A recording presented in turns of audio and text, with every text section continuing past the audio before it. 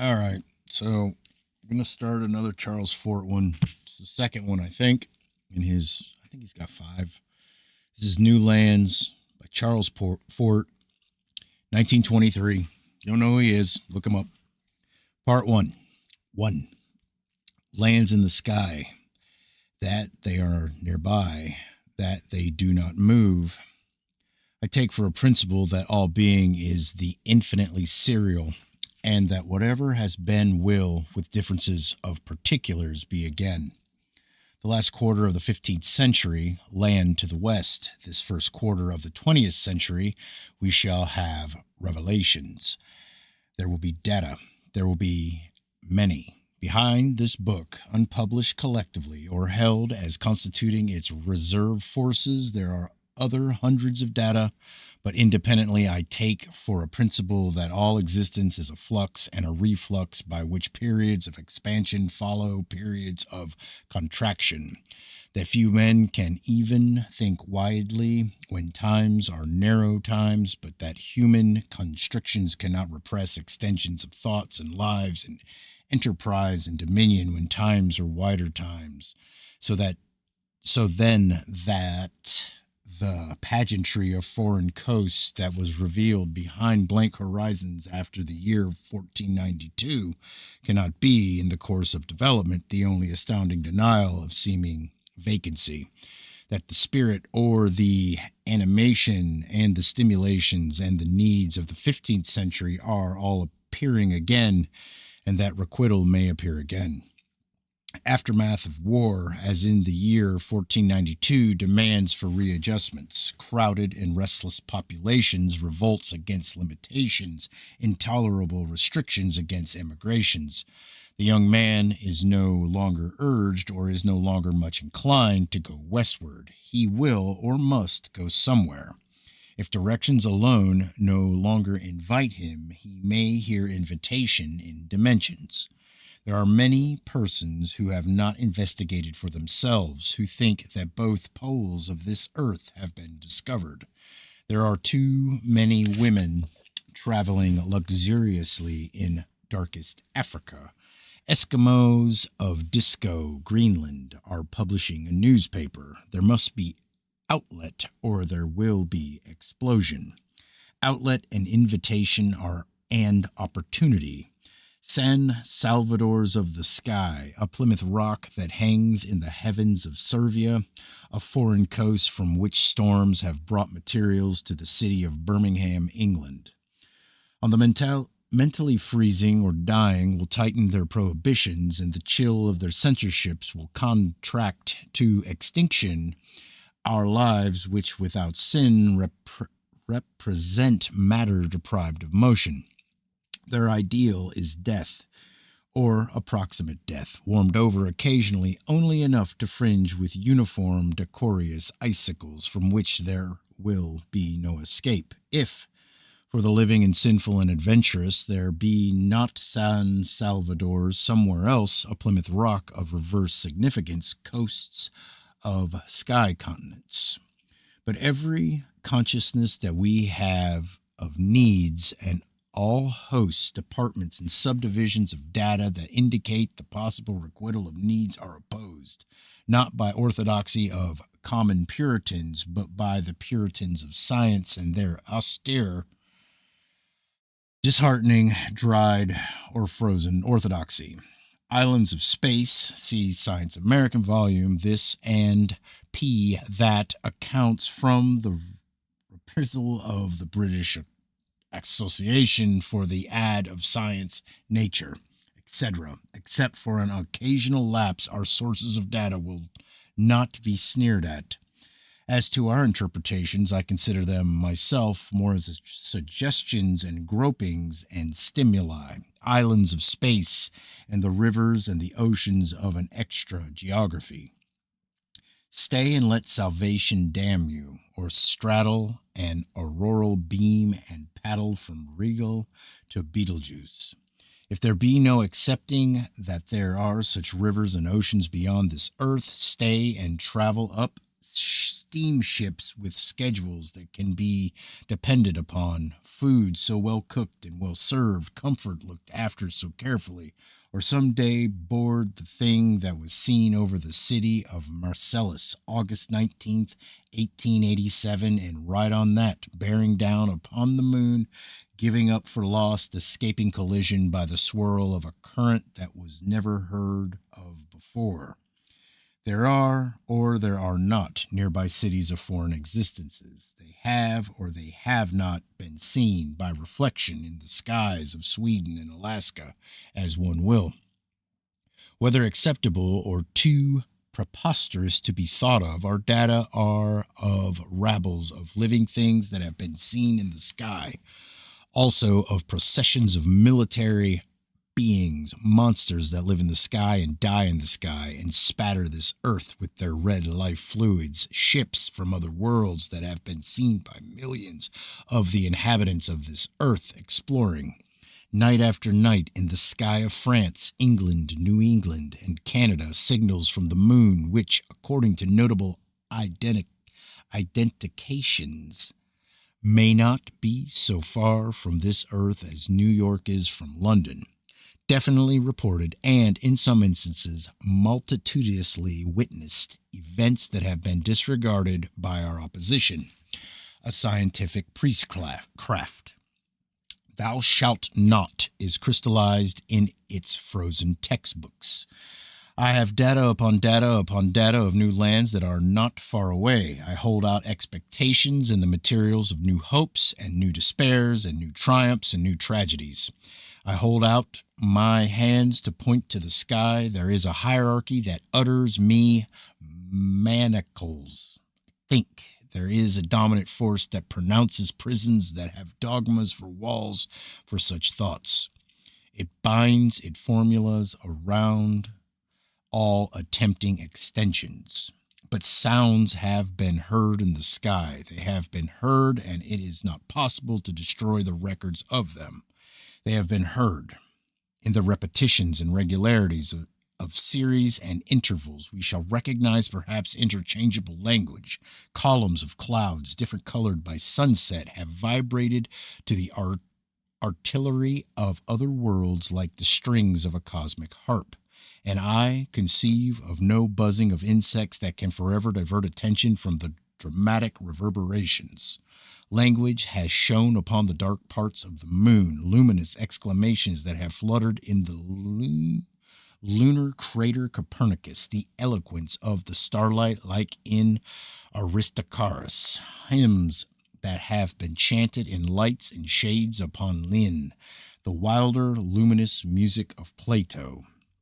But not a sound that has been heard in the sky, not a thing that has fallen from the sky, not a thing that should not be, but that has nevertheless been seen in the sky, can we, with any sense of freedom, investigate, until first we find out about the incubus that, in the past, has suffocated even speculation. I find out for myself. Anyone who cares to may find out with me. A ship from a foreign world does or does not sail in the sky of this earth. It is in accordance with observations by hundreds of thousands of witnesses that this event has taken place. And if the time be when aeronautics upon this earth is of small development, that is an important circumstance to consider. But there is suffocation upon the whole occurrence in every one of its circumstances. Nobody can give good attention to the data if, diverting his mind in consciousness altogether respectful of the scientists who say that there are no physical worlds except planets millions of miles away, distances that conceivable vessels could not traverse. I should like to let loose in an opening bombardment the data of the little black stones of Birmingham, which time after time in a period of 11 years fell obviously from a fixed point in the sky, but such a release now would be wasted. It will have to be prepared for. Now each one would say to himself that there are no such fixed points in the sky. Why not?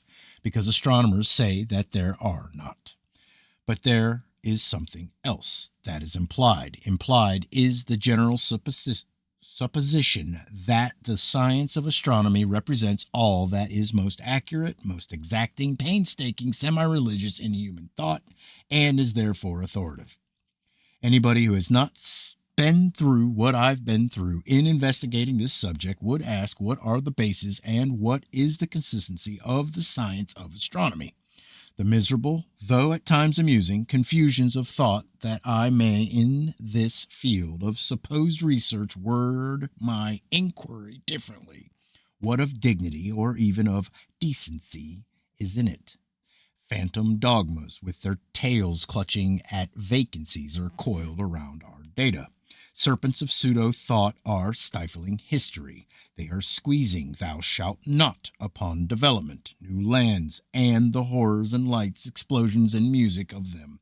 Rabbles and of hellhounds and the march of military angels. But they are promised lands, and first must we traverse a desert. There is ahead of us a waste of parallaxes and spectrograms and triangulations. It may be weary going through a waste of astronomic determinations, but that depends. If out of our dreary academic zenith shower betrayals of frailty, folly, and falsification, they will be manna to our malices. Our sterile demonstrations be worn by our cheerful cynicisms into delicious little lies, blossoms and fruits of unexpected oases. Rocks to strike with our suspicions and the gush of exposures foaming with new implications, tyrants, dragons, giants, and if all be dispatched with the skill and the might and the triumph over awful odds of the hero who himself tells his story, I hear three yells from hitherto undiscovered grotesque critter at the very entrance of the desert. All right. Chapter 6. English Mechanic 56-184 that upon April 25th, 1892, Archdeacon Norrie climbed Mount Ararat. It was his hope that he should find something of archaeological compensation for his clamorings. He found Noah's Ark. About the same time, Dr. Holden, director of the Lick Observatory, was watching one of the polished and mysterious-looking instruments that, in the new iconology, have replaced the images of saints. Dr. Holden was waiting for the appointed moment of the explosion of the large quantity of dynamite in San Francisco Bay. The moment came. The polished little saint revealed to the fateful scientist. He wrote an account of the little record and sent copies to the San Francisco newspapers. Then he learned that the dynamite had not been fired off. He sent a second messenger after the first messenger, and because messengers sometimes have velocities proportional to urgencies, the observatory escaped ridicule by a narrow margin. See the observatory 20-467. This revelation came from Professor Colton, who, though probably faithful to all the saints, did not like Dr. Holden. The system that Archdeacon Norrie represented lost its power because its claims exceeded all conceivableness and because, in other respects, of its inertness to the obvious. The system that Dr. Holden represented is not different. There is the same seeing of whatever may be desirable and the same profound meditations upon the remote, with the same inattention to fairly acceptable starting points. The astronomers like to tell audiences of just what gases are burning in an unimaginably remote star, but have never reasonably made acceptable, for instance, that this Earth is round to start with.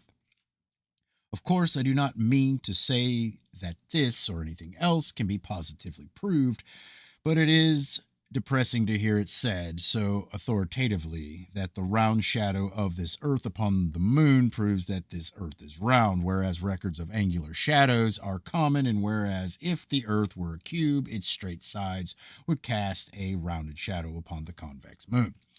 That the first part of the receding vessel to disappear should be the lower part may be only such an illusion of perspective as that by which all railroad tracks seem to dip toward each other in the distance. Meteors sometimes appear over one point of the horizon and then seem to curve down behind the opposite part of the horizon, whereas they describe no such curve because to a string of observers, each observer is at the center of the seeming curve. Once upon a time, about the year 1870, occurred an unusual sporting event. John Hampden, who was noted for his piety and his bad language, who avowed purpose was to support the principles of this earth's earliest geodesist, offered to bet £500 that he could prove the flatness of this earth. Somewhere in England is the Bedford Canal, and along a part of it is a straight, unimpeded view 6 miles in length. Orthodox doctrine, or the doctrine of the newer orthodoxy, because John Hampden considered that he was orthodox, is that the Earth's curvature is expressible in the formula of 8 inches for the first mile, and then the square of the distance times 8 inches. For 2 miles, then the square of 2 or 4 times 8. An object 6 miles away should be depressed 288 inches, or allowing for refraction, according to Proctor, Old and New Astronomy, 216 inches. Hampden said that an object 6 miles away upon this part of the Bedford Canal was not depressed as it should be. Dr. Alfred Russel Wallace took up the bet. Mr. Walsh, editor of The Field, was the stakeholder. A procession went to the Bedford Canal. Objects were looked at through telescopes or looked for, and the decision was that Hampden had lost. There was rejoicing in the fold of the chosen, though Hampden, in one of his most furious bombardments of verses from the Bible, charged conspiracy and malfeasance and confiscation, and what else I don't know, piously and intemperately declaring that he had been defrauded. In the English Mechanic 80-40, someone writes to find out about the Bedford Canal experiment. We learned that the experiment had been made again. The correspondent writes that if there was basis to the rumors that he had heard, there must be something wrong with established doctrine. Upon page 138, Lady Blount answers that upon May 11, 1904, she had gone to the Bedford Canal accompanied by Mr. E. Clifton, a well-known photographer, who was himself uninfluenced by her motives, which were the familiar ones of attempting to restore the old gentleman who first took up the study of geodesy. However, she seethes with neither piety nor profanity. She says that with his telescopic camera, Mr. Clifton had photographed a sheet 6 miles away, though by conventional theory that the sheet should have been invisible. In a later number of the English Mechanic, a reproduction of this photograph is published. According to the evidence, this earth is flat or is a sphere enormously greater than is generally supposed. But at the 1901 meeting of the British Association for the Advancement of Science, Mr. H. Ewell Oldham read a paper upon his investigations at the Bedford Canal. He, too, showed photographs. In his photographs, everything that should have been invisible was invisible. I accept that anybody who is convinced that still are there relics upon Mount Ararat has only to climb Mount Ararat, and he must find something that can be said to be part of Noah's Ark, petrified perhaps. If someone else should be convinced that a mistake has been made and that the mountain is really Pikes Peak, he has only to climb Pikes Peak and prove that the most virtuous of all lands was once the Holy Land. The meaning that I read in the whole subject is that in this dark age that we're living in, not even such rudimentary matters as the shape of this earth have ever been investigated, except now and then to support somebody's theory, because astronomers have instinctively preferred the remote and the not so easily understandable and the safe from the external inquiry. In Earth Features and Their Meaning, Professor Hobbs says that this earth is top-shaped, quite as the sloping extremities of Africa and South America suggest. According to Professor Hobbs, observations upon the pendulum suggest that this earth is shaped like a top.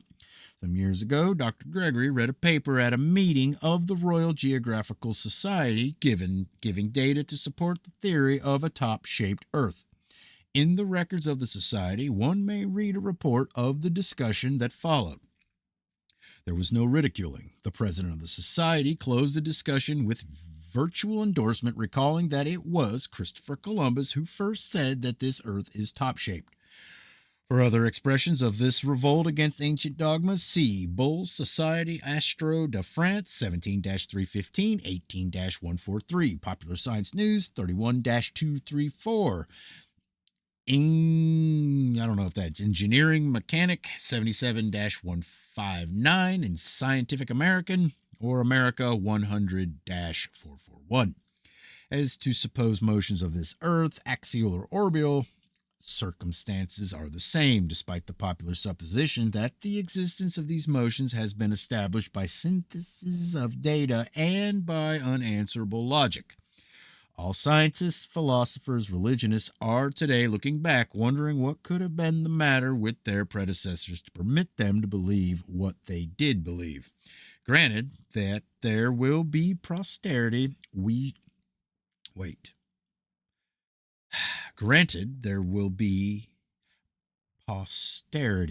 we shall be predecessors. Then what is it that a conventionally taught today that will in the future seem as imbecilic as to all present orthodoxy seem the vaporings of preceding systems?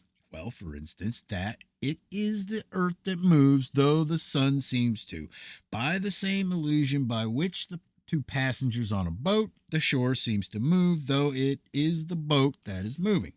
Apply this reasoning to the moon. The moon seems to move around the earth, but two passengers on a boat, the shore seems to move, whereas it is the boat that is moving. Therefore, the moon does not move. As to the motion of the planets and stars that coordinate with the idea of a moving Earth, they coordinate equally well with the idea of a stationary Earth. In the system that was conceived by Copernicus, I find nothing that can be said to resemble foundation, nothing but the appeal of greater simplicity. An Earth that rotates and revolves is simpler to conceive of than is a stationary Earth with a rigid composition of stars swinging around it. Stars kept apart by some unknown substance or interrepulsion. But all those who think that simplification is a standard to judge by are referred to Herbert Spencer's compilations of data indicating that advancing knowledge complicates making then complexity and not simplicity the standard by which to judge the more advanced. My own acceptance is that there are fluxes one way and then the other way, that the Ptolemaic system was complex and was simplified, that out of what was once a clarification, new complications have arisen, and that again will come flux towards simplification or clarification, that the simplification by Copernicus has now developed into an incubus of unintelligibilities revolving around Farrago of inconsistencies to which the complexities of Ptolemy are clear geometry. Miracles, incredibilities, puerilities, tottering deductions depending upon flimsy agreements, brutalized observations that are slaves to infatuated principles. And one clear call that is heard above the rumble of readjusting collapses, the call for neo-astronomy. It may not be our neo-astronomy. Professor Young, for instance, in his Manual of Astronomy, says that there are no common obvious proofs that the Earth moves around the sun, but that there are three abstrusities, all of modern determination. Then, if Copernicus founded the present system, he founded upon nothing. He had nothing to base upon. He either never heard of or could not detect one of these abstrusities. All his logic is represented in his reasoning upon this Earth's rotundity, that this Earth is round because of a general tendency to sphericity, manifesting, for instance, in fruits and in drops of water, showing that he must have been unaware not only of abstrusities, but of icicles and bananas and oysters. It is not that I am snobbishly deriding the humble and more than questionable ancestry of modern astronomy. I am pointing out that a doctrine came into existence with nothing for a foundation, not a datum, not one observation to found upon, no astronomical principles, no mechanical principles to justify it.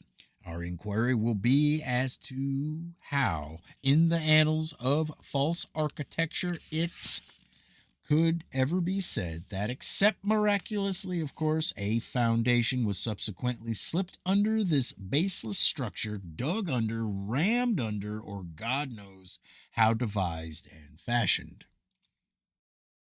All right, chapter 4. Nevertheless, I sometimes doubt that astronomers represent a special incompetence.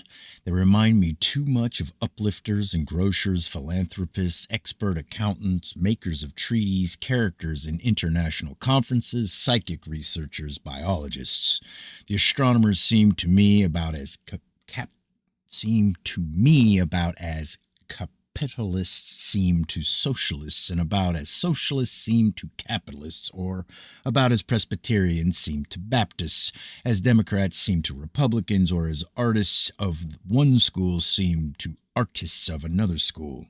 If the basic fallacies or the absence of base in every specialization of thought can be seen by the units of its opposition, why then we see that all supposed foundations in our whole existence are myths, and that all discussion and supposed progress are the conflicts of phantoms and the overthrow of old delusions by new delusions.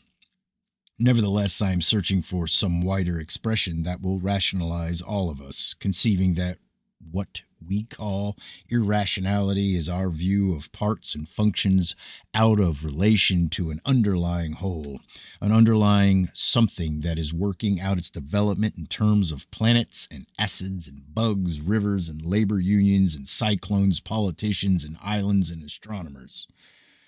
Perhaps we conceive of an underlying nexus in which all things in our existence are different manifestations, torn by its hurricanes and quaked by the struggles of labor against capital, and then, for the sake of balance, requiring relaxations. It has its rougher hoaxes, and some of the apes and some of the priests and philosophers and warthogs are nothing short of horseplay, but the astronomers are the ironies of its less peasant-like moments, or the deliciousness of pretending to know whether a faraway star is approaching or receding, and at the same time exactly predicting when a nearby comet, which is receding, will complete its approach. This is cosmic playfulness. Such pleasantries enable existence to bear its catastrophes, shattered comets, and sickened nations, and the hydrogenic anguishes of the sun, and there must be astronomers for the sake of relaxations. It will be important to us that the astronomers shall not be less unfortunate in their pronouncements upon motions of the stars than they have turned out to be in other respects. Shit. Especially disagreeable to us is the doctrine that stars are variable because dark companies revolve around them. We we prefer to find that nothing fit for somewhat matured minds has been determined as to stars with light companions that encircle them or revolve with them. If silence be the only true philosophy, and if every positive assertion be a myth, we should easily find requital for our negative preferences. Professor Otto Struve was one of the highest of astronomic authorities, and the faithful attribute triumphs to him. Upon March 19, 1873, Professor Struve announced that he had discovered a companion to the star Procyon. That was an interesting observation, but the mere observation was not a triumph. Some time before, Professor Auwers, as credulous, if not jocular, as Newton and Leverrier and Adams, had computed the orbit of the hypothetic companion of Procyon.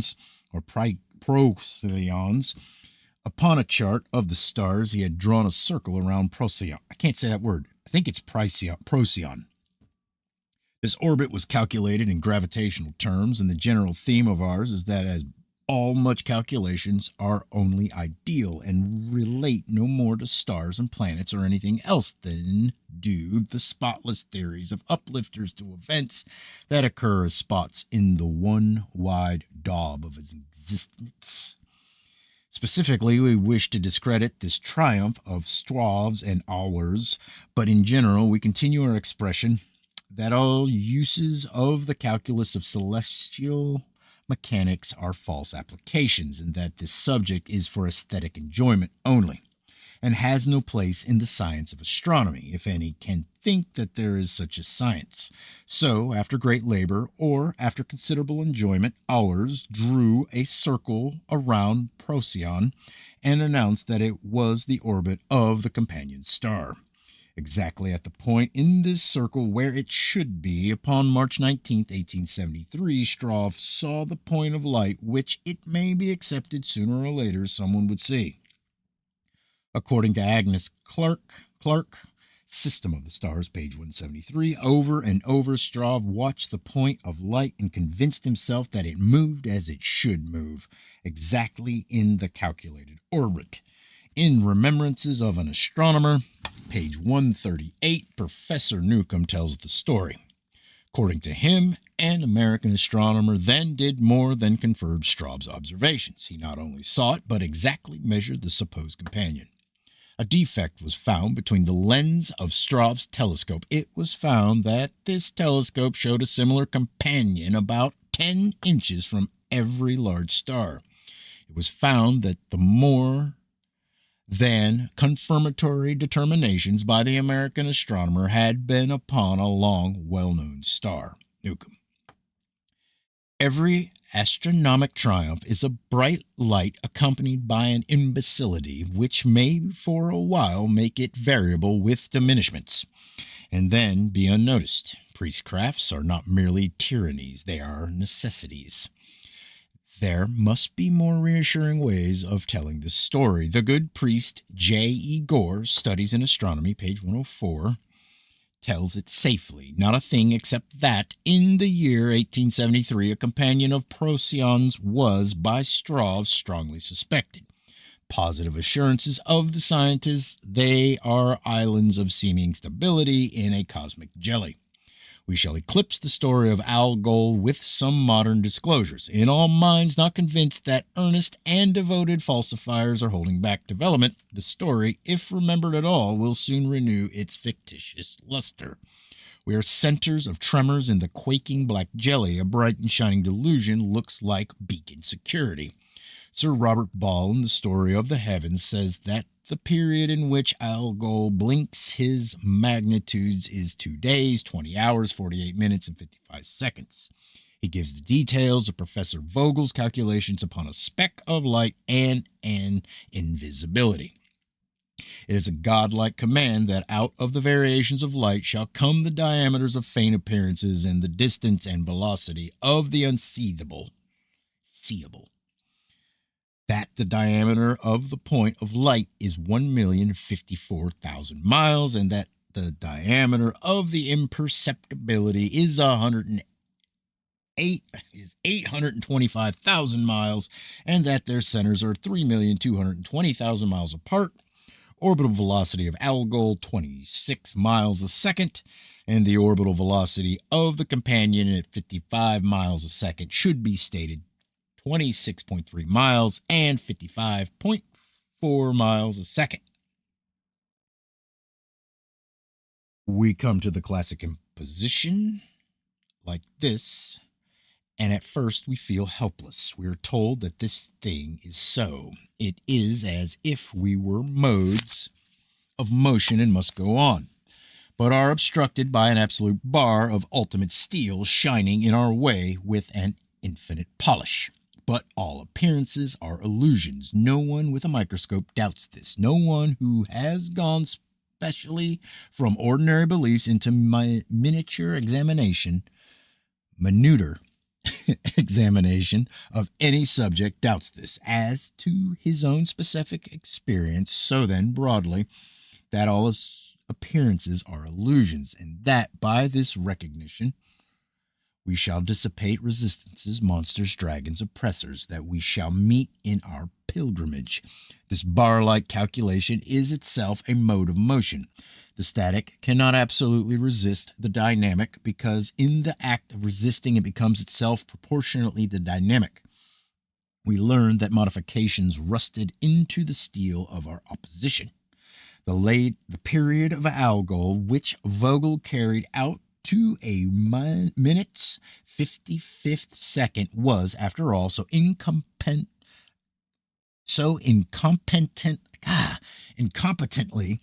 determined that the whole imposition was nullified. Brah! Astronomical Journal 11-113. That, according to Chandler, Algol and his companion do not revolve around each other merely, but revolve together around some second imperceptibility regularly. Bullsock Astro de France, October 1910. That M. Morrow was shown that Algol's variations there were irregularities that neither Vogel nor Chandler had accounted for. The companion of Sirius looms up to our recognition that the story must be nonsense or worse than nonsense, or that two light comedies will now disappear behind something darker. The story of the companion of Sirius is that Professor Auwers, having observed, or in his mania for a pencil or something to scribble upon, having supposed he had observed motions of the star Sirius, had deduced the existence of a companion and had inevitably calculated its orbit. Early in the year 1862, Alvan Clark Jr. turned his new telescope upon Sirius, and there, precisely where, according to Auwers' calculations, it should be, saw the companion. The story is told by Proctor, writing 30 years later the finding of the companion in the precise position of the calculations. Proctor's statement that, in the 30 years following, the companion had conformed fairly well with the calculated orbit. According to the Annual Record of Science and Industry, 1876-18, the companion in half the time mentioned by Proctor had not moved in the calculated orbit. In the Astronomical Register, 15-186, there are two diagrams by Flammarion. One is the orbit of the companion as computed by Auwers. The other is the orbit according to a mean of many observations. They do not conform fairly well. They do not conform fairly well. They do not conform at all. I am now temporarily accepting that Flammarion and the other observing astronomers are right, and that the writers like Proctor, who do not say that they made observations of their own, are wrong, though I have data for thinking that there is no such companion star. When Clark turned his telescope upon Sirius, the companion was found exactly where Auwers said it would be found. According to Flammarion and other astronomers, had he looked earlier or later, it would not have been in this position. Then, in the name of the one calculus that astronomers seem never to have heard of, by what circumstances could that star have been precisely where it should be when looked for January 31st, 1862, if, upon all other occasions, it would not be where it should be? Astronomical Register 1-94, a representation of Sirius, but with 6 small stars around him, an account by Dr. Dawes of observations by Goldschmidt upon the companion and 5 other small stars near Sirius. Dr. Dawes' accusation or opinion is that it scarcely seems possible that some of these other stars were not seen by Clark. If Alvan Clark saw 6 stars at various distances from Sirius and picked out the one that was at the required distance, as if that were the only one, he dignifies our serials with a touch of something other than comedy. For Goldschmidt's own announcement, see monthly notices RAS 23-81 243. All right. Chapter 8. It is supposed that astronomic subjects and principles and methods cannot be understood by the layman. I think this is myself. We shall take up some of the principles of astronomy with the idea of expressing that of course they cannot be understood by the unhypnotized any more Then can the stories of Noah's Ark and Jonah and the whale be understood, but that our understanding, if we have any, will have some material for its exercises just the same. The velocity of light is one of these principles. A great deal in the astronomic system depends upon the supposed velocity. Determinations of distance and the amount of aberration depend.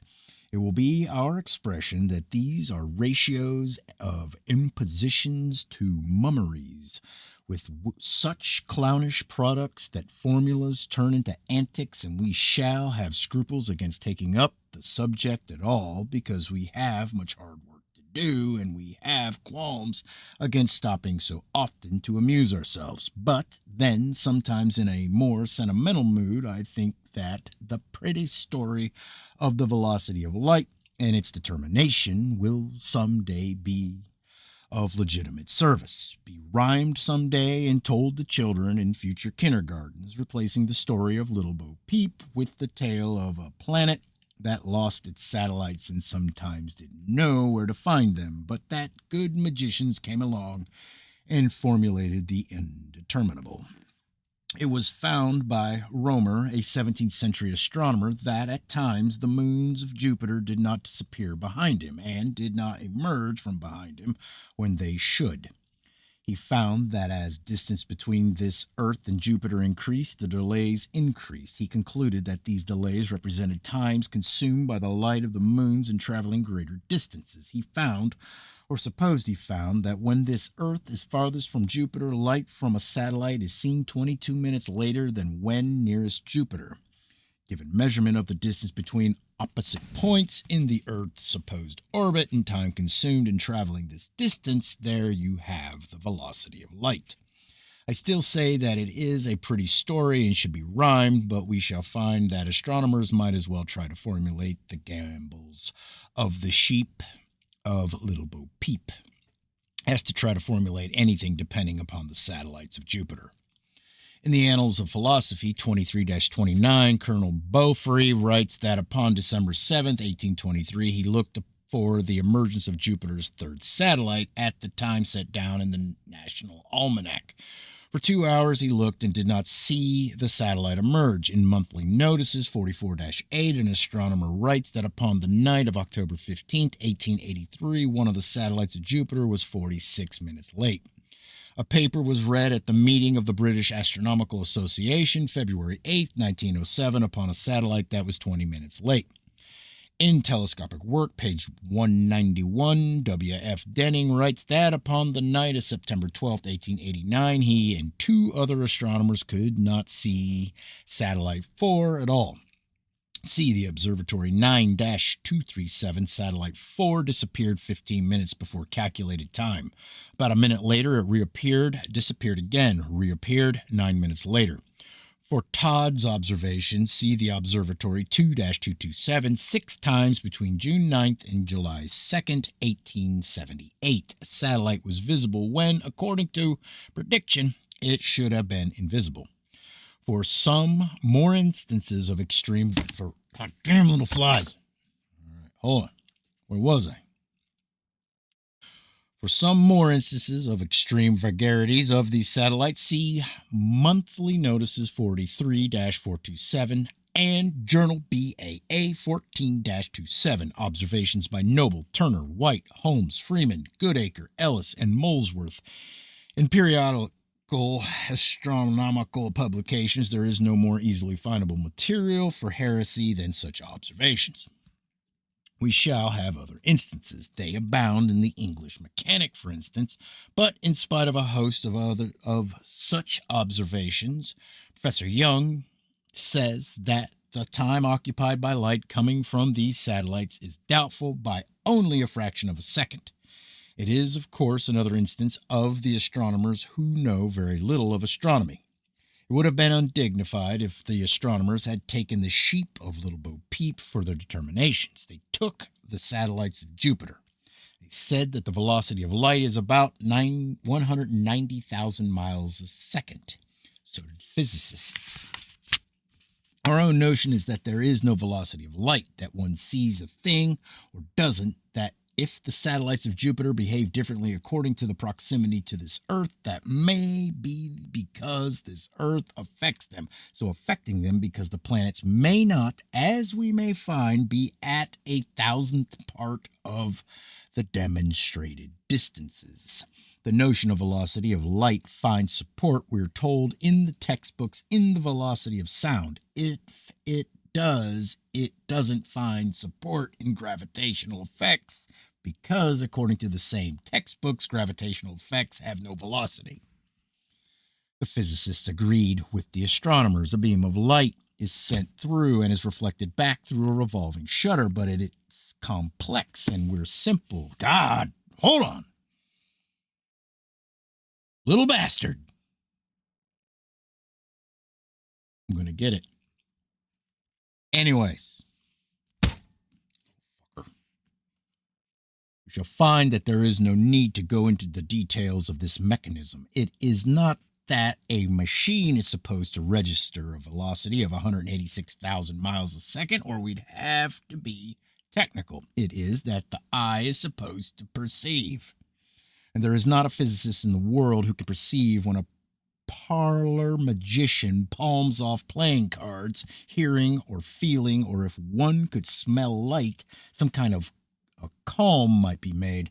But the well-known limitations of seeing, common knowledge of little boys, that a brand waved about in the dark cannot be followed by the eyes. The limit of the perceptible is said to be 10 changes a second. I think of the astronomers as occupying a little vortex of their own in the cosmic swoon in which wave all things, at least in this one supposed solar system. Call it a swoon or call it hypnosis, but that it is never absolute, and that all of us sometimes have awareness of our condition in moments of wondering what it's all about and why we do and think the things that sometimes we wake up and find ourselves doing and thinking.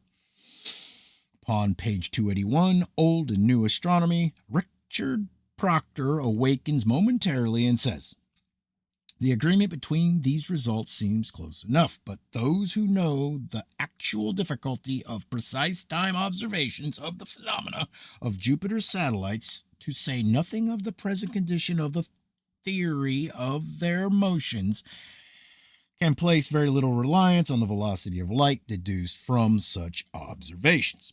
Upon pages 603 to 607, Proctor reviews some observations other than those that I have listed. Satellites that have disappeared, come back, disappeared, return again, so bewilderingly that he wrote what we have quoted. Observations by Gorton, Ray, Gambart, Secchi, Main, Grover, Smith, Mackler-Person, Hodgson, Carlisle, Simonton. And that is the last of his awareness. Proctor then swoons back into his hypnosis. He then takes up the determination of the velocity of light with the physicists as if they could be relied upon, accepting every word, writing his gospel, glorying in this miracle of science. I call it a tainted agreement between the physicists and the astronomers. I prefer mild language. If by a method by which nothing could be found out, the astronomers determined that the velocity of light is about 190 miles a second, 190,000 miles a second, and if the physicists by another method found out about the same result, what kind of harmony can that be other than the reekings of two consistent stenches? Proctor wrote that very little reliance could be placed upon anything depending upon Jupiter's satellites, and it never occurred to him to wonder by what miracle the physicists agreed with these unreliable calculations. It is the situation that repeats in the annals of astronomy, a baseless thing that is supposed to have a foundation slipped under it, wedged in, or God knows how introduced or foisted. I prefer not to bother much with asking how the physicists could determine anything of a higher number of changes than 10 per second. If it be accepted that the physicists are right, the question is, by what miracle were the astronomers right if they had very little to rely upon? To Determinations of planetary distances and determinations of velocity of light have squirmed together. They represent either an agreeable picture of cooperation or a study in mutual support by writhing infamies. With most emphasis, I have taken the position that the vagaries of the Jovian satellites are so great that extremely little reliance can be placed upon them. But now it seems to me that the emphasis should be upon the admission that, in addition to these factors in indeterminateness, it was, up to Proctor's day, not known with anything like accuracy when the satellite should appear and disappear. In that case, one wonders as to the state of the theory of Roemer's day. It was in the mind of Roemer that the two determinations we are now considering first most notably satisfied affinity. Mutual support by velocity of light and distances in the supposed solar system. Upon his third law, which, as we shall see later, he constructed upon at least three absences of anything to build upon. Kepler had, upon observations upon Mars, deduced 13 million miles as this Earth's distance from the Sun. By the same method, which is now discredited method of simultaneous observations, Roemer determined that this distance to be 82 million miles. I am not concerned with this great discrepancy so much as with the astronomers' reasons for starting off distances in millions instead of hundreds of or thousands of miles. Kepler's day, the strongest objection urged against the Copernican system was that if this Earth moves around the sun, the stars should show annual displacements, and it is only under modern refinements that the stars do so minutely vary, perhaps. The answer to this objection was that the stars are vastly farther away than was commonly supposed. Entailed by this answer was the necessity of enlarging upon common suppositions generally. Kepler determined or guessed just as one pleases, and then Roemer outdid him. Roemer was followed by Huygens, who continued outdoing. 100 million. According to Huygens, Huygens took for this basis his belief that this Earth is intermediate in size to Mars and Venus. Astronomers today say that this Earth is not so intermediate. We see that in the secondary phase of development, the early astronomers, with no means of knowing whether the sun is 1,000 or 1,000,000 miles away, guessed or determined such distances as 82 million miles and 100 million miles to account for the changelessness of the stars.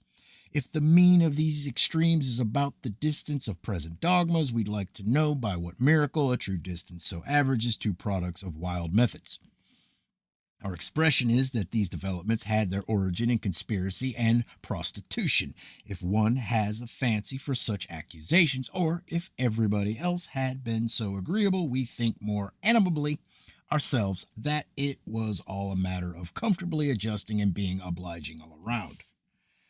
Our expression is that ever since the astronomers have seen and have calculated as they should see and should calculate. For instance, when this Earth's distance from the sun was supposed to be 95 million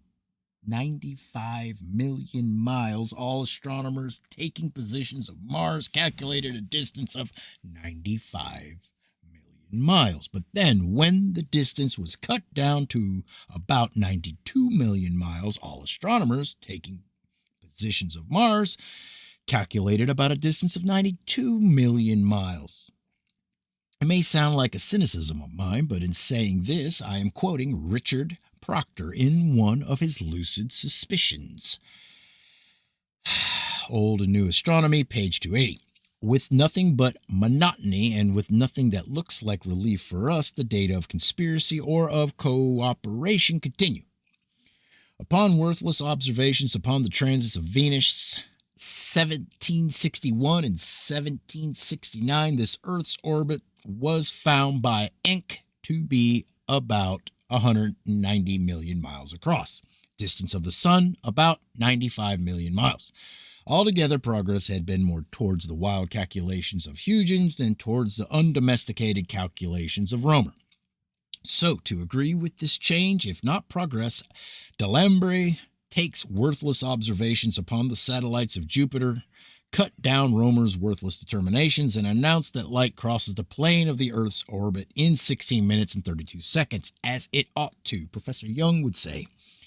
It was then that the agreeably tainted physicists started spinning and squinting, calculating independently. We're told that Delambre was right. Everything's settled. Everybody's comfortable.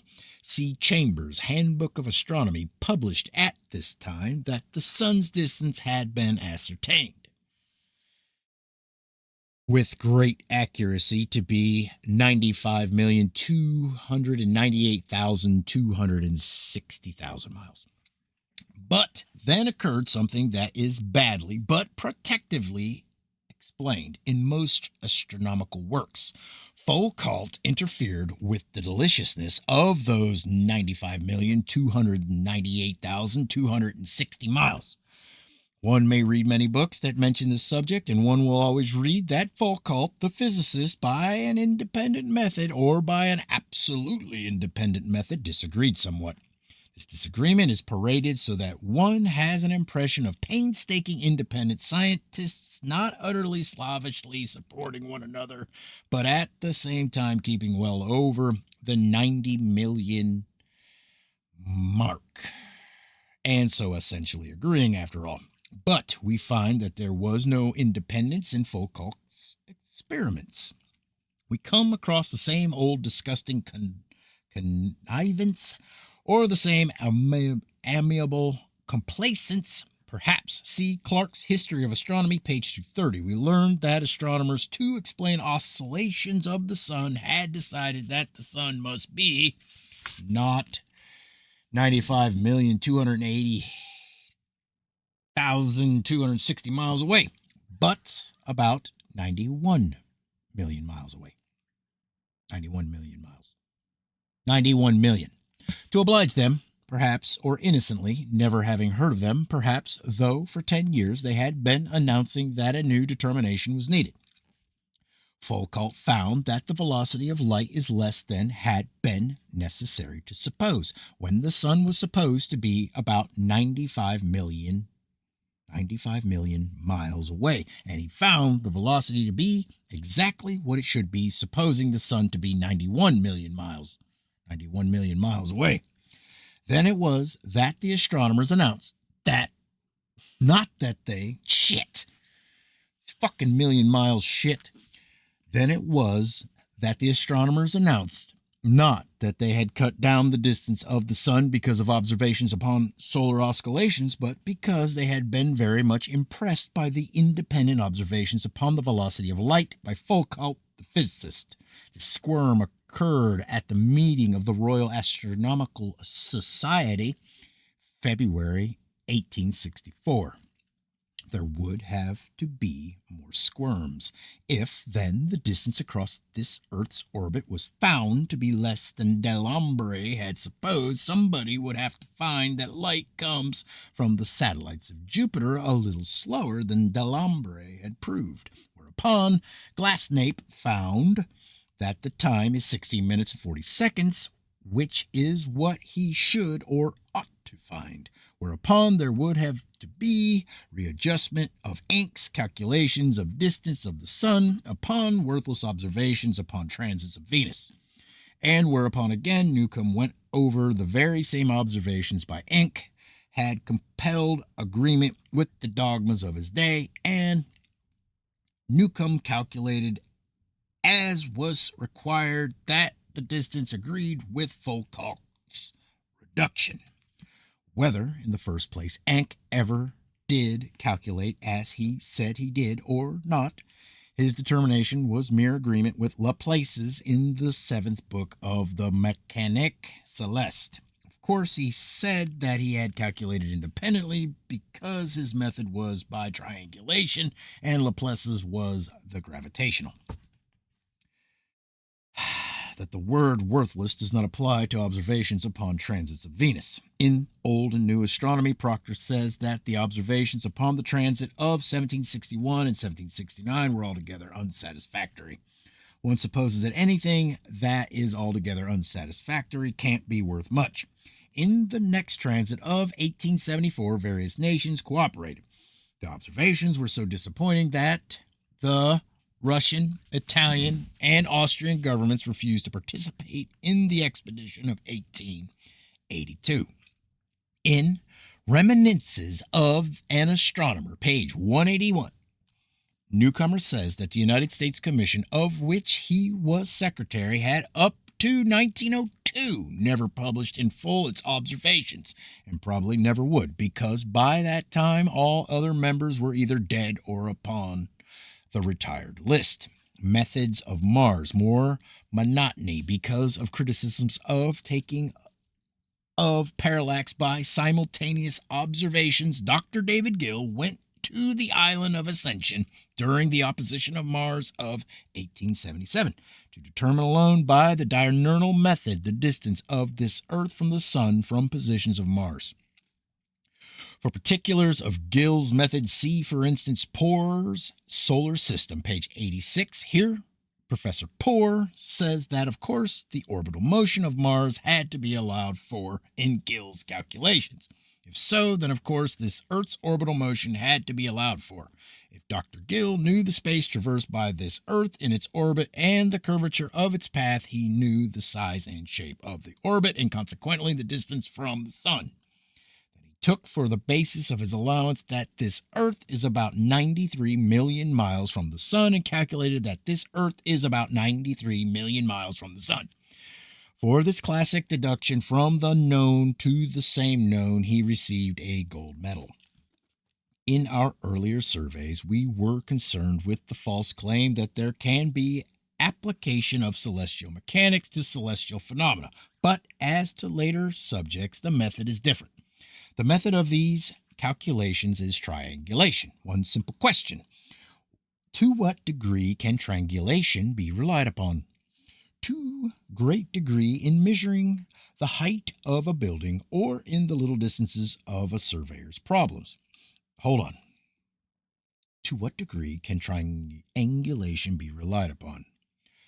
Great degree in measuring the height of a building or in the little distances of a surveyor's problems. It is clear enough that astronomers did not invent the telescope. They adopted the spectroscope from another science. Their primary mathematical principle of triangulation they have taken from the surveyors to whom it is serviceable.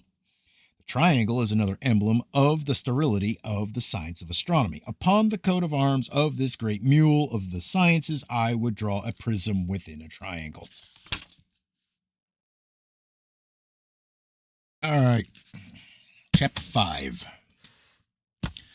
Smugness and falseness and sequences of readjusting fatalities, and yet so great is the hypnotic power of astronomic science that it can outlive its mortal blows by the simple process of forgetting them, and in general simply by denying that it can make mistakes. Upon page 245, Old and New Astronomy, Richard Proctor says, the ideas of astronomers in these questions of distance have not changed, and in the present position of astronomy, based in such respects on absolute demonstration, they cannot change.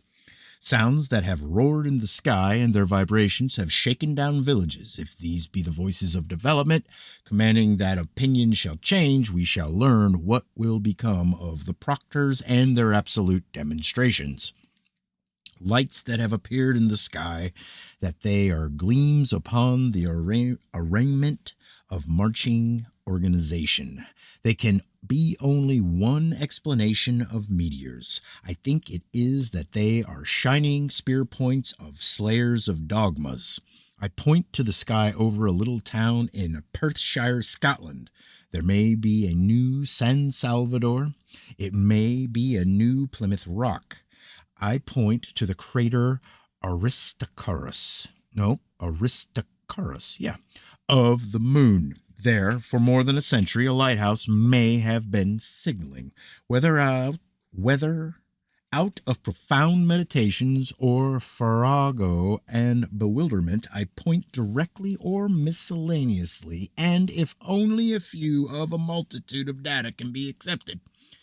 Unformidable perturbations rack an absolute sureness, and the coils of our little horizons relax their constrictions.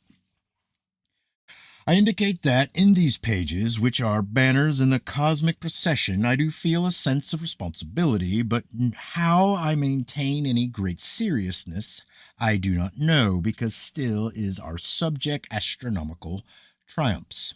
Once upon a time there was a young man, age 18, whose name was Jeremiah Horrocks. He was no astronomer. He was interested in astronomic subjects, but it may be that we shall agree that a young man of 18 who had not been heard of by one astronomer of his time was an outsider. There was a transit of Venus in December 1639, but not a grown-up astronomer in the world expected it, because the not always great and infallible Kepler had predicted the next transit of Venus for the year 1761. According to Kepler, Venus would pass below the Sun in December 1639, but there was another calculation. It was by the great, but sometimes not so great, Landsberg, that in December 1639 Venus would pass over the upper part of the Sun. Jeremiah Horrocks was an outsider. He was able to reason that if Venus could not pass below the Sun and also over the upper part of the Sun, she might take a middle course. Venus did not pass over the middle part of the Sun's disk, and Horrocks reported the occurrence, having watched it. I suppose this was one of the most agreeable humiliations in the annals of busted inflations. One thinks sympathetically of the joy that went out from 17th century Philistines. The story is told to this day by the Proctors and Balls and Newcombs. The way they tell this story of the boy who was able to conclude that something that could not occupy two extremes might be intermediate, and thereby see something that no professional observer of the time saw, is a triumph of absorption. That the transit of Venus in December 1639 was observed by Jeremiah Horrocks, the great astronomer. We shall make some discoveries as we go along, and some of them will be worse thought of than others, but there is a discovery here that may be of interest. The secret of immortality, that there is a moral resistance to everything, but that the thing that can keep on incorporating or assimilating within itself its own mortal resistances will live forever. By its absorptions, the science of astronomy perpetuates its inflations, but there have been instances of indigestion. See the New York Herald, September 16, 1909. Here, Flammarion, who probably no longer asserts any such thing, claims Dr. Cook's discovery of the North Pole as an astronomical conquest. Also, there are other ways. One suspects that the treatment that Dr. Lescarbault received from Flammarion illustrates other ways. In the year 1859, it seems that Dr. Lescarbault was something of an astronomer. It seems that as far back as that he may have known a planet when he saw one, because in an interview he convinced Leverrier that he did not know a planet when he saw one. He had at least heard of the planet Venus, because in the year 1882 he published a paper upon indications that Venus had an atmosphere. Largely because of an observation or an announcement of his occurred the climax of Leverrier's fiascos, prediction of an intra-mercurial planet that did not appear when it should appear. My suspicion is that astronomers, pardonably but frailly, had it in for Lescarbault, and that in the year 1891 came an occurrence that one of them made an opportunity. Early in the year 1891, Dr. Lescarbault announced that upon the night of January 11th, 1891, he had seen a new star. At the next meeting of the French Academy, Flammarion rose, spoke briefly, and sat down without overdoing. He said that Lescarbault had discovered Saturn. If a navigator of at least 30 years' experience should announce that he had discovered an island, and if that island should turn out to be Bermuda, he would pair with Lescarbault, as Flammarion had Lescarbault appear. Even though I am a writer upon astronomical subjects myself, I think that even I should know Saturn if I should see him, at least in such a period as the year 1891, when the rings were visible. It is perhaps an incredible mistake. However, it will be agreeable to some of us to find that astronomers have committed just such almost incredible mistakes. In Cosmos NS 42-467 is a list of astronomers who reported unknown dark bodies that they had seen crossing the disk of the sun. La Concha, Montevideo, November 5th, 1789. Kaiser, Amsterdam, November 9th, 1802. Fisher, Lisbon, May 5th, 1832. Hozu, Brussels, May 8th, 1845. According to the Nautical Almanac, the planet Mercury did cross the disk of the sun upon these dates. It is either that the Flammarians do so punish those who see the new and the undesired, or that astronomers do discover Saturn and do not know Mercury when they see him, and that Buckle overlooked something when he wrote that only the science of history attracts inferior minds often not fit even for clergymen. Whatever we think of Flammarion, we admire his deftness, but we shall have an English instance of the ways in which astronomy maintains itself and controls those who say that they see that which they should not see, which does seem beefy. One turns the not very attractive looking pages of the English Mechanic, 1893, casually perhaps, at any rate in no expectations of sensations, glaring at one, a sketch of such a botanico-pathologic monstrosity as a muskmelon with rows of bunions on it. The reader is told by Andrew Barclay, Frost, Kilmarnock, Scotland, that this enormity is the planet Jupiter, according to the speculum of his Gregorian telescope. The next issue of the English Mechanic, Captain Noble Frost writes gently enough that if he had such a telescope, he would dispose of the optical parts for whatever they would bring, and would make a chimney cowl of the tube.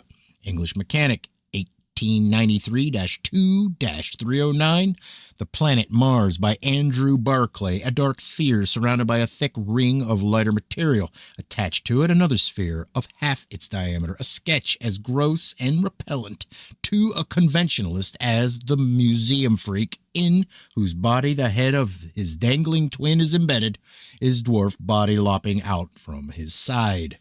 There is a description by Mr. Barclay, according to whom the main body is red and the protuberance blue. Captain Noble, preposterous, last straw that breaks the camel's back. Mr. Barclay comes back with some new observations upon Jupiter's lumps, and then in the rest of the volume is not heard from again. One reads on, interested in quieter matters, and gradually forgets the controversy.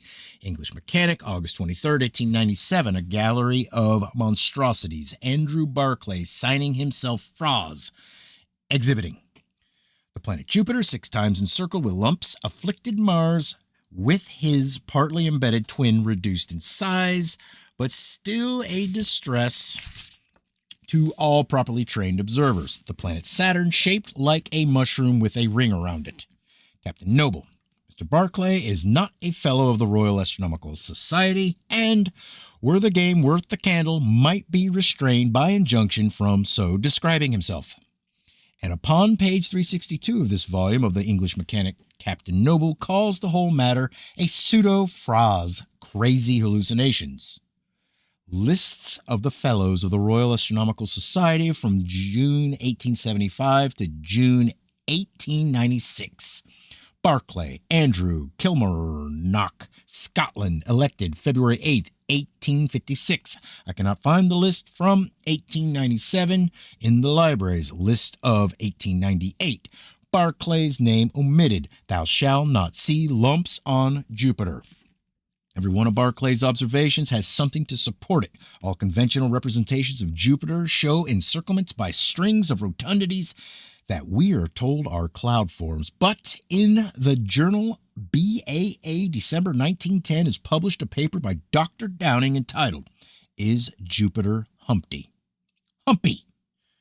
Suggesting the various phenomena upon Jupiter agree with the idea that there are protuberances upon the planet. A common appearance said to be an illusion is Saturn as an oblong, if not mushroom-shaped. See any good index for observations upon a square-shouldered aspect of Saturn. In L'Astronomie 1889-135 is a sketch of Mars according to Fontana. In the year 1636, a sphere enclosed in a ring, in the center of the sphere a great protruding body, said by Fontana to have looked like a vast black cone. But whether this or that should amuse or enrage us, should be accepted or rejected, is not to me the crux, but Andrew Barclay's own opening words are that through a conventional telescope, conventional appearances are seen, and that a telescope is tested by the conventionality of its disclosures, but that there may be new optical principles or applications that may be to the eye and the present telescope what once the conventional telescope was to the eye, in times when scientists refused to look at the preposterous and raging impossible moons of Jupiter. The English Mechanic 33-327 is a letter from the astronomer A. Stanley Williams. He had written previously upon a double stars, their colors and magnitudes. Another astronomer, Herbert Sadler, had pointed out some errors. Mr. Williams acknowledges the errors, saying that some were his own and that some were from Smith's cycle of celestial objects. In the English Mechanic 33-377, Sadler says that earnestly he would advise Williams not to use the new edition of Smith's cycle, because, with the exception of Volume 40, Memoirs of the Royal Astronomical Society, a more disgracefully inaccurate catalogue of double stars had never been published. If, says one astronomer to the other astronomer, you have a copy of this miserable production, sell it for waste paper. It is crammed with the most stupid errors. A new character appears. He is George F. Chambers, FRAS, author of a long list of astronomical works and a tract entitled, Where Are You Going Sunday? He, too, is earnest. In this early correspondence, nothing ulterior is apparent, and we suppose that it is in the cause of truth that he is so earnest. Says one astronomer that the other astronomer is evidently one of those self-sufficient young men who are nothing if not abusive. But can Mr. Sadler have so soon forgotten what was done to him on a former occasion after he had slandered Admiral Smith? Chambers challenges Sadler to publish a list of, say, 50 stupid errors in the book. He quotes the opinion of the Astronomer Royal that the book was a work of sterling merit. Airy versus Sadler. He says, which is it to be? We begin not very promisingly. Few excitements seem to lurk in such a subject as double stars, their colors and magnitudes, but slander and abuse are livelier, and now enters curiosity. We'd like to know what was done to Herbert Sadler.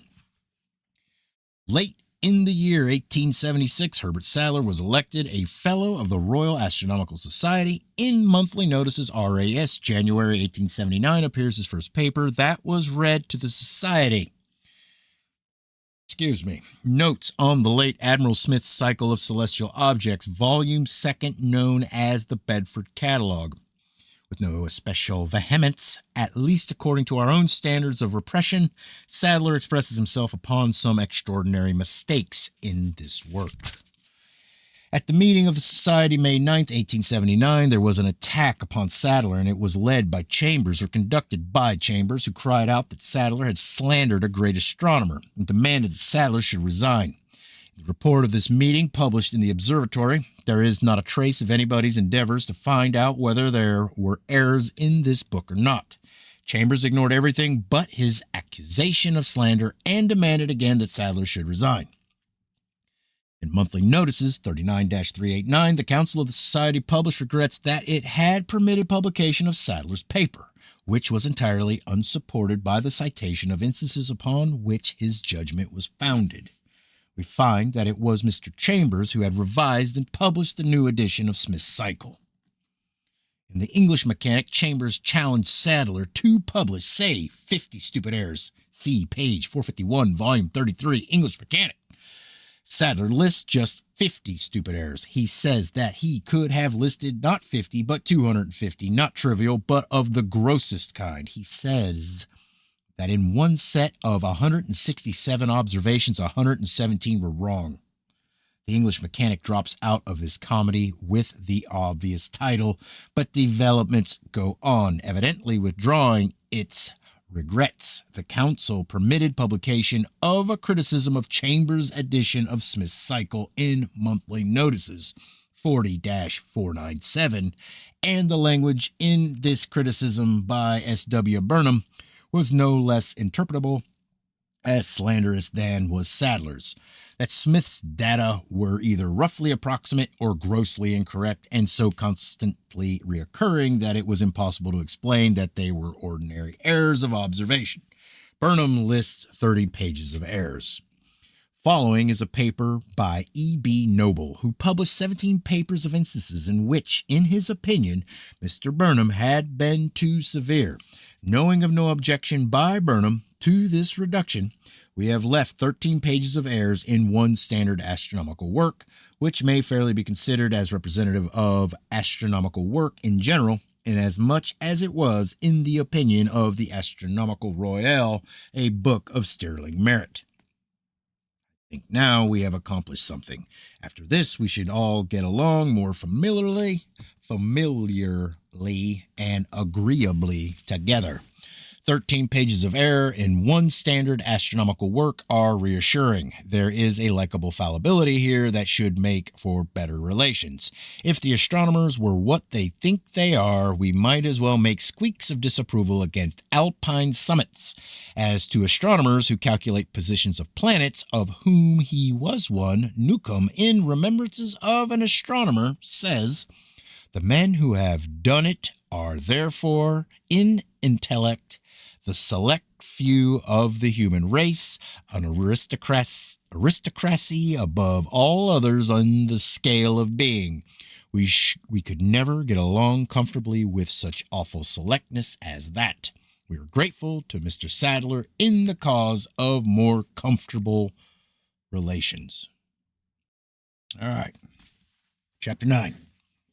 According to Professor Newcomb, for instance, the distance of the sun is about 380 times the distance of the moon, as determined by triangulation. But upon page 22, Popular Astronomy, Newcomb tells of another demonstration with striking different results as determined by triangulation.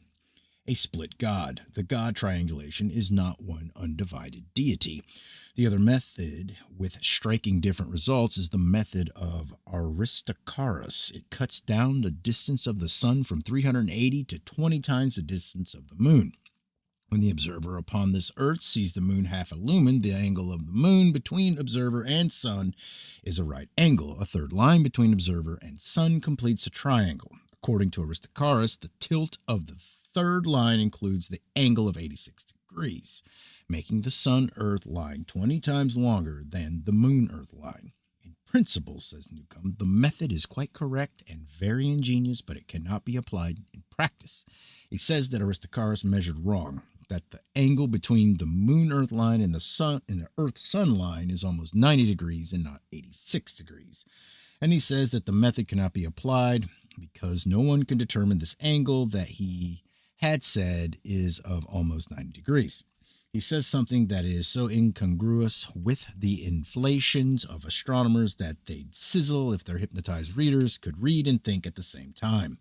Newcomb says that the method of Aristarchus cannot be applied because no astronomer can determine when the moon is half illumined. We have had some experience. Does anybody who has been through what we've been through suppose that there is a Professor Keeler in the world who would not declare that trigonometrically and spectroscopically and micrometrically he had determined the exact moment and exasperating or delightful decimal of a moment of a self-illumination of the moon? Were not that, according to at least as good a mathematician as he, determination based upon the demonstration does show that the sun is only 20 times as far away as the moon. But suppose we agree that this simple thing cannot be done. Then instantly we think of some of the extravagant claims with which astronomers have stuffed supine credulities. Crawling in their unsightly confusion that sickens for simplification is this offense to harmony. The astronomers can tell under which crusade or its desolated moment a shine left a star, but cannot tell when a shine reaches a line on the moon. Glory and triumph and selectness and inflation, or that we shall have renown as evangelists spreading the homely and wholesome doctrine of humility. Hollis, in Chats on Astronomy, tells us that the diameter of this Earth at the equator is 41,851,160 feet. But blessed be the meek, we tell him. In the Observatory, 19-118 is published a determination by the astronomer Brenner of the time of rotation of Venus, as to which other astronomers differ by hundreds of days. According to Brenner, the time is 23 hours, 57 minutes, and 5.5459 seconds. I do note that this special refinement is a little too ethereal for the editor of the Observatory. He hopes to the fourth decimal of a second. However, I do not mean to say that all astronomers are as refined as Brenner. For instance, in the journal BAA 1-382, Edward Holmes perhaps coarsely expresses some views. He says that such exactness as Captain Noble's in writing that the diameter of Neptune is 38,133 miles and that of Uranus is 33,836 miles is bringing science into contempt, because very little is known of these planets that, according to Nielsen, these diameters are 27,000 miles and 28,500 miles. McPherson, in A Century's Progress in Science, quotes Professor Service that the average parallax of a star, which is an ordinary astronomic quantity, is about equal to the apparent distance between two pins placed 1 inch apart and viewed from a distance of 180 miles. Stick pins in a cushion in New York. Go to Saratoga and look at them. Be overwhelmed with the more than human powers of the scientifically anointed, or ask them when shines half the moon. The moon's surface is irregular. I do not say that anybody with brains enough to know when he has half a shoe polish should know when the sun has half the moon shined. I do say that if this simple thing cannot be known, the crowings of astronomers as to enormously more difficult determinations are mere barnyard disturbances. Triangulation that, according to his little priest, straddles orbits and on his apex wears a star, that he's a false colossus, shrinking at the touch of data, back from the stars deflating below the sun and moon, stepping down below the clouds of this earth, so that the different stories that he told to Aristarchus and to Newcomb are the conflicting vain glories of an earth-tide squatter. The blow that crumples a god. That, by triangulation, there is not an astronomer in the world who can tell the distance of a thing only 5 miles away. Humboldt Cosmos 5-138, height of Mauna Loa 18,410 feet, according to Cook 16,611, according to Mark Chand 13,761, according to Wilkes, according to triangulation.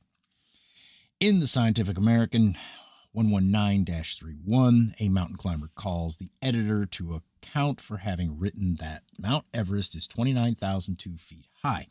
He says that in his experience, there is always an error of at least 10% in calculating the height of a mountain, so that all that can be said is that Mount Everest is between 26,100 and 31,900 feet high. The Scientific American 102-183 and 319, Miss Annie Peck cites two measurements of a mountain in India. They differ by 4,000 feet. The most effective way of treating this subject is to find a list of measurements of a mountain's height before the mountain was climbed and compare with the barometric determination when the mountain was climbed. For a list of 8 measurements by triangulation of the height of Mount St. Elias, see Alpine Journal 22-150. They vary from 12,672 to 19,500 feet. D'Abruzzi climbed Mount St. Elias August 1st, 1897. See a paper in the Alpine Journal 19-125. D'Abruzzi barometric determination 18,092 feet. Suppose that in measuring by triangulation the distance of anything 5 miles away, the error is say 10%. But as to anything 10 miles away, there is no knowing what that error could be. By triangulation, the moon has been found to be 240,000 miles away. It may be 240 or 240 million miles away. All right, chapter 7. The three abstrusities. The aberration of light, the annual parallax of the stars, the regular annual shift of the lines of the stellar spectra. By the aberration of light is meant a displacement of all stars during a year's observation, by which stars near the pole of the ecliptic describe circles, stars near the ecliptic describe ellipses, and the stars of the ecliptic only little straight lines. It is supposed that light has velocity and that these forms represent the ratio between the velocity of light and the supposed velocity of this Earth in its orbit. In the year 1725, Bradley conceived of the present orthodox explanation of the aberration forms of the stars, that they reflect or represent the path that this Earth traverses around the sun, as it would look from the stars appearing virtually circular from the stars in the pole of the ecliptic, for instance. In Bradley's day, there were no definite delusions as to the traversing by this Earth of another path in space as part of a whole moving system, so Bradley felt simple and satisfied. About a century later, by some of the most amusing reasoning that one could be entertained with, astronomers decided that the whole supposed solar system is moving at a rate of about 13 miles a second from the region of Sirius to a point near Vega. All this occurring in northern skies because southern astronomers had not much to say at that time. Now then, if at one time in the year and in one part of its orbit this Earth is moving in the direction in which the whole solar system is moving, there we have this Earth traversing a distance that is the sum of its own motion and the general motion. Then, when the Earth rounds about and retraces, there we have its own velocity minus the general velocity. The first abstrusity, then, is knocked flat on its technicalities, because the aberration forms then do not reflect the annual motion of this Earth. If, in conventional terms, though the path of this Earth is circular or ecliptic relatively to the sun, when compounding with solar motion, it is not so formed relatively to the stars, and there will have to be another explanation for the aberration forms. The second supposed proof that this Earth moves around the sun is in the parallax of the stars. In conventional terms, it is said that opposite points in this Earth's orbit are 185 million miles apart. It is said that stars so differently viewed are minutely displaced against their backgrounds. Again, solar motion, if in conventional terms, this Earth has been traveling as part of the solar system from Sirius towards Vega. In 2,000 years, this Earth has traveled, 819,936,000,000 miles. This distance is 4,500 times the distance that is the baseline for orbital parallax. Then displacement of the stars by solar motion parallax is 2,000 years, should be 4,500 times the displacement by orbital parallax in 1 year. Give the orbital parallax as my minute a quantity. Damn, hold on. Newt. All right. Give to orbital parallax as minute a quantity as is consistent with the claims made for it, and 4,500 times that would dent the Great Dipper and nick the sickle of Leo, and perhaps make the dragon look like a dragon. But not a star in the heavens has changed more than doubtfully since the stars were catalogued by Hipparchus 2,000 years ago. If then there be a minute displacements of stars that are attributed to orbital parallax, they will have to be explained in some other way. If evidently the sun does not move from Sirius towards Vega, and if then quite as reasonably this Earth may not move. Professor Young's third proof is spectroscopic. To what degree can spectroscopy in astronomy be relied upon? Bryant, A History of Astronomy, page 206, that according to Belopolsky, Venus rotates in about 24 hours is determined by the spectroscope. That, according to Dr. Slipher, Venus posts in about 224 days as determined by the spectroscope. According to observations too numerous to make it necessary to cite any, the seeming motions of stars occulted by the moon show that the moon has atmosphere. According to the spectroscope, there is no atmosphere upon the moon.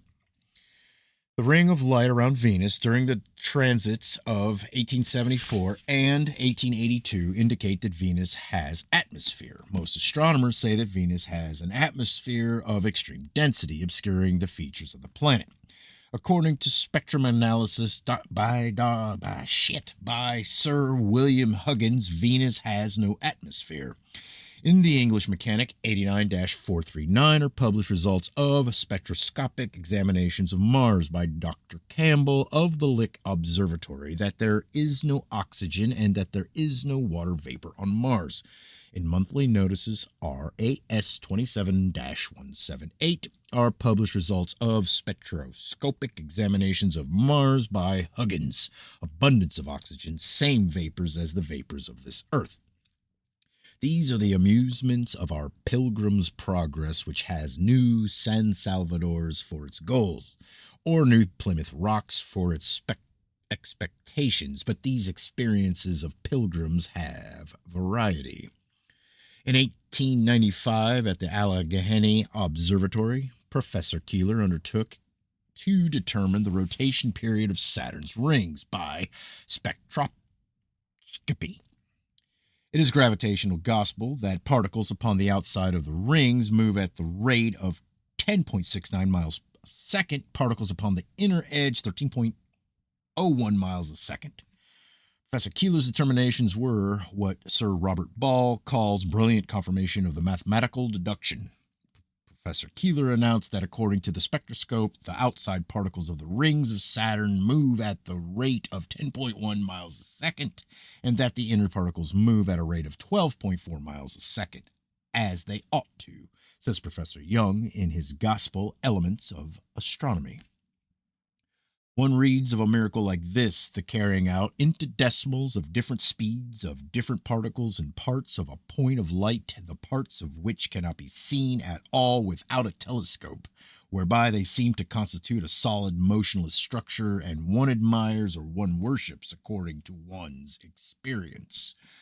Or there comes upon one a sense of imposture or imposition that is not very bearable, imposition or imposture, or captivation, and it's as if we've been trapped and have been put into a revolving cage, some of the bars revolving at unthinkable speed, and other bars of it going around still faster, even though not conceivable.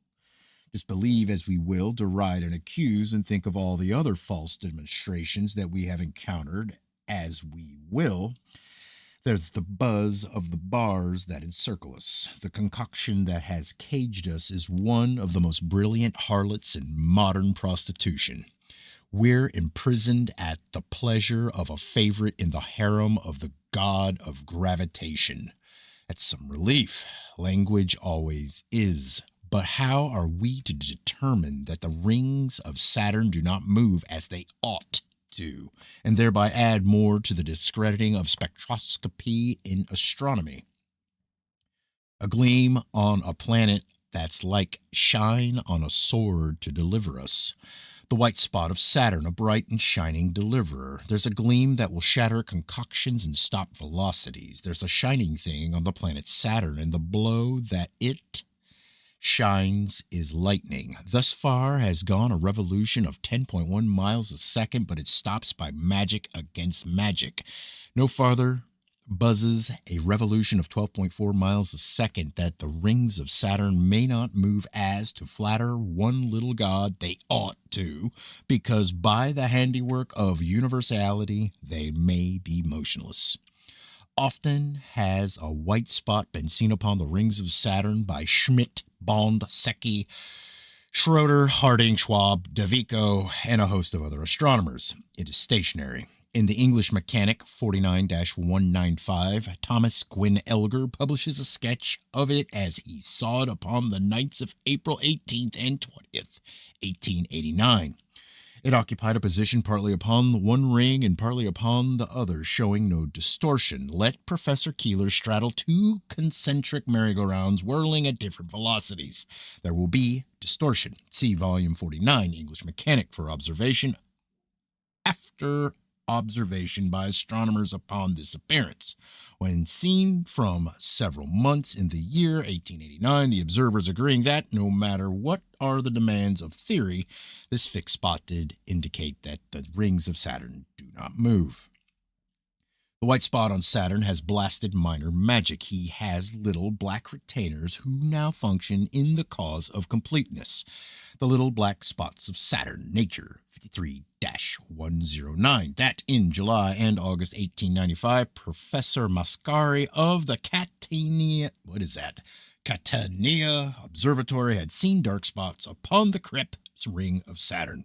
The writer in Nature says that such duration is not easy to explain if the rings of Saturn be formations of moving particles, because different parts of the discolored areas would have different velocities, so that soon would they distort and diffuse.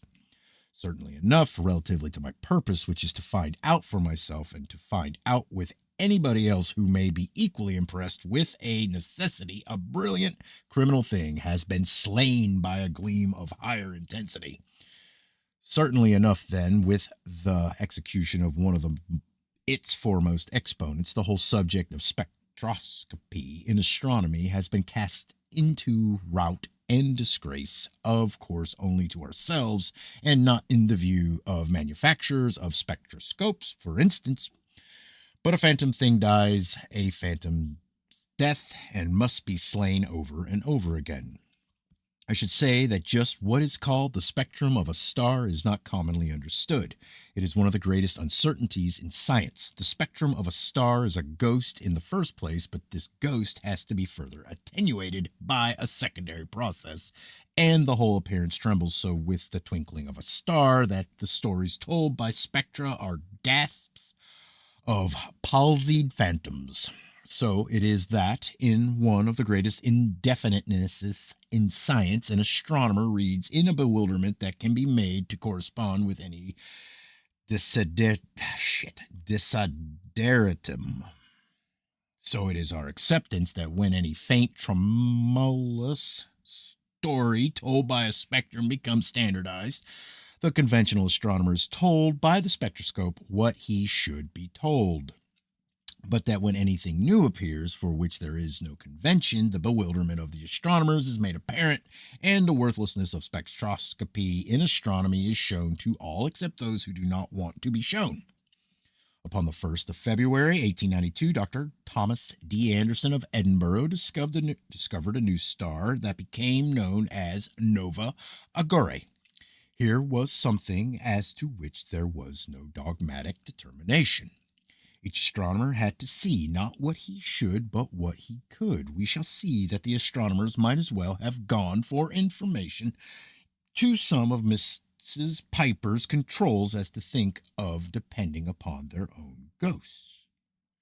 In monthly notices, February 1893, it is said that probably for 7 weeks, up to the time of calculation, one part of this new star had been receding at a rate of 230 miles a second, and another part approaching at a rate of 320 miles a second, giving to these components a distance apart of 550 miles, times 60, times 60, times 24, times 49, whatever that may be. But there was another seance. This time, Dr. Vogel was the medium. The ghost told Dr. Vogel that the new star had 3 parts. Hold on.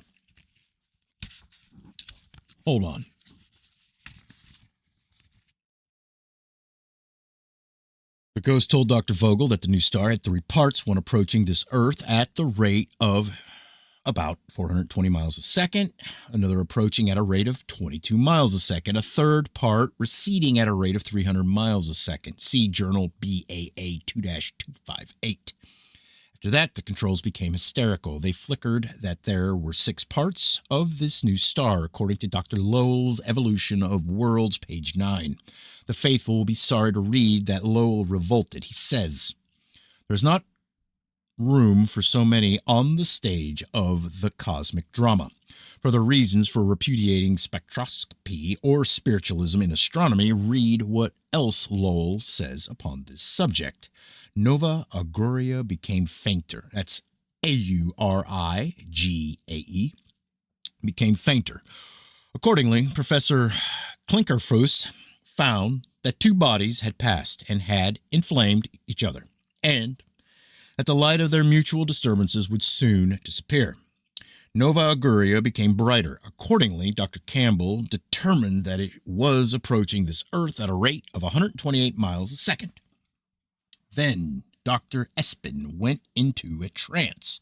It was revealed to him that the object was a nebula, communication from Dr. and Mrs. Huggins to the Royal Society. Not a nebula, but a star. See Nature 47-352. 425. That according to M. Eugen Gothard, the spectrum of Na agreed perfectly with the spectrum of a nebula. That, according to Dr. Huggins, no contrast could be more striking than the difference between the spectrum of Na and the spectrum of a nebula. For an account of the revelations at Stonyhurst Observatory, see MEMS RAS 51-129, that there never had been a composition of bodies moving at the rates that were so definitely announced, because an A was a single star. Though I have read some of the communications from Rector and Dr. Finnott to Mrs. Piper, I cannot think that they ever mouthed sillier babble than was flickered by the star ghosts to the astronomers in the year 1892. We noted Professor Klinkerfues finding that two stars had passed each other and that the illumination from the mutual perturbations would soon subside. There was no such disappearance. For observations upon NA 10 years later, see Monthly Notices 62-65. For Professor Barnard's observations 20 years later, see Science American Sup 76-154. The spectroscope is useful in a laboratory. Spoons are useful in a kitchen. If any other pilgrim should come upon a group of engineers trying to dig a canal with spoons, his experience and his temptation to linger would be like ours as to the astronomers and their attempted application of the spectroscope. I don't know what of remotest acceptability may survive in the third supposed proof that this Earth moves around the sun, though we have not found it necessary to go into the technicalities of the supposed proof. I think we have killed the phantom thing, but I hope we have not quite succeeded, because we are moved more by the aesthetics of slaughter than by plain murderousness. We shall find unity in disposing of the third proof by the means by which the two others were disposed of. Regular annual shift of spectral lines versus solar motion. That if this Earth moves around the sun, the shift might be found by scientific Mrs. Pipers so to indicate. What? Okay. But that if part of the time this Earth as a part of one traveling system moves at a rate of 19 plus 13 miles a second, and then part of the time at a rate of 19 minus 13 miles a second, compounding with great complexities at traverse times, this is the end of the regular annual shift that is supposed to apply to orbital motion. We need not have admitted in the first place that the three atrocities are resistances. However, we have a liking for revelations ourselves. Aberration and parallax and spectral lines do not indicate only that this Earth moves relatively to the stars. Quite as convincingly, they indicate that the stars in one composition gyrate relatively to a central and stationary Earth. all of them in one concavity around this earth, some of them showing faintest of parallax, if this earth be not quite central to the revolving whole. Something that I did not mention before, though I referred to Lowell's statements, is that astronomers now admit or state that the shift of spectral lines, which they say indicates that this Earth moves around the sun, also indicates any one of the three other circumstances or sets of circumstances. Some persons will ask why I didn't say so at first, and quite the meaningless subject. Maybe it was a weakness of mine, something of a sporting instinct. I fear me I have at times. I lingered, perhaps slightly intoxicated, with the deliciousness of Professor Keeler and his decimals, like someone at a race track determining that a horse is running at a rate of 2,653 feet and 4 inches a minute by a method that means that no more than it means that the horse is brown, is making clattering sounds, or has a refreshing odor. For a study of a state of mind like that of many clergymen who try to believe in Moses and in Darwin too, see the works of Professor Young, for instance. This astronomer teaches the conventional spectroscopic doctrine and also mentions the other circumstances that make the doctrine meaningless. Such inconsistencies are phenomena of all transitions from the old to the new. Three giants have appeared against us. Their hearts are bubbles, their bones wilt. They are the limp caryatides that uphold the phantom structure of paleoastronomy. By what miracle, we asked, could foundation be built subsequently under a baseless thing, but three ghosts can fit in anywhere? Sometimes astronomers cite the Foucault pendulum experiment as proof of the motions of this Earth. The circumstances of this demonstration are not easily made clear. Consequently, one of the normal suspiciousness is likely to let it impose upon him. But my practical and commonplace treatment is to disregard what the experiment and its complexities are and to inquire whether it works out or not. It does not.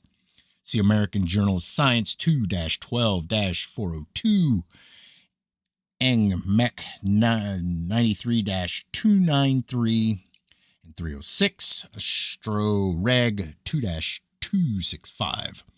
Also, we are told that experiments upon falling bodies have provided this Earth's rotation. I get so mentally, except as to ourselves, that... Wait a minute. I get so tired of demonstrating that there never has been any evolution mentally, except as to ourselves, that, if I could, I'd be glad to say that these experiments work out beautifully. Maybe they do. See Proctor's Old and New Astronomy, page 229. All right, chapter 3. Southern plantations and the holy heads of Negroes pounding the ground, cries in the northern regions and round white faces turned to the sky, fiery globes in the sky, a study in black, white, and golden formations in one general glow. Upon the night of November 13th and 14th, 1833, occurred the most sensational celestial spectacle of the 19th century. For 6 hours, fiery meteors gushed from the heavens and were visible along the whole Atlantic coast of the United States. One supposes that astronomers do not pound the ground with their heads, and presumably they do not screech, but they have feelings just the same. They itched. Here was nothing to formulate. When he hears of something new and unquestionable in the sky, an astronomer is diseased with ill-suppressed equations. Symbols persecute him for expression. His is the frenzy of someone who would stop automobiles, railroad trains, bicycles, all things, to measure them, run with a yardstick after sparrows, flies, all persons passing his door. This is supposed to be scientific, but it can be monomaniac. Very likely the distress and the necessity of Professor Olmsted were keenest. He was the first to formulate. He demonstrated that these meteors, known as the Leonids, revolved around the sun once in 6 months. They didn't. Then Professor Newton demonstrated that the real period was 33 and a quarter years. But this was done empirically, and that is not divine nor even aristocratic, and the thing would have to be done rationally or mathematically by someone, because if there be not mathematical treatment in gravitational terms of such phenomena, astronomers are in reduced circumstances. It was Dr. Adams who, emboldened with his experience in not having to point anywhere near Neptune, but nevertheless being acclaimed by all patriotic Englishmen as the real discoverer of Neptune, mathematically confirmed Professor Newton's findings. Dr. Adams predicted that the Leonids would return in November 1866 and in November 1899, occupying several years upon each occasion and passing to a point in this Earth's orbit. There were meteors upon the night of November 13th and 14th, 1866. They were plentiful. They often are in the middle of November. They no more resembled the spectacle of 1833 than an ordinary shower resembles a cloudburst. But the demonstration required that there should be an equal display, or, according to some aspects, a greater display, upon the corresponding night of the next year. There was a display the next year, but it was in the sky of the United States and was not seen in England. Another occurrence, nothing like that of 1833, was reported from the United States. By conventional theory, this Earth was in a vast, wide stream of meteors, the Earth revolving so as to expose successive parts to bombardment. So keenly did Richard Proctor visualize the Earth so immersed and so bombarded that, when nothing was seen in England, he explained. He spent most of his life explaining. In The Student 2-254, he wrote, "Had the morning of November 14th, 1867, been clear in England, we should have seen the commencement of the display, but not its more brilliant part.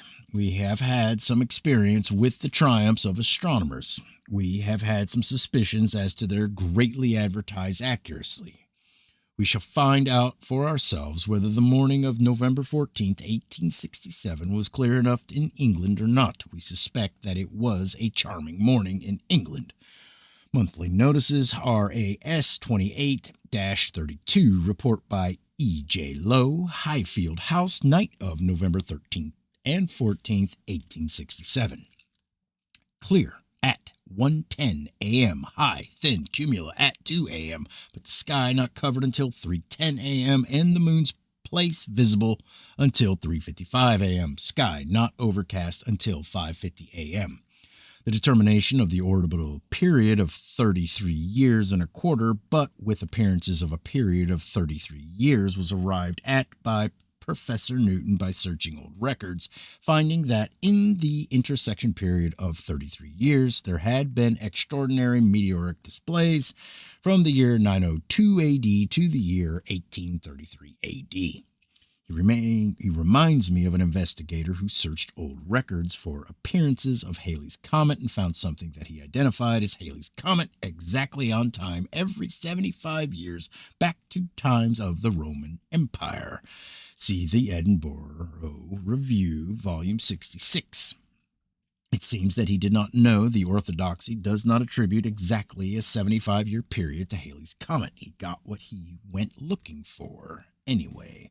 I have no disposition for us to enjoy ourselves at Professor Newton's expense, because, surely enough, his method, if regarded as only experimental or tentative, is legitimate enough, though one does suspect him of very loose behavior in his picking and choosing. But Dr. Adams announced that, upon mathematical grounds, he had arrived at the same conclusion. The test.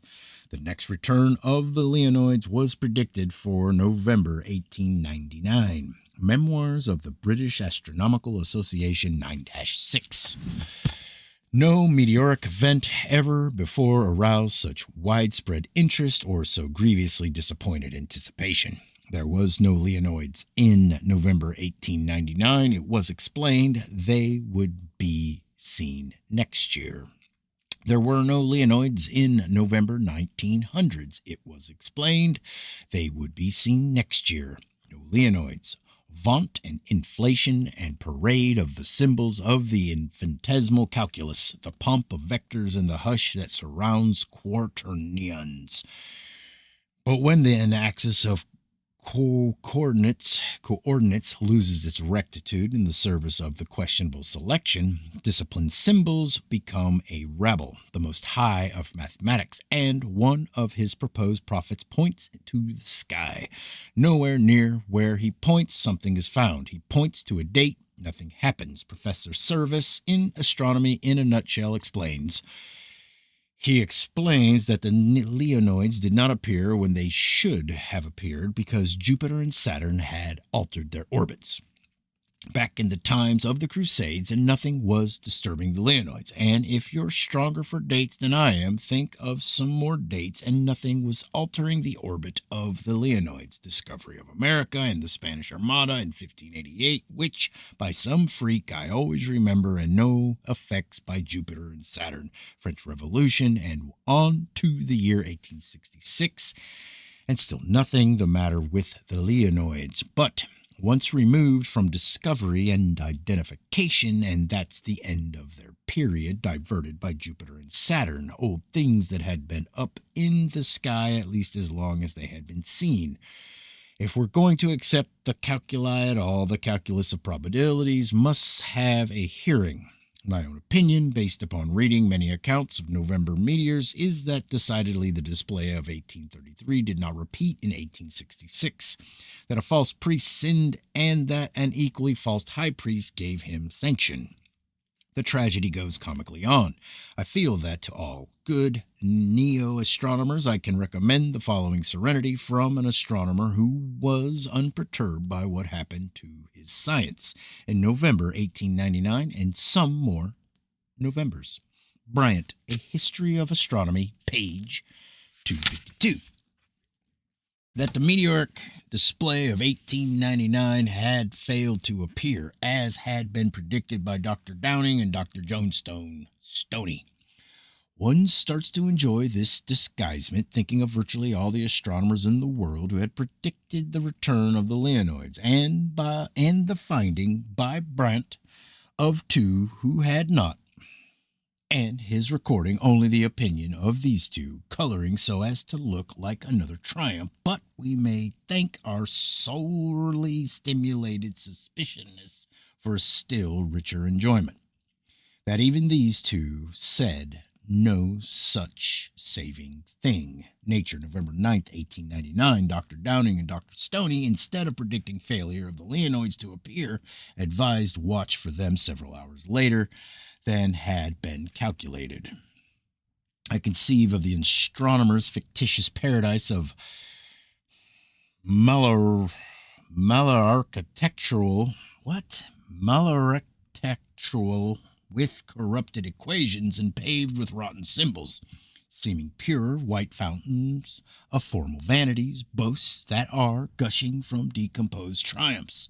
We shall find their furnishing shabby with tarnished comets. We turn expectantly to the subject of comets, or we turn cynically to the subject. We turn maliciously to the subject of comets. Nevertheless, threading the insecurities of our various feelings is a motif that is the steady essence of neo-astronomy. That in celestial phenomena, as well as in all other fields of research, the irregular or the unformidable or the uncapturable is present in at least equal representation with the uniform. That, given any clear, definite, seemingly unvarying thing in the heavens coexistingly, is something of wantonness or irresponsibility, bizarre and incredible according to the standards of purists. That the science of astronomy concerns itself with only one aspect of existence, because, of course, there can be no science of the obverse phenomena, which is good excuse for some enormously disregarding, if we must have the idea that there are real sciences, but which shows the hopelessness of positively attempting. The story of the comets, as not told in Mr. Chambers' book of that title, is almost unparalleled in the annals of humiliation. When a comet is predicted to return, that means faith in the law of gravitation. It is Newtonianism that comets, as well as planets, obey the law of gravitation and move in one of the conic sections. When a comet does not return when it should, there is no refuge for an astronomer to say that planets perturbed it, because one will ask why he did not include such factors in his calculations, if these phenomena be subject to mathematical treatment. In his book, Mr. Chambers avoids or indicates that he never heard of a great deal that will receive cordiality from us, but he does publish a list of predicted comets that did not return. Writing in 1909, he mentions others for which he had hopes. Brooks' first periodic comet, 1866, we must see what the years 1909 and 1910 bring forth. This is pretty indefinite anticipation, however. Nothing was brought forth. Accordingly, 2 monthly notices RAS 1909 and 1910. The Brooks comet that is recorded is Brooks 1889.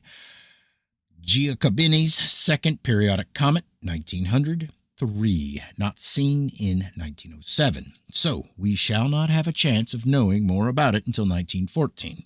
No more known about it in 1914. Borelli's comet, 1905, to its expected return in 1911 or 1912 will be awaited with interest.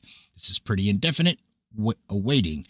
It is now said that this comet did return upon September 19th, 1911, Denning's second periodic comet.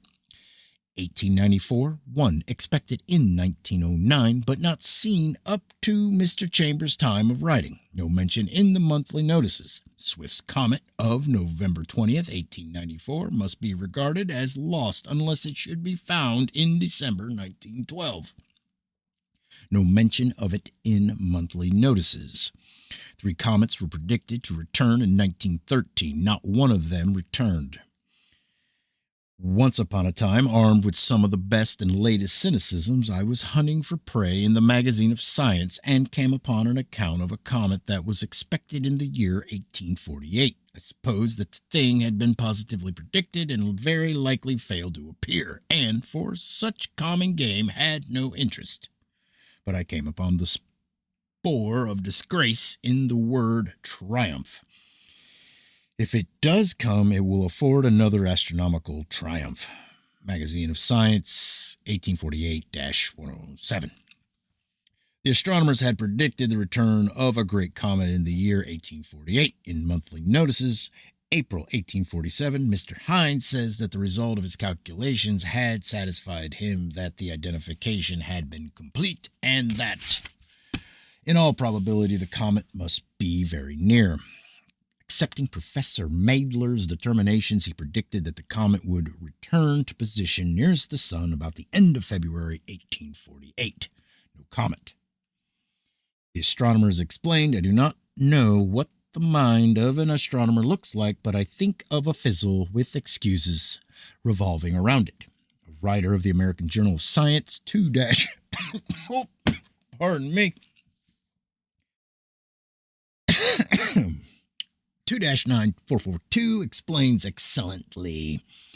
It seems that when the comet failed to return, Mr. Barber of Etwell again went over the calculations. He found that between the years 1556 and 1592, the familiar attractions of Jupiter and Saturn had diminished the comet's period by 263 days.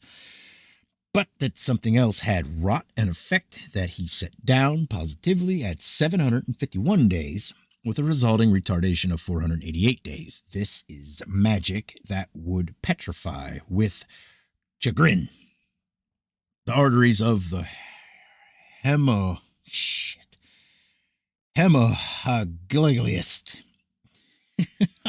Can't say that word.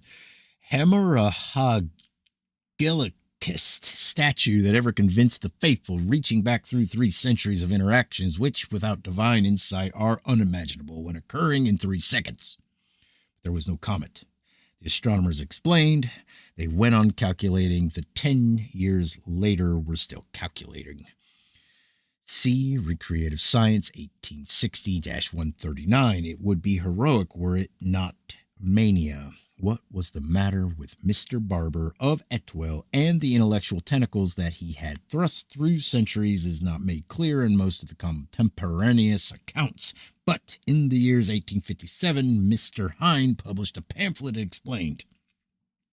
It seems that researches by Littrow had given new verification to a path that had been computed for the comet, and that nothing had been the matter with Mr. Barber of Etwell except his insufficiency of data, which had been corrected. Mr. Hind predicted. He pointed to the future, but he pointed like someone closing a thumb and spreading four fingers. Mr. Hind said, according to Halley's calculations, the comet would arrive in the summer of 1865.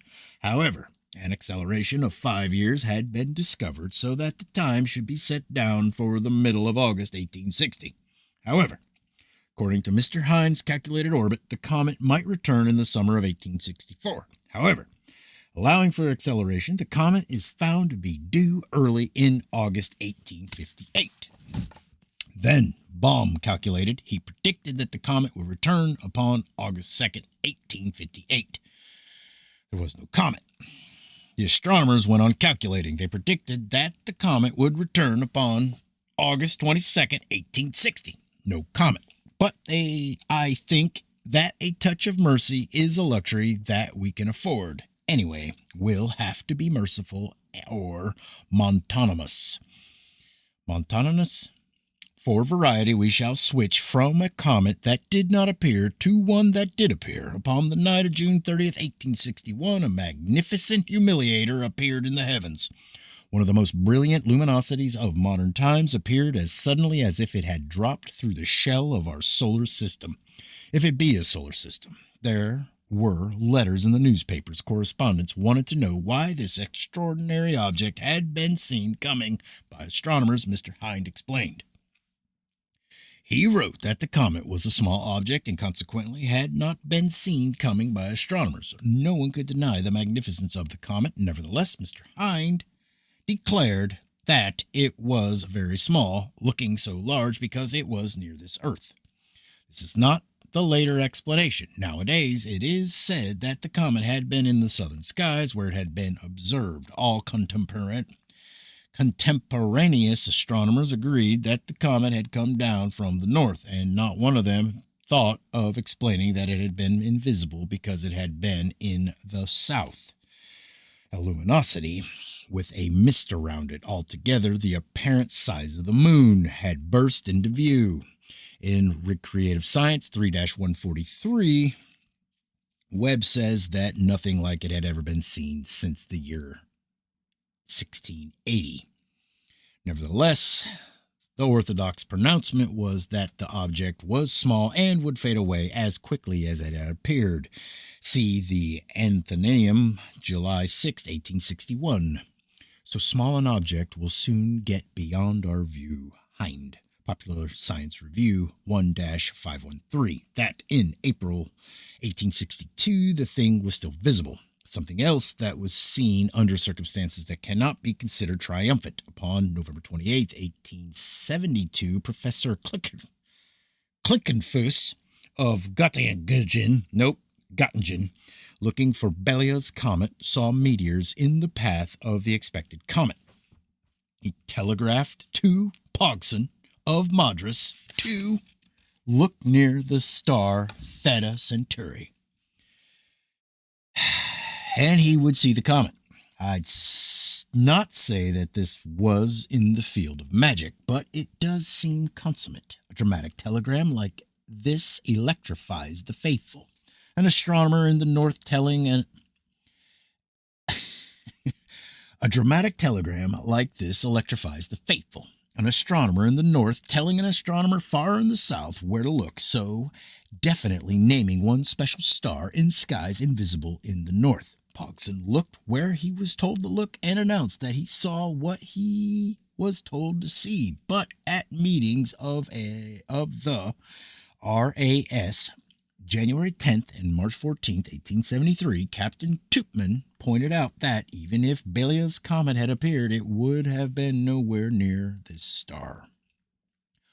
Among our later emotions will be indignation against all astronomers who say that they know whether stars are approaching or receding. When we arrive at the subject, it will be the preciseness of the astronomers that will perhaps inflame us beyond endurance.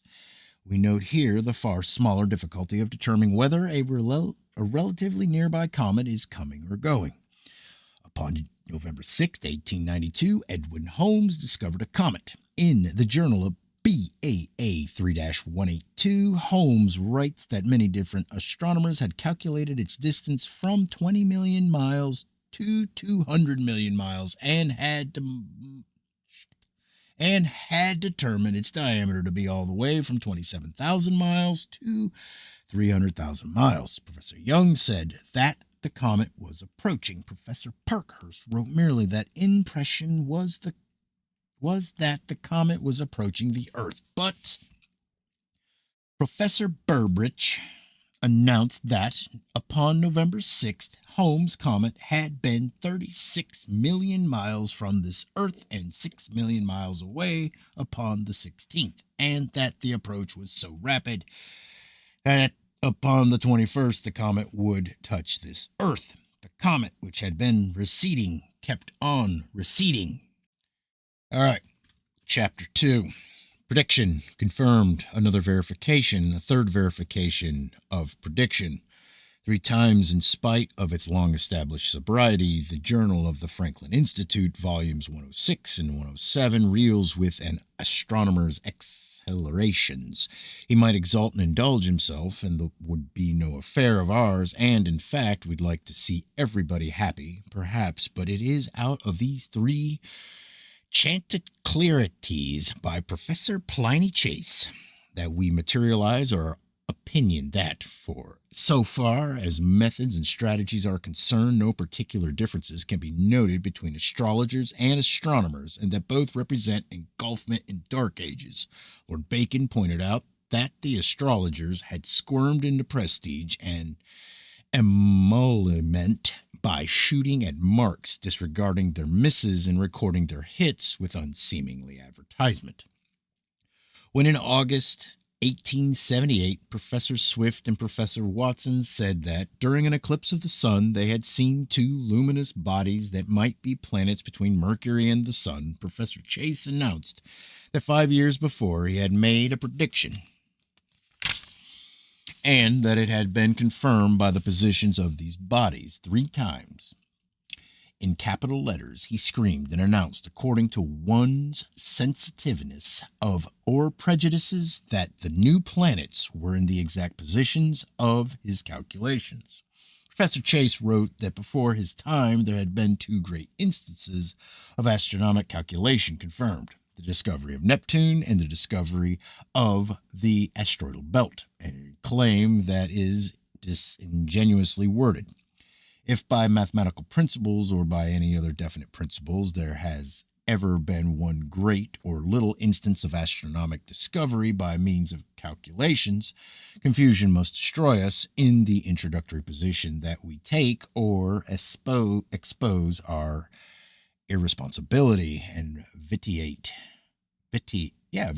all that follows, that our data are oppressed by a tyranny of false announcements, that there never has been an astronomic discovery other than the observational or the accidental. In the story of the heavens, Sir Robert Ball's opinion of the discovery of Neptune is that it is a triumph unparalleled in the annals of science. He lavishes the great astronomer Leverrier, buried for months in profound meditations. The dramatic moment, Leverrier rises from his calculations and points to the sky. Lo, there a new planet is found. My desire is not so much to agonize over the single fraudulencies or delusions as to typify the means by which the science of astronomy has established and maintained itself. According to Leverrier, there was a planet external to Uranus. According to Hansen, there were 2. According to Airy, doubtful if there were one.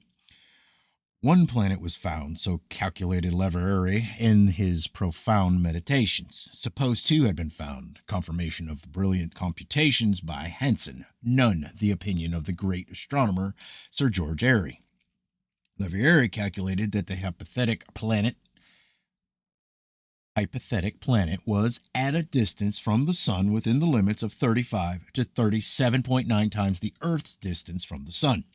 The new planet was found in a position and said to be 30 times this Earth's distance from the sun. The discrepancy was so great that, in the United States, astronomers refused to accept that Neptune had been discovered by means of calculation.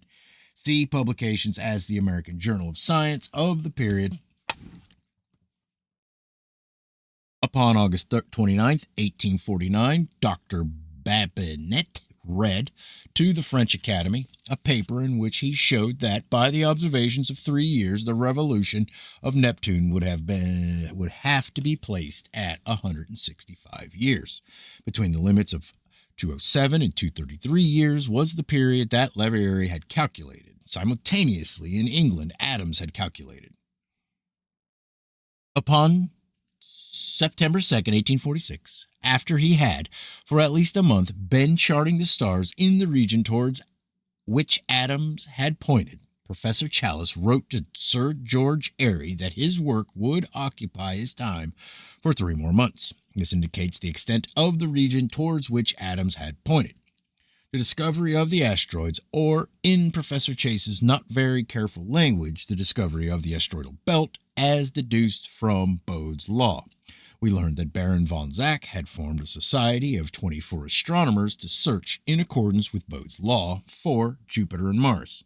The astronomers had organized, dividing the zodiac into 24 zones, assigning each zone to an astronomer. They searched. They found not one asteroid. 7 or 800 are now known. Philosophical Magazine 12-62, the Piazzi, the discoverer of the first asteroid, had not been searching for a hypothetical body as deduced from Bode's law, but, upon an investigation of his own, had been charting stars in the constellation Taurus, night of January 1st, 1801. He noticed a light that he thought had moved, and, with his mind a blank, so far as asteroids and brilliant deductions were concerned, announced that he had discovered a comet.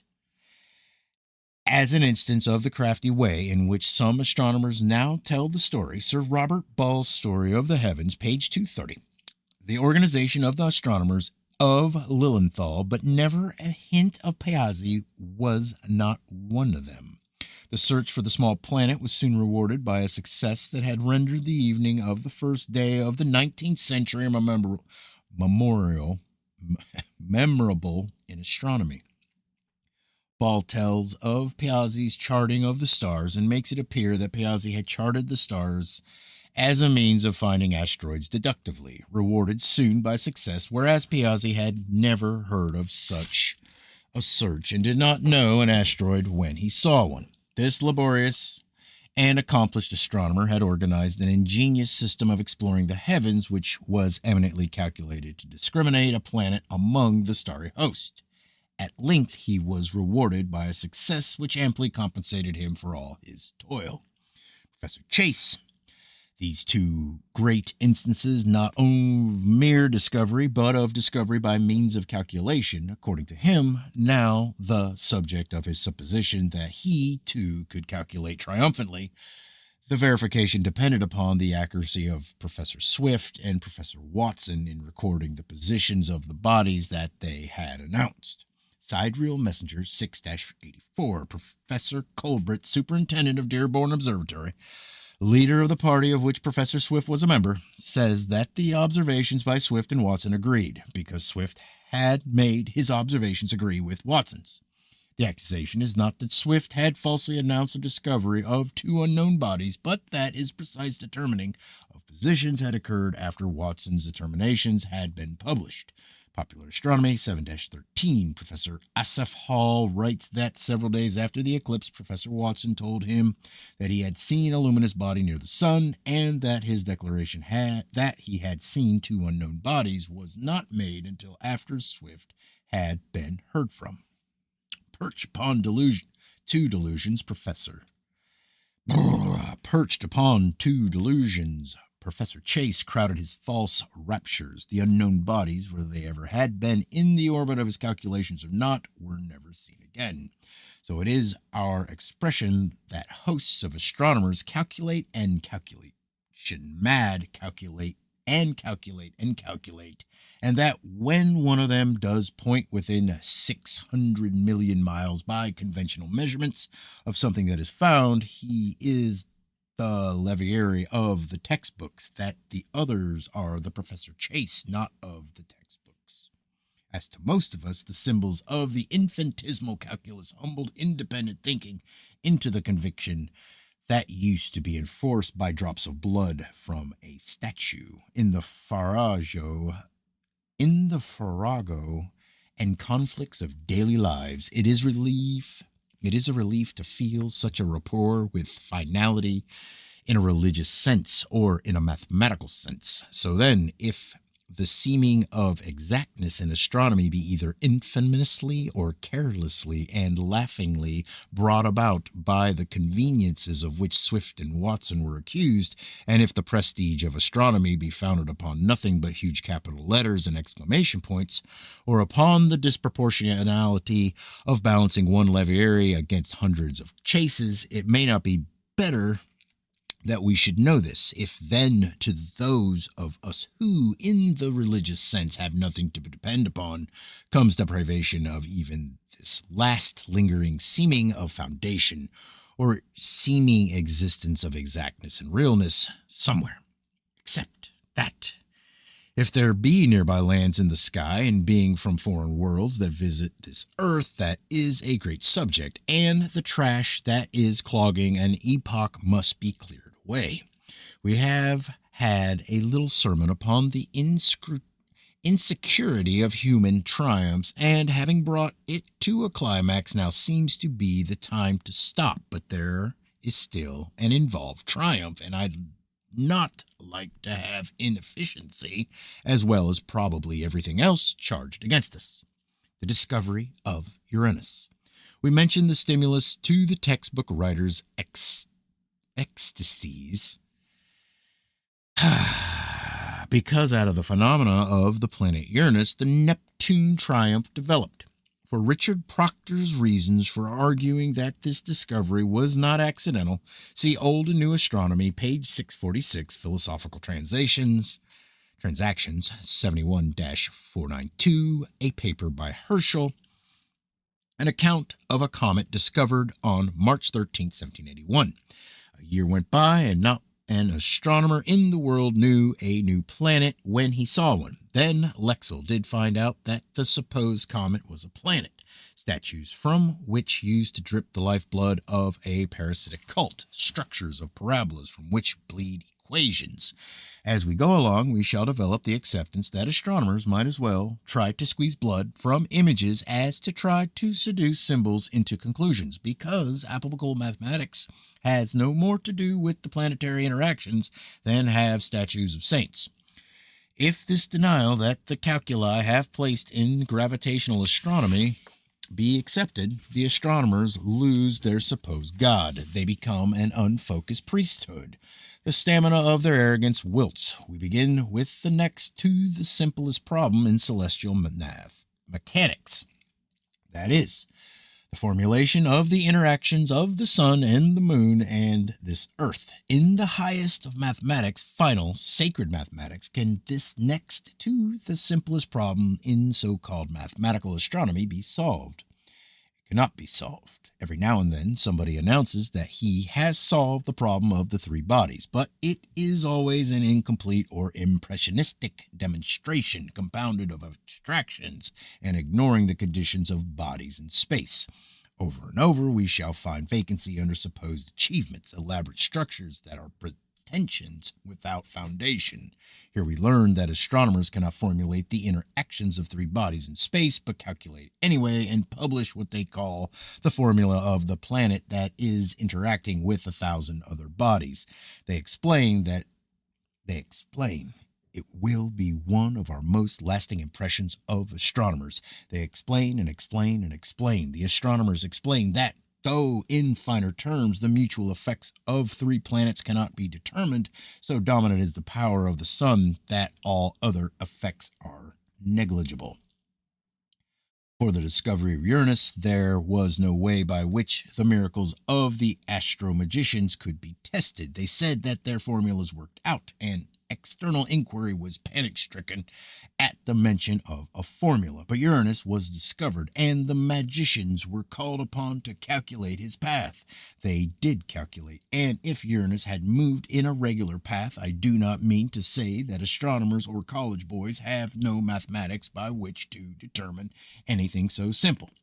They computed the orbit of Uranus. He went somewhere else. They explained. They computed some more. They went on explaining and computing year in and year out, and the planet Uranus kept on going somewhere else.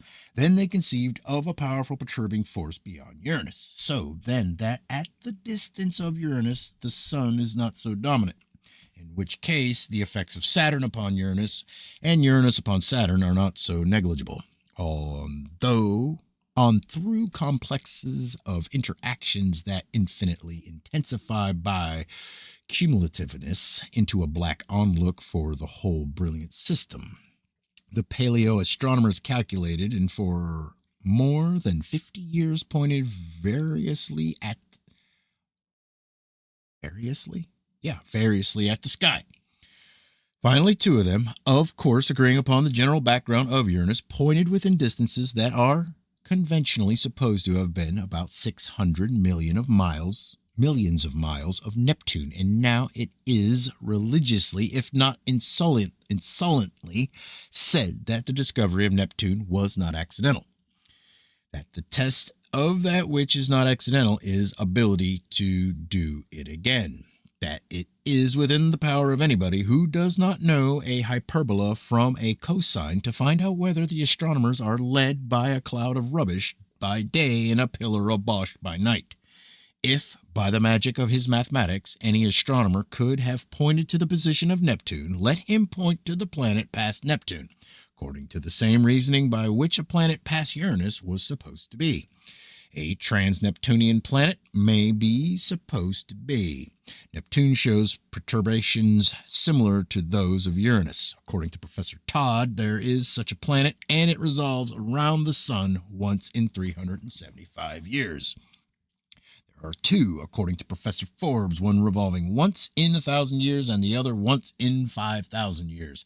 See Macpherson's Centuries Progress in Astronomy. It exists according to Dr. Eric Doolittle and revolves once in 283 years.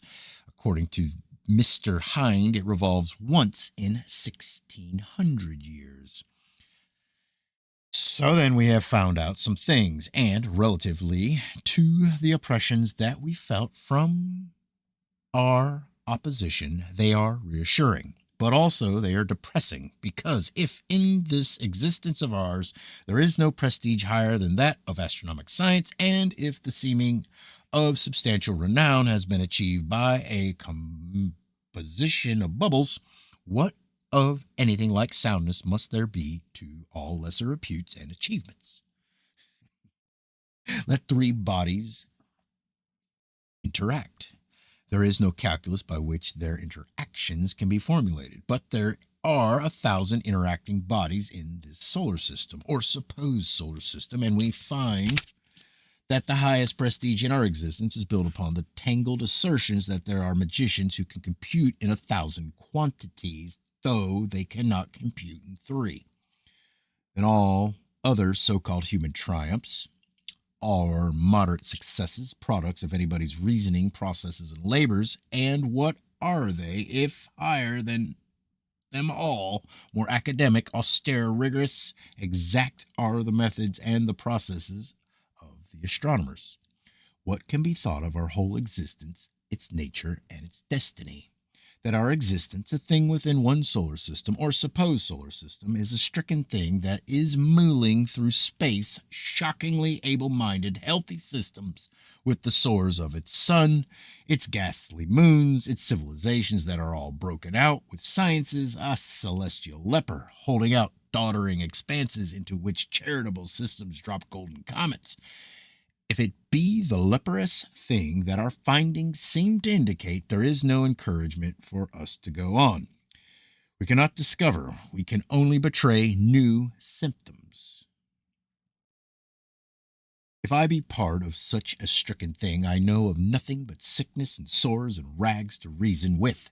My data will be pustules. My interpretations will be inflammations.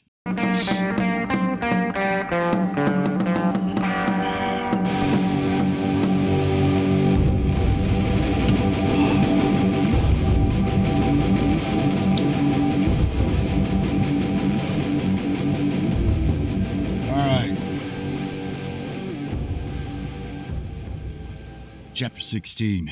Upon page 287, Popular Astronomy, Newcomb says that it is beyond all moral probability that unknown worlds should exist in such numbers as have been reported and should be seen crossing the solar disk only by amateur observers and not by skilled astronomers. Most of our instances are reports by some of the best known astronomers. Newcomb says that for 50 years prior to his time of writing, the sun had been studied by such men as Schwab, Carrington, Secchi, and Sporer, and that they had never seen unknown bodies cross the sun.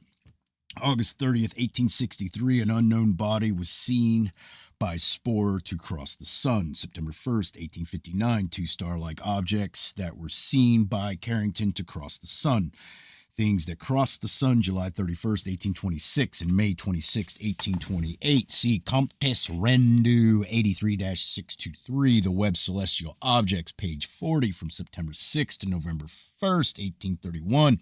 An unknown luminous object was seen every cloudless night at Geneva by Dr. Wortman and his assistants. It was reported from nowhere else. What all the other astronomers were doing September to October 1831 is one of the mysteries that we shall not solve. An unknown luminous object that was seen from May 11th to May 14th, 1835 by Kakator, the Sicilian astronomer. Two unknown that, according to Pasteroff, crossed the sun November 1st, 1836 and February 16th, 1837. De Vico's unknown, July 12th, 1837, observation by De Coppus, October 2nd, 1839, by Scott and Ray, last of June, 1847, by Schmidt, October 11th, 1847, two dark bodies that were seen February 5th, 1849, by Brown of Deal, object watched by Side Botham, half an hour, March 12th, 1849, crossing the sun. Schmidt's unknown, October 14th, 1849, and an object that was watched 4 nights in October 1850 by James Ferguson of the Washington Observatory. Mr. Hind believed this object to be a trans-Neptunian planet and calculated for it a period of 1,600 years. Mr. Hind was a great astronomer, and he miscalculated magnificently. This floating island of space was not seen again. About May 30th, 1853, a black point that was seen against the sun by Janik. A procession in the report BA 1855-94, R.P. Gregg says that upon May 22nd, 1854, a friend of his saw near Mercury an object equal in the size to the planet itself, and behind it an elongated object, and behind that something else, smaller and round. June 11th, 1855, a dark body of such size that was seen without telescopes by Ritter and Schmidt crossing the sun. September 12th, 1857, Oort's unknown world seemed to be about the size of Mercury. August 1st, 1858, unknown world reported by Wilson of Manchester. I am not listing all the unknowns of a period. Perhaps the object reported by John H. Tice of St. Louis, Missouri, September 15th, 1859, should not be included. Mr. Tice was said not to be trustworthy, but who has any way of knowing However, I am listing enough of these observations to make me feel like a translated European of some centuries ago, relatively to a wider existence, lands that may be the San Salvadors, Greenlands, Madagascars, Cubas, Australias of extra geography. All of them said to have crossed the sun, whereas the sun may have moved behind some of them.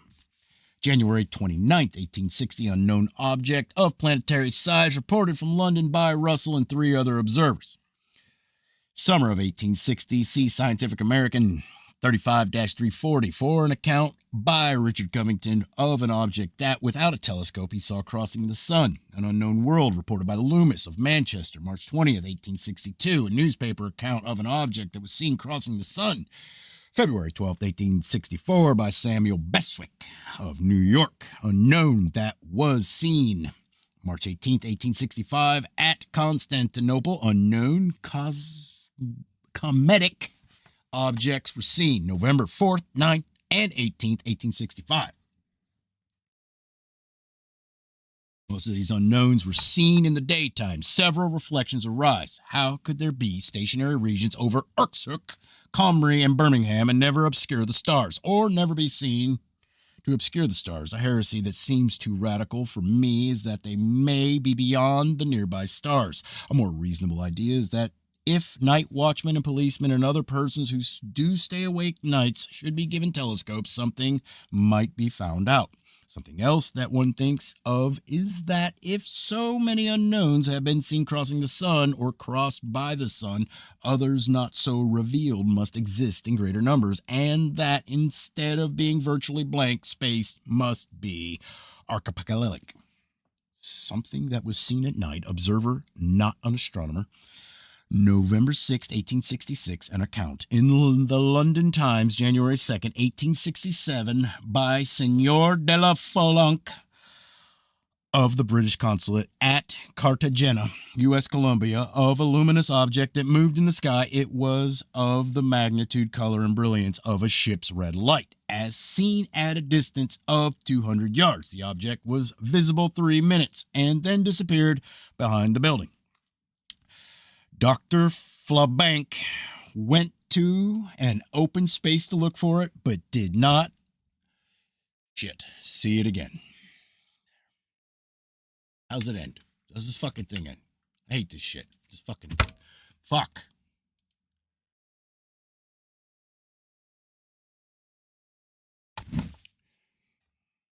Shit, I'm still recording here. Cocksucker. All right, chapter 10. Pseudo-heart of a phantom thing. It is Keplerism, pulsating with Sir Isaac Newton's regularizations.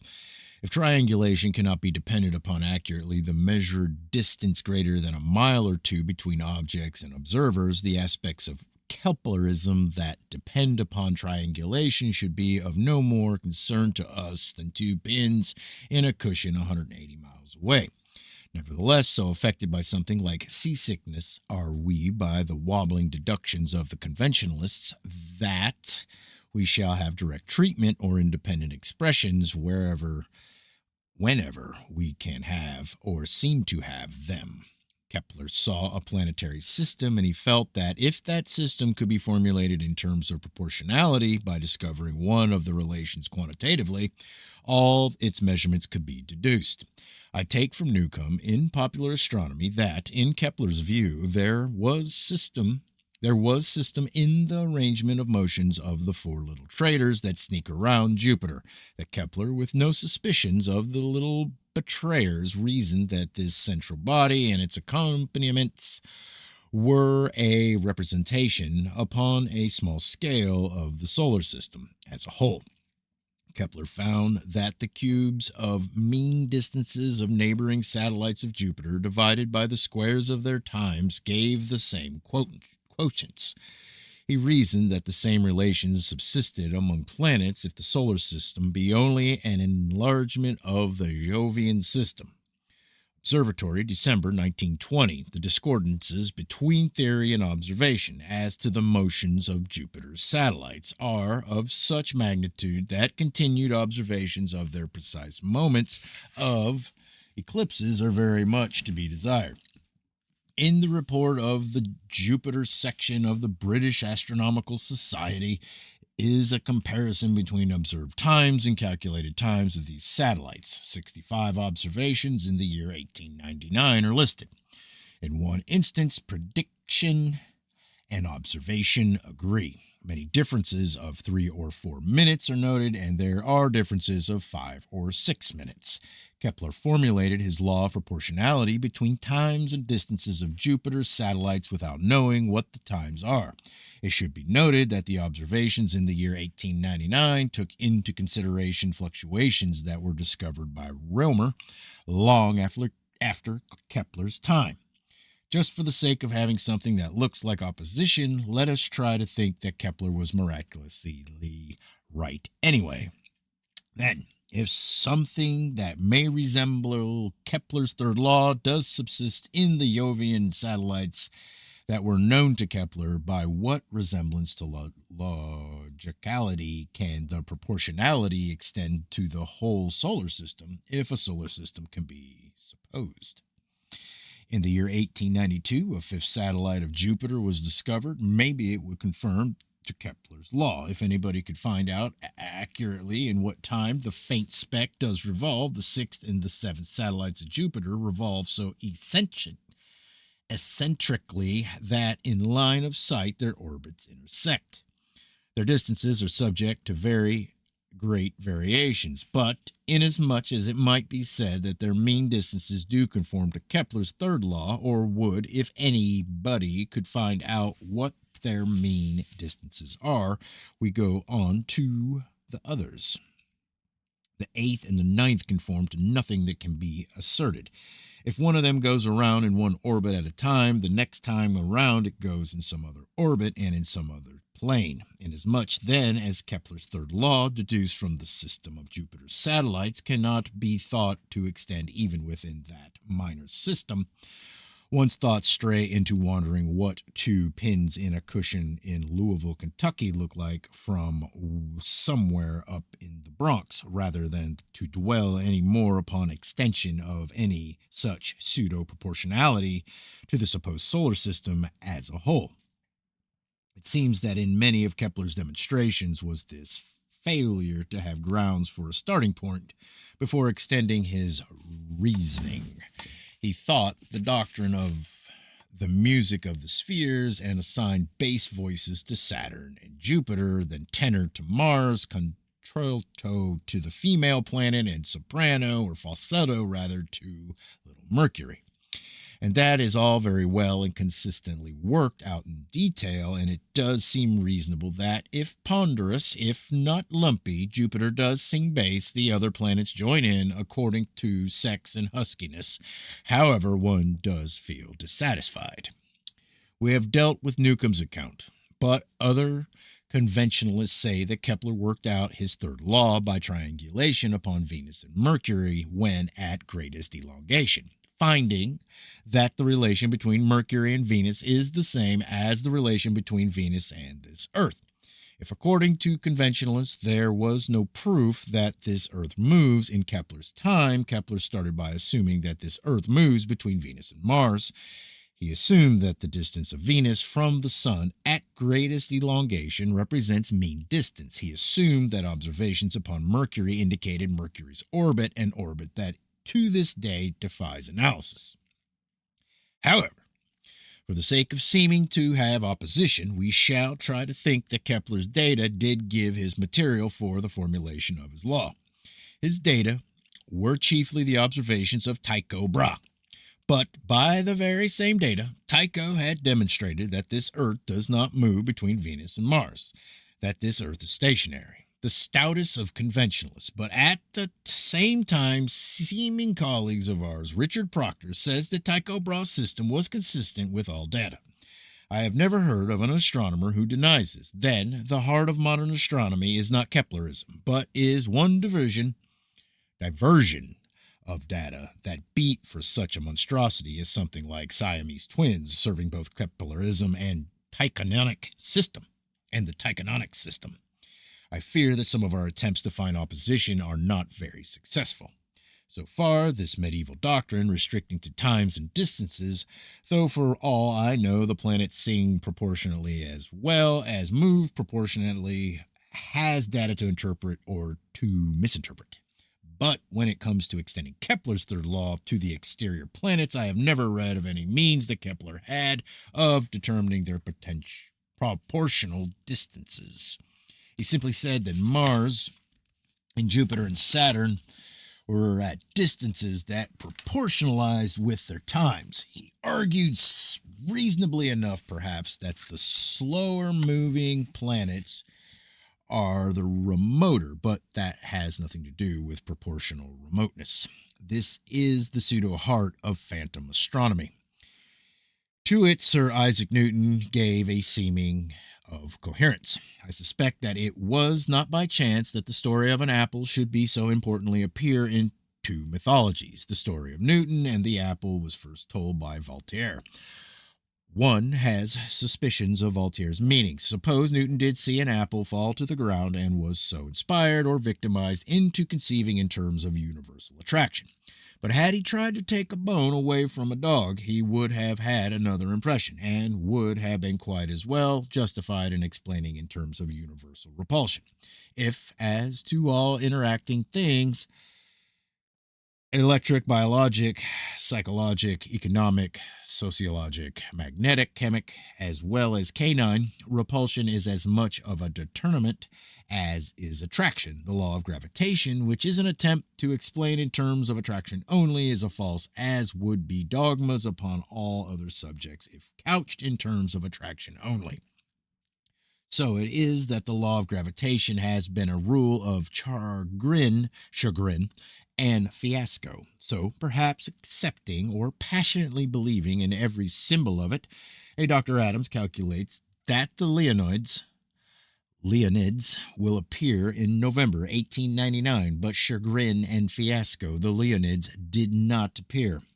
The planet Neptune was not discovered mathematically because, though it was in the year 1846 somewhere near the position of the formula in the year 1836 or 1856, it would have been nowhere near the orbit calculated by Leverrier and Adams. Some time ago, against the clamor that a trans-Uranian plant had been discovered mathematically, it was our suggestion that, if this be not a myth, let the astronomer now discover the trans-Neptunian planet mathematically. That there is no such mathematics in the face of any number of learned treatises is far more strikingly betrayed by those shining little misfortunes, the satellites of Jupiter.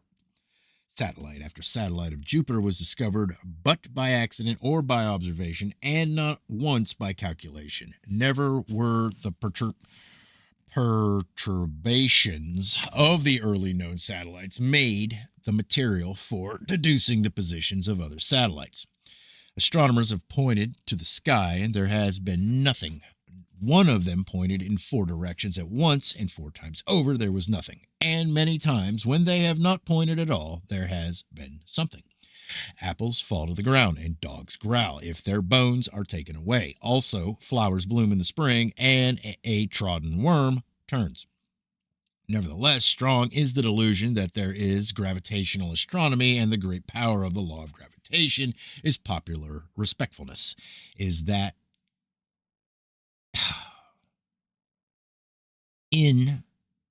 I did it wrong. Nevertheless, strong is the delusion that there is gravitational astronomy and the great power of the law of gravitation. In popular respectfulness is that it is mathematically expressed. According to my view, one might as well say that it is fetishly expressed. Descartes was a great mathematician as Newton. Veritably enough, may it be said that he invented or discovered analytic geometry. Only patriotic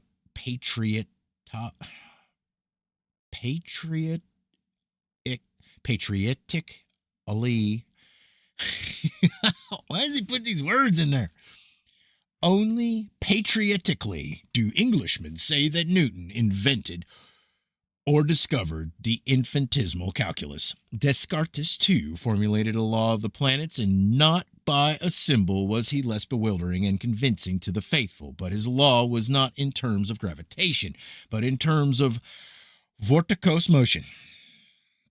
In the year 1732, the French Academy awarded a prize to John Bernoulli for his magnificent mathematical demonstration, which was as unintelligible as anybody's.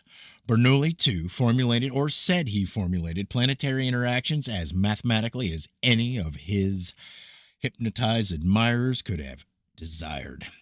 It, too, was not gravitational. The fault that I find with a great deal of mathematics in astronomy is the fault that I should find in architecture if a temple or a skyscraper were supposed to prove something. Pure mathematics is architecture. It has no more place in astronomy than has the Parthenon. It is the arbitrary. It will not spoil a line nor dent a surface for a datum. There is a faint uniformity in every chaos, in discolorations on an old wall. Anybody can see the recognizable appearances in such a mixture of a mathematician will see squares and circles and triangles. If he would merely elaborate triangles and not apply his diagrams to theories upon the old wall itself, his constructions would be as harmless as poetry. In our metaphysics, unity can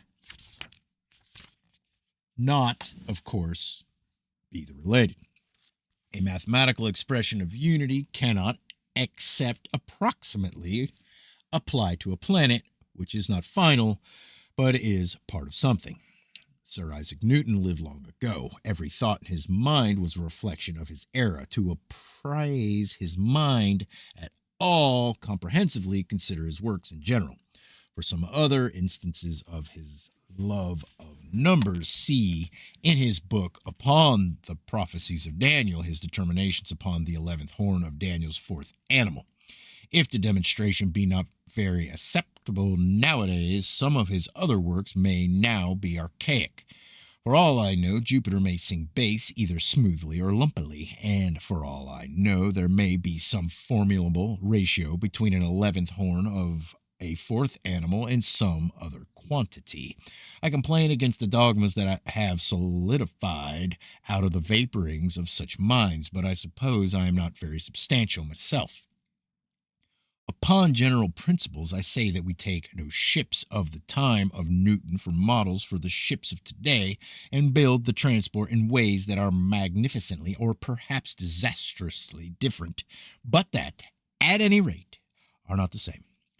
And that the principles of biology and chemistry and all the other sciences except astronomy are not what they were in Newton's time, whether every one of them is a delusion or not. My complaint is that the still medieval science of astronomy holds back alone in a general appearance of advancement, even though there probably never has been real advancement. There is something else to be said upon Keplerism and Newtonianism.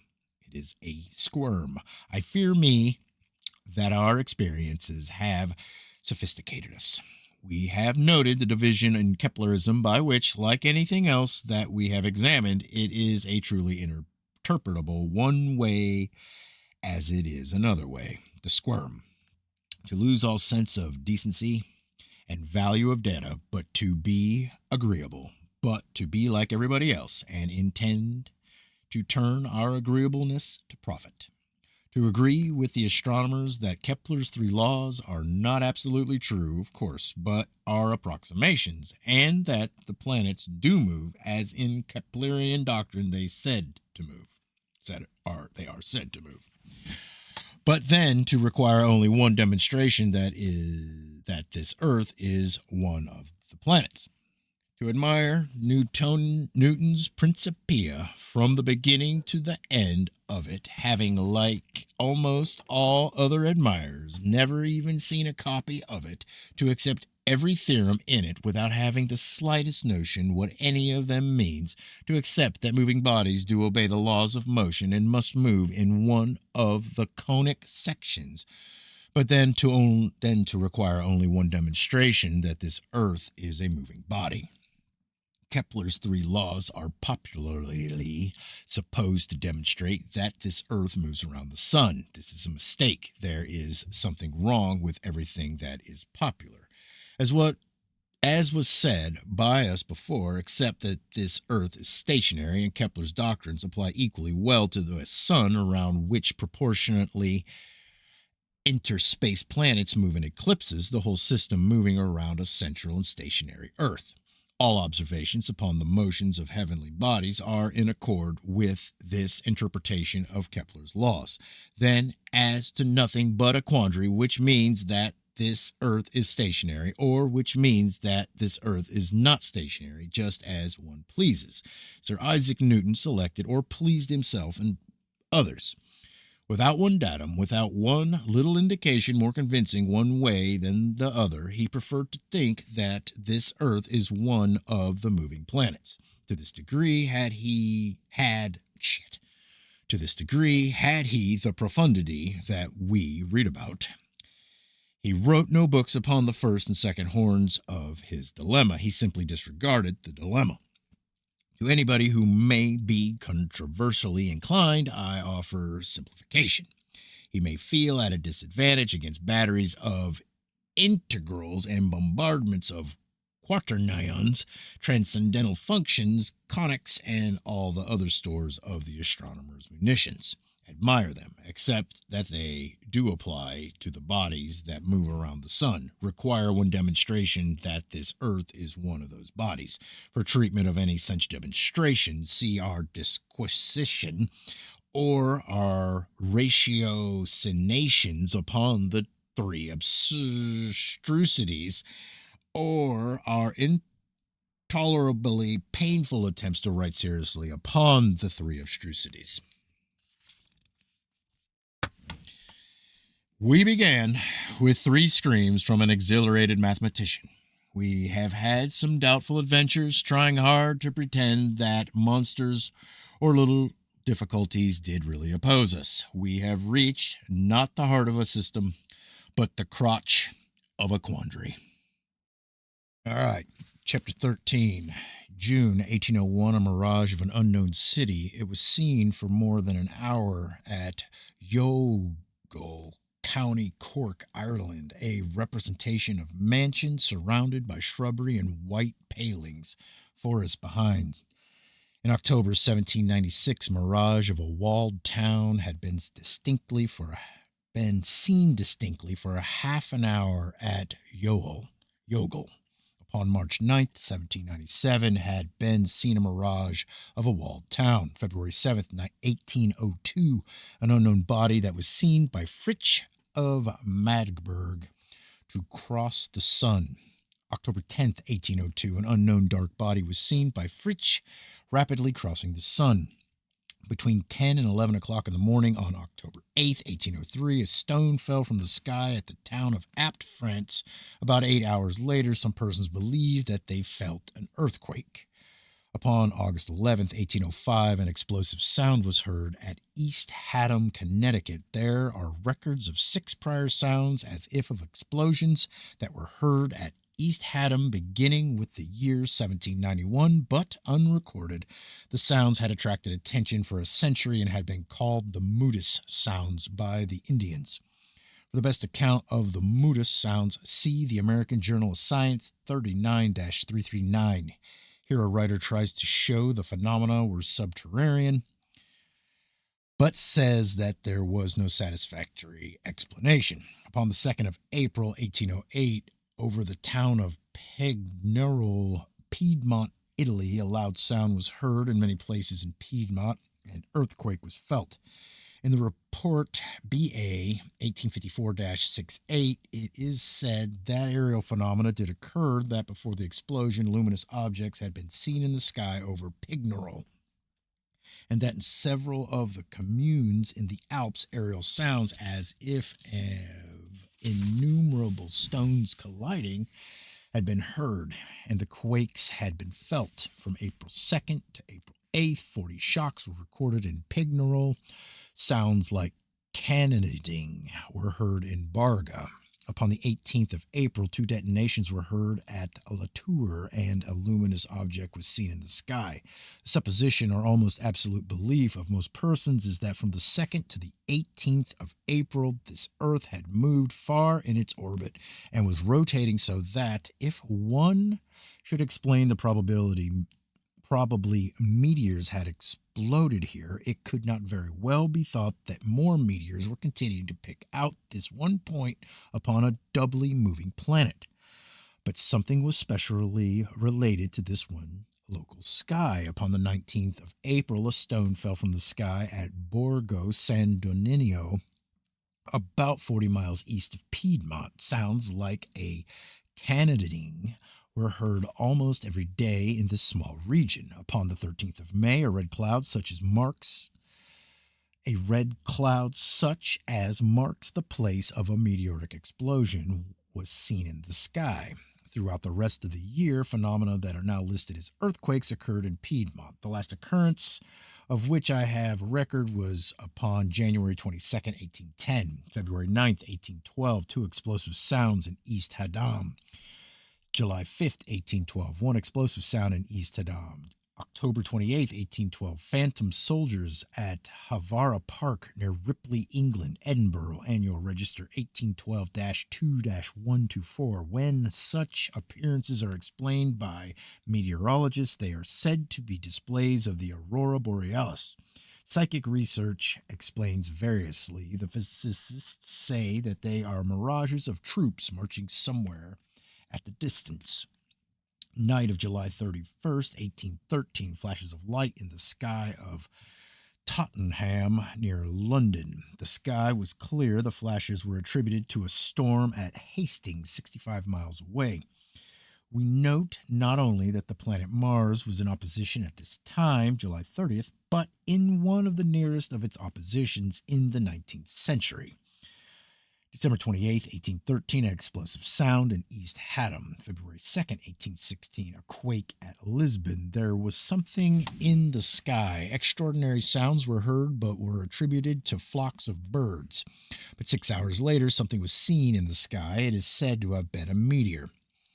Since the year 1788, many earthquakes or concussions that were listed as earthquakes had occurred at the town of Comrie, Perthshire, Scotland. 17 instances were recorded in the year 1795. Almost all records of the phenomena of Comrie start with the year 1788, but in Makara's Guide to Crieff, it is said that the disturbances were recorded as far back as the year 1597.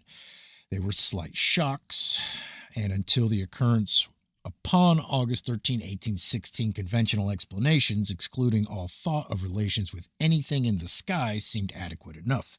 But in an account in the London Times, August 21st, 1816, it is said that at the time of the quake of August 13th, a luminous object or a small meteor had been seen in Dunkeld near Comrie, and according to David Milne, a resident of Comrie had reported a large luminous body bent like a crescent which stretched itself over the heavens. There was another quake in Scotland, June 30th, 1817. It is said that hot water fell from the sky. January 6th, 1818, an unknown body that crossed the sun, according to Loft of Ipswich, observed about 3 hours and a half.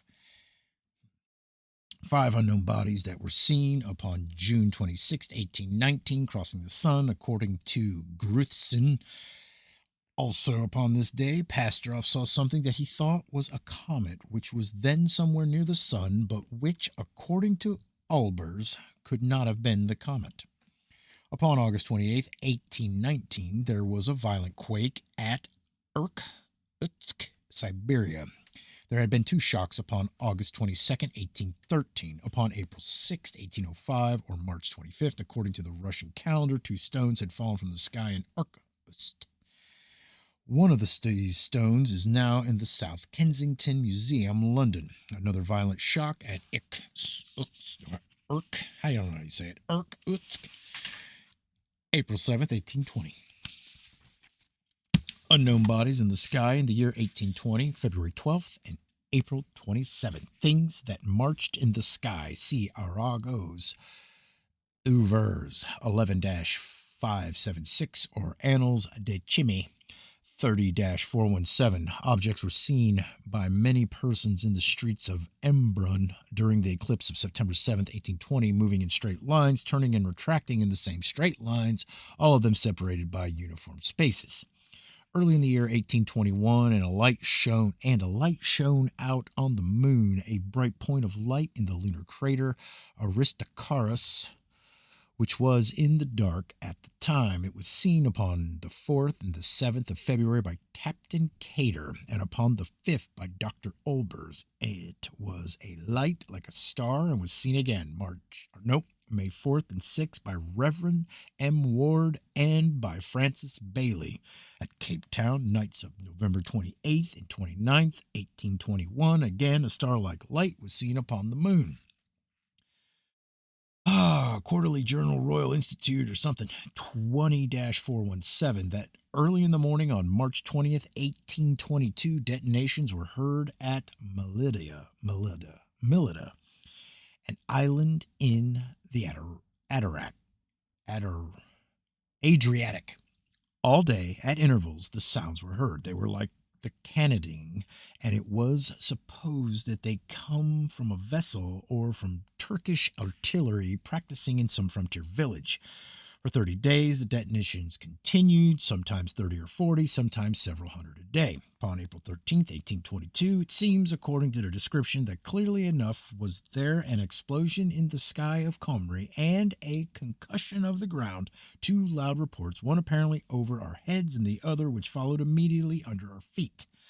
July 15th, 1822, the fall of perhaps unknown seeds and perhaps an unknown world, a great quantity of little round seeds that fell from the sky at Marienwerder, Germany. They were unknown to the inhabitants who tried to cook them, but found that boiling seemed to have no effect upon them. Wherever they came from, they were brought down by a storm, and 2 days later more of them fell in a storm in Silesia. It is said that these corpuscles were identified by some scientists as seeds of Gallum spurium, but that other scientists disagreed. Later, more of them fell at Poison Mecklenburg. August 19th, 1822, a tremendous detonation at Melita. Others continuing several days. October 23rd, 1822, two unknown dark bodies crossing the sun, observed by Pastorov. An unknown shining thing, it was seen by Webb, May 22nd, 1823, near the planet Venus. More unknowns in the year 1823. See Competes Rendus 49-811 and Webb's Celestial Objects, page 43. February 1824, the sounds of Melita.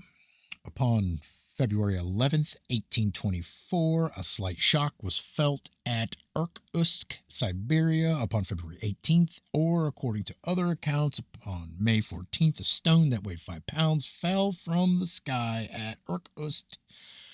3 severe shocks at Irkutsk, March 8th, 1824. September 1824, the sounds of Melita. At 5 o'clock morning of October 20th, 1824, a light was seen upon the dark part of the moon by Gruithsund. It disappeared. 6 minutes later, it appeared again, disappeared again, and then flashed intermittently until 5:30 a.m. When sunrise ended the observations. And upon January 22nd, 1825, again shone out the star-like light of Aristarchus reported by Reverend J.B. Emmett. The last sounds of Melita, of which I have record, were heard in March 1825. If these detonations did come from the sky, there was something that, for at least 3 years, was situated over or was in some other way specifically related to this one small part of this Earth's surface, subversively to all supposed principles of astronomy and geodesy. It is said that to find out whether the sounds did come from the sky or not, the Patur of Melita went into underground caverns to listen. It is said that there the sounds could not be heard. Chapter 17. If we could stop to sing instead of everlastingly noting volume, this and P. Wait, vol, this, and P, that we could have the material of sagas of the bathers in the sun, which may be neither intolerably hot nor too uncomfortably cold, and of the hermit who floats across the moon, of heroes and the hairy monsters of the sky. I should stand in public places and sing our data sagas of parades and explorations of and massacres in the sky, having a busy band of accompanists who set off fireworks and send up balloons and fire off explosives at regular intervals, extra geographic songs of boiling lakes and floating islands, extra sociologic meters that express the tramp of space armies upon interplanetary paths covered with little black pebbles, biologic epics of the clouds and mammoths and horses and antelopes that once upon a time fell from the sky upon the northern coast of Siberia. Song that interprets the perpendicular white streaks in the repeating mirages at Yogel, the rhythmic walruses of space that hang on by their tusks to the edge of space islands, sometimes making stars variable as they swing in cosmic undulations, so a round space island with its border of gleaming tusks, and we frighten children with the song of an ogre's head with a wide open mouth all around it. Fairylands of the little moon and the tiny civilizations in rocky cups that are sometimes drained to their slums by the wide mouth ogres. The maelstrom of everlasting catastrophe that overhangs Genoa, Italy, and twines its currents around a living island. The ground underneath quakes with the struggle, then the fall of blood, and the fall of blood. 3 days the fall of blood from the broken red brooks of the living island, whose mutilations are scenery. But after all, it may be better that we go back to report B.A. See volume 1849. Page 46, a stream of black objects crossing the sun, watched at Naples, May 11th, 1845, by Capocchi and other astronomers, things that may have been seeds. A great number of red points in the sky of Uragun, July 9th, 1853. Astro Reg 5-179, C.L. Prince of Uckfield, writes that upon June 11th, 1867, he saw objects crossing the field of his telescope. They were seeds, in his opinion. Birmingham Daily Post, May 31st, 1867. Mr. Bird, the astronomer, writes that about 11 a.m., May 30th, he saw unknown forms in the sky. In his telescope, which was focused upon them and upon the planet Venus, they appeared to be twice the size of Venus. They were far away, according to focus. Also, it may be accepted that they were far away because an occasional cloud passed between them and this earth. They did not move like objects carried in the wind. All did not move in the same direction, and they moved at different speeds. All of them seemed to have hairy appendages, and in many cases a distinct tail followed the object and was highly luminous. Flashes that have been seen in the sky, and they're from a living island that wags his luminous peninsula. Hair-like substances that have fallen to this earth, a meadow has been shorn from a monster's mane. And my animation is the notion that it is better to think in tentative hysteria of pairs of vast things traveling like a North and South America through the sky, perhaps one biting the other with its Gulf of Mexico, than to go on thinking that all things that so move in the sky are seeds, whereas all things that swim in the sea are not sardines. In the Post, June 3rd, 1867, Mr. W. H. Wood writes that the objects were probably seeds. Post, June 5th, Mr. Bird says that the objects were not seeds. My intention was simply to describe what was seen, and the appearances was certainly that of meteors. He saves himself in the annals of extra geography, whether they were meteors or the ordinary acceptation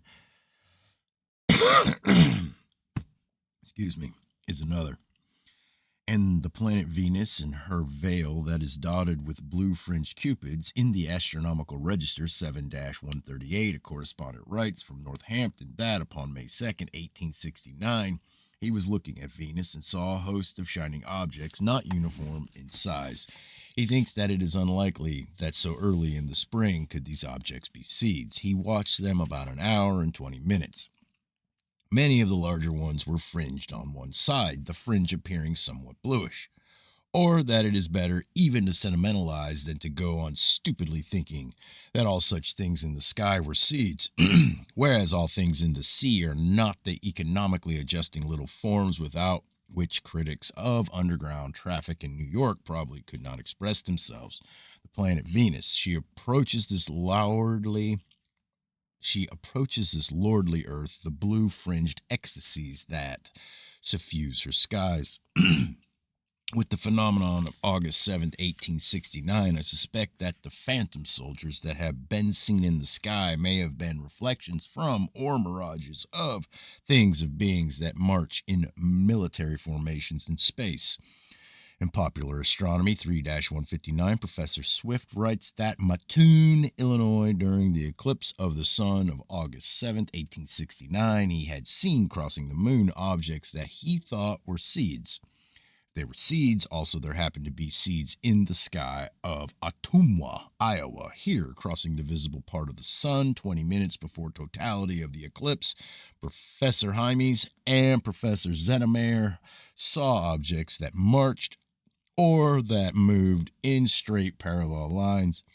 In the journal Frank Institute 3-58214, it is said that some of these objects moved in one direction across the moon, and that others moved in another direction across another part of the moon, each division moving in parallel lines. If these things were seeds, also there happened to be seeds in the sky at Shelbyville, Kentucky.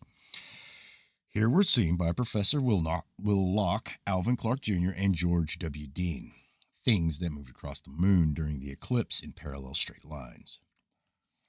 Whatever these things may have been, I offer another datum indicating that the moon is nearby, that these objects probably were not, by coincidence, things in three widely separated skies, parallelness giving them identity in two of the observations, and, if seen without parallax, from places so far apart against the moon were close to the moon. The observation of such detail would be unlikely if they were near a satellite 240,000 miles away, unless, of course, they were mountain-sized.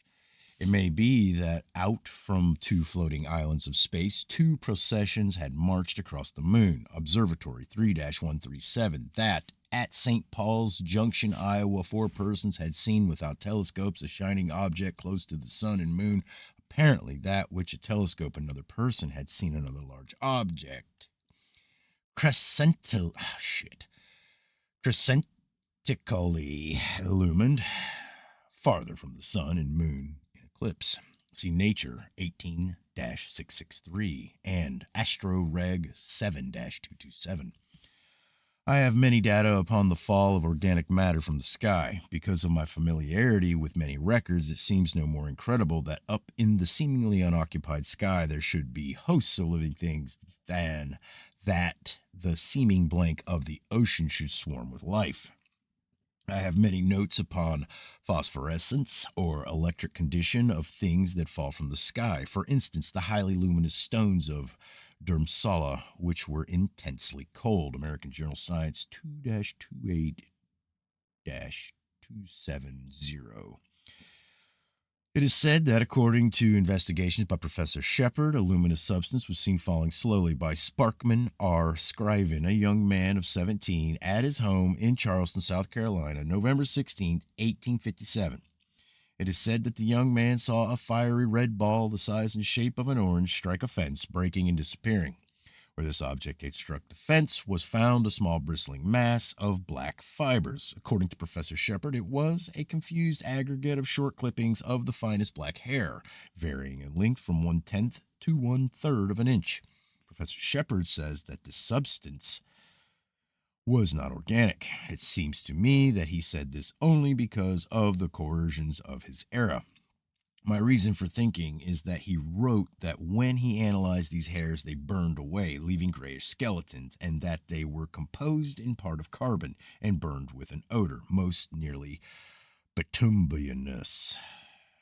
For further details of the report, that bituminous, yeah. For further details of the following circumstances, see Comptes Rendus 13-215 and Rept. BA 1854-302. February 17th, 1841, the fall at Genoa, Italy, of a red substance from the sky. Another fall upon the 18th, a slight quake at 5 p.m. February 18th, another quake 6 hours later. Fall of more of the red substance upon the 19th. Some of this substance was collected and analyzed by Mr. Canova, of Genoa. He says it was oily and red. All right, chapter 12. We try to have independent expressions, except that it is not distance that has held the stars in unchanging position. If occasional abrupt change of position has been seen at the distance of the stars, and it is implied that the not enormously distant stars are about equally far away from this Earth, or some would be greatly particularized, and that this Earth does not move in an orbit, or stars would be seasonally particularized, but would not be if the stars in one composition revolve. Also, if this Earth be relatively close to all stars, if many changes of magnitude and of appearance and disappearance have been seen at the distance of the stars, and if in the revolutions of the stars they do not swirl in displacements as bewildering as a blizzard of luminous snowflakes, and if no state of interrepulsion can be thought of,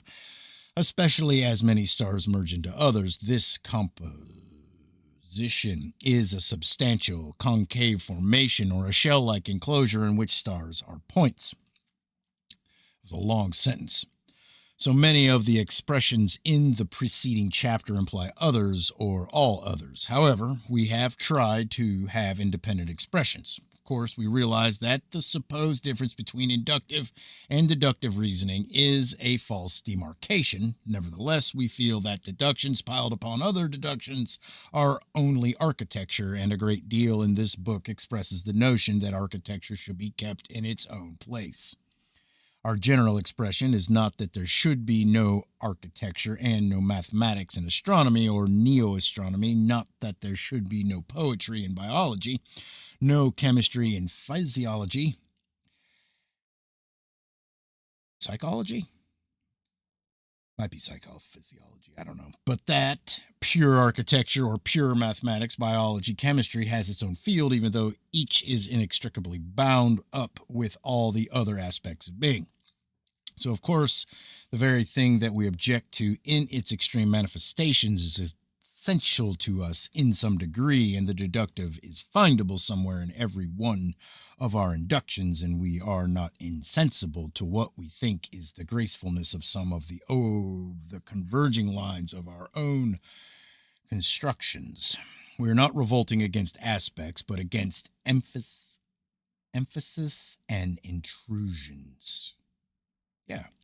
The first part of our work is what we consider neo-astronomic. And now, to show that we have no rabidity against the mathematical except when overemphasized or misapplied, our language is that all expressions so far developed are to us about 50% acceptability.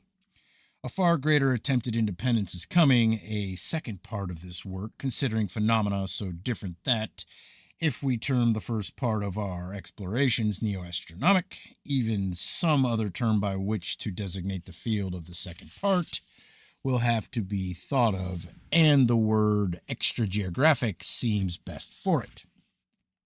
These two fields are at least temporary conclusions be the same. We shall be impressed in spite of all our cynicisms as to agreements. Neo-astronomy. This supposed solar system, an egg-like organism that is shelled away from external light and life, the central and stationary Earth, its nucleus, around it a revolving shell in which the stars are pores, or functioning channels through some of which spray irradiating fountains said to be meteoric, but perhaps electric, in which the nebula are translucent patches and in which the many dark parts are areas of opaque structural substance, and that the stars are not trillions nor even millions of miles away with proportional reductions of all internal distances, so that the planets are not millions nor even hundreds of thousands of miles away.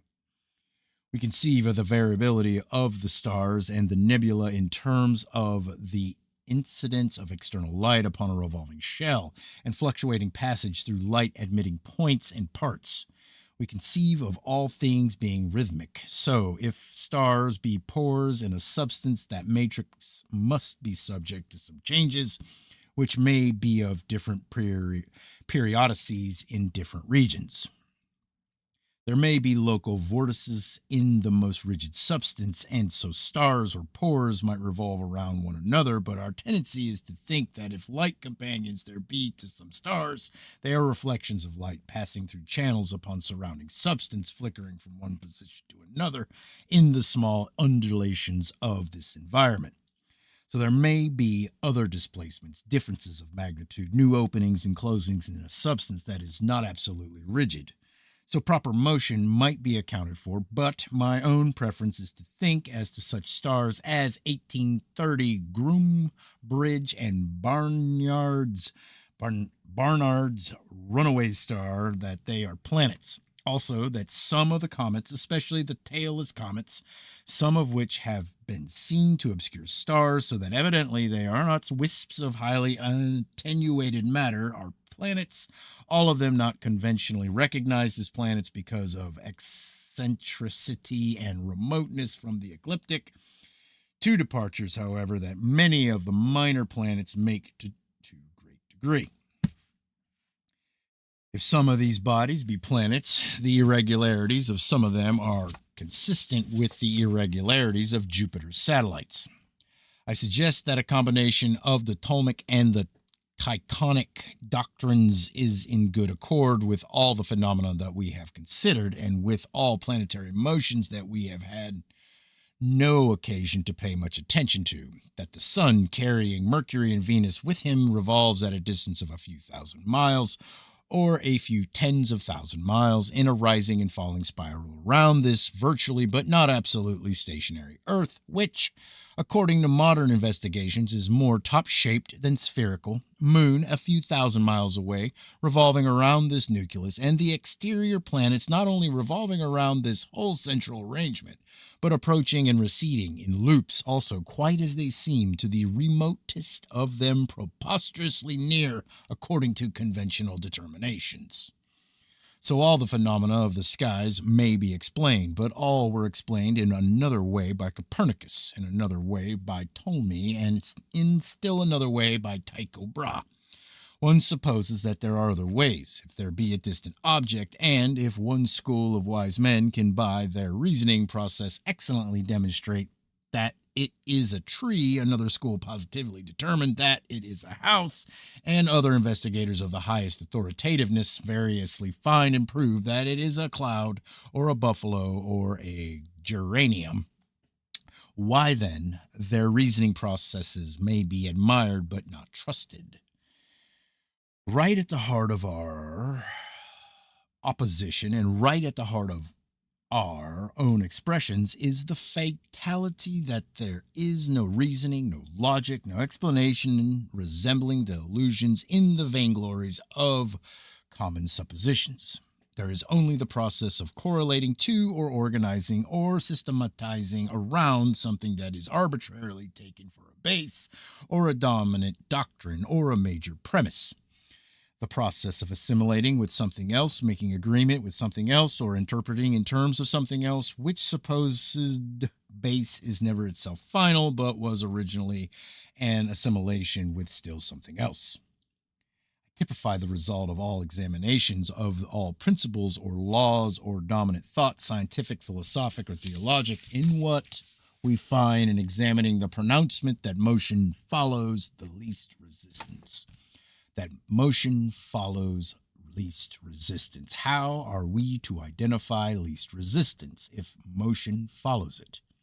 Then motion goes where motion goes. If nothing can be positively distinguished from anything else, there can be no positive logic, which is attempted positive distinguishment. Yeah. Consider the popular base that capital is tyranny and almost utmost wickedness, and that labor is pure and idealistic. But one's labor is one's capital, and capital that is not working is in no sense implicated in this conflict. Nevertheless, we now give up our early suspicion that our whole existence is a leper of the skies, quaking and cringing through space, having the isolation that astronomers suppose because other celestial forms of being fly from infection. That, if shelled away from external light and life, it is so surrounded and so protected in the same cause and functioning as that of similarly encompassed forms subsidiary to it, that our existence is super embryonic. Darkness of night and of lives and of thoughts, super uterine entombment, blackness of the unborn, quasi illumined periodically by the little sun, which is not light but less dark. Then we think of an organism that needs no base and needs nothing of finality nor of special guidance to any part local to it, because all parts partake of the predetermined development of the whole. Consequently, our spleens subside, and our frequently unmannerly derisions are hushed by recognitions that all organizations of thought must be baseless in themselves, and of course be not final, or they could not change, and must bear within themselves those elements that will in time destroy them, that seeming solidities that pass away in phantom successions are functionaries relatively to their periods and express the passage from phase to phase of all things embryonic. So it is that one who searches for fundamentals comes to bifurcations, never to a base, only to a quandary. In our field, let there be any acceptable finding, it indicates that the earth moves around the sun, just as truly it indicates that the sun moves around the earth. What is it that determines which will be accepted? Hypnotically blinding the faithful to their other aspects, or hypnotically blinding the faithful to their other aspect, or our own expression is upon development as serial reactions to successive dominance. Let the dominant spirit of an era require that this earth be remote and isolated. Keplerism will support it. Let the dominant change to a spirit of expansion, which would be impossible under such remoteness and isolation. Keplerism will support, or will not especially oppose, the new dominant. This is the essential process of embryonic growth, by which the same protoplasmic substance responds differently in different phases. But I do not think that all data are so plastic. There are some that will not assimilate with a prevailing doctrine. They can have no effect upon an arbitrary system of thought or a system subconsciously induced in its time of dominance. They will simply be disregarded. We have reached our catalog of the sights and the sounds, to which all that we have so far considered is merely introductory. For them, there are either no conventional explanations or poor insufficiencies half-heartedly offered. Our data are glimpses of an epoch that is approaching with faraway explosions. It is vibrating on its edges with the tread of distant space armies. Already it has pictured in the sky visions that signify new excitements, even now lapping over into the affairs of a self-disgusted, played-out hermitage. We assemble the data. Unhappily, we shall be unable to resist the temptation to reason and theorize. May super embryology have mercy upon our own syllogisms. We consider that we are entitled to at least 13 pages of gross and stupid errors. After that, we shall have to explain. All right. Chapter 11. We have seen that some of the most brilliant inspirations of godlike intellects, or some of the most pestilential emanations from infected minds, have been attempts to account for the virtual changelessness of the stars. Above all other data of astronomy, that virtual changelessness of position stands out as a crucial circumstance in my own mind. To account for constellations that have not changed in 2,000 years, astronomers say that they conceive of inconceivable distances. We shall have expressions of our own upon the virtually changeless positions of the stars, but there will be difficulties for us if the astronomer ever have found that some stars move around or with other stars.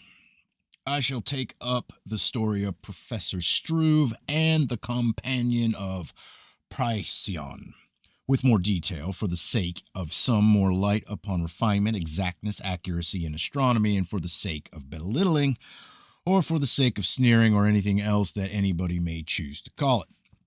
Professor Struve's announcement of his discovery of the companion of Procyon is published in Monthly Notices 33-430 that upon the 19th of March 1873 Struve had discovered the companion of Procyon, Procyon,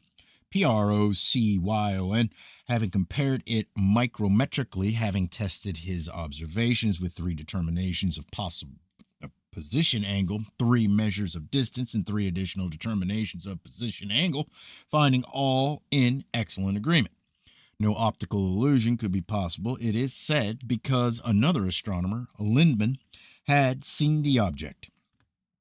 Technically, Struve publishes a table of his own observations, sidereal time, distances, position angles from March 19 to April 2nd, 1873, after which his observations had to be discontinued until the following year.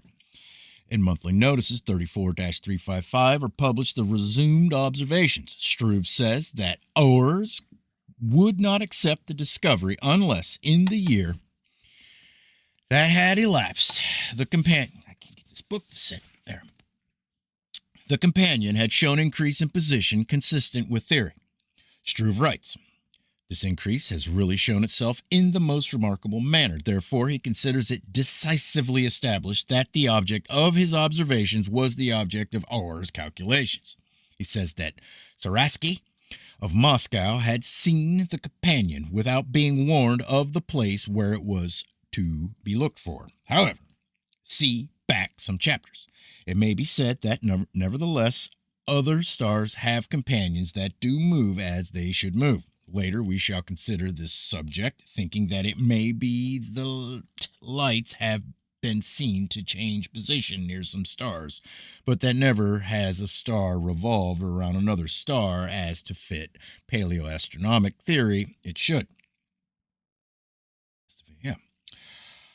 I take for a basis of analogy that never has one sat in a park and watched a tree revolve around one, but that given, damn, why is it something wrong with my light? I'll blame it on that. Where is that? But that given the affliction or the endowment of an astronomer, illusion of such a revolution one may have. We sit in a park, we notice a tree. Wherever we get the notion, we do have the notion that the tree is moved. Then, farther along, we notice another tree, and as an indication of our vivid imagination or something else, we think it is the same tree farther along. After that, we pick out tree after tree farther along and convinced that it is the same tree, of course conclude that the thing is revolving around us. Exactness and refinement develop, we compute the elements of its orbit. We close our eyes and predict where the tree will be when next we look, and there, by the same process of selection and identification, it is where it should be. And if we have something of almost everybody's mania for speed, we make that damn thing spin around with such velocity that we, too, reel in a chaos of very much unsettled botanic conventions. There is nothing far-fetched in this analogy except the factor of velocity. Goldschmidt did announce that there were 6 faint points of light around Sirius, and it was Dahl's suspicion that Clark had arbitrarily picked out one of them. It is our expression that all around Sirius, at various distances from Sirius, faint points of light were seen, and that at first, even for the first 16 years, astronomers were not thoroughly hypnotized and would not pick out the especial point of light that they should have picked out, so that there was nothing like agreement between the calculated and the observed orbit. Besides the irreconcilable observations noted by Flammarion, see the Intel OBS 1-482 for others. Then came standardized seeing. So in the observatory 20-73 is published a set of observations in the year 1896 upon the companion of Sirius, placing it exactly where it should be. Nevertheless, under this set of observations is published another set so different that the editor asks, does this mean that there are two companions? Dark companions require a little more eliminative treatment. So the variable nebula then and do dark nebula revolve around light nebula.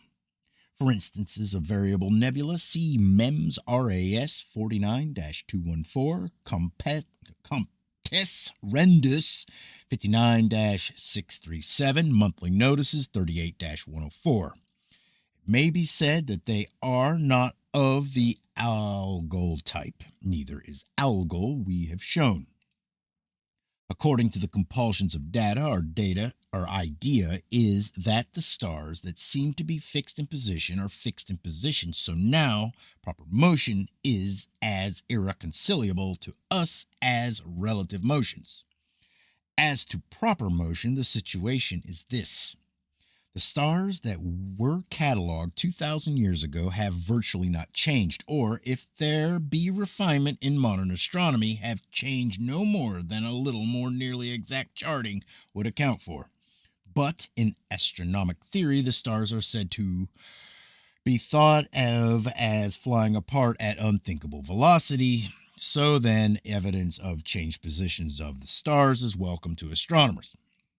As to well-known constellations, it cannot be said that there has been change. So, with several exceptions, proper motion is attributed to the stars that are not well known. The result is an amusing trap. Great proper motion is said to indicate relative nearness to the Earth. Of the 25 stars of supposed greatest proper motion, all but 2 are faintest of stars. So these 23 are said to be nearest this Earth. But when astronomers take the relative parallax of a star by reference to a fainter star, they agree that the fainter star, because fainter, is farther away. So one time faintness associates with nearness, and then conveniences change, and faintness associates with fairness, and the whole subject so associates with humorousness that if we're not going to be serious at all in these expressions of ours, we had better pass on. Observatory, March 1914. A group of 3 stars had... Damn! Hold on.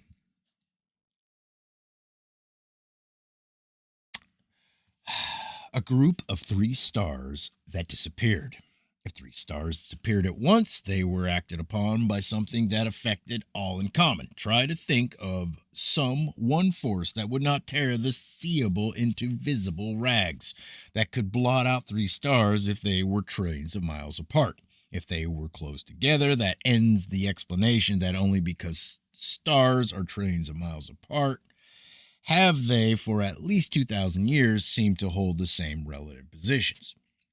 In Agnes Clerk's system of the stars are cited many instances of stars that seem to be so closely related that it seems impossible to think that they are trillions or billions or millions of miles apart. Such formations as 7 aligned stars appearing to be strung out on a silvery filament. There are loops of stars in a cluster in Augean, lines and arches in Ophiuchus, zigzag figures in Sagittarius, as 2 stars that not only seem close together, but that are colored alike. Miss Clerk expresses her feeling that they are close together. If these colors be inherent, it is difficult to believe that the stars distinguished by them are simply thrown together by perspective.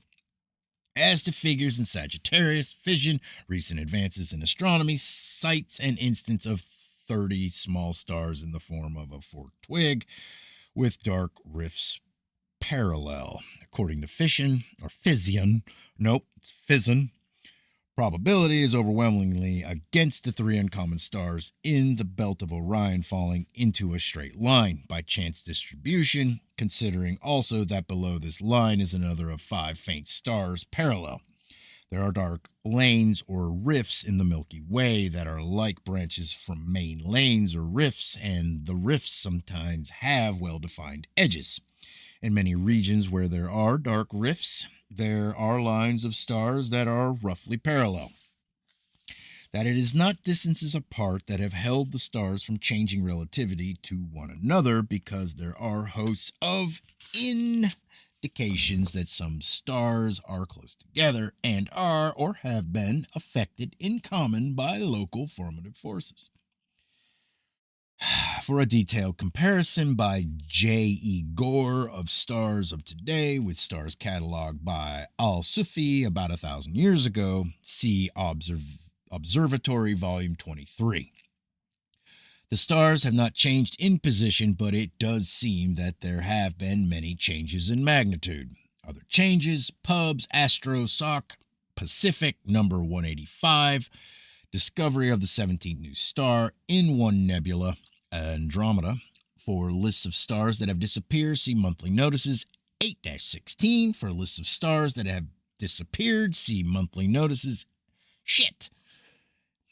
8-16, 10-18, 11-47, Sidereal Messenger 6-320, Journal BAA 14-255, Nebula that have disappeared, see American Journal of Science 2-33-436, Clerk System of the Stars, page 293, Nature 30-20.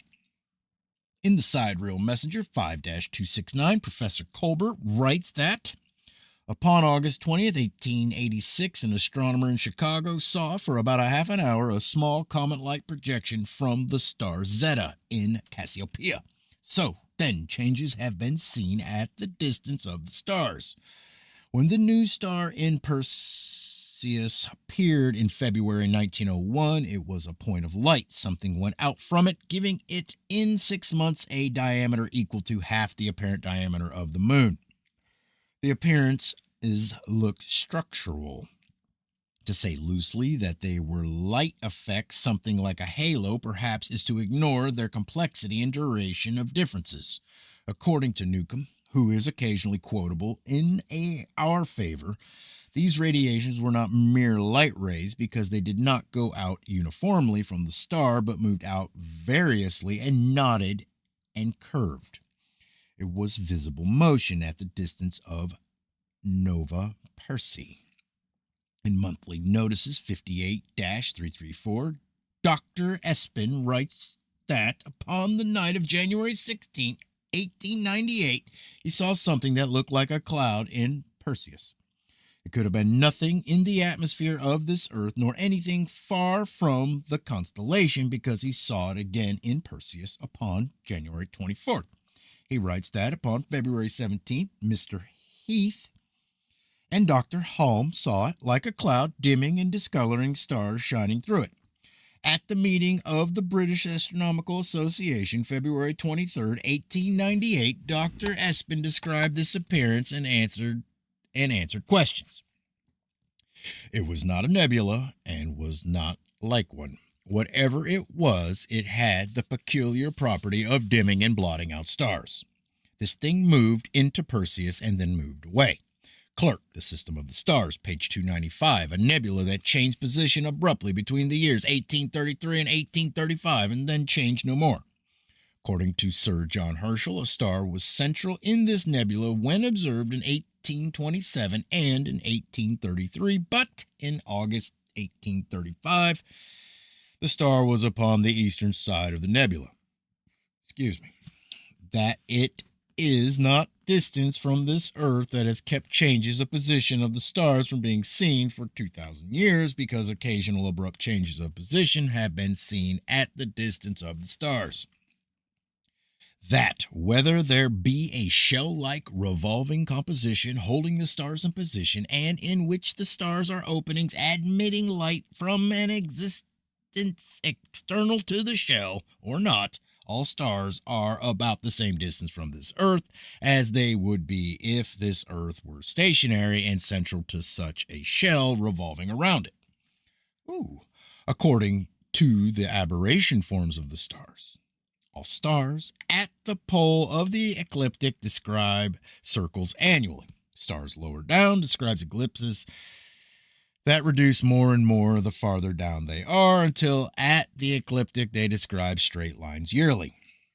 Suppose all the stars to be openings fixed in position relatively to one another in some interspacing substance. Conceive of a gyration to the whole aggregation and relatively to a central and stationary earth. Then, as seen from this earth, all would describe circles near the axis, ellipses lower down, and straight lines at the limit of transformation. If all were at the same distance from this earth, or if all were points in one gyrating concave formation, equidistant at all points from the central earth, all would have the same amplitude. All aberration forms of the stars, whether of brilliant or faint stars, whether circles or ellipses or straight lines, have the same amplitude, about 41 seconds of arc. If all stars are points of light emitted from externally, held fixed and apart in one shell-like composition that is opaque in some parts and translucent in some parts and perforated generally, the Gengishine, that we have indication that there is such a shell around our existence. The GEGENSCHEIN is a round patch of light in the sky. It seems to be reflected sunlight at night because it keeps position about opposite the sun's, the crux. Reflected sunlight, but reflecting from what? That the sky is a matrix in which the stars are openings, and that upon the inner concave surface of this celestial shell, the sun casts its light, even if the earth is between, no more blotted out in the middle by the intervening earth than often to be considerable degree is its light blotted out upon the moon during an eclipse of the moon, occupying no time in traveling the distance of the stars and back to this earth because the stars are near or because there is no velocity of light. Suppose the Gengishine could be a reflection of sunlight from anything at a distance less than the distance of the stars. It would have parallax against its background of stars. Observatory 17-47. The Gengishine has no parallax. At the meeting of the Royal Astronomical Society, January 11th, 1878, was read a paper by W.F. Denning. It was, by implications, one of the most exciting documents in history. The subject was suspected repetitions in meteor showers. Mr. Denning listed 22 radiants that lasted from 3 to 4 months each. In the year 1799, Humboldt noticed that the paths of meteors, when parts of one display, led back to one point of common origin, or one point from which all the meteors had radiated. This is the radiant point, or the radiant. When a radiant occurs under a constellation, the meteors are named relatively. In the extraordinary meteoric display of November 13th and 14th, 1833, there was a circumstance that was as extraordinary as the display itself. That, though this earth is supposed to rotate upon its axis, giving to the stars the appearance of revolving nightly, and supposed to revolve around the sun, so affecting the seeming motions of the stars, these meteors of November 1833 began under the constellation Leo, and 6 hours later Though Leo had changed position in the sky, had changed with and seemed still coming from Leo. There was no parallax along the Great Baseline from Canada to Florida. Then, these meteors did come from Leo, or parallax, or absence of parallax is meaningless. The circumstance of precise position maintained under the moving constellation upon the night of November 13th and 14th, 1833, becomes insignificant relatively to Denning's data of such synchronization with a duration of months. When a radiant point remains under Leo or Lyra night after night, month after month, it is either that something is shifting without parallax in exact coincidence with a doubly shifting constellation, which is so unthinkable that Denning says, I cannot explain, or that the constellation is the radiant point, in which case maintenance of precise position under it is unthinkable if it be far away, that the stars are near. Think of a ship slowly sailing past a seacoast town, firing with smokeless powder, say, shells from its burst before quite reaching the town, and all explosion points are in line between the city and the ship, or are traceable to one such radiant. The bombardment continues. The ships move slowly. Still, all points of exploding shells are traceable to one point between the ship and the town. The bombardment goes on and goes on and goes on, and the ship is far from its first position. The point of exploding shells is still between the ship and the town. Wise men in the town say the shells are not coming from the ship. They say this because formerly they had said the shells could not come from the ship. They reason. Therefore, shells are not coming from this ship. They are asked how. Then the point of explosion could be so shit. They are asked how. Then the point of explosion could so shift exactly in line with the moving ship.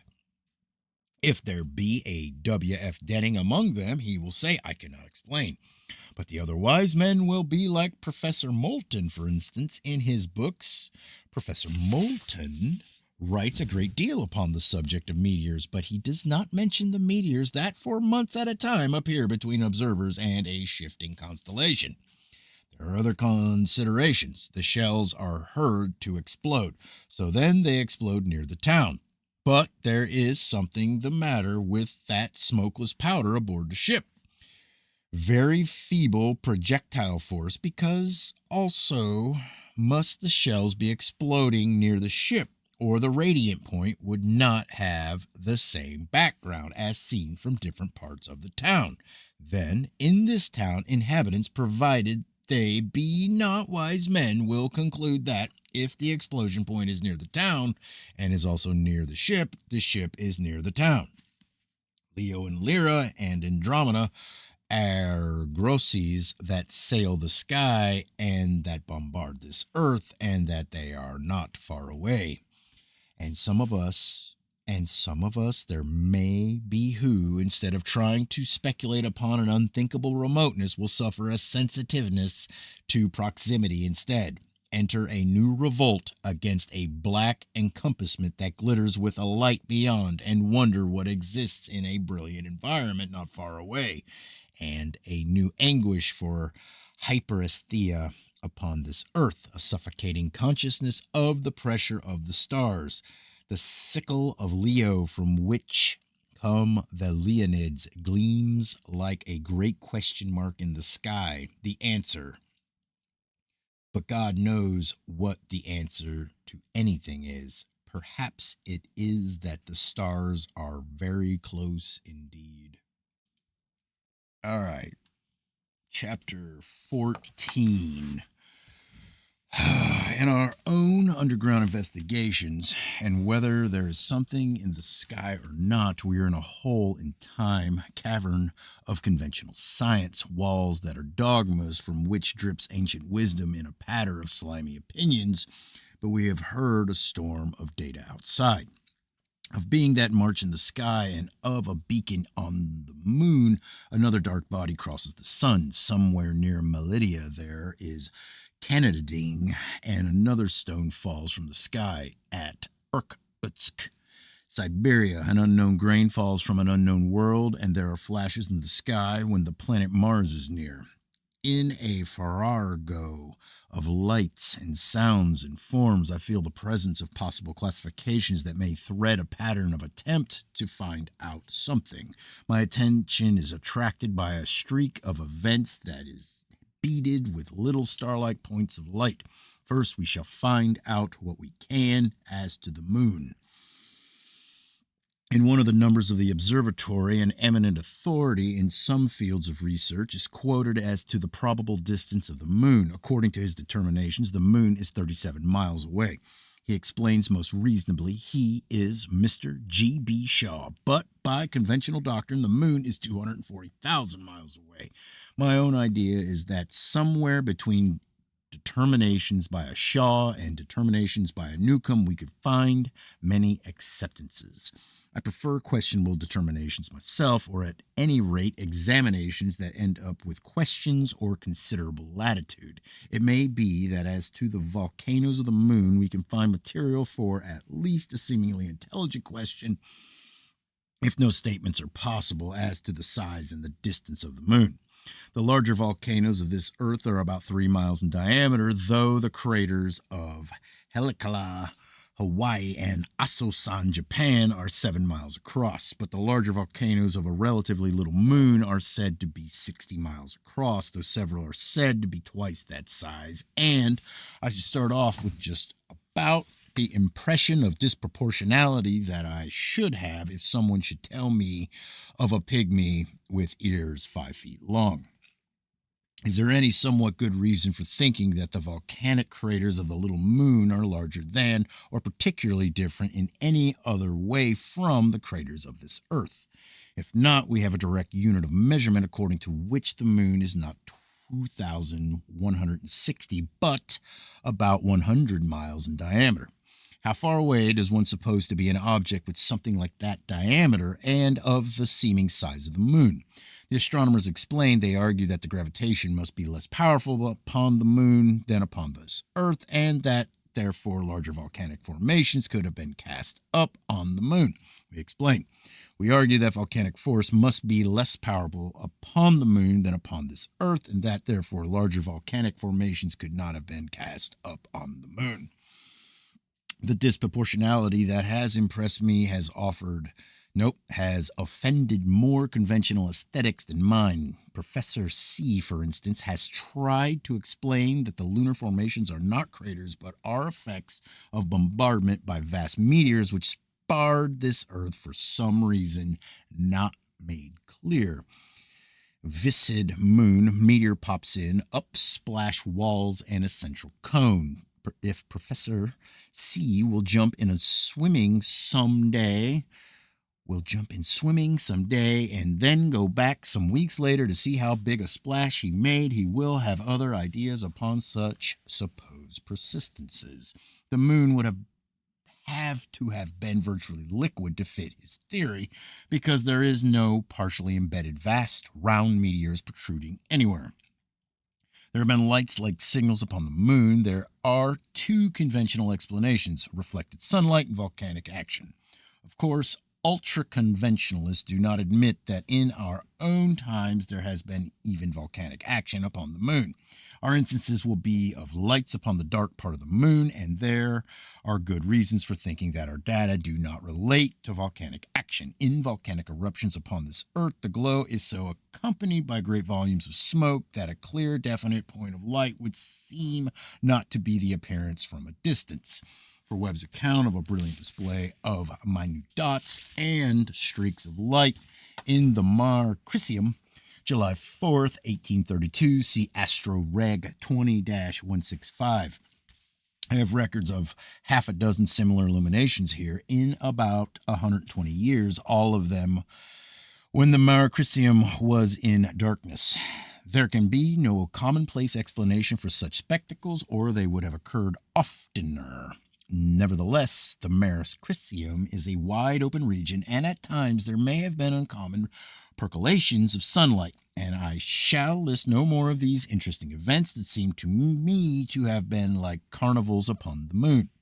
December 22nd, 1835, the star-like light of Aristarchus, reported by Francis Bailey. See Proctor's Myths and Marvels, page 329. February 13th, 1836, in the western crater of Messier, according to Gruithuisen, two straight lines of light, between them a dark band that was covered with luminous points. Upon the nights of March 18th and 19th, 1847, large luminous spots were seen upon the dark part of the moon, and a general glow upon the upper limb, by Reverend T. Rankin and Professor Cavalier. The whole shaded part of the disk seemed to be a mixture of lights and shades. Upon the night of the 19th, there was a similar appearance upon this earth, an aurora, according to the London newspapers. It looks as if both the moon and this earth were affected by the same illuminations, said to have been auroral. I offer this occurrence as indication that the moon is nearby, if the moon and earth could be so affected in common. But by signaling, I mean something like the appearance that was seen by Hodgson upon the dark part of the moon, night of December 11th, 1847, a bright light that flashed intermittently. Upon the next night, it was seen again. The oppositions of Mars occur once in about 2 years and 2 months. In conventional terms, the eccentricity of the orbit of Mars is greater than the eccentricity of the orbit of this Earth, and the part of its orbit that is traversed by this Earth in August is nearest the orbit of Mars. When this Earth is between Mars and the Sun, Mars is said to be in opposition, and this is the position of nearest approach.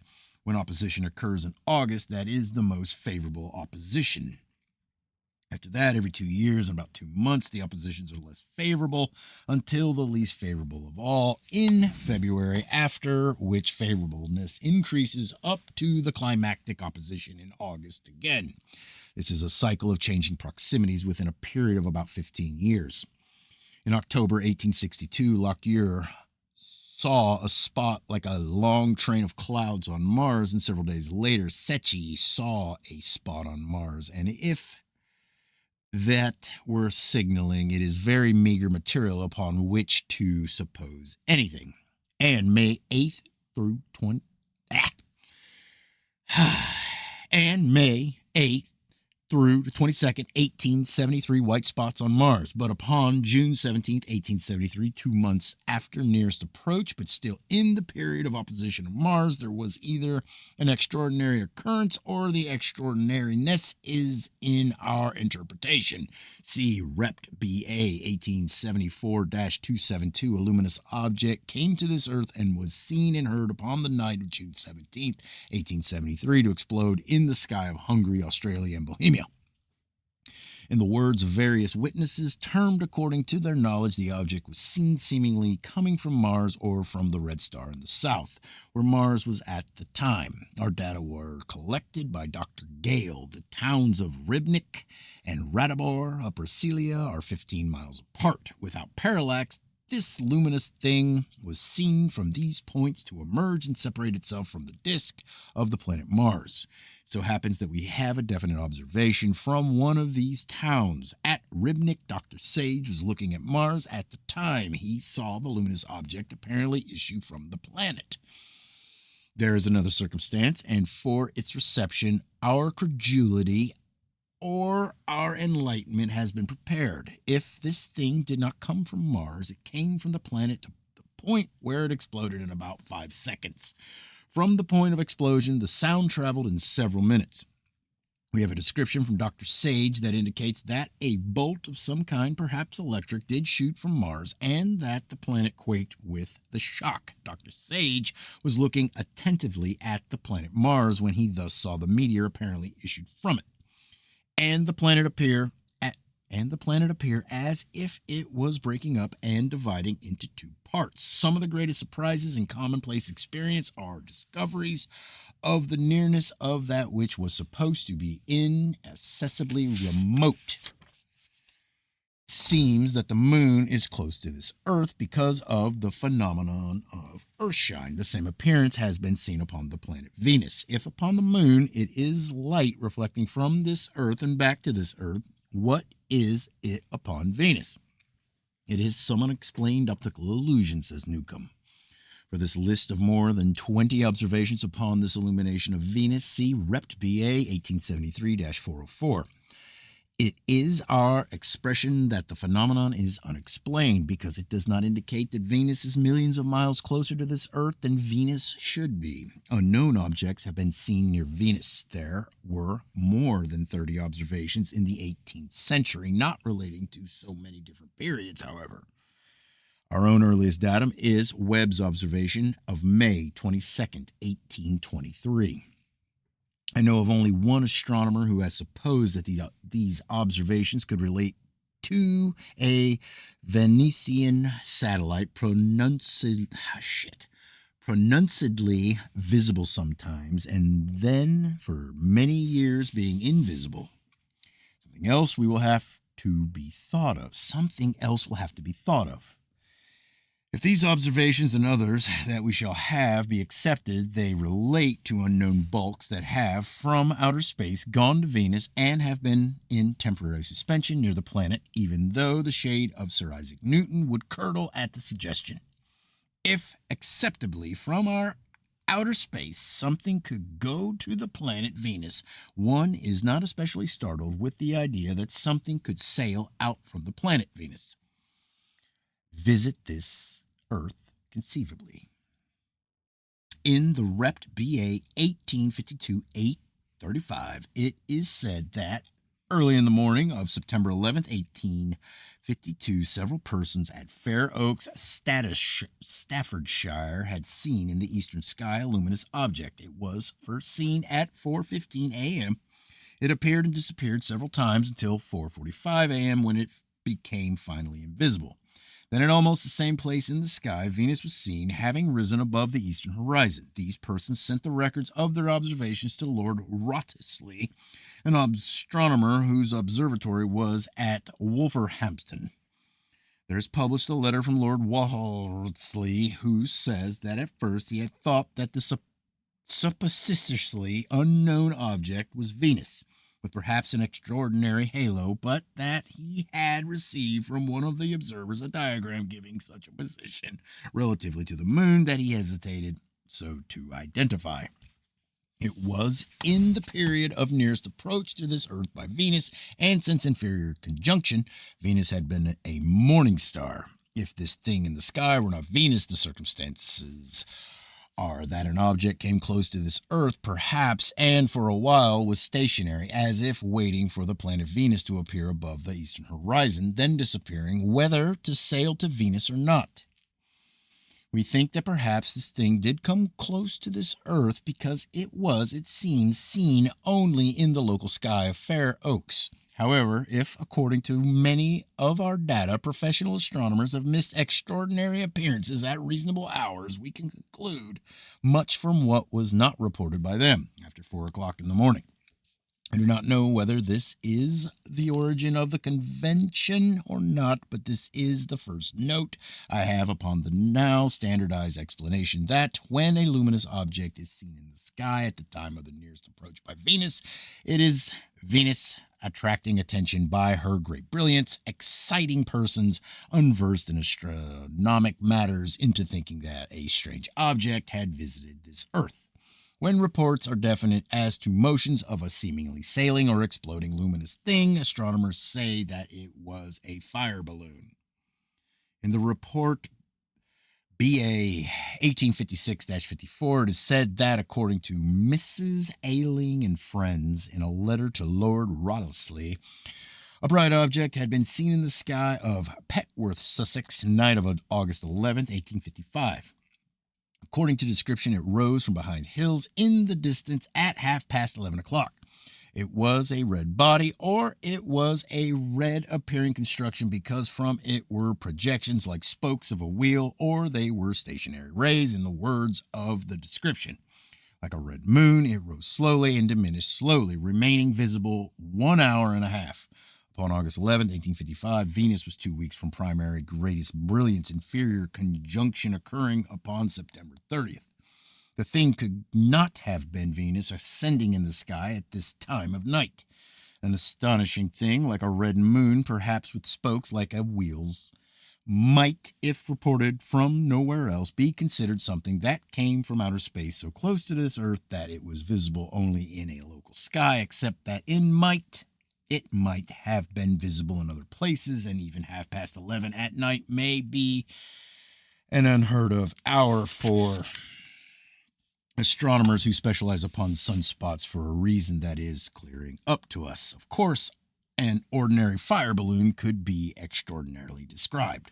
June 8th, 1868. I have not the exact time, but one does suspect that it was early in the evening, an object that was reported from Radcliffe Observatory, Oxford. It looked like a comet, but in as much as it was reported only from Radcliffe, it may have been in the local sky of Oxford. It seemed to sail in the sky. It moved and changed its course. At first it was stationary, then it moves westward, then southward, then turning north, visible 4 minutes. According to a correspondent in the Birmingham Gazette, May 28, 1868, there had been an extraordinary illumination upon Venus. Some nights before, a red spot visible for a few seconds. Night of May 27th. In the issue of the Gazette of June 1st, someone else writes that he saw this light appearing and disappearing upon Venus. Upon March 15th, Browning had seen something that looked like a little shaft of light from Venus. And upon April 6th, Webb had seen a similar appearance. At the time of the appearance at Oxford, Venus was in the period of nearest approach, inferior conjunction, July 16th, 1868. I think myself that there was one approximately great wise astronomer. He was Tycho Brahe. For many years, he would not describe what he saw in the sky because he considered it beneath his dignity to write a book. The dignified or more or less literary, or sometimes altogether too literary, astronomers who do write books uncompromisingly say that when a luminous object is said to have moved to greater degree than could be considered illusory in a local sky of this earth, it is a fire balloon. It is not possible to find in the writings of astronomers who so explain mention of the object that was seen by Coggia, night of August 1st, 1871. It seems that this thing was not far away and did appear only in a local sky of this earth. And if it did come from outer space, how it could have bordered this earth if this earth moves at a rate of 19 miles a second or 1 mile a second is hard to explain. That why Proctor and Hind, with their passionate itch for explaining, never took the matter up. I don't know. Upon August 1st, 1871, an unknown luminous object was seen in the sky of Marcellus by Coggia. According to description, it was a magnificent red object. It appeared at 10:43 p.m. and moved eastward slowly until 10:52:30. Stopped, moved northward and again at 10:59:30. Stationary. It turned eastward again at 11:03:20 within 3 weeks. At 11:03:20 disappeared or fell behind the horizon. Upon this night, Venus was within 3 weeks of primary greatest brilliance, inferior conjunction occurring upon September 25th, 1871. All right, Chapter 19. We attempt to coordinate various streaks of data, all of which signify to us that external to this Earth and in relation with or relatable to this Earth are lands and lives and a generality of conditions that make of the whole supposed solar system one globule of circumstances like terrestrial circumstances. Our expressions are in the physical terms, though in outer space there may be phenomena known as psychic phenomena because of the solid substances and objects that have fallen from the sky to this Earth, similar to, but sometimes not identified with, known objects and substances upon this Earth. Opposing us is the more or less well-established conventional doctrine that has spun like a cocoon around mind upon this Earth, shutting off research and stifling even speculation, shelling away all data of relations and relatability with external existences, a doctrine that, in its various explanations and disregards and denials, is unified in one expression of exclusionism. An unknown vegetable substance falls from the sky. The datum is buried. It may sprout someday. The earth quakes. A luminous object is seen in the sky. Substance falls from the unknown, but the event is cataloged with subterranean earthquakes. All conventional explanations and all conventional disregards and denials have exclusionism in common. The unity is so marked, all writings in the past are so definitely in agreement that I now think of a general era that is by exclusionism as distinctly characterized as ever was the Carboniferous era. A pregnant woman stands near Niagara Falls. There are sounds and they are vast circumstances, but the cells of an unborn being respond or vibrate only as they do to disturbances in their own little environment. Horizons pour into a gulf and thunder rolls upward. Embryonic consciousness is no more than two slight perturbations of maternal indigestion. It is exclusionism. Stones fall from the sky to the same part of this earth. They fall again, they fall again. They fall from some region that, relatively to this part of the earth's surface, is stationary. But to say this leads to the suspicion that it is the earth that is stationary. To think that is to beat against the walls of uterine dogmas into a partly hairy and somewhat reptilian mass of social undevelopment comes exclusionist explanation suitable for such immaturity. It does not matter which of our subjects we take up. Our experience is unvarying. The standardized explanation will be exclusionism. As to many appearances in the sky, the way of the excluding foreign forces is to say that they are auroras, which are supposed to be mundane phenomena. School children are taught that auroras are electric manifestations encircling the poles of this earth. Respectful urchins are shown an icon by which an electrified sphere does have the polar encirclements that it should have, but I have taken a disrespectful or advanced course through the monthly weather review and have read hundreds of times of auroras that were not such polar crownings, of auroras in Venezuela, Sandwich Islands, Cuba, India, of an aurora in Pennsylvania, for instance, and not a sign of it north of Pennsylvania. There are lights in the sky for which auroral is as good a name as any that can be thought of, but there are others for which some other names will have to be thought of. There have been lights so luminous, surfs beating upon the coasts of this Earth's atmosphere, and lights like vast reflections from distant fires, steady pencils of light and pulsating clouds and quick flashes and seeming objects with definite outlines, all in one poverty of nomenclature, for which science is, in some respects, not notable, called auroral. Nobody knows what an aurora is. It does not matter. An unknown light in the sky is said to be auroral. This is standardization, and the essence of this standardization is exclusionism. I see one resolute, unified, unscrupulous exclusion from science of the indications of nearby lands in the sky. It may not be unscrupulousness. It may be hypnosis. I see that all seeming hypnotics or somnambulists of the past who have more plausibly so explained or so denied have prospered and have renown. According to my impressions, if a Brewster or a Swift or a Newcomb ever had written that there may be nearby lands and living beings in the sky, he would not have prospered, and his renown would be still subject to delay. If an organism flourishes, it is said to be in harmony with environment or with higher forces. I now conceive of successful and flourishing exclusionism as an organization that has been in harmony with higher forces. Suppose we accept that all general delusions function sociologically, then in exclusionism be general delusion if we shall accept that conceivably the isolation of this earth has been a necessary factor in the development of the whole geosystem. We see that exclusionistic science has faithfully, though falsely, functioned. It would be It would be worldwide crime to spread worldwide too soon the idea that there are other existences nearby and that they have been seen and that sounds from them have been heard.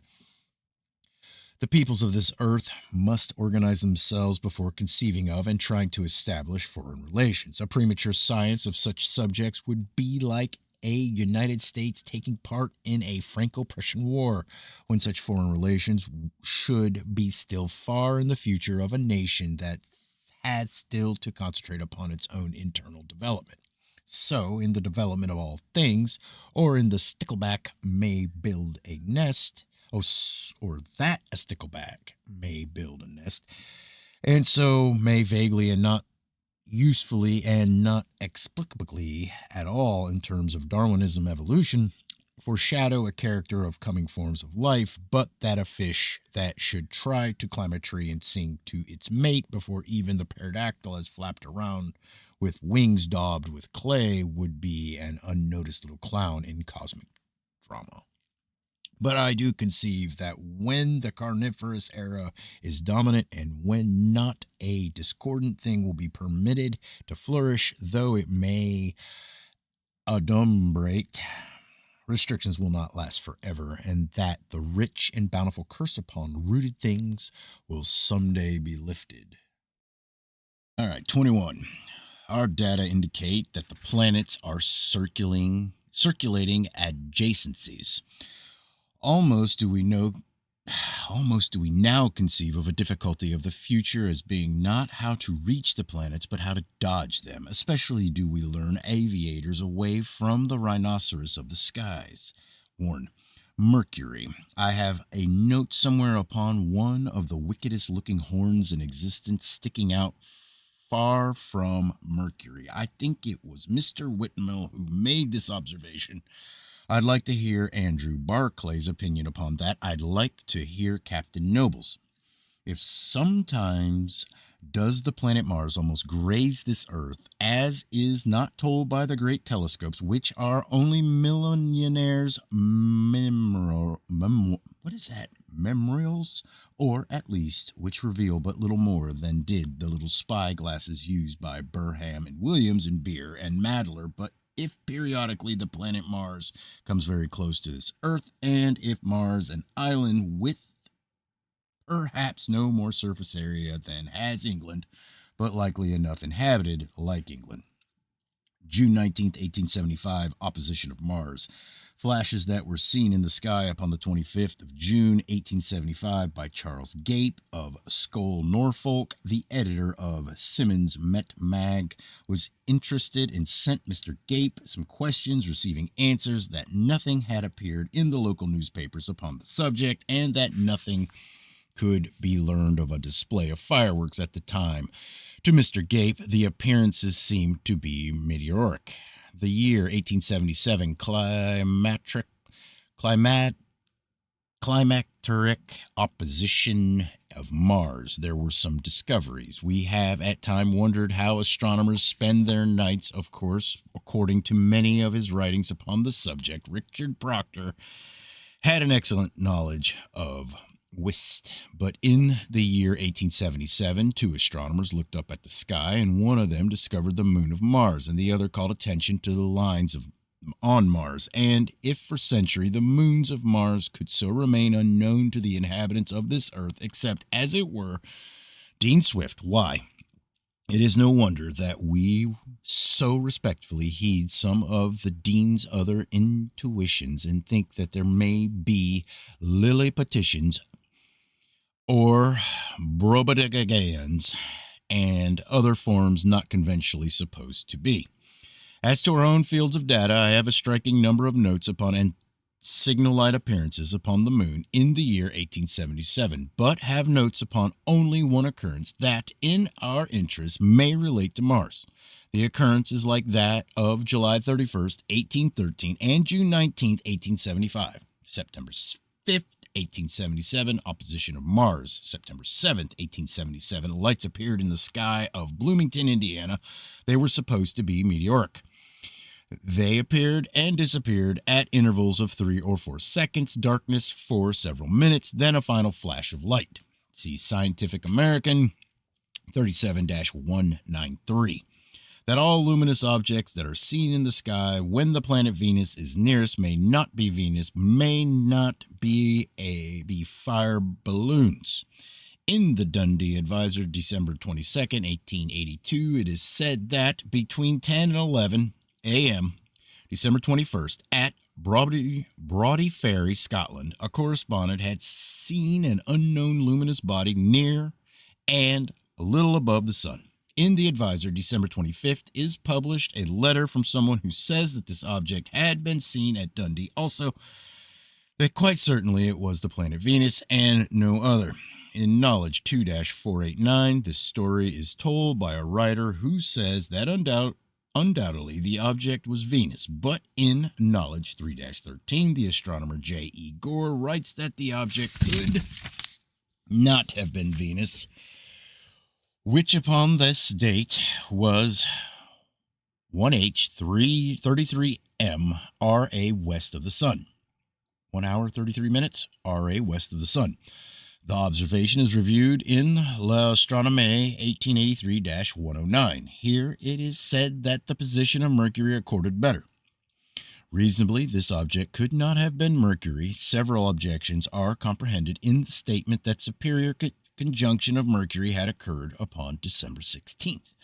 Upon February 3rd, 1884, M. Stavert of the Brussels Observatory saw upon the disk of Venus an extremely brilliant point. 9 days later, Neiston saw such a point of light as this, but at a distance from the planet. If no one had ever heard that such things cannot be, one might think that these two observations were upon something that had been seen leaving Venus and had then been seen farther along. Upon the 3rd of July, 1884, a luminous object was seen moving slowly in the sky of Norwood, New York. It had features that suggest the structural, a globe the size of the moon surrounded by a ring, 2 dark lines crossing the nucleus. Upon the 26th of July, a luminous globe size of the moon was seen at Cologne. It seemed to be moving upward from this earth, then was stationary some minutes, and then continued upward until it disappeared. And in the English Mechanic 40-130, it is not said that a luminous vessel that had sailed out from Venus in February, visiting this earth, where it was seen in several places, was seen upon its return to the planet. But it is said that an observer in Rochester, New York, had, upon August 17th, seen a brilliant point upon Venus. All right. Chapter 18. In a pamphlet entitled Wonderful Phenomena by Curtis Ely is the report of an occurrence, or an alleged occurrence, that was investigated by Mr. Anderson A. Sawin, a spiritualist. He interpreted in the only way that I know of, and that is the psychochemic process of combining new data with preconceptions with which they seem to have affinity. Damn. It is said that Warwick, C.W., October 3rd, 1843, somebody named Charles Cooper heard a rumbling sound in the sky and saw a cloud under which were 3 human forms, perfectly white, sailing through the air above him, not higher than the treetops. It is said that the beings were angels. They were male angels. That is orthodox. The angels wafted through the air, but without motions of their own. And an interesting observation is that they seem to have belts around their bodies, as if they had been let down from a vessel above, though this poor notion is not suggested in the pamphlet. They moaned. Cooper called to some men who were laboring in another field, and they saw the cloud, but did not see the forms of living beings under it. It is said that the boy had seen the beings in the air, side by side, making a loud and mournful noise. Another person who lives 6 miles away is quoted. He saw the clouds and the persons and heard the sounds. Mr. Salwin quotes others who had seen a remarkable cloud and had heard their sounds, but had not seen the angels. He ends up Yours is the glorious hope of the resurrection of the soul. The gloriousness of it is an inverse function of the dolefulness of it. Sunday schools will not take kindly to the doctrine, be good and you will moan forever. One supposes that the glorious hope colored the whole investigation. Someday I shall publish data that led me to suspect that many appearances upon this earth that were once upon a time interpreted by theologians and demonologists, but are now supposed to be the subject matter of psychic research, were beings and objects that visited this earth not from a spiritual existence, but from outer space. The extra geographic conditions may be spiritual or of highly attenuated matter is not my present notion, though that too may be someday accepted. Of course, all these data suffer in one way about as much distortion as they would in other ways if they had been reported by astronomers and meteorologists. As to all the material in this chapter, I take the position that perhaps there were appearances in the sky, and perhaps they were revelations of or mirages from unknown regions and conditions of outer space and spectacles of relatively nearby inhabited lands and of space travelers, but that all reports upon them were products of the assimilating of the unknown with figures and figments of the nearest familiar similarities. Another position of mine that will be found well taken is that no matter what my own interpretations or acceptances may be, they will compare favorably, so far as rationality is concerned, with orthodox explanations. There have been many assertions that phantom soldiers have been seen in the sky.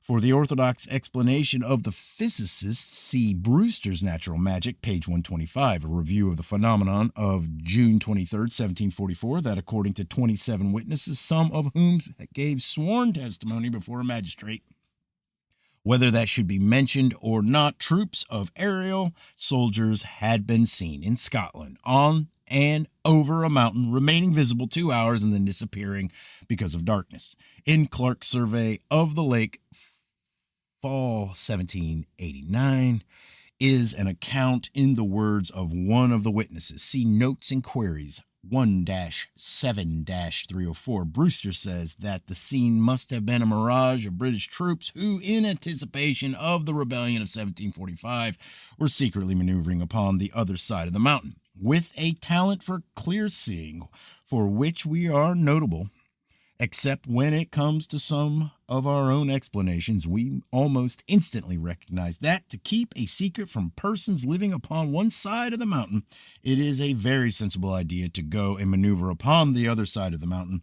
But then how to keep the secret in a thickly populated country like Scotland from persons living upon that other side of the mountain? However, there never has been an explanation that did not itself have to be explained. Or the phantom soldiers that were seen at Ujest, Silesia in 1785. See Parrish's Hallucinations and Illusions, page 309. Parrish finds that at the time of this spectacle, there were soldiers of this earth marching near Ujest, so he explains that the phantom soldiers were mirages of them. They were marching in the funeral procession of General von Kassel. But sometime later they were seen again at Ujest, and the general had been dead and buried several days, and his funeral procession disbanded, and if a refraction can survive independently of its primary, so may a shadow, and anybody may take a walk where he went a week before and see some of his shadows still wandering around without him. The great neglect of these explainers is in not accounting for an astonishing preference for or specialization in marching soldiers by mirages. But if often there be in the sky things or beings that move in parallel lines, and if their betrayals be not mirages, but their shadows cast down upon the haze of this earth, or Brocken specters, such frequency or seeming specialization might be accounted for. September 27th, 1846, a city in the sky of Liverpool. The apparition is said to have been a mirage of the city of Edinburgh. This identification seems to have been the product of suggestion at the time a panorama of Edinburgh was upon exhibition in Liverpool. Summer of 1847, see Flammarion's The Atmosphere, page 160, story told by M. Grellus, that he was traveling between Gelma and Beaune when he saw, to the east of Beaune, upon a gently sloping hill, a vast and beautiful city adorned with monuments, domes, and steeples. There was no resemblance to any city known to M. Grellus. In the Bolsoc Astro de France 21-180 is an account of a spectacle that, according to 20 witnesses, was seen for 2 hours in the sky of Vanille dans la Dauphine, May 3rd, 1848, a city and an army in the sky. One supposes that Brewster would say that nearby was a terrestrial city with troops maneuvering near it. But also, vast lions were seen in the sky, and that is enough to discourage any Brewster. 4 months later, according to the London Times, September 13th, 1848, a still more discouraging or perhaps stimulating spectacle was or was not seen in Scotland. Afternoon of September 9th, 1848, Quigley's Point, Lawful, Scotland, the sky turned dark. It seemed to open. The opening looked reddish, and in the reddish area appeared a regiment of soldiers. Then came appearances that looked like war vessels under full sail. Then a man and a woman and a swan and a peahen. The opening closed, and that was the last of this shocking or ridiculous mixture that nobody but myself would record as being worth thinking about. Phantom soldiers that were seen in the sky near the Bandsmouth, December 30th, 1850. Phantom soldiers that were seen at Budrick, January 22nd, 1854. Phantom soldiers that were seen by Lord Roberts at Mohon, February 25th, 1858. It is either the Lord Roberts saw indistinctly and described in terms of the familiar to him, or that we are set back in our own motions. According to him, the figures wore Hindu costumes. Extra geography, its vistas and openings and fields, and the thoros that are upon this earth but undeveloped because they cannot find their ponds. Thoros that are upon this earth but undeveloped because they cannot find their ponds. I get that. A lonely thing and its pond afloat in space, they crossed the moon. In Cosmos NS 11-200, it is said that night of July 7th, 1857, 2 persons of Cambone had seen forms crossing the moon, something like a human being followed by a pond. Phantom soldiers that were seen about the year 1860 at Paderborn, Westphalia. Also, it may be that the moon is not inhabited and not habitable. There are many astronomers who say that the moon has virtually no atmosphere because when a star is passed over by the moon, the star is not refracted, according to them. See Clerk's History of Astronomy, page 264. That, basing his calculations upon the fact that a star is never refracted out of place when occulted by the moon, Professor Comstock of Washburn Observatory had determined that this Earth's atmosphere is 5,000 times as dense as the moon's. I do not think that in this secondary survey of ours we had pretty well shaken off our old opposition, the astronomers. However, with something of the kindliness that one feels for a renewed meeting with the familiar, here we are at home with the same old kind of demonstrations, the basing of laborious calculations upon something that is not so. See Index of Monthly Notices RAS. Many instances of stars that have been refracted out of place when occulted by the moon. See the Observatory 24-212, 313, 315, 345, 414. English Mechanic 23-197, 279, 26-229, 52-Index Atmosphere 81-60, 84-161, 85-108. In the year 1821, Grothendieck announced that he had discovered a city of the moon. He described its main thoroughfare and branching streets. In 1826, he announced that there had been considerable building and that he had seen new streets. This formation, which is north of the crater Schroeter, has often been examined by disagreeing astronomers. For a sketch of it, in which a central line and radiating lines are shown, see the English Mechanic 18-638. There is one especial object upon the moon that has been described and photographed and sketched so often that I shall not go into the subject. For many records of observation, see the English Mechanic and L'Astronomie. It is an object shaped like a sword near the crater Burt. Anyone with an impression of the transept of a cathedral may see the architectural here. Or it may be a mound similar to the mounds of North America that have so logically been attributed to the mound builders. In a letter published in the Astronomical Register 20-167, Mr. Birmingham calls attention to a formation that suggests the architectural upon the moon. A group of 3 hills in a slightly acute angled triangle and connected by 3 lower embankments. There is a geometric object or marking shaped like an X in the crater Eratosthenes. Eratosthenes. Striking, symbolic-looking thing or sign, or attempted by means of something obviously not topographic to attract attention upon this earth in the crater Pillnus. Reticulations like those of a city's squares in Plato, and there is a structural-looking composition of angular lines in Grassandi. Upon the floor of Lithro are 6 or 7 spots arranged in the form of the Greek letter gamma. This arrangement may be of recent origin, having been discovered January 31st, 1915. The Greek letter makes difficulty only for those who do not want to think easily upon this subject. For a representation of something that looked like a curved wall upon the moon, see L'Astronomie 1888-110. As to appearances like viaducts, see L'Astronomie 1885-213.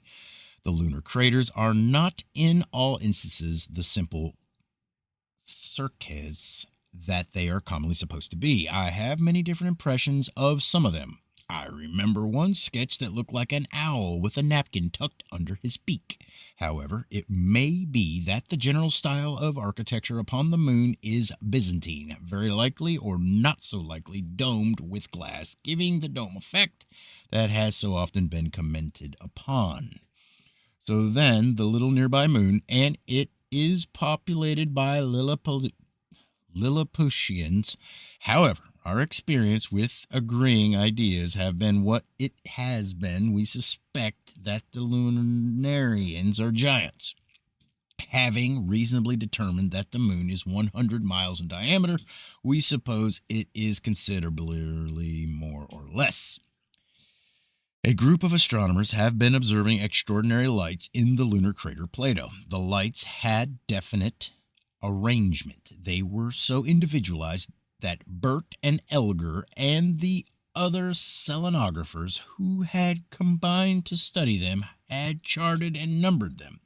They were fixed in position but rose and fell in intensity. It does seem to me that we have data of one school of communicationists after another coming into control of efforts upon the moon. At first, our data related to single lights. They were extraordinary, and they seem to me to have been signals, but there seems to be nothing of the organization that now does seem to be creeping into the fragmentary material that is the best that we can find. The grouped lights in Plato were so distinctive, so clear, and even brilliant that if such lights had ever shone before, it seems that they must have been seen by the Schroederers, Gruthiensens, Beers, and Madlers, who had studied and charted the features of the moon. For several of Gledhill's observations from which I derive my impressions of these lights, see Rept. B.A. 1871-80. I can only liken them to the small disks of stars seen in the transit instrument, just like small stars in the transit instrument upon a windy night. In August and September 1869 occurred a notable illumination of the spots in Group 1. It was accompanied by a single light upon a distant spot. February and March 1870, illumination of another group. April 17th, 1870, another illumination in Plato, but back to the first group. As to his observations of May 10th and 12th, 1870, Burt gives his opinion that the lights of Plato were not effects of sunlight. Upon the 13th of May, 1870, there was an extraordinary display. According to Burt, 27 lights were seen by Pratt and 28 by Elgar, but only 4 by Gledhill in Brighton. Atmospheric conditions may have made this difference, or the lights may have run up or down a scale from 4 to 28. As to independence of sunlight, Pratt says as to this display that only the fixed charted points so shown and that other parts of the crater were not illuminated, as they would have been to an incidence common throughout. In Pratt's opinion, and I think in the opinion of the other observers, these lights were volcanic. It seems to me that this opinion arose from a feeling that there should be something of an opinion. The idea that the lights might have been signals was not expressed by any of these astronomers that I know of. I note that though many observers were at this time concentrating upon this one crater, there are no records findable by me of such disturbance of detail as might be supposed to accompany volcanic action. The clear little lights seem to me to have been anything but volcanic. The play of these lights of Plato, their modulations and their combinations like luminous music or a composition of signals in a code that even in this late day may be deciphered. It was like orchestration, and that something like a baton gave direction to Light 22 upon August 12, 1870, to shine a leading part. Remarkable increase of brightness. Number 22 subsided, and the leading part shone out in number 14. It too subsided, and number 16 brightened. Perhaps there were definite messages in a Morse-like code. There is a chance for the electricity in somebody's imagination to start crackling. Up to April 1871, the stelographers had recorded 1,600 observations upon the fluctuations of the lights of Plato and had drawn 37 graphs of individual lights. All graphs and other records were deposited by W.R. Burt in the library of the Royal Astronomical Society, where presumably they are to this day. A Champollion may someday decipher hieroglyphics that may have been flashed from one world to another. All right. Chapter 15. Hold up. 1. Repeating mystery, the mystery of the local sky. How, if this earth be a moving earth, could anything sail to, fall to, or in any other way reach this earth without being smashed into fine particles by the impact? This earth is supposed to rip space at a rate of about 19 miles a second. Concepts smash when one tries to visualize such an accomplishment. Now, 3 times over, we shall have other aspects of this one mystery of the local sky. First, we shall take up data upon seeming relation between a region of this earth that is subject to earthquakes or so-called earthquakes and appearances in the sky of this special region, and the repeating falls of objects and substances from this local sky and nowhere else at the times. We have had records of quakes that occurred at Irkutsk, Siberia, and the stones that fell from the sky to Irkutsk. Upon March 8th, 1829, a severe quake preceding by clattering sounds was felt at Irkutsk. There was something in the sky. Dr. Ehrman, the geologist, was in Irkutsk at the time. In the reports of the British Association, 1854-20, it is said that Dr. Ehrman's opinion, the sounds that preceded the quake were in the sky. The situation at Comrie, Perthshire is similar. A stone fell May 17, 1830, in the earthquake region around Comrie. It fell at Perth, 22 miles from Comrie. See Fletcher's List, page 100. Upon February 15th, 1837, a black powder fell upon the Comrie region. October 12th, 1839, a quake at Comrie. According to the Reverend M. Walker of Comrie, the sky at the time was peculiarly strange and alarming and appeared as if hung with sackcloth. In Mallett's catalog, it is said that throughout the month of October, shocks were felt at Comrie, sometimes slight, sometimes severe.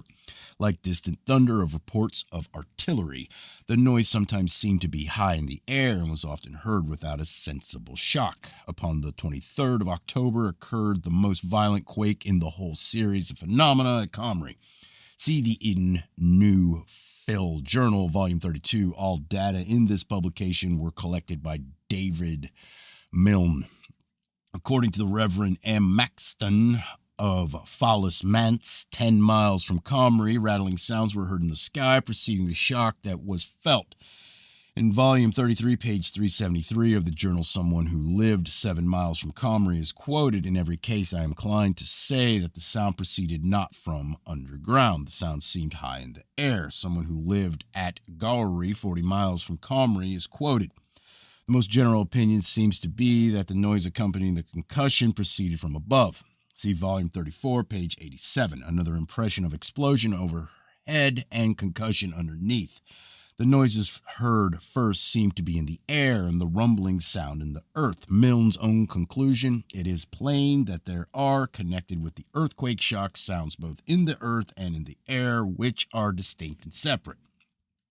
If upon the 23rd of October, 1839, there was a tremendous shock, not of subterranean origin, but from a great explosion in the sky of Comrie, and if this be accepted, there will be concussions somewhere else. The faults of dogma will open. There will be seismic phenomena in science. I have a feeling of a conventional survey of the Scottish sky, vista of a fair blue vacant expanse. Our suspicions daub the impression with black alarms, but also do we project detonating stimulations into the fair and blue, but unoccupied and meaningless. One cannot pass this single occurrence by considering it only in itself. It is one of a long series of quakes of the earth at Comrie and phenomena in the sky at Comrie. We have stronger evidence than the mere supposition of many persons in and near Comrie that, upon October 23rd, 1839, something had occurred in the sky because sounds seem to come from the sky. Milne says that tickles, which presumably had fallen from the sky. The shocks were felt in November. In November, according to Milne, powder-like soot fell from the sky upon Comrie and surrounding regions. In his report to the British Association, 1840, Milne, reviewing the phenomena from the year 1788, says, occasionally there was a fall of fine black powder. January 8th, 1840, sounds like cannonading at Comrie and a crackling sound in the air, according to some of the residents. Whether they were sounds of quakes or concussions that followed explosions, 247 occurrences between October 3rd, 1839 and February 14th, 1841 are listed in the Eden New Phil Journal 32-107. It looks like bombardment, and like most persistent bombardment from somewhere, and the frequent fall from the sky of the debris of explosions. February 18th, 1841, a shock and a fall of discolored rain at Comrie. See Roper's list of earthquakes, year after year, and the continuance of this seeming bombardment in one small part of the sky of this earth, though I can find records only of dates and no details. However, I think I have found record of a fall from the sky of debris of an explosion more substantial than finely powdered soot at Crieff, which is several miles from Comrie. In the American Journal of Science 2-28275, Professor Shepard tells a circumstantial story of an object that looked like a lump of slag or cinders reported to have fallen at Crieff. Scientists have refused to accept the story upon the grounds that the substance was not of true meteoric material. Professor Shepard went to Crieff and investigated. He gives his opinion that possibly the object did fall from the sky. The story that he tells is that upon the night of April 23rd, 1855, a young woman in the home of Sir William Murray, Archelacater House, Crieff, saw or thought she saw a luminous object falling and picked it up, dropping it because it was hot or because she thought it was hot. For a description in a letter, presumably from Sir William Murray or some member of his family, see Yearbook of Facts, 1856-273. It is said that about 12 fragments of scorious matter, hot and emitting a sulfurous odor, had fallen. In Ponton's Earthquakes, page 118, it is said that upon the 8th of October, 1857, there had been in Illinois an earthquake preceded by a luminous appearance described by some as a meteor and by others as vivid flashes of lightning. Though felt in Illinois, the center of the disturbance was at St. Louis, Missouri. One notes the misleading and the obscuring of such wording. In all contemporaneous accounts, there is no such indefiniteness as one description by some and another notion by others. Something exploded terrifically in the sky at St. Louis and shook the ground severely or violently at 4:20 a.m. October 8th, 1857, according to Tim's Yearbook of Facts, 1858-271. A blinding meteoric ball from the heavens was seen. A large and brilliant meteor shot across the heavens. Of course, this supposed earthquake was concussion from an explosion in the sky, but our own interest is in a series that is similar to others that we have recorded. According to the New York Times, October 12th, the slight shock was said to have been felt for hours before the great concussion and another 3 days before. But see Milne's catalog of destructive earthquakes, not a mention of anything that would lead one away from safe and standardized suppositions. C. Bull Size Society American 3-68. Here the meteor is mentioned, but there is no mention of the preceding concussions. Time after time, in a period of about 3 days, concussions were felt in and around St. Louis. One of these concussions, with its sound like thunder or a roar of artillery, was from an explosion in the sky. If the others were of the same origin, how could detonating meteors so repeat in one small local sky and nowhere else, if this earth be a moving body? If it is said that only by coincidence did a meteor explode over a region where there had been other earthquakes, here is the question. How many times can we accept that explanation as to similar series?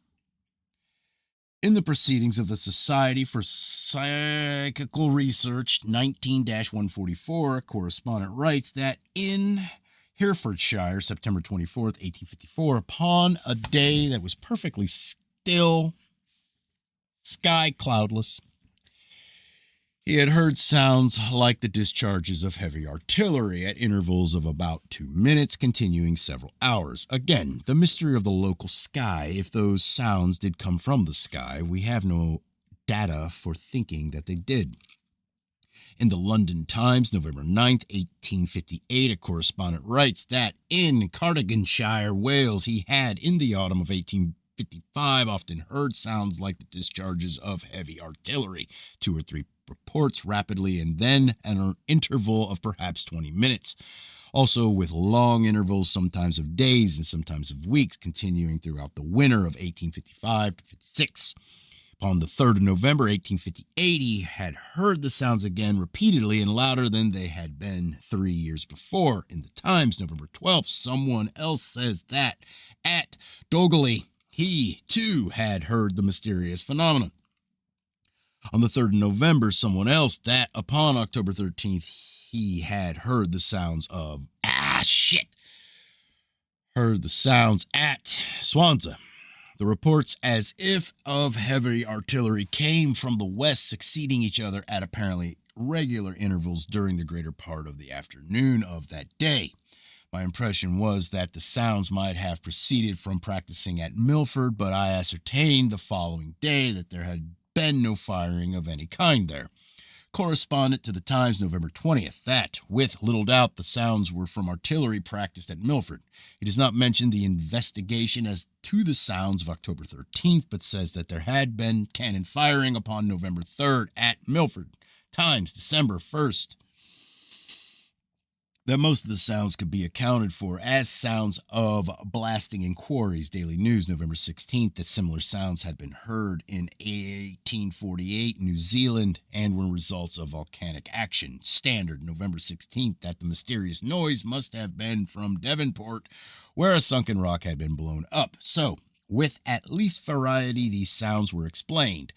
But we learn that the series began before October 13th. Upon the evening of September 28th, in the Dartmoor district of Crediton, a rumbling sound was heard. It was not supposed to be an earthquake because no vibration of the ground was felt. It was thought that there had been an explosion of gunpowder, but there had been no such terrestrial explosion. About an hour later, another explosive sound was heard. It was like all the other sounds, and in one place was thought to be distant cannonading, terrestrial cannon adding. See Quarterly Journal Geologic Society of London, Volume 15.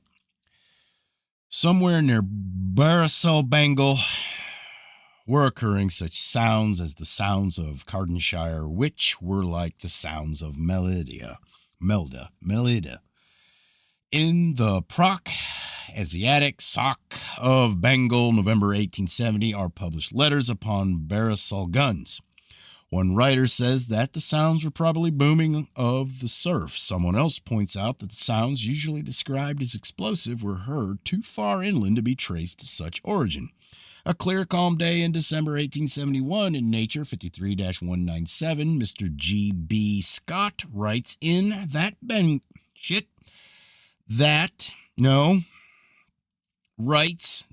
in Bengal he had heard a dull, muffled boom, as if of distant cannon, single detonations, and then two or three in quicker succession. In the London Times, January 20th, 1860, several correspondents write as to the sound resembling the discharge of a gun high in the air. That was heard near Reading, Berkshire, England, January 17th, 1860. See the Times, January 24th, to say that a meteor had exploded would at present well enough account for this phenomenon. Sounds like those that were heard in Headinshire, September 24th, 1854, were heard later. In the English Mechanic 100-279, it is said that upon November 9th, 1862, the Reverend T. Webb, the astronomer of Hardwick, 15 miles west of Hereford, heard sounds that he attributed to gunfire at Milford Haven, about 85 miles from Hardwick. Upon August 1st, 1865, Mr. Webb saw flashes upon the horizon at Hardwick and attributed them to gunfire at Tenby upon occasion of a visit by Prince Arthur. Tenby, too, is about 85 miles from Hardwick. There were other phenomena in the region centering around Hereford and Worcestershire. Upon October 6, 1863, there were disturbance. Was a disturbance that is now listed as an earthquake, but in the London newspapers, so many reports upon this occurrence state that a great explosion had been thought to occur, and that the quake was supposed to be an earthquake of subterranean origin, only after no terrestrial explosion could be heard of, that the phenomenon is questionable origin. There was a similar concussion in about the same region, October 30th, 1868. Again, the shock was widely attributed to the Great Explosion, perhaps in London, and again was supposed to have been an earthquake when no terrestrial explosion could be heard of. Arcana of Science, 1829-196. That near Mahal, India, February 27th, 1828, fell a stone perfectly similar to the stone that fell near Allahabad in 1802 and a stone that fell near Moradabad in 1808. These towns are in the northwestern provinces of India. I have looked at specimens of these stones, and in my view, they are similar. They are of brownish rock, streaked and spotted with a darker brown. A stone that fell at Chandakapur in the same general region, June 6, 1838, is like them. All are as much alike as erratics that, because they are alike, geologists ascribe to the same derivation stationary relatively to the places in which they are found. It seems acceptable that upon July 15th and 17th, 1822, and then upon the later date, unknown seeds fell from the sky to this earth. If these seeds did come from some other world, there is another mystery as well as that of repetition in a local sky of this earth. How could a volume of seeds remain in one aggregation? How could the seeds be otherwise than scattered from Norway to Patagonia? If they met in space, this earth, and if this earth be rushing through space at a rate of 19 miles a second. It may be that the seeds of 1822 fell again, according to Kemp's yellowish-brown corpuscles, some round, a few cylindrical, were found upon the ground June 1830 near Grisu, Celsia. Kemp's says that they were tubercles from roots of a well-known Silesian plant. Stalk of the plant dries up, heavy rain raises the tubercles to the ground. Persons of a low order of mentality think that the things had fallen from the sky. Upon the night of March 24th, 25th, 1852, a great quantity of seeds did fall from the sky in Prussia, in Heisenberg, Erkelenz, and Jewelers, according to M. Schwann of the University of Liège in a communication to the Belgian Academy of Science. Hold on. No, I'm not even looking. Fucking book.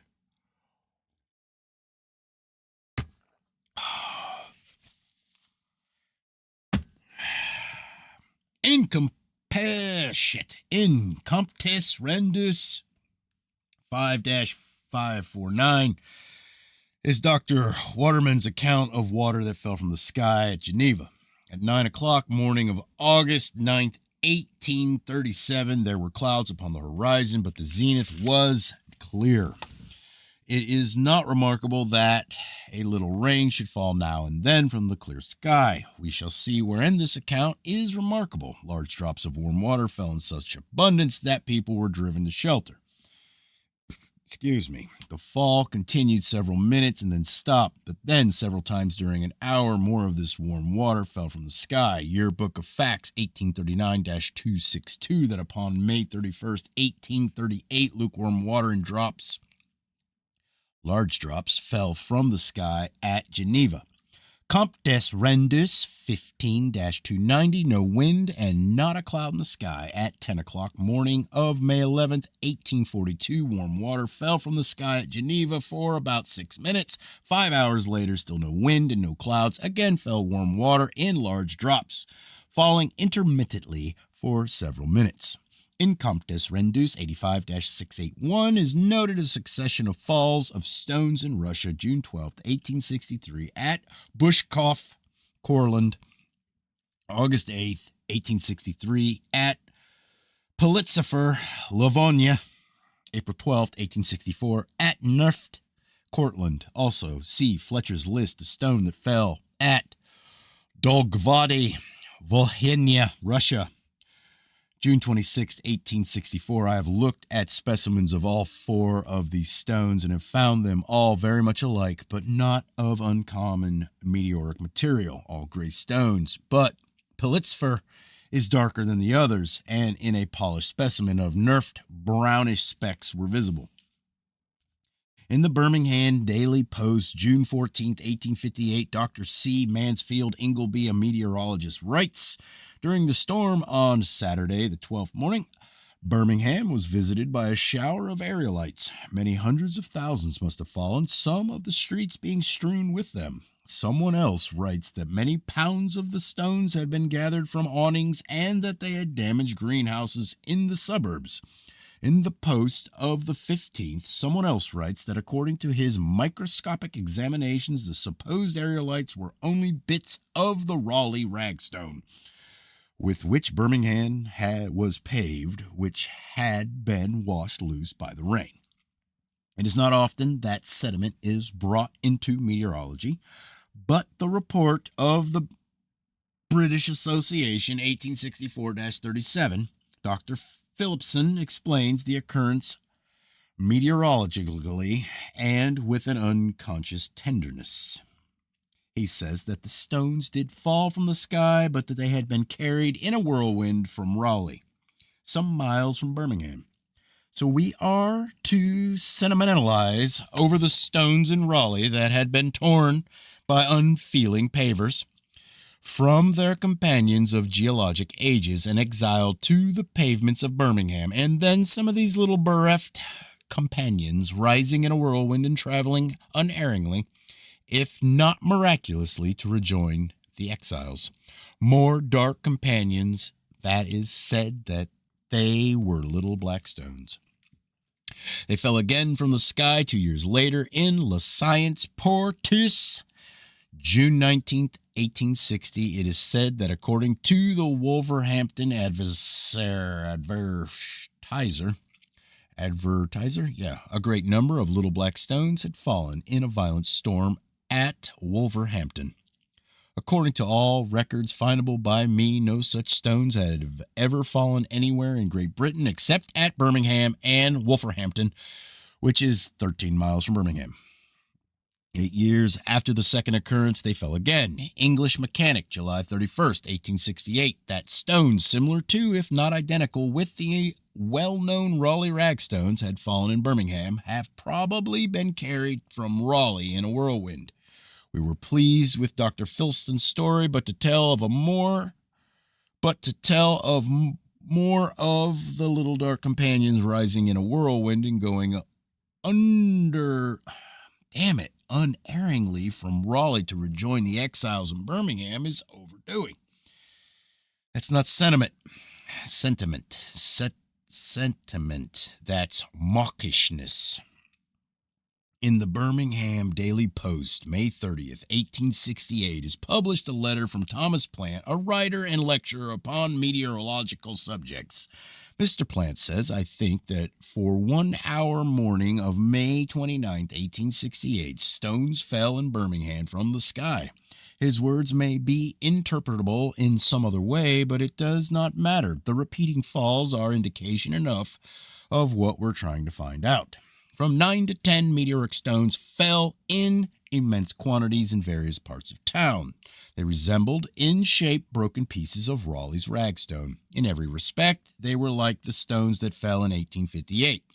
In the Post, June 1st, Mr. Plant says that the stones of 1858 did fall from the sky and were not fragments washed out of the pavement by rain, because many pounds of them had been gathered from a platform that was 20 feet above the ground. It may be that for days before and after May 29th, 1868, occasional stones fell from some unknown region stationary above Birmingham. In the Post, June 2nd, a correspondent writes that upon the 1st of June, his niece, while walking in a field, was struck by a stone that injured her hand severely. He thinks that the stone had been thrown by some unknown person. In the Post, June 4th, someone else writes that his wife, while walking down a lane upon May 24th, had been cut on the head by a stone. He attributes this injury to stone throwing by boys, but does not say that anyone had been seen to throw a stone. Simmons Met Mag 4-137 that according to the Birmingham Gazette, a great number of small black stones had been found in the streets of Wolverhampton May 25th, 1869, after a severe storm. It is said that the stones were precisely like those that had fallen in Birmingham the year before and resembled Raleigh ragstone outwardly, but had a different appearance when broken. All right, chapter 23. Upon the night of the 13th of July, 1875, at midnight, 2 officers of HMS Coronation in the Gulf of Siam saw a luminous projection from the moon's upper limb. Upon the 14th, it was gone, but a smaller projection was seen from another part of the moon's limb. This was in the period of the opposition of Mars. Upon the night of February 20th, 1877, M. Trouvelot of the Observatory of Meudon saw in the lunar craters Exodus, which like almost other centers of seeming signaling, is in the northwestern quadrant of the moon, a fine line of light. It was like a luminous cable drawn across the crater. March 21st, 1877, a brilliant illumination, and not by the light of the sun, according to C. Barrett in the lunar crater Proclus. May 15th and 29th, 1877, the bright spot west of Picard. The changes upon Lyon were first seen in Schmidt in 1866, near the time of opposition of Mars. In May 1877, Dr. Klein announced that a new object had appeared upon the moon. It was close to the center of the visible disk of the moon and was in a region that had been most carefully studied by the stenographers. In the observatory 2-238 in Neeson's report from his own memoranda. In the years 1874 and 1875, he had studied this part of the moon but had not seen this newly reported object in the crater Hyginus, or the object Hyginus N, according to the sonographer's terminology. In the Astronomical Register 17-204, Neeson lists with details 20-minute examinations of this region from July 1870 to August 1875, in which the conspicuous object was not recorded. June 14th, 1877, a light on the dark part of the moon resembling reflection from a moving mirror reported by Professor Henry Harrison. June 15th, the bright spot west of Picard, according to Burt.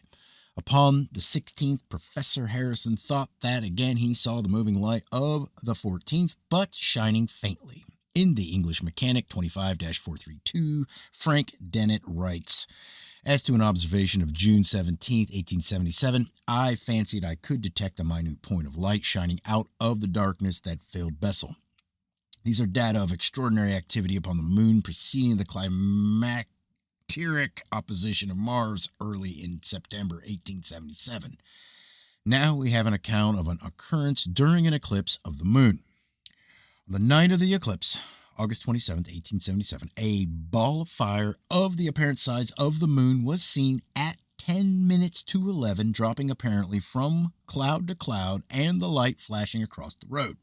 Astro Reg 17-251, November 13, 1877, Hyginus N standing out with such prominence as to be seen at the first glance. November 14, 1877, not a trace of Hyginus N, though seeing was excellent. October 3rd, 1878, the most conspicuous of all appearances of Hyginus N. October 4th, 1878, not a trace of Hyginus N. Upon the night of November 1st, 1879, again in the period of opposition of Mars, again the bright spot west of Picard, but I have several records of observations upon this appearance, not in times of opposition of Mars. Whether there be any relation with anything else or not, at 5 o'clock, morning of November 1st, 1879, a vivid flash was seen and a shock was felt at West Cumberland. In the autumn of the year 1883 began extraordinary atmospheric effects in the sky of this earth. For Professor John Haywood's description of similar appearances upon the moon, November 4th, 1883 and March 29th, 1884, see the Sidereal Messenger 3-121. They were misty light effects upon the dark part of the moon, not like earthshine. Our expression is that so close is the moon to this earth that it, too, may be affected by phenomena in the atmosphere of this earth. Something like another luminous cable, or like a shining wall that was seen in Aristarchus by Trouvelot, January 23rd, 1880. A speck of light in Marius, January 13th, 1881, by A.S. Williams. Unexplained light in Exodus by Trouvelot, May 4th, 1881. An illumination in Kepler by Morales, February 5th, 1884. In Knowledge 7-224, William Gray writes that upon February 19th, 1885, he saw in Hercules a dull, deep, reddish appearance. In L'Astronomie, 1885-227, Lorenzo Kropp, an astronomer of Paysandú, Uruguay, writes that upon February 21st, 1885, he had seen in Cassini a formation not far from Hercules, both of them in the northwestern quadrant of the moon. a reddish smoke or mist. He had heard that several other persons had seen not a misty appearance, but a star-like light there, and upon the 22nd he had seen a definite light himself, shining like planet Saturn. May 11th, 1885, two lights upon the moon. May 11th, 1886, two lights upon the moon. That's it. All right. Chapter 20. Patched by a blue inundation that had never been seen before this earth early in the 60s of the 19th century.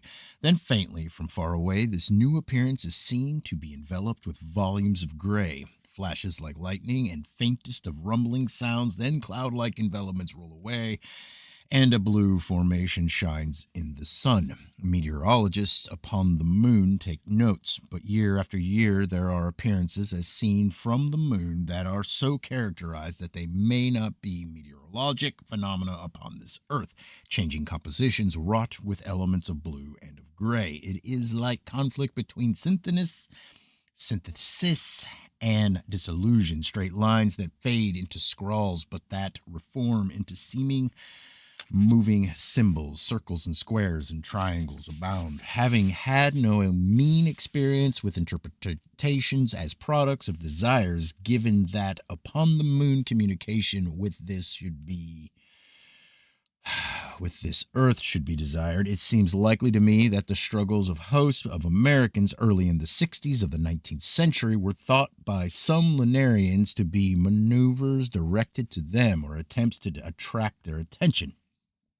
However, having had many impressions upon the resistance that new delusions encounter, so that, at least upon this earth, some benignments have had to wait centuries before finally imposing themselves generally, I think of considerable time elapsing before the coming of a general conviction upon the moon that, by means of living symbols and the firing of explosives, terrestrians were trying to communicate.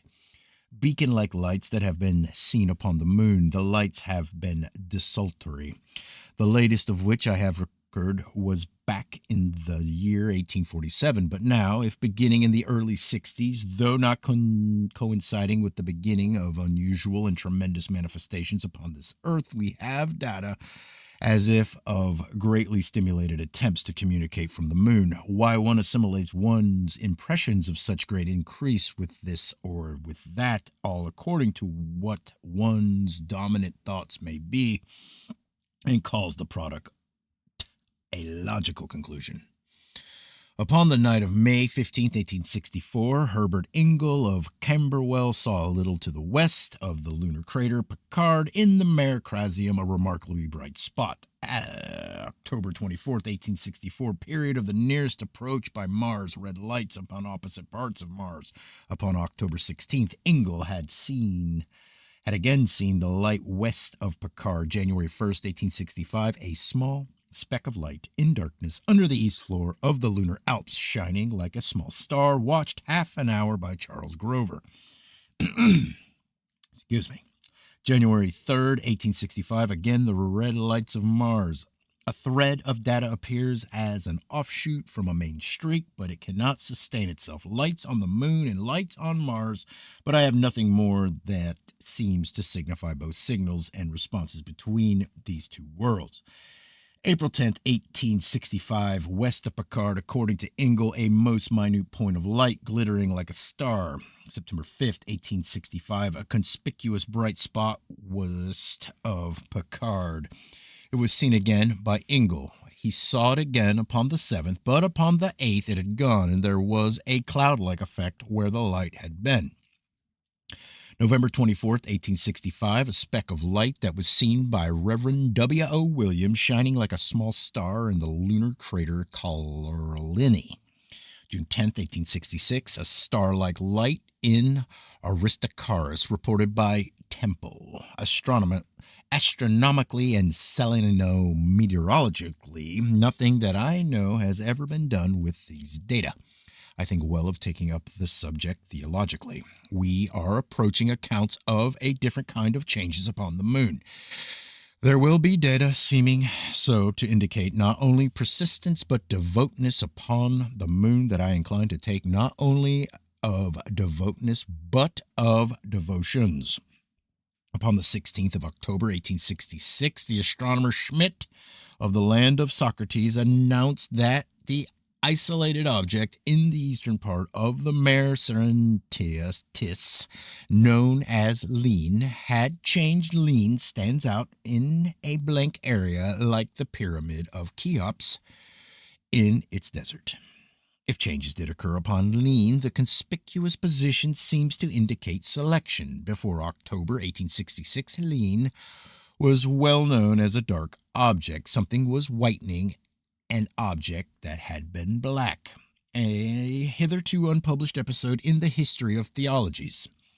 The new prophet who had appeared upon the moon. Faint perceptions of moving formations, often almost rigorously geometric upon the part of this earth, and perhaps faintest of signal-like sounds that reached the moon, the new prophet, and that he preached the old lunar doctrine that there is no God but the earth god, but exhorted his heirs to forsake their altars upon which had burned unheeded lights, and to build a temple upon which might be recited a litany of lights and shades.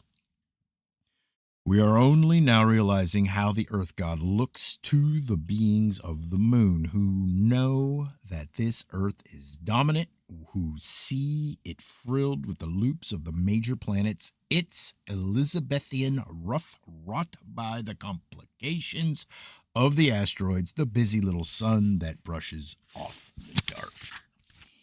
God of the moon, when mists make it expressionless, a vast, bland, silvery Buddha. God of the moon, when seeing is clear, when the disguise is off, when at night from pointed white peaks drip the fluctuating red lights of a volcano, this earth is the appalling god of carnivorousness.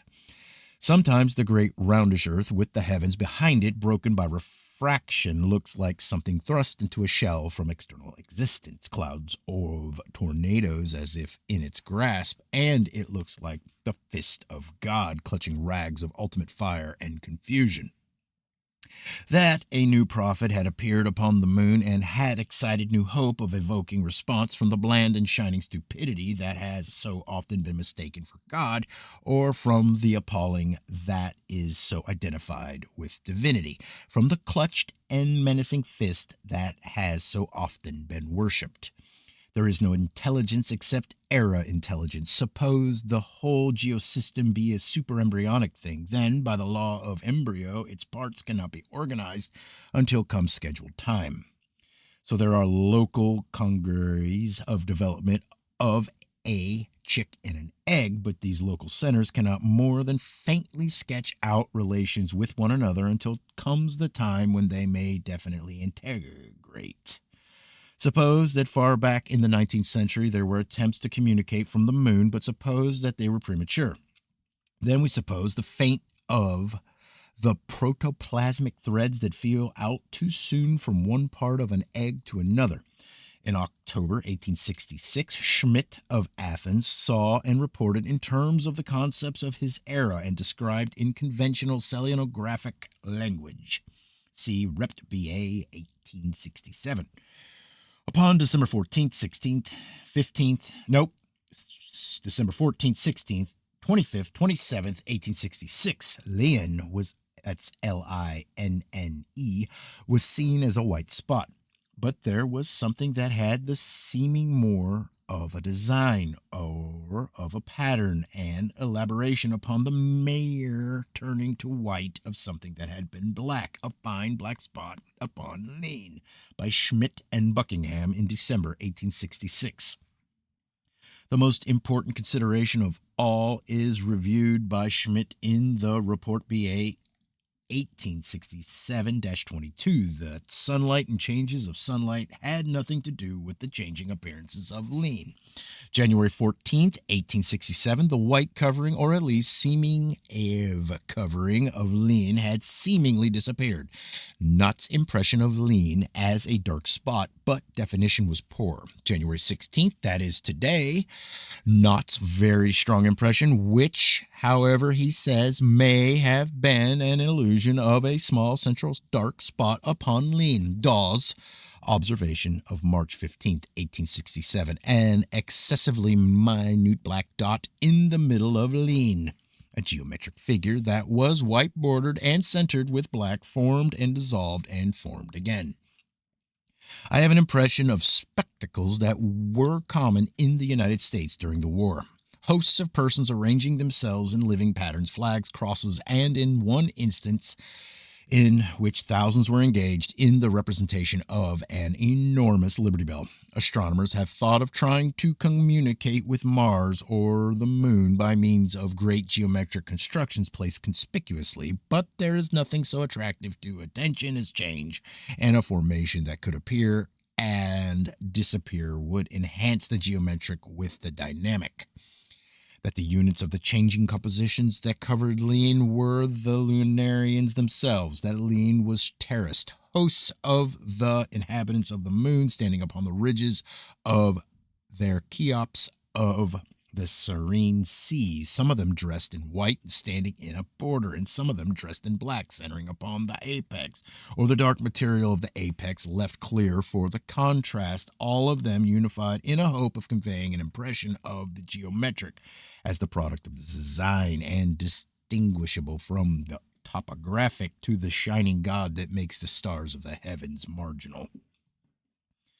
It is a period of great activity or of conflicting ideas and purposes upon the moon, new and experimental demonstrations, but also, of course, the persistence of the old.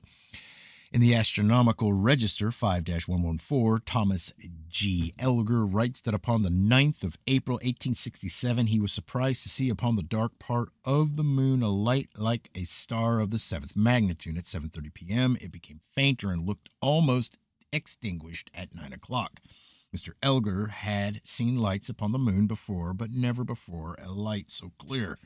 Too bright to be overlooked by the most careless observer, May 7th, 1867, the beacon light of Aristarchus observed by Temple of Marcellus when Aristarchus was upon the dark part of the moon.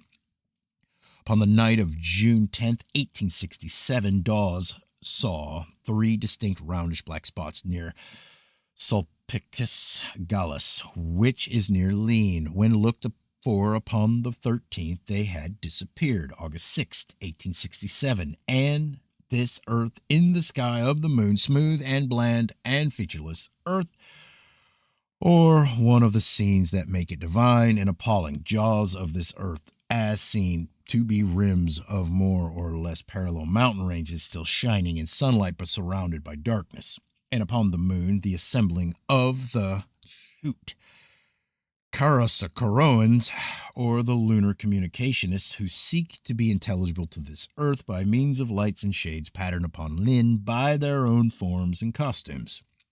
The great pyramid of Lin at night upon the moon, it stands out as a bold black triangulatory pointing to this earth. It slowly suffuses white, the upward drift of white-clad forms upon the slopes of the pyramid. The jaws of this earth seem to munch in a variable light. There is no other response. Devotions are the food of the gods.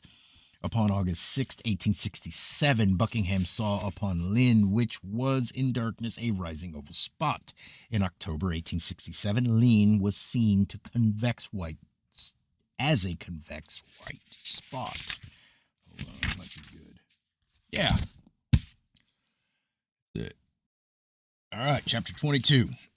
Explosions over the towns of Barisal, Bengal, if they were aerial explosions, were continuing.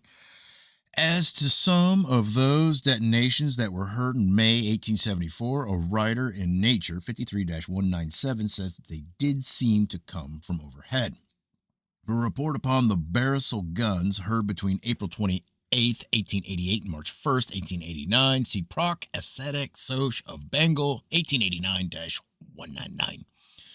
Phenomena at Comrie were continuing. The latest date in Roper's list of earthquakes is April 8th, 1886, but this list goes on only a few years later. See Knowledge, NS 6-145. Shock and a rumbling sound at Comrie, July 12th, 1894. A repetition upon the corresponding date the next year. In the English Mechanic 74 155. David Packer says that upon September 17th, 1901, ribbon-like flashes of lightning, which were not ordinary lightning, were seen in the sky. I think of Birmingham, 1 hour before a shock in Scotland. According to other accounts, the shock was in Comrie and surrounding regions. Smithson Missel calls 37 appendix, page 71. According to L. Tennyson, quartermaster's clerk at Fort Klamath, Oregon, at daylight, January 8, 1867, the garrison was startled from sleep by what he supposed to be an earthquake and a sound like thunder. Then came darkness, and the sky was covered with black smoke or clouds, and ashes of brownish color fell as fast as I ever saw it snow.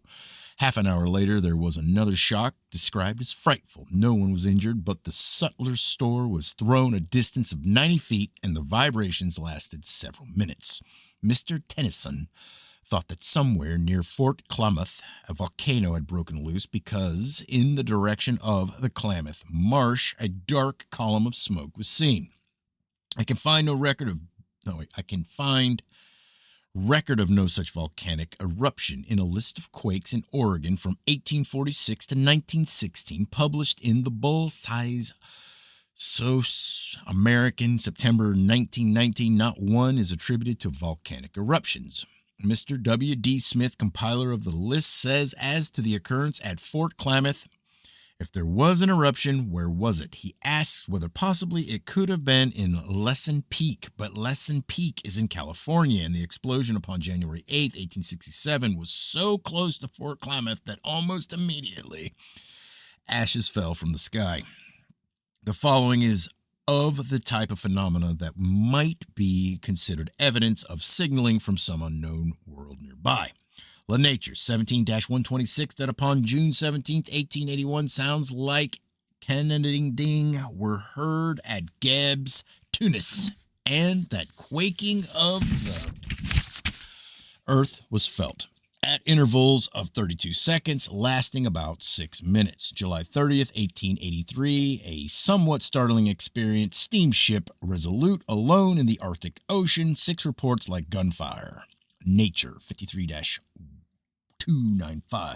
In Nature 30-19, a correspondent writes that upon the 3rd of January 1869, a policeman in Harleton, Cambridgeshire, heard 6 or 7 reports as if of heavy guns far away. There is no findable record of an earthquake in England upon this date. In the London Times, January 12th, 15th, 16th, 1869, several correspondents write that upon the 9th of January, a loud report had been heard and a shock felt at places near Colchester, Essex, about 30 miles from Harleton. One of the correspondents writes that he had heard the sound but had felt no shock. In the London Standard, January 12th, the Reverend J.F. Bateman of South Lopton, Norfolk, writes as to the occurrence upon the 9th. An extraordinary vibration described variously by many parishioners as being like a gunpowder explosion, a big thunderclap, and a little earthquake was noticed here this morning about 11:20. In the Morning Post, January 14th, it is said that at places about 20 miles from Colchester, it was thought that the explosion had occurred upon the 9th, but inasmuch as no explosion had been heard of, the distance was attributed to an earthquake. Night of January 13th, an explosion in the sky at Brighton. In the Standard, January 22nd, a correspondent writes from Swaffham, Norfolk, that at about 8 p.m., January 15th, something of an unknown nature had frightened flocks of sheep, which had burst from their bounds in various places. All these occurrences were in adjoining counties in southeastern England. Something was seen in the sky upon the 13th, and according to the Chudleigh Weekly Express, January 13th, 1869, something was seen in the sky night of the 10th at Weston-super-Mare near Bristol in southwestern England. It was seen between 9 and 10 o'clock and is said to have been an extraordinary meteor. 5 hours later were felt 3 shocks said to have been earthquakes. Upon the night of March 17, 1871, there was a series of events in France and a series in England. A meteor was seen at Tours at 8 p.m. At 10:45, a meteor that left a luminous cloud over Santis. Another at Paris, 11:15, leaving a mark in the sky of 15 minutes duration. Another at Tours at 11:45 p.m. C. Les Mondes 24-190 and Comptes Rendus 72-789. There were earthquakes this night affecting virtually all England north of the Mersey and the Trent, and also southern parts of Scotland. As has often been the case, the phenomena were thought to have been explosions and were then said to have been earthquakes when no terrestrial explosions could be heard of. There were 6 shocks near Manchester between 6 and 7 p.m., and others about 11 p.m., and in Lancaster about 11 p.m., and continuing in places as far apart as Liverpool and Newcastle until 11:30 o'clock. The shocks felt about 11 o'clock correspond in time with the luminous phenomena in the sky of France, but our way of expressing that these so-called earthquakes in England may have been concussions from repeating explosions in the sky is to record that according to the correspondence in the London Times, there were upon the 20th aerial phenomena in the region of Lancaster that had been affected upon the 17th. Sounds that seemed to come from a number of guns at a distance and pale flashes of lightning in the sky. Whether these series of phenomena be relatable to Mars or Martians or not, we note that in 1871 opposition of Mars was upon March 19th, and in 1869 upon February 13th, and in 1867, 2 days after the explosions of Fort Klamath. In our records in this book, similar coincidences can be found up to the year 1879. I have other such records not here published and others that will be here investigated. There is a triangular region in England, 3 points of which appear so often in our data that the region should be specially known to us, and I know it myself as the London Triangle. It is pointed in the north by Worcester and Hereford, in the south by Reading, Berkshire, and in the east by Colchester, Essex. The line between Colchester and Reading runs through London. Upon February 18, 1884, at West Mersey, near Colchester, a loud report was heard. Upon the 22nd of April, 1884, centering around Colchester, occurred the severest earthquake in England in the 19th century. For several columns of description, see the London Times, April 23rd. There is a long list of towns in which there was great damage. In 24 parishes near Colchester, 1,250 buildings were damaged. One of the places that suffered most was West Mersey. There was something in the sky, according to G.P. Yeats. There was a red appearance in the sky over Colchester at the time of the shock of April 22, 1884. The next day, according to a writer in Knowledge 5-336, a stone fell from the sky, breaking glass in his greenhouse in Essex. It was a quartz stone, and unlike anything usually known as meteoric. Indications, according to my reading of the data and my impressions of such repeating occurrences as those at Fort Klamath, are that perhaps an explosion occurred in the sky near Colchester upon February 18, 1884, that a great explosion did occur over Colchester upon the 22nd of April, and that a great volume of debris spread over England in a northwesterly direction, passing over Worcester and Shropshire, and continuing on towards Liverpool, nucleating moisture and falling in blackest of rain. From the Stonyhurst Observatory near Liverpool was reported occurring at 11 a.m. April 26th. The most extraordinary darkness remembered. 40 minutes later fell rain as black as ink, and then black snow and black hail. Black hail fell at Chegley, several miles from Liverpool. 5 hours later, black substance fell at Crowle, near Worcester. Upon the 28th, at Church Stretton and Much Wentlock, Shropshire, fell torrents of liquid like ink and water in equal proportions. In the Journal Royal Soc 11-7, it is said that upon the 28th, half a mile from Lilshall, Shropshire, An unknown an unknown pink substance was brought down by a storm. Upon the 3rd of May, black substance fell again at Crowell. In Nature 30-216, a correspondent writes that upon June 22nd, 1884, at Fletching, Sussex, southwest of Colchester, there was an intense darkness, and that rain then brought down flakes of soot in such abundance that it seemed to be snowing black. This was several months after the shock of Colchester, but my datum for thinking that another explosion or disturbance of some kind had occurred in the same local sky is that, as reported by the inmates of one house, a slight shock was felt upon the 24th of June at Colchester, showing that the phenomena were continuing. See Roper's list of earthquakes. Was not the loud report heard upon February 18th probably an explosion in the sky, inasmuch as the sound was great and the quake little? Were not succeeding phenomena, sounds, and concussions, and the fall of debris from explosions in the sky acceptably upon April 22nd, and perhaps continuing until the 24th of June? Then what are the circumstances by which one small part of this Earth's surface could continue in relation with something somewhere else in space? Cymru, Irkutsk, and Birmingham. All right, 26. If a grasshopper could hop on a cannonball passing overhead, I could conceive perhaps how something from outer space could fit to a moving Earth, explore a while, and then hop off. But suppose we have to accept that there have been instances of just such enterprise and agility relatively to the planet Venus. Irrespective of our notion that it may be that sometimes a vessel sails to this Earth from Venus and returns, there are striking data indicating that, whether conceivable or not, luminous objects have appeared from somewhere, or presumably from outer space, and have been seen temporarily suspended over the planet Venus.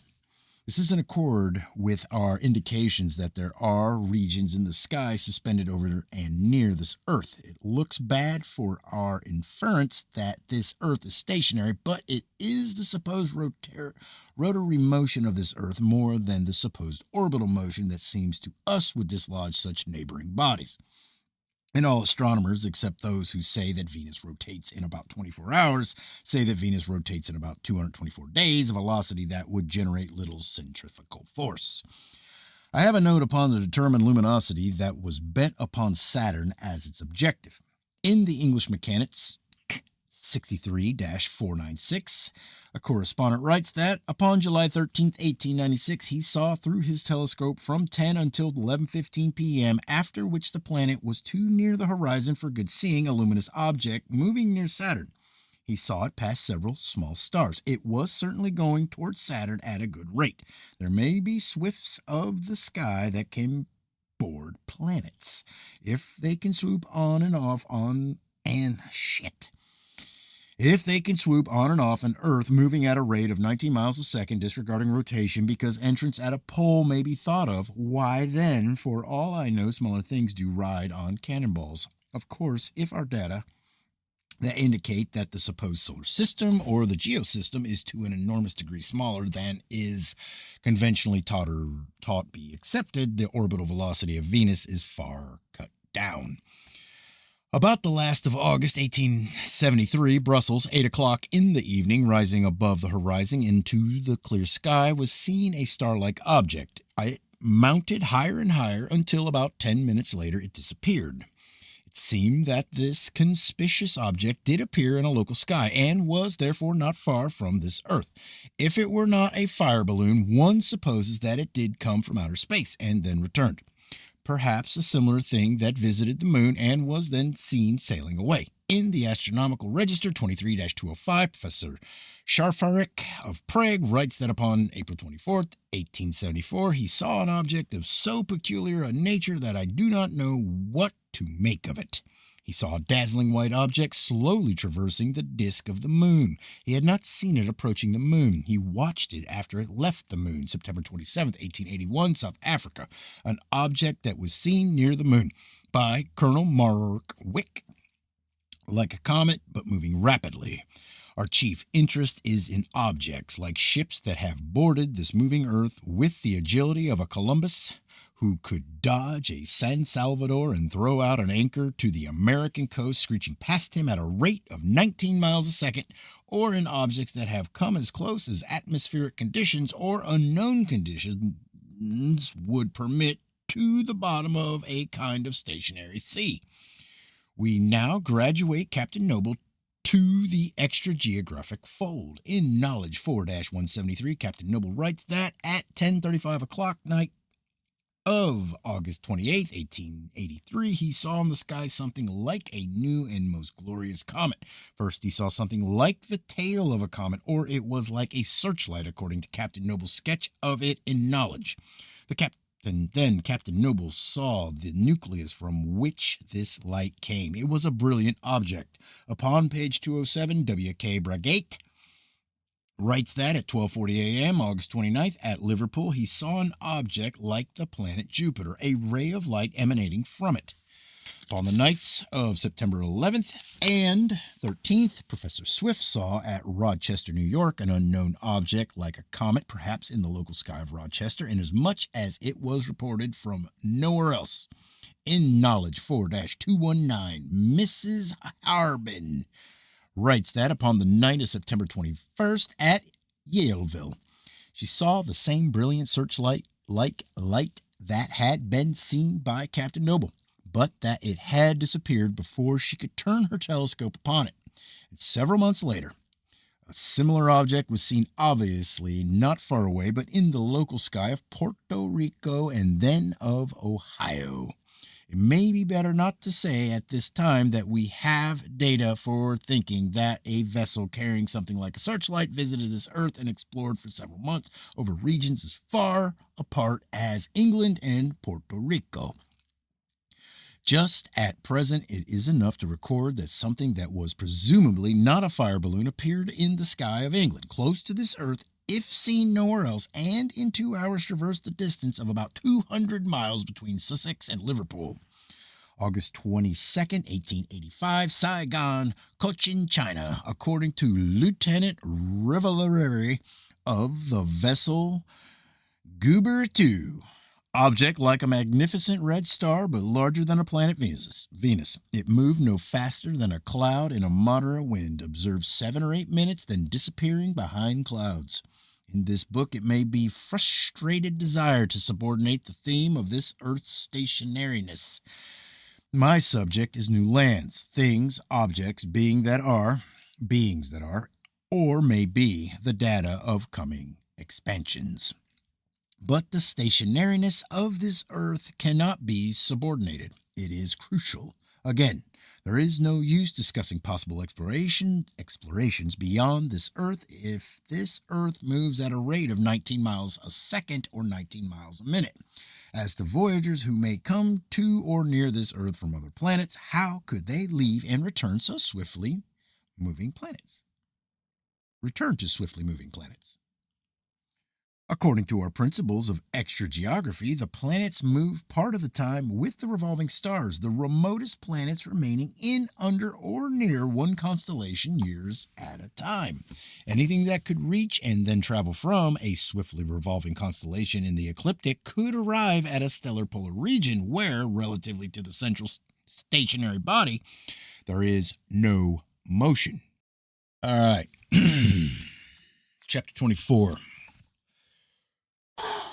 That through lenses rimmed with horizon, inhabitants of this Earth have seen revelations of other worlds, that atmospheric strata of different densities are lenses, but that the faults of the wide glasses in the observatories are so intensified in atmospheric revelations that all our data are distortions. Our acceptance is that every mirage has a primary, that in human mind all poetry is based upon observation, and that imagery in the sky is similarly uncreative. If a mirage cannot be traced to the known upon this Earth, one supposes that it is either a derivation from the unknown upon this Earth or from the unknown somewhere else. we shall have the data of a series of mirages in Sweden or upon the shores of the Baltic from October 1881 to December 1888. I take most of the data from Nature, Knowledge, Cosmos, and L'Astronomie, published in this period. I have no data of such appearances in this region either before or after this period. The suggestion in my own mind is that they were not mirages from terrestrial primaries, or they would not be so confined to one period, but were shadows or mirages from something that was in temporary suspension over the Baltic and Sweden. All details distorted and reported in terms of familiar terrestrial appearances. October 10th, 1881, that at Ruggenwald, Pomerania, the mirage of a village had been seen, snow-covered roofs from which hung icicles, human forms distinctly visible.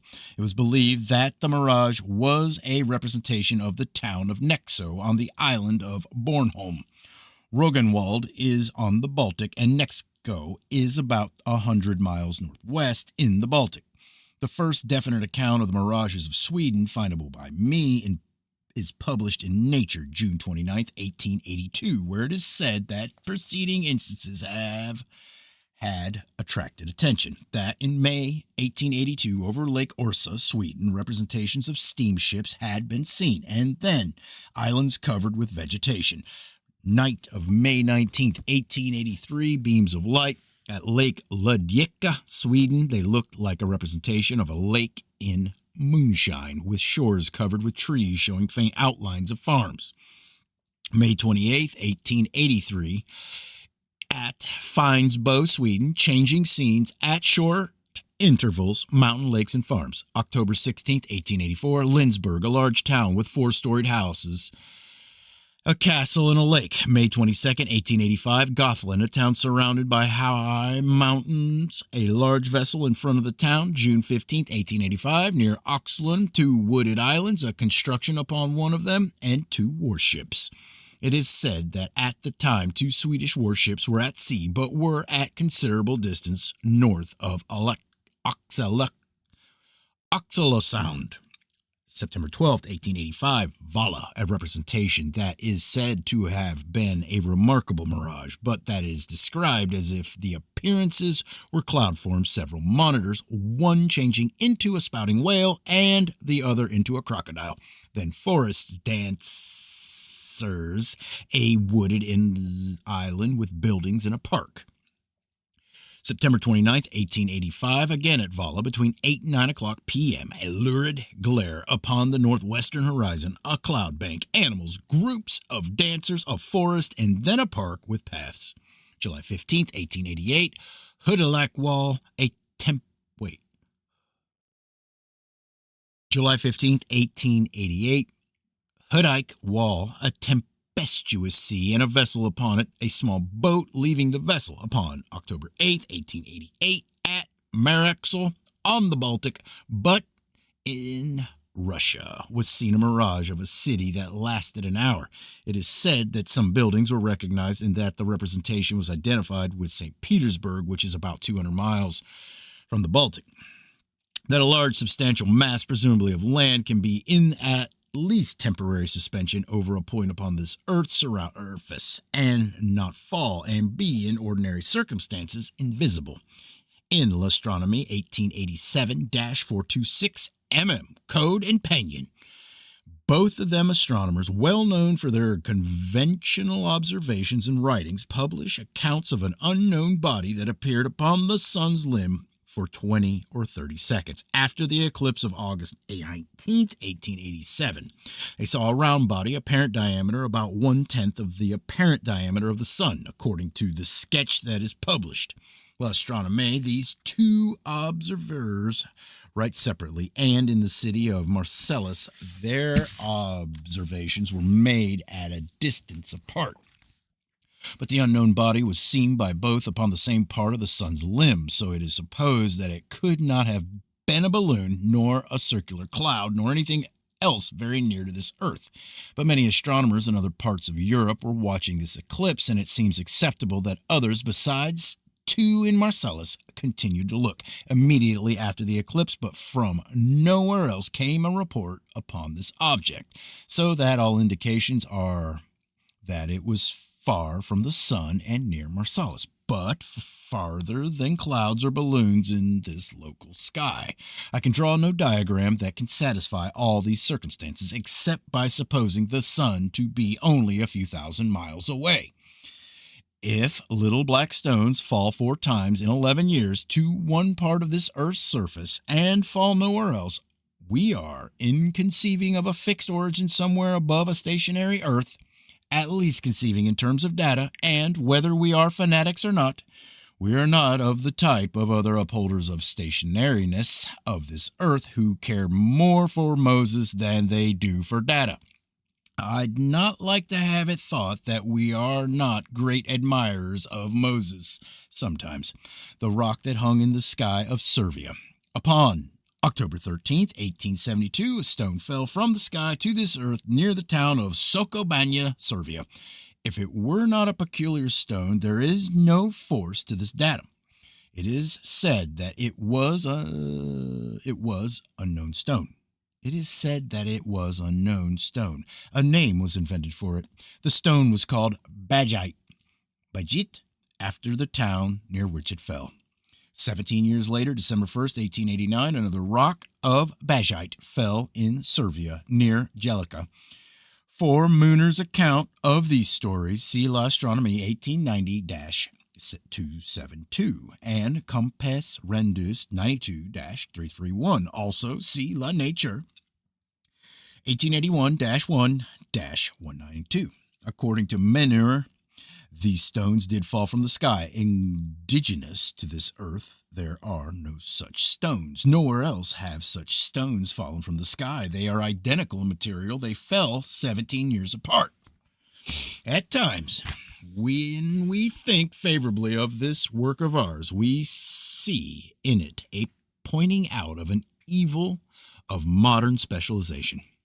A seismologist studies earthquakes and an astronomer studies meteors. Neither studies both earthquakes and meteors, and consequently, each ignorant of the data collected by the other sees no relation between the two phenomena. The treatment of the event in Servia, December 1st, 1889, is an instance of conventional scientific attempts to understand something by separately or specially focusing upon different aspects and not combining into an inclusive concept. Manure writes only upon the stones that fell from the sky and does not mention an earthquake at the time. Milne, in his catalog of destructive earthquakes, lists the occurrence of an earthquake and does not mention stones that fell from the sky. All combinations greatly affect the character of components. In our combination of the two aspects, we see that the phenomenon was not an earthquake, as earthquakes are commonly understood, though it may have been meteoric, but was not meteoric in ordinary terms of meteors because of the unlikelihood that meteors identical in material should 17 years apart fall upon the same part of this Earth's surface and nowhere else. This occurrence was, of course, an explosion in the sky, and its vibrations were communicated to the Earth below, with all the effects of any other kind of earthquakes. Back in our earliest confusion of the data of a century's first quarter, we had awareness of this combination and its conventional misinterpretation. That many concussions that have been communicated from explosions in the sky have been cataloged in lists of subterranean earthquakes. We are farther along now in our data of the 19th century, and now we come across awareness in other minds of this distinguishment. At 8:20 a.m., November 20th, 1887, was heard and felt something that was reported from many places in the region that is known to us as the London Triangle as an earthquake, though in some towns it was thought that a great explosion, perhaps in London, had occurred. It was reported from Reading and from 4 towns near Reading, and Reading is said to be one of the places where the concussion was greatest. There were several accounts of slight alarm among sheep, which are sensitive to meteors and earthquakes. You didn't know that, did you? But in Simon's Met Mag, Mr. H.G. Fordham wrote that the occurrence was not an earthquake, that a meteor had exploded. He had very little to base his opinion on. Out of scores of descriptions, he had record of only 2 assertions that something had been in the sky. Nevertheless, because the sound was so much greater than the concussion, Mr. Fordham came to his conclusion. In Simmons Met Mag 23-154, Dr. R.H. Wake writes that upon the evening of November 3rd, 1888, in a region about 4 miles wide and 10 or 15 miles long in the Thames Valley near Reading, flocks of sheep had rushed from their folds in a common alarm. About a year later, in the Chittenden Hills, which extended in a northeasterly direction from the Thames Valley near Reading, there was another such occurrence. In the London Standard, November 7th, 1889, the Reverend J. Ross Barker of Chesham, a town about 25 miles northeast of Reading, writes that upon October 25th, 1889, many flocks of sheep in a region of 30 square miles had, by common impulse, broken from their folds. Mr. Barker asks whether anyone knew of a meteor or of an earthquake at the time. In Volume 24, Simmons Met Mag, Mr. Simmons accepts that all 3 of these occurrences were effects of meteoric explosions in the sky. The phenomena are insignificant relatively to some that we have considered. The significance is in this definite recognition in orthodoxy itself that some supposed earthquakes or effects of supposed earthquakes are reactions to explosions in the sky. All right, 25. Exploding monasteries that shoot out of clouds of monks into cyclonic formations with stormy nuns similarly dispossessed, or collapsing monasteries sometimes slowly crumbling confines of the cloistered, by which we typify all things, that all developments pass through a process of walling away within shells that will break. Once upon a time there was a shell around the United States. The shell broke. Some other things were smashed. The doctrines of great distances among heavenly bodies and of moving earth are the strongest elements of exclusionism. The mere idea of separations by millions of miles discourages thoughts of communication with other worlds, and only to think that this earth shoots through space at a velocity of 19 miles a second puts an end to speculation upon how to leave it and how to return. But if these 2 conventions be features of a walling away like that of a chick within its shell, or that the United States within its boundaries, and if some day all such confinements of the embryonic break, our own prophecy in the vague terms of all successful prophecies is that a matured view of astronomic phenomena will be from a litter of broken demonstrations. Our expression now is upon the function of isolation in development. Especially, it is not ours, because I think we learned it from the biologists, but we are applying it generally. If the general expression be accepted, we conceive that functionally have the astronomers taught the planets are millions of miles away, and that this Earth moves at such terrific velocity that it is insisted with speed. Whether isolations function or not, that exclusions that break down are typical of the developments is signified by data upon all growing things, beginning with the aristocratic seas, which, however, liberalize to intercourse with mean materials or die. All animal organisms are at first walled away. In human circumstances, conditions are the same. The development of every science has been a series of temporary exclusions, and the story of every industry tells of inventions that were resisted, but that were finally admitted. At the beginning of the 19th century, Hegel published his demonstration that there could be only 7 planets. Too late to recall the work, he learned that Sirius had been discovered. It is our expression that the mental state of Hegel partook of a general spirit of his time, and that it was necessary, or that it functioned, because early astronomers could scarcely have systemized their doctrine had they been bewildered by 700 or 800 planetary bodies, and that besides the functions of the astronomers, according to our expressions, there was also their usefulness in breaking down the walls of the older and outlived orthodoxy. We conceive that it is well that a great deal of experience should be withheld from children, and that any way in their early years they are sexually isolated, for instance, and our idea is that our data have been held back by no outspoken conspiracy, but by an inhibition similar to that by which a great deal of biology, for instance, is not taught to children.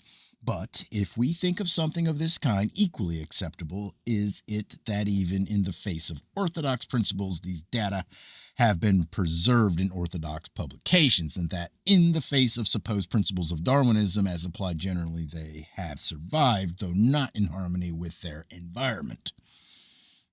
Tons of paper have been consumed by calculations upon the remoteness of stars and planets, but I can find nothing that has been calculated or said that is sounder than Mr. Shaw's determination that the moon is 37 miles away. It is that the Vogels and the Stravs and the Newcombs have been functionally hypnotized and have usefully spread the embryonic delusion that there is a vast untraversable expanse of space around this earth, or that they have had some basis that it has been my misfortune to be unable to find, or that there is no pleasant and unaccusatory way of explaining them.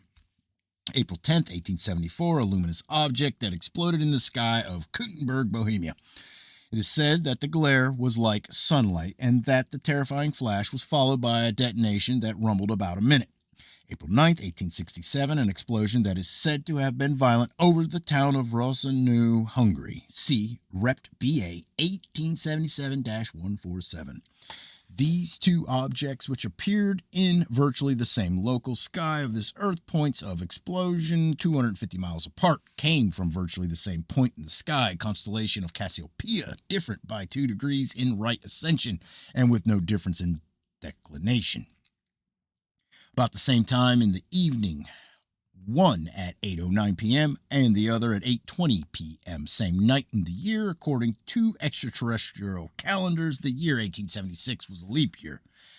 If they had been ordinary meteors, by coincidence, 2 ordinary meteors of the same stream might, exactly 2 years apart, come from almost the same point in the heavens and strike almost the same point over this earth. But they were 2 of the most extraordinary occurrences in the records of explosions in the sky.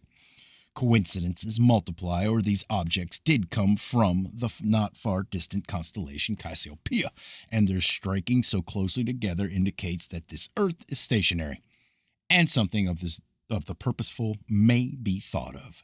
Serially related to these events, or representing some more coincidence, there had been upon June 9th, 1866, a tremendous explosion in the sky of Nyashana, Hungary, and about 1,000 stones had fallen from the sky. Rosenau and Nyashana are about 75 miles apart. Of course, one can very much extend our own circumscribed little notions and think of the firing of projectiles from beyond the stars, just as one can think of our unknown lands as being not in the immediate sky of Servia or Birmingham or Comrie, but as being beyond the nearby stars, reducing everything more than we have reduced. But the firing of stones to this earth seems crude to me. Of course, objects or fragments of objects made of steel, like the manufactured steel of this earth, have fallen to this earth and are now in collections of meteorites. There is a story in a book that is not very accessible to us because it can't be found along with CR or Engineering Mechanic or Lastro, of tablets of stone that were once upon a time fired to this earth. It may be that inhabitants of this earth have been receiving instructions ever since. Engravings are arriving very badly damaged, however. I have data upon repeating appearances said to have been auroral in a local sky. If they were auroral repetitions at irregular intervals and so localized, are challengers to the most resolute of explainers. If they were of extramundane origin, they indicate that this earth is stationary. The regularity is suggestive of signaling. For instance, a light in the sky of Lyons, New York, December 9th, 1891, January 5th, February 2nd, February 29th, March 27th, April 23rd, 1892. In the Scientific American, May 7th, 1892, Dr. M.A. Veeder writes that from December 9th, 1891 to April 23rd, 1892, there had been a bright light that he calls aureole. I can't say that word. Auroral in the sky of Lions every 27th night. He associates the lights with the sun's synodic period and says that upon each of these days preceding a nocturnal display, there had been a disturbance in the sun. How a disturbance in the sun could, at night, sun somewhere near the antipodes of Lions, New York, so localize its effects one can't clear up. In Nature 46-29, Dr. Veeder associates the phenomenon with the synodic period of the sun, but he says that this period is of 27 days, 6 hours, and 47 minutes. Nothing that is this period is inconsistent with the phenomenon at Lions, making more than a day's difference in the time of his records. This precise determination is more of the exact science that is driving some of us away from refinements into hoping for caves. Different parts of the sun move at different rates. I have read of sunspots that move diagonally across the sun. In Nature 15-451, a correspondent writes that at 8:55 p.m. he saw a large red star in Serpens, where he had never seen such an appearance before. Gunnersbury, March 17, 1877. 10 minutes later, the object increased and decreased several times, flashing like the revolving light of a lighthouse, then disappearing. This correspondent writes that about 10 p.m. he saw a great meteor. He suggests no relation between the two appearances, but there may have been relation, and there may be indication of something that was stationary at least 1 hour over Gutensbury, because the object said to have been a meteor was first seen at Gutensbury. In the observatory 1-20, Captain Tupman writes that at 9:57 o'clock, a great meteor was seen first from Tetterbury and Gunnersbury. The red object might not have been in the local sky at Gunnersbury, might have been in the constellation Serpens, unseen in all the rest of the world.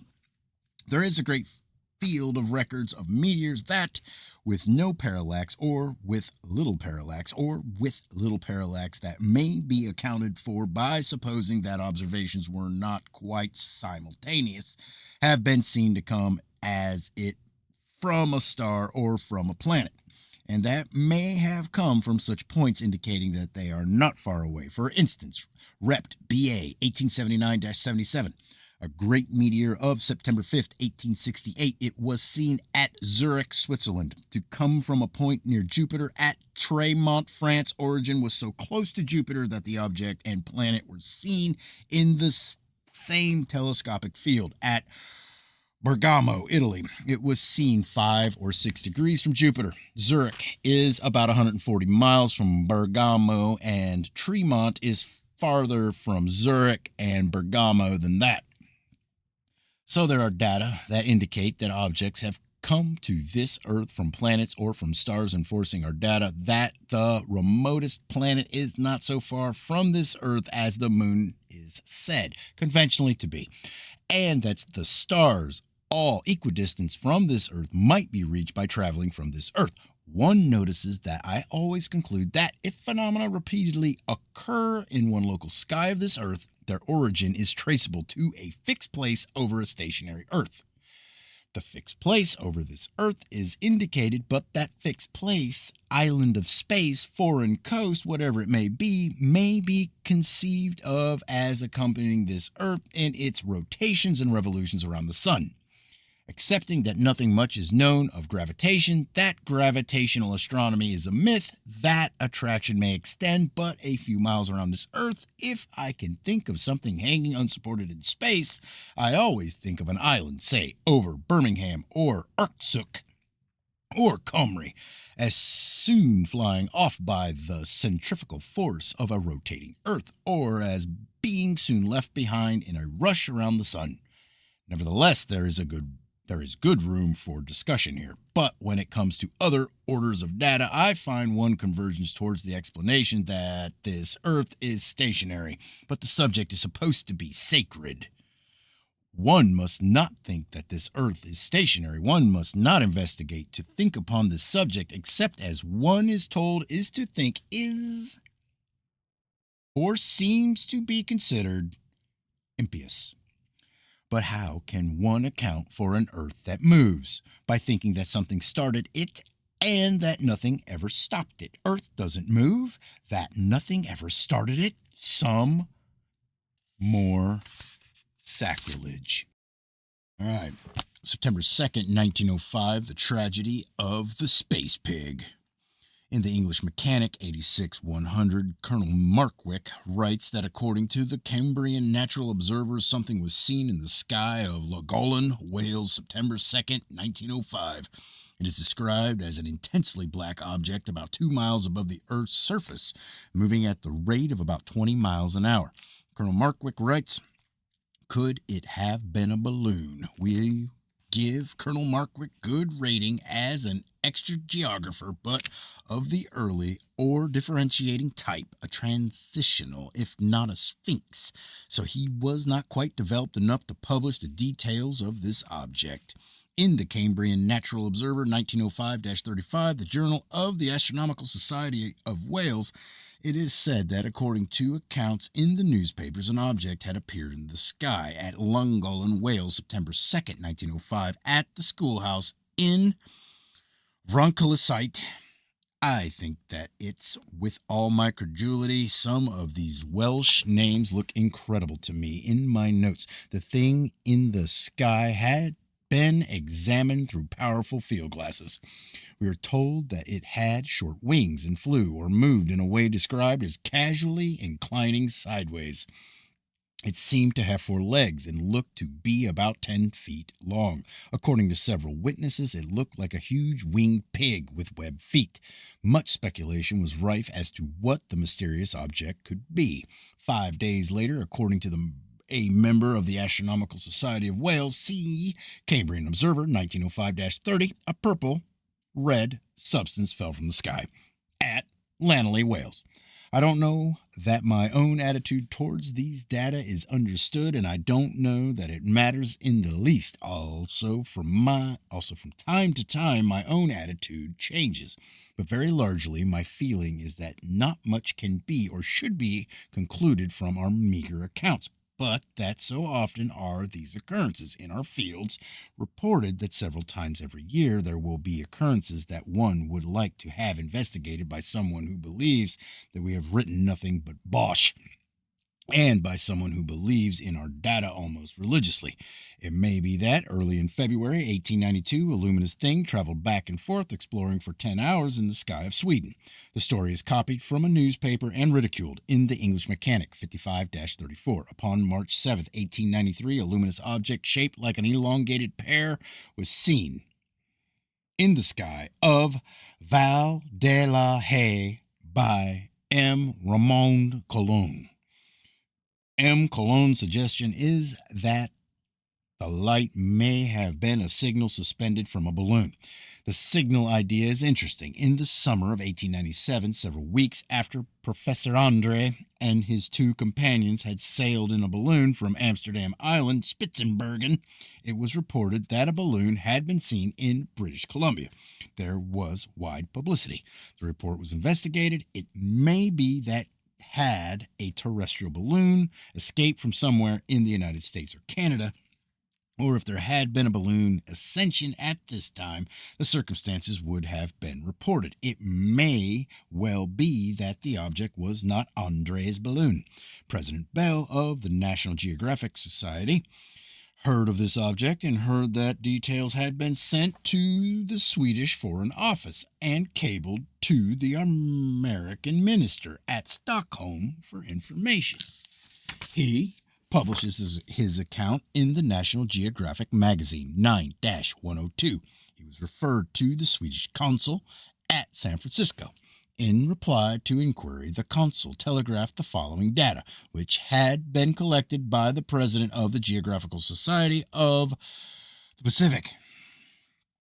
Statement of a balloon passing over the Horsefly Hydraulic Mining Camp in Caribou, British Columbia, 52 degrees, 20 feet, and longitude 120 degrees, 30 feet. From letters of J.B. Robson, manager of the Caribou Mining Company, and of Mrs. William Sullivan, the blacksmith's wife, there, and a statement of Mr. John J. Newsom, San Francisco, then at camp. About 2 or 3 o'clock in the afternoon between 4th and 7th of August last, weather calm and cloudless, Mrs. Sullivan, while looking over the hydraulic bank, noticed a round, grayish-looking object in the sky to the right of the sun. As she watched, it grew larger and was descending. She saw the larger mass of the balloon above and a smaller mass apparently suspended from the larger. It continued to descend until she plainly recognized it as a balloon and a large basket hanging there too. It finally commenced to swing violently back and forth and move very fast towards the eastward and northward. Mrs. Sullivan called her daughter, aged 18, and about this time Mrs. Robson and her daughter were observing it. If someone saw a strange fish in the ocean, we'd like to know, what was it like? Stripes on him? Spots? What? It would be unsatisfactory to be told over and over only that a dark body had crossed some waves. In Cosmos NS 39-356, a satisfactory correspondent writes that at Lille, France, September 4th, 1898, he saw a red object in the sky. It was like the planet Mars, but was in the position of no known planet.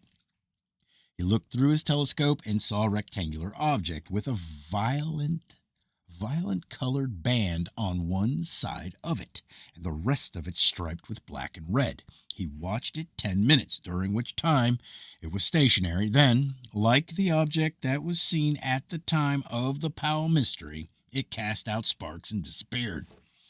In the English Mechanic 75-417, Colonel Markwick writes that upon May 10th, 1902, a friend of his had seen in the sky in South Devon a great number of highly colored objects like little suns or toy balloons. Altogether beats me, says Colonel Markwick. Upon March 2nd, 1899, a luminous object in the sky from 10 a.m. until 4 p.m. was reported from El Paso, Texas. Mention in the observatory 22-247 supposed to have been Venus, even though Venus was then 2 months past secondary maximum brilliance. This seems reasonable enough in itself, but there are other data for thinking that an unknown luminous body was at this time in the special sky of the southwestern states. In the U.S. Weather Bureau report, it is said that at Prescott, Arizona, Dr. Warren E. Day had seen a luminous object upon the 8th of March that traveled with the moon all day until 2 p.m. It is said that the day before, this object had been seen close to the moon by Mr. G. O. Scott at Tonto, Arizona. Dr. Day and Mr. Scott were voluntary observers for the Weather Review. This association with the moon and the localization of observation are puzzling. La Nature, November 11th, 1899, that at Les Arcs, France, upon the 28th of October, 1899, M.A. Gary had seen at 4:50 p.m. a round luminous object rising above the horizon, about the size of the moon. He watched it for 15 minutes as it moved away, diminishing to a point. It may be that something from external regions was for several weeks in the especial sky of France. In La Nature, December 16th, 1899, someone writes that he had seen November 15th, 1899, 7 p.m., at Dorite, an object like an enormous star, at times white, then red, and sometimes blue, but moving like a kite. It was in the south. He had never seen it before. Someone in the issue of December 30th says that without doubt it was the star Fomalhaut, and asks for precise position.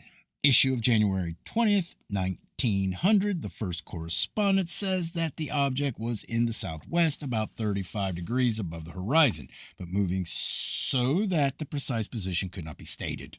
The kite-like motion may have been merely seeming motion. Object may have been Fomalhaut, about 35 degrees above the horizon, seems to me to be too high for Fomalhaut. But then again, like the astronomers, I'm likely at times to expose what I don't know about astronomy. Fomalhaut is not an enormous star. 17 or larger.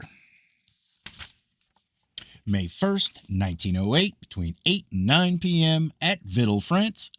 An object with a nebulosity around it, diameter equal to the moon's, according to a correspondent of 2 Cosmos, NS 58-535, at 9 o'clock, a black band appeared upon the object and moved obliquely across it, then disappearing.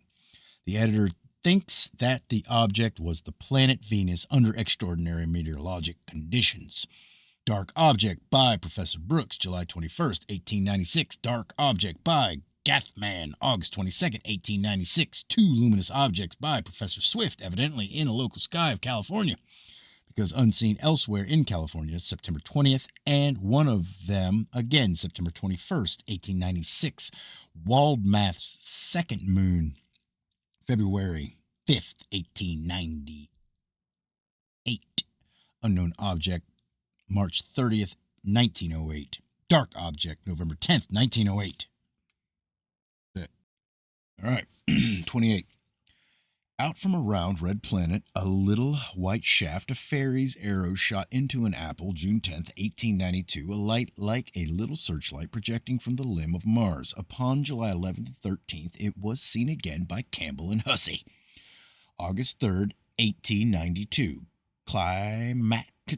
climacteric opposition of Mars. Upon August 12th, 1892, flashes were seen by many persons in the sky of England. See English Mechanic, Volume 56, at Manchester. So like signals were they, or so unlike anything commonly known as auroral were they, that Albert Buss mistook them for flashes from a lighthouse.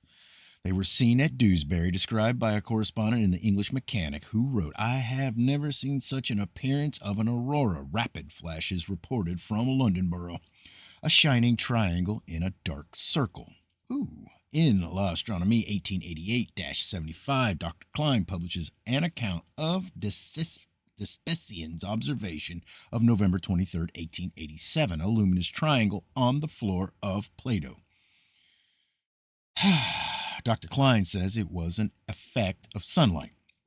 In this period, there were in cities of the United States some of the most astonishing effects at night in the history of this earth. If Rigel should run for the presidency of Orion, and if the stars and the great nebula should start to march, there would be a spectacle like those that Grover Cleveland called forth in the United States in this period. So then, at least conceivably, something similar upon the moon. Flakes of light moving towards Plato this night of November 23rd, 1887, from all the other craters of the moon, a blizzard of shining points gathering into light drifts in Plato. Then the denizens of Aristarchus and of Kepler and dwellers from the lunar Alps, each raising his torch, marching upon a triangular path, making the triangle shine in the dark. Conceivably, other formations have been seen in Plato. But according to my records, this symbol and shown in the dark had never been seen before and has not been seen since. Never mind. About 2 years later, a demonstration of a more exclusive kind, assemblage of all the undertakers of the moon. They stood in a circular formation surrounded by virgins in their nightgowns, and in nightgowns as nightgowns should be. An appearance in Plinius, September 13th, 1889, was reported by Professor Thury of Geneva, a black spot with an intensely white border. March 30th, 1889, a black spot that was seen for the first time by Golderbert near the center of Copernicus. May 11th, 1889, an object as black as ink upon a rampart of Glacendi. It had never been reported before. At the time of the next lunation, it was not seen again. March 30th, 1889, a new black spot in Plinius. The starlight light of Aristarchus. It is a long time since the latest preceding appearance. May 7th, 1867. Then It cannot be attributed to commonplace lunar circumstances. The light was seen November 7th, 1891 by M. de Aduja of the Observatory of Lisbon, a very distinct luminous point. Upon April 1st, 1893, a shaft of light was seen projecting from the moon by M. de Moraes in the Azores. A similar appearance was seen September 25th, 1893 at Paris by M. Garbeau. Another association like that of 1884 in the English Mechanic, 55-310, a correspondent writes that upon May 6, 1892, he saw a shining point, not polar, upon Venus. Upon the 13th of August, 1892, the same object conceivably was seen at a short distance from Venus, an unknown luminous object like a star of the 7th magnitude that was seen close to Venus by Professor Barnard. Upon August 24th, 1895, in the period of primary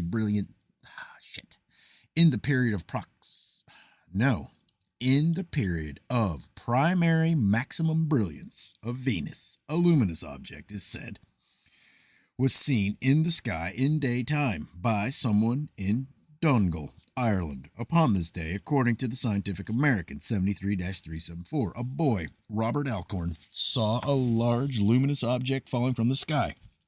It exploded near him. The boy's experience was like Smith Morehouse's. He put his hands over his face. There was a second explosion, shattering his fingers. According to Professor George M. Minchin, no substance of the object that had exploded could be found. Whether there be relation or not, something was seen in the sky of England a week later. In the London Times, September 4th, 1895, Dr. J.A.H. Murray writes that at Oxford, a few minutes before 8 p.m., August 31st, 1895, he saw in the sky a luminous object considerably larger than Venus of great brilliance emerge from behind treetops and sail slowly eastward. It moves as if driven in a strong wind and disappeared behind other trees.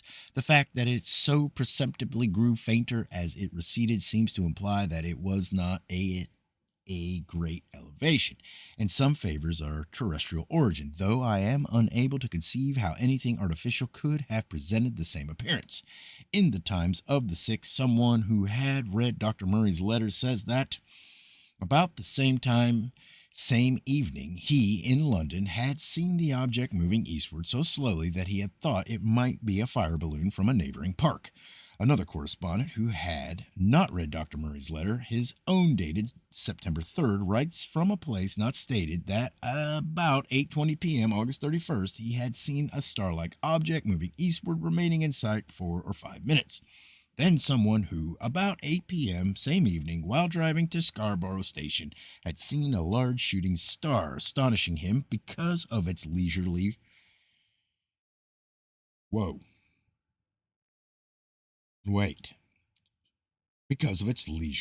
rate, so different from the velocity of the ordinary shooting star. There are 2 other accounts of objects that were seen in the sky at Bath and at Ramsgate, but not about this time. I have looked them up in local newspapers, finding that they were probably meteors. In the Oxford Times, September 7th, Dr. Murray's letter to the London Times is reprinted with the comments, "We would suggest to the learned doctor that the supposed meteor was one of the fire balloons let off with the allotments show. Let it be that when allotments are shown, balloons are always sent up, and that this editor did not merely have a notion to this effect. Our data are concerned with an object that was seen at about the same time at Oxford, about 50 miles southeast of Oxford and about 170 miles northeast of Oxford, with a 4th observation that we cannot place. And in broader terms, our data are concerned with a general expression that objects like ships have been seen to sail close to this Earth at times when the plane of Venus is nearest to this Earth. September 18th, 1895, inferior conjunction of Venus. Still in the same period, there were in London 2 occurrences, perhaps like that of Donegal. London Morning Post, November 16th, 1895, that at noon, November 15th, an alarming explosion occurred somewhere near Fenchurch Street, London. No damage was done. No trace could be found of anything that had exploded. An hour later, near the Mansion House, which is not far from Fenchurch Street, occurred a still more violent explosion. The streets filled with persons who had run from buildings are there, and there was investigation, but not a trace could be found of anything that had exploded. It is said that somebody saw something falling. However, the deadly explainers usually astronomers, but this time policemen haunt or arrest us. In the Daily News, though it is not said that a trace of anything that had exploded had been found, it is said that the explanation by the police was that somebody had mischievously placed in the streets fog signals, which had been exploded by passing vehicles.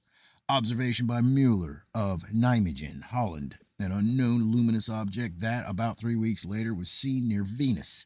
Upon the 28th of April 1897, Venus was in inferior conjunction.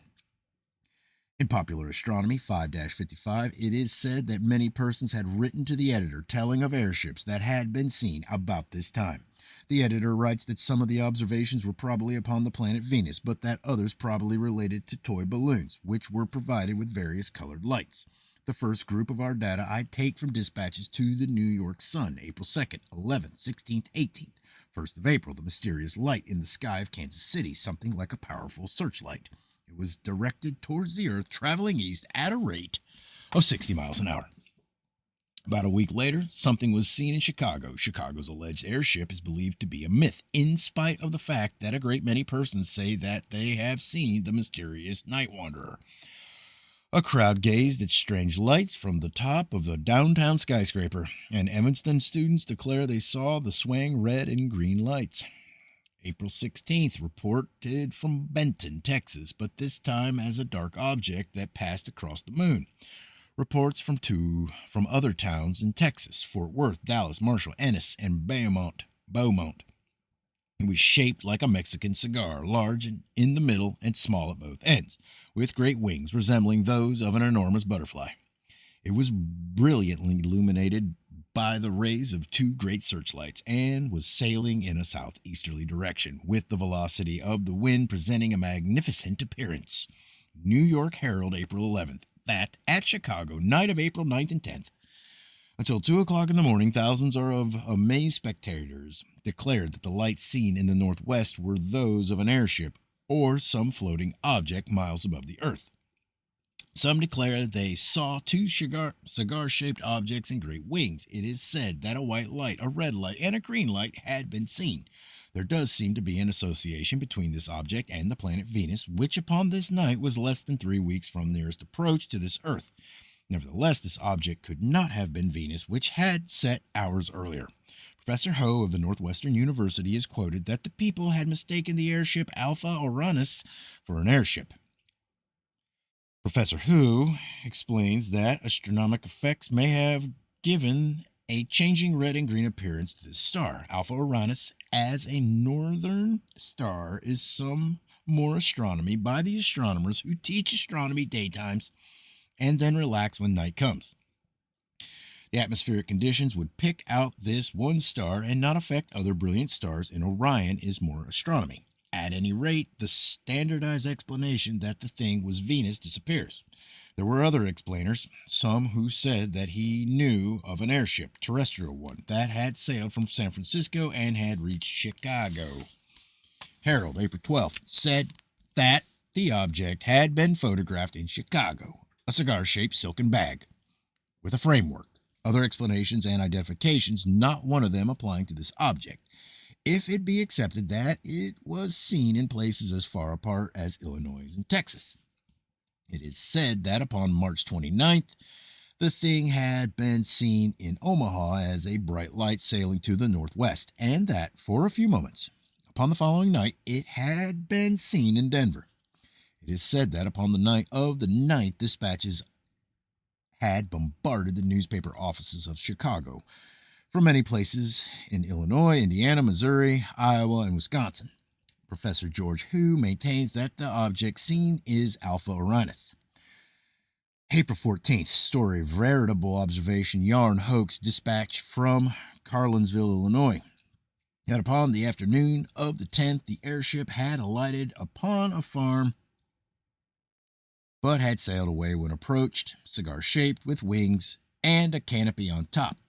April 15th, shower of telegrams, development of jokers and explainers, thing identified as an airship invented by someone in Dodge City, Kansas, identified as an airship invented by someone in Brule, Wisconsin, stories of letters found on farms purporting to have been dropped by the unknown aeronauts, terrestrial ones, jokers in various towns sending up balloons with lights attached, one laborious joker who rigged up something that looked like an airship and put it in a vacant lot and told that it had fallen there, yarn or observation, upon a queer-looking boat that had been seen to rise from the water of Lake Erie, continued reports upon a moving object in the sky and its red and green lights.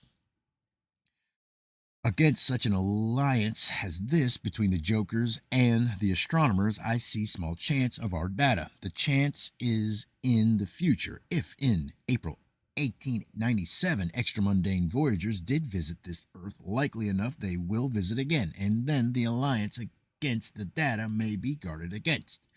New York Herald, April 20th, that upon the 19th, about 9 p.m., in Sistersville, West Virginia, a luminous object had approached the town from the northwest, flashing brilliant red, white, and green lights, and an examination with strong glasses left an impression of a huge cone-shaped arrangement, 180 feet long, with large fins on either side. My own general impression. Night of October 12th, 1492. If I have the right, some night in October 1492, and savages upon an island beach are gazing out at lights that they had never seen before. The indications are that voyagers from some other world are nearby. But the wise men explain. One of the most nearly sure expressions in this book is upon how they explain. They explain in terms of the familiar. For instance, after all that is spiritual in a fish, after all that is spiritual in a fish passes away, the rest of him begins to shine nights. So there are three big old dead things out in the water. All right. Chapter 33. In Coconino County, Arizona, is an extraordinary formation. It is known as Coon Butte and as Crater Mountain. Once upon a time, something gouged this part of Arizona. The cavity in the ground is about 3,800 feet in diameter, and it is approximately 600 feet deep. From the rim of the ramparts to the floor of the interior. Out from this cavity had been hurled blocks of limestone, some of them a mile or so away, some of these masses weighing probably 5,000 tons each.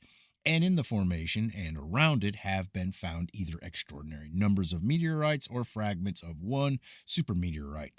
Barringer, in his report to the Academy of Natural Science of Philadelphia, says that of the traffickers in the meteoric material, he knew of two men who had shipped away 15 tons of it. But Beringer's minimum estimate of the body large enough to gouge the ground is 10 million tons.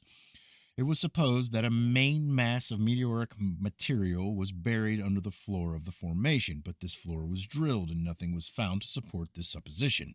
One drill went down 1,020 feet, going through 100 feet of red sandstone, which seems to be the natural undisturbed substructure.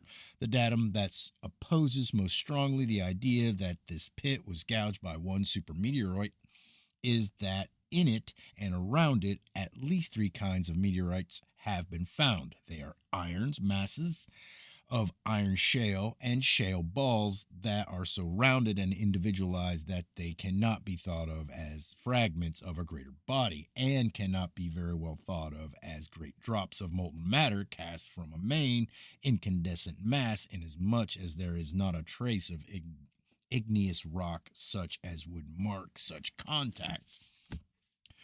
There are data for thinking that these three kinds of objects fell at different times, presumably from origin of fixed position relatively to this point in Arizona. Within the formation, shales were found buried at various distances as if they had fallen at different times. For instance, 7 of them in a vertical line, the deepest buried 27 feet down. Also, shales outside the formation were found buried, but quite as if they had fallen more recently. The hundreds of irons were found upon the surface of the ground, or partly covered, or wholly covered, but only with superficial soil. There is no knowing when this great gouge occurred, but cedars upon the rim are said to be about 700 years old. In terms of our general expression upon differences of potential and of electric relations between nearby worlds, I think of a blast between this earth and a land somewhere else, and of something that was more than a cyclone that gouged this pit. Other meteorites have been found in Arizona. The 85-pound iron that was found at Weaver near Wickenburg, 130 miles from Crater Mountain in 1898, and the 960-pound mass now in the National Museum, said to have been found at Peach Springs, 140 miles from Crater Mountain.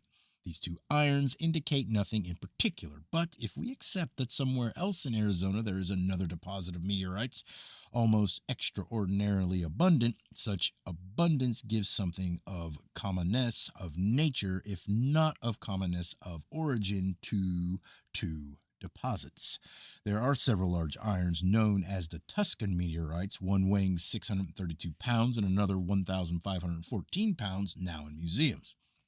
They came from a place known as Iron Valley in the Santa Rita Mountains, about 30 miles south of Tuscan and about 200 miles from Crater Mountain. Iron Valley was so named because of the great number of meteorites found in it. According to the people of Tuscan, this fall occurred about the year 1660.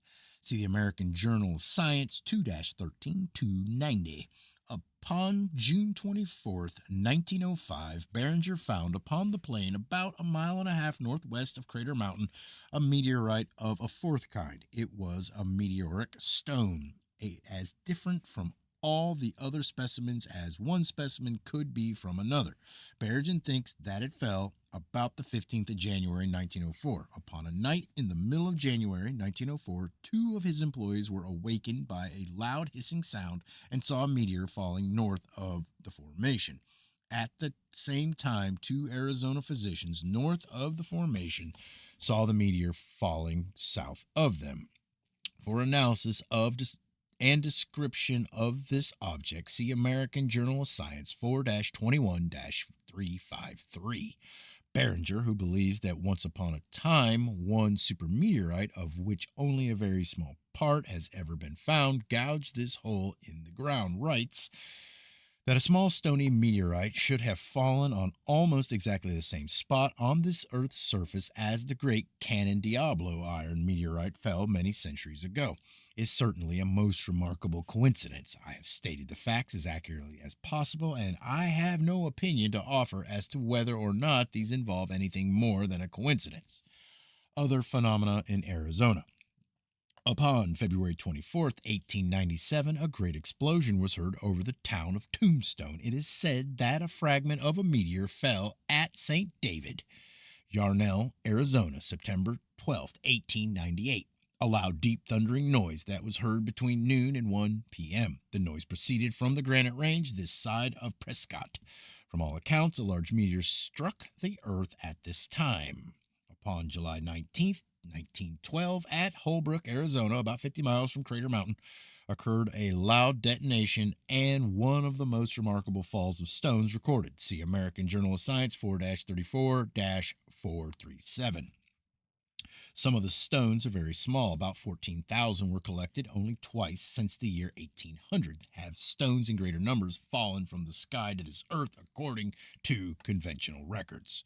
About a month later, August 18th, there was another concussion at Holbrook. This was said to be an earthquake.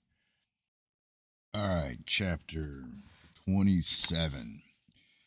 It may be that now add to our sins the horse that swam in the sky. For all I know, we contribute to a wider biology. In the New York Times, July 8th, 1878, is published a dispatch from Parkersburg, West Virginia, that about July 1st, 1878, 3 or 4 farmers had seen in a cloudless sky, apparently half a mile high, an opaque substance. It looked like a white horse swimming in the clear atmosphere. It is said to have been a mirage of a horse in some distant field.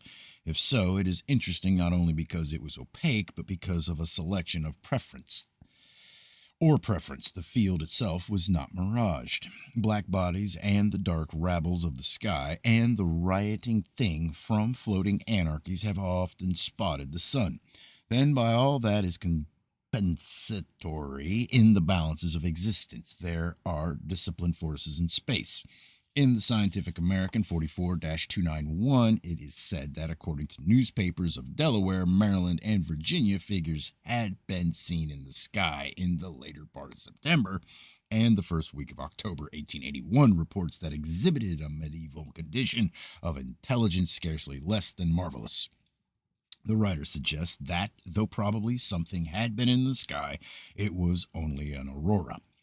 Our own intelligence and that of astronomers and meteorologists and everybody else with whom have had experience had better not be discussed, but the accusation of medievalism is something that we're sensitive about, and we hasten to the monthly weather review, and if it doesn't give us a modern touch, I mistake the sound of it. Monthly Weather Review, September and October 1881, an auroral display in Maryland and New York. Upon the 23rd of September, all other auroras in September far north of the three states in which it was said phenomena were seen. October, no auroras until the 18th, that one in the north. There was a mirage upon September 23rd, but at Indianola. 2 instances in October, but late in the month and in northern states. It is said in the Scientific American that, according to the Warrentown, Virginia Solid South, a number of persons had seen white-robed figures in the sky at night. The story in the Richmond Dispatch is that many persons had seen or had thought they had seen an alarming sight in the sky at night, a vast number of armed, uniformed soldiers drilling. Then a dispatch from Wilmington, Delaware, platoons of angels marching and countermarching in the sky, their white robes and helmets gleaming. Similar accounts came from Laurel and Talbot. Several persons said that they had seen in the sky the figure of President Garfield, who had died not long before. Our general acceptance is that all reports upon such phenomena are colored in terms of appearances and subjects uppermost in minds. L'Astronomie, 1888-392, that about the 1st of August, 1888, near Warasden, Hungary, several divisions of infantry, led by a chief who waved a flaming sword, had been seen in the sky 3 consecutive days, marching several hours a day. The writer of L'Astronomie says that in the vein does one try to explain that this appearance was a mirage of terrestrial soldiers marching at a distance from Warasden because widespread publicity and investigation had disclosed no such soldiers. Even if there had been terrestrial soldiers near Warasden, repeating mirages localized would call for explanation. But that there may be space armies from which reflections or shadows or Brocken specters are sometimes cast, a procession that crossed the sun, forms that moved or that marched, sometimes 4 abreast. Observation by M. Berger at Marcellus, April 15th and 16th, 1883. An army that was watched 40 minutes by M. Jacquet, August 3rd, 1866. Things or beings that seemed to march and to countermarch, all that moved in the same direction, moved in parallel lines in L'Année Scientifique 29-8. There is an account of observations by M. Trouvelot, August 29th, 1871. He saw objects, some round, some triangular, and some of complex forms. Then occurred something that at least suggests that these things were not moving in the wind, nor sustained in space by the orbital forces of meteors, that each was depending upon its own powers of flight, and that an accident occurred to one of them.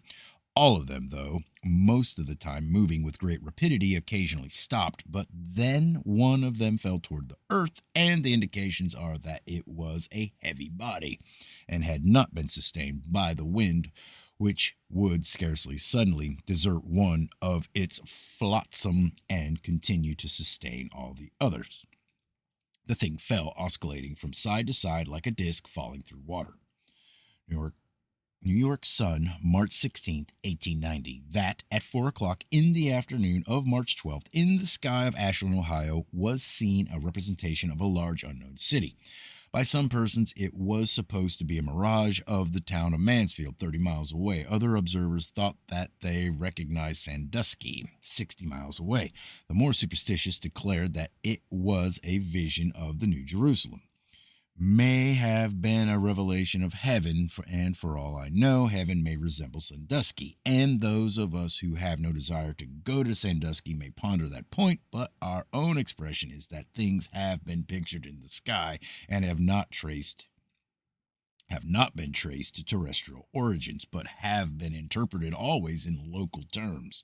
Probably a living thing in the sky, seen by farmers, a horse, other things, a far refracted image is other things or far refracted images or shadows, and they were supposed to be vast lions or soldiers or angels, all according to preconceived ideas.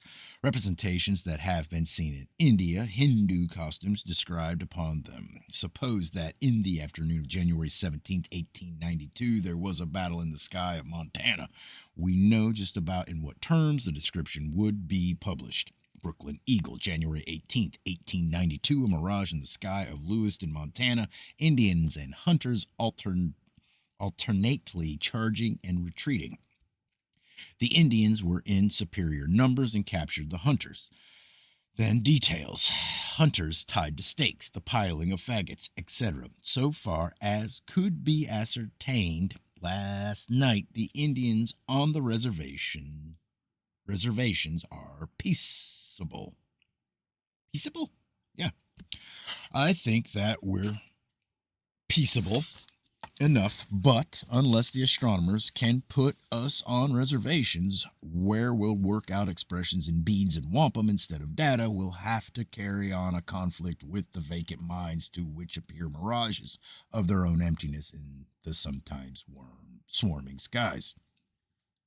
Altogether, there are many data indicating that vessels and living things of space do come close to this earth, but there is absence of data of beings that have ever landed upon this earth, unless someone will take up the idea that Caspar Hauser, for instance, came to this earth from some other physical world. Whether Spacerians have ever dredged down here or not, or sniped down here, pouncing, assailing, either wantonly or in the interests of their sciences, there are data of seeming seizures and attacks from somewhere, and I have strong objections against lugging in the fourth dimension, because then I am no better off wondering what the fifth and sixth are like. In La Nature 1888-2-66, M. Adrian Arcelin writes that while excavating near de Sultry in August 1878, upon a day described as superb, sky clear to a degree said to have been parfirmament. Several dozen sheets of wrapping paper among the ground suddenly rose. Nearby were a dozen men, and not one of them had felt a trace of wind. A strong force had seized upon these conspicuous objects, touching nothing else. According to M. Arcelin, the dust on the ground under and around was not disturbed. The sheets of paper continued upward and disappeared in the sky. A powerful force that swooped upon a fishing vessel, raising it so far that when it fell back, it sank. See London Times, September 24th, 1875. Quarter of a mile away were other vessels, from which set out rescuers to the sailors who had been thrown into the sea. There was no wind. The rescuers could not use sails, but had to row their boats. Upon October 2nd, 1875, a man was trundling a cart from Schaffhausen near Bergen, Germany. His right arm was perforated from front to back as if by a musket ball. This man had two companions. He had heard a whirring sound, but his companions had heard nothing. At one side of the road, there were laborers in a field, but they were not within gunshot distance. Whatever the missile may have been, it was unfindable. La Nature, 1879-1-166, quotes the Courrier des Ardennes as to an occurrence in the commune Signy-le-Petit, Easter Sunday, 1879. A conspicuous isolated house. Suddenly, Its slate roof shot into the air and then fell to the ground. There had not been a trace of wind. The writer on the account says that the force, which he calls a Trouble Inui, Trouble Inui had so singled out this house that nothing in its surroundings beyond a distance of 30 feet had been disturbed. Scientific American, July 10th, 1880, that, according to the playing dealer of East Kent, Ontario, 2 citizens of East Kent were in a field and heard a loud report. They saw stones shooting upward from a field. They examined the spot, which was about 16 feet in diameter, finding nothing to suggest an explanation of the occurrence. It is said that there had been neither a whirlwind nor anything else by which to explain. It may be that witnesses have seen human beings dragged from our own existence either into the objectionable 4th dimension, perhaps then sifting into the 5th, or up to the sky by some exploring thing. I have data, but they are from the records of psychic research. For instance, a man has been seen walking along a road in sudden disappearance. Explanation: that he was not a living human being, but an apparition that had disappeared. I have not been able to develop such data, finding, for instance, that someone in the neighborhood had been reported missing, but it may be that we can find material in our own field. Upon a December 10th, 1881, Walter Powell and 2 companions ascended from Bath in the government balloon Saladin, Valentine, and Tomlinson, Travels in Space, page 227. The balloon descended at Bridgeport, coast of the English Channel. 2 of the aeronauts got out, but the balloon with Powell in it shot upward. There was a report that the balloon had seemed to fall in the English Channel near Bridgeport, but according to Captain Temple, one of Powell's companions, probably something thrown from the balloon, had been seen to fall. My nose is running. Hold on. There. A balloon is lost near or over the sea. If it should fall into the sea, it would probably float and for considerable time be a conspicuous object. Nevertheless, the disappearance of a balloon last seen over the English Channel cannot, without other circumstances, be considered very mysterious. Now, one expects to learn of reports from many places of supposed balloons that had been seen, but an extraordinary circumstance is that reports came in upon a luminous object that was seen in the sky at the time that this balloon disappeared. In the London Times, it is said that a luminous object had been seen evening of the 13th moving in various directions in the sky near Charlesbourg.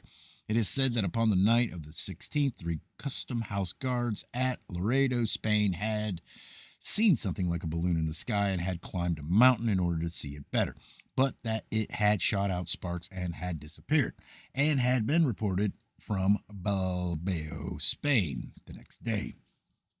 In the Morning Post, it is said that this luminous display was the chief feature, that it was this sparkling that had made the object visible.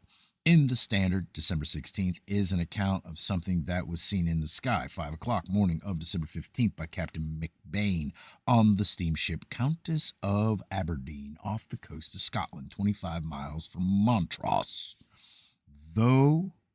Through glasses, the object seemed to be a light attached to something thought to be the car of a balloon, increasing and decreasing in size, a large light, as large as the light at Girdleness. It moved in a direction opposite to that of the wind, though possibly with wind of an upper stratum.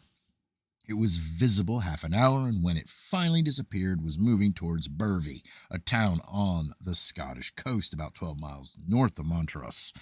In the Morning Post, it is said that the explanation is simple, that someone in Monfrith, 8 miles from Dundee, had, late in the evening of the 15th, set up a fire balloon, which had been carried along the coast by a gentle breeze, and after burning all night, extinguished and collapsed off Montrose early on Thursday morning, the 16th.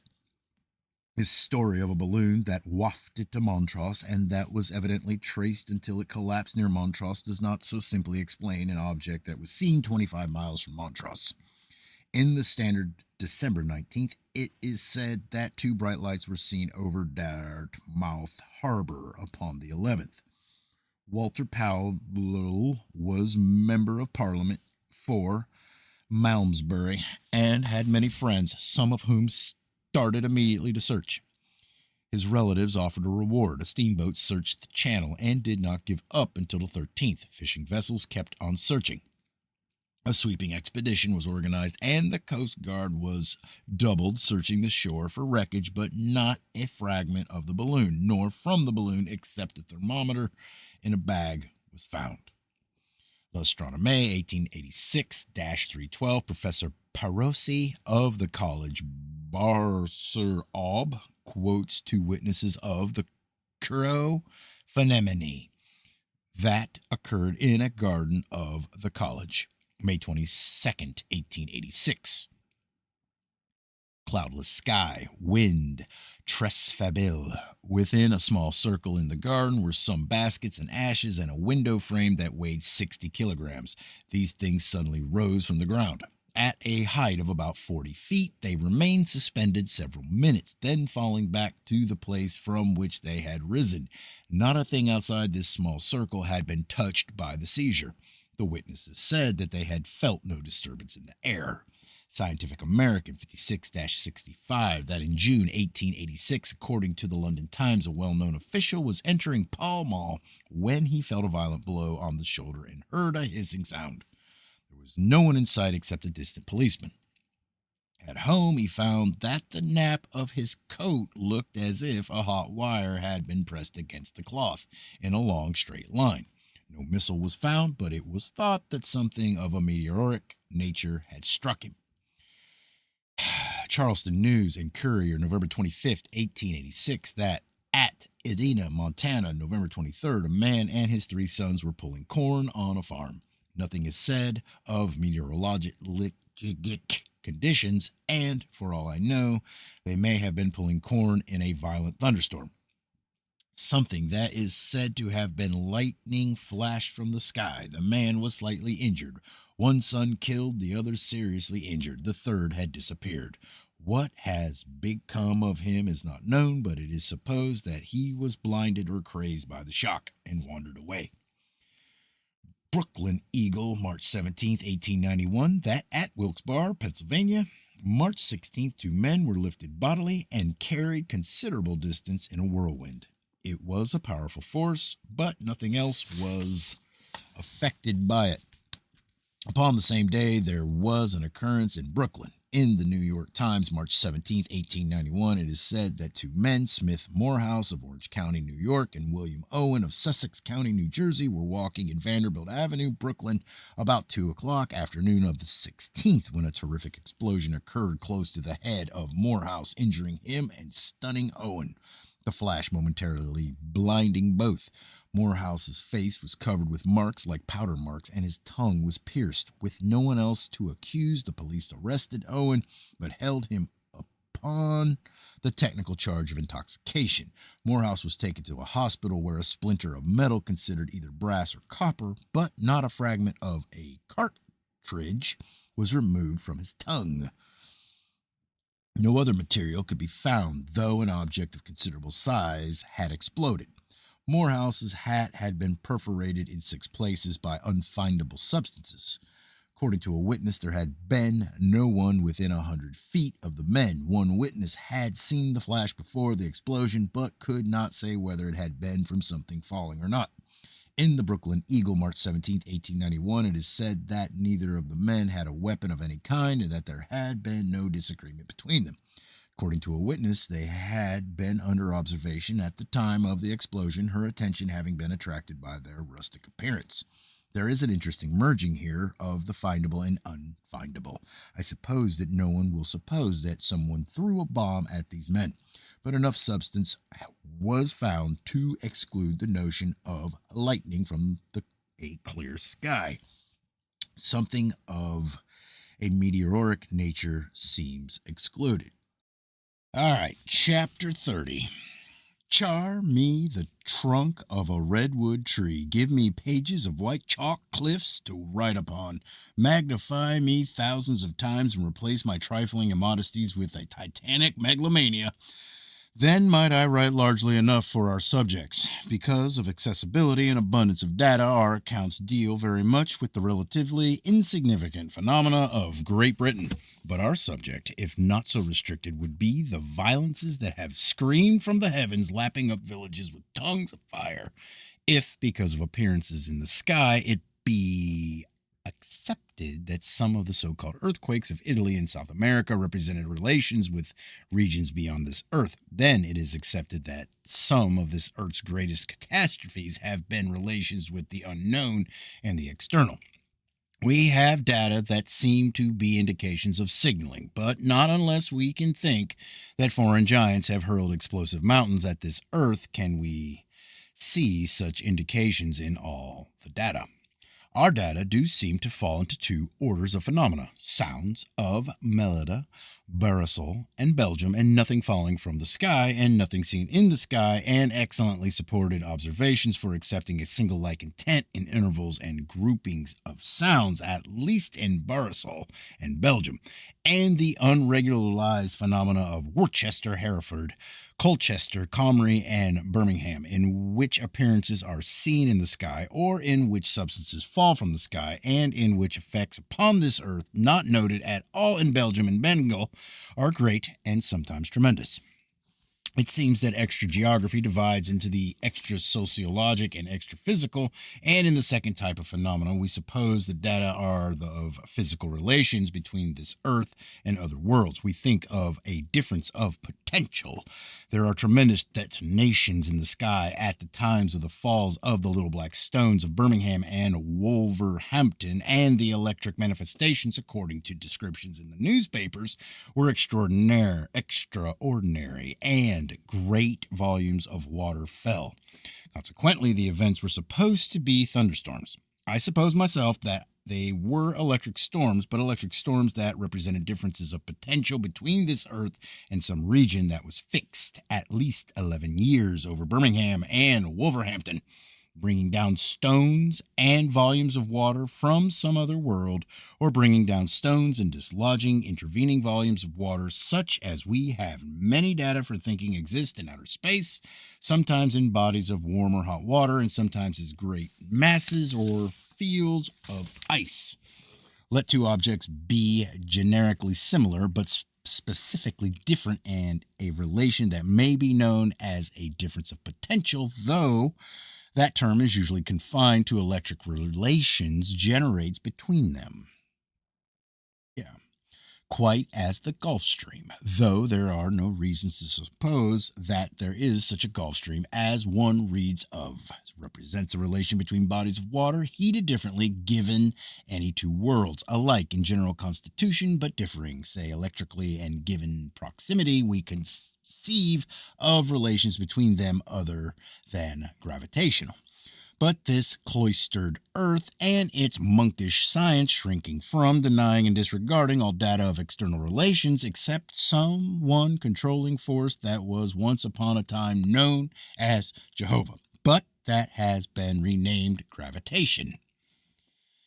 That the electric exchanges that were recognized by the ancients, but that were anthropomorphically explained by them, have poured from the sky and have gushed to the sky afferently and efferently between this earth and the nearby planets, or between this mainland and its San Salvadors, and have been recognized by the moderns or the neo-ancients, but have been meteorologically and seismologically misconstrued by them. When a village spouts to the sky, it is said to have been caught up in a cyclone. When unknown substances fall from the sky, not much of anything is said upon the subject. Lost tribes and the nations that have disappeared from the face of this earth, that the skies have reeked with terrestrial civilizations spreading out in celestial stagnations, where their remains to this day may be. Mayans, and what became of them? Bones of the Mayans picked white as frost by space scavengers, regioned to this day in a sterile luxuriance somewhere spread upon existence like the pseudo breath of death crystallized on a sky pane. 3 times gaps wide and dark the history of Egypt, and that these abysses were gulfed by disappearances, that some of the eliminations from this earth may have been upward translations in functional suctions. We conceive of supervision upon the earth's development, but for it the names of Jehovah and Allah seem old-fashioned, that the equivalents of wrath, but like the storms of cells that in the embryonic thing invade and destroy cartilage cells, when they have outlived their usefulness, have devastated this earth's undesirables. Likely enough, or not quite likely enough, one of these earlier Egypts was populated by sphinxes. If one can suppose that some of the statuary still extant in Egypt were,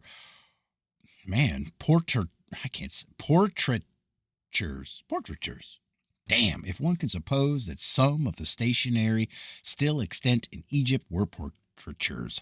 This is good, though also not so good. Orthodox evolutionary doctrine that between types occur transitionals. That elimination and redistribution swept an earlier Egypt with suctions, because it was written in symbols of embryonic law that life upon this earth must form onward, and the crouching sphinx on the sands of Egypt, blinking the mysticism of her morphologic mixtures, would perhaps detain forever the less interesting type that was advancing. That often has clarification destroyed transitionals, that they shall not hold back development. One conceives of their remains to this day, wafting still in the currents of the sky, floating avenues of frozen sphinxes, solemnly dipping in cosmic undulations, down with circulate processions of Egyptian mummies. An astronomer upon this earth notes that things in parallel lines have crossed the sun. We offer this contribution as comparing favorably with the works of any other historian. We think that some of the details may need revision, but that what they typify is somewhere nearly acceptable. Latitudes and longitudes of bones, not in the sky, but upon the surface of this earth. Baron Toll and other explorers have, upon the surface of this earth, kicked their way through networks of ribs and protrusions of skulls and stacks of vertebrae as numerous as if from dead land they had sprouted there. Anybody who has read of these tracts of bones upon the northern coast of Siberia and of some of the outlying islands that are virtually composed of bones cemented with icy sand will agree with me that there have been cataclysms of which conventionality and standardization tell us nothing. Once upon a time, some unknown force translated from somewhere 1 million animals to Colorado, where their remains now form great bone quarries. Very largely do we express a reaction against dogmatism, and sometimes we are not dogmatic ourselves. We don't know very positively whether at times the animal life of some other world has been swept away from that world, eventually pouring from the sky of Siberia and of Colorado in some of the shockingest floods of mammoths, from which spattered cats and rabbits in cosmic scenery or not. All that we can say is that when we turn to conventionality, it is to blankness or suppression. Every now and then, to this day, occurs an alleged fall of blood from the sky, and I have notes upon at least one instance in which the microscopically examined substance was identified as blood. But now we conceive of intenser times when every now and then a red cataract hung in the heavens like the bridal veil of the goddess of murder. But the science of today is sporific like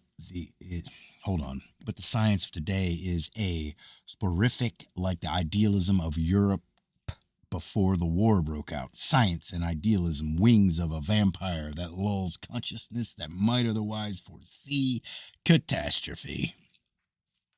Showers of frogs and showers of fishes that occur to this day, that they are the dwindled representatives to this day of the cataclysms of intenser times when the skies of this earth were darkened by afferent clouds of dinosaurs. We conceive of intenser times, but we conceive of all times as being rhythmic times. We are too busy to take up alarmism, But if Rome, for instance, never was destroyed by terrestrial barbarians, if we cannot very well think of Apache seizing Chicago, extra-mundane vandals may often have swooped down upon this earth, and they may swoop again. And it may be a comfort to us someday to mention in our last gasp that we were told about this. History, geology, paleontology, astronomy, meteorology, that nothing short of cataclysmic thinking can break down these united walls of exclusionism. Unknown monsters sometimes appear in the ocean when, upon the closed system of normal preoccupations, a story of the sea serpent appears. It is inhospitably treated. To us of the wider cordialities, it has recommendations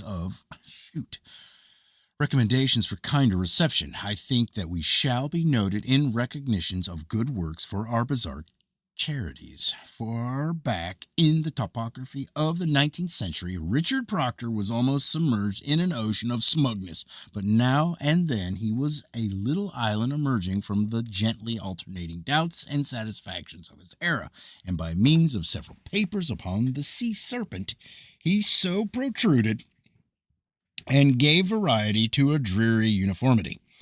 Proctor reviewed some of the stories of sea serpents. He accepted some of them. This will be news to some conventionalists.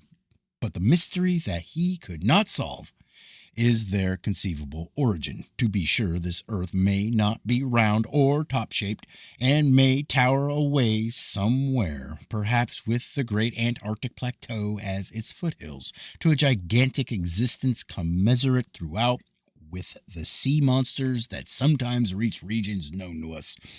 Judging by our experience in other fields of research, we suspect that this earth never has been traversed except in conventional trade routes and standard explorations.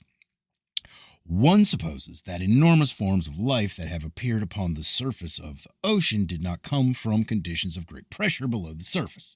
If there be no inhabitant of their own in unknown seas of this earth, the monsters fell from the sky, surviving for a while. In his day, Charles Lyell never said a more preposterous thing than this. However, we have no idea that mere preposterousness is a criterion.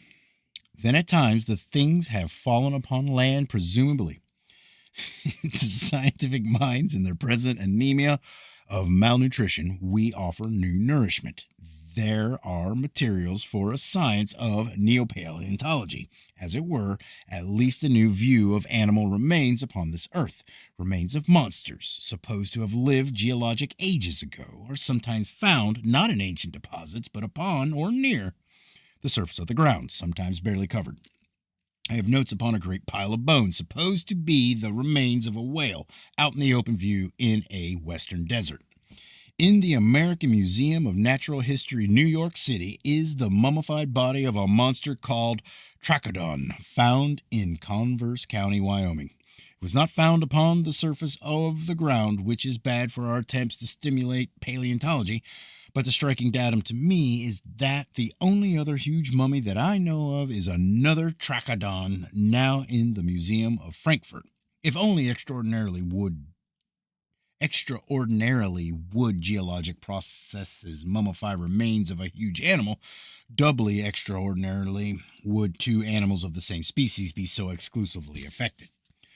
One at least gives some consideration to the idea that these trachodons are not products of geologic circumstances, but were affected in common by other circumstances. By inspiration or progressive deterioration, one then conceives of the things as having wafted and dried in space, finally falling to this earth.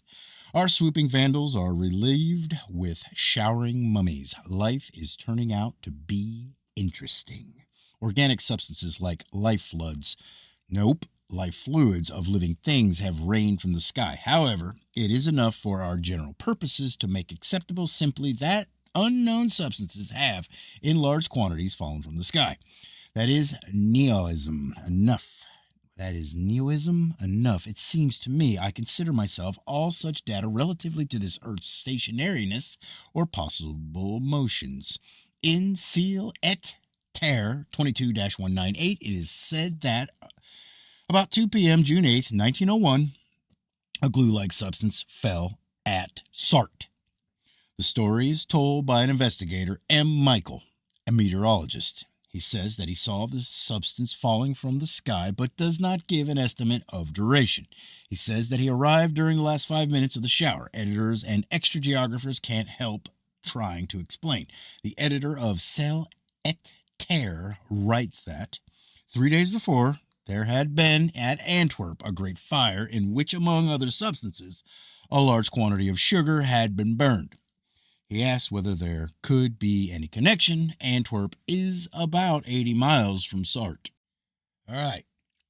34.2. New York Tribune, January 1st, 1910. Dispatch from Huntington, West Virginia, December 31st, 1909. 3 huge lights of almost uniform dimensions appeared in the early morning sky in this neighborhood today. Joseph Green, a farmer, declared that they were meteors which fell on his farm. An extensive search of his land by others who saw the lights was fruitless, and many persons believe that an airship had sped over the country.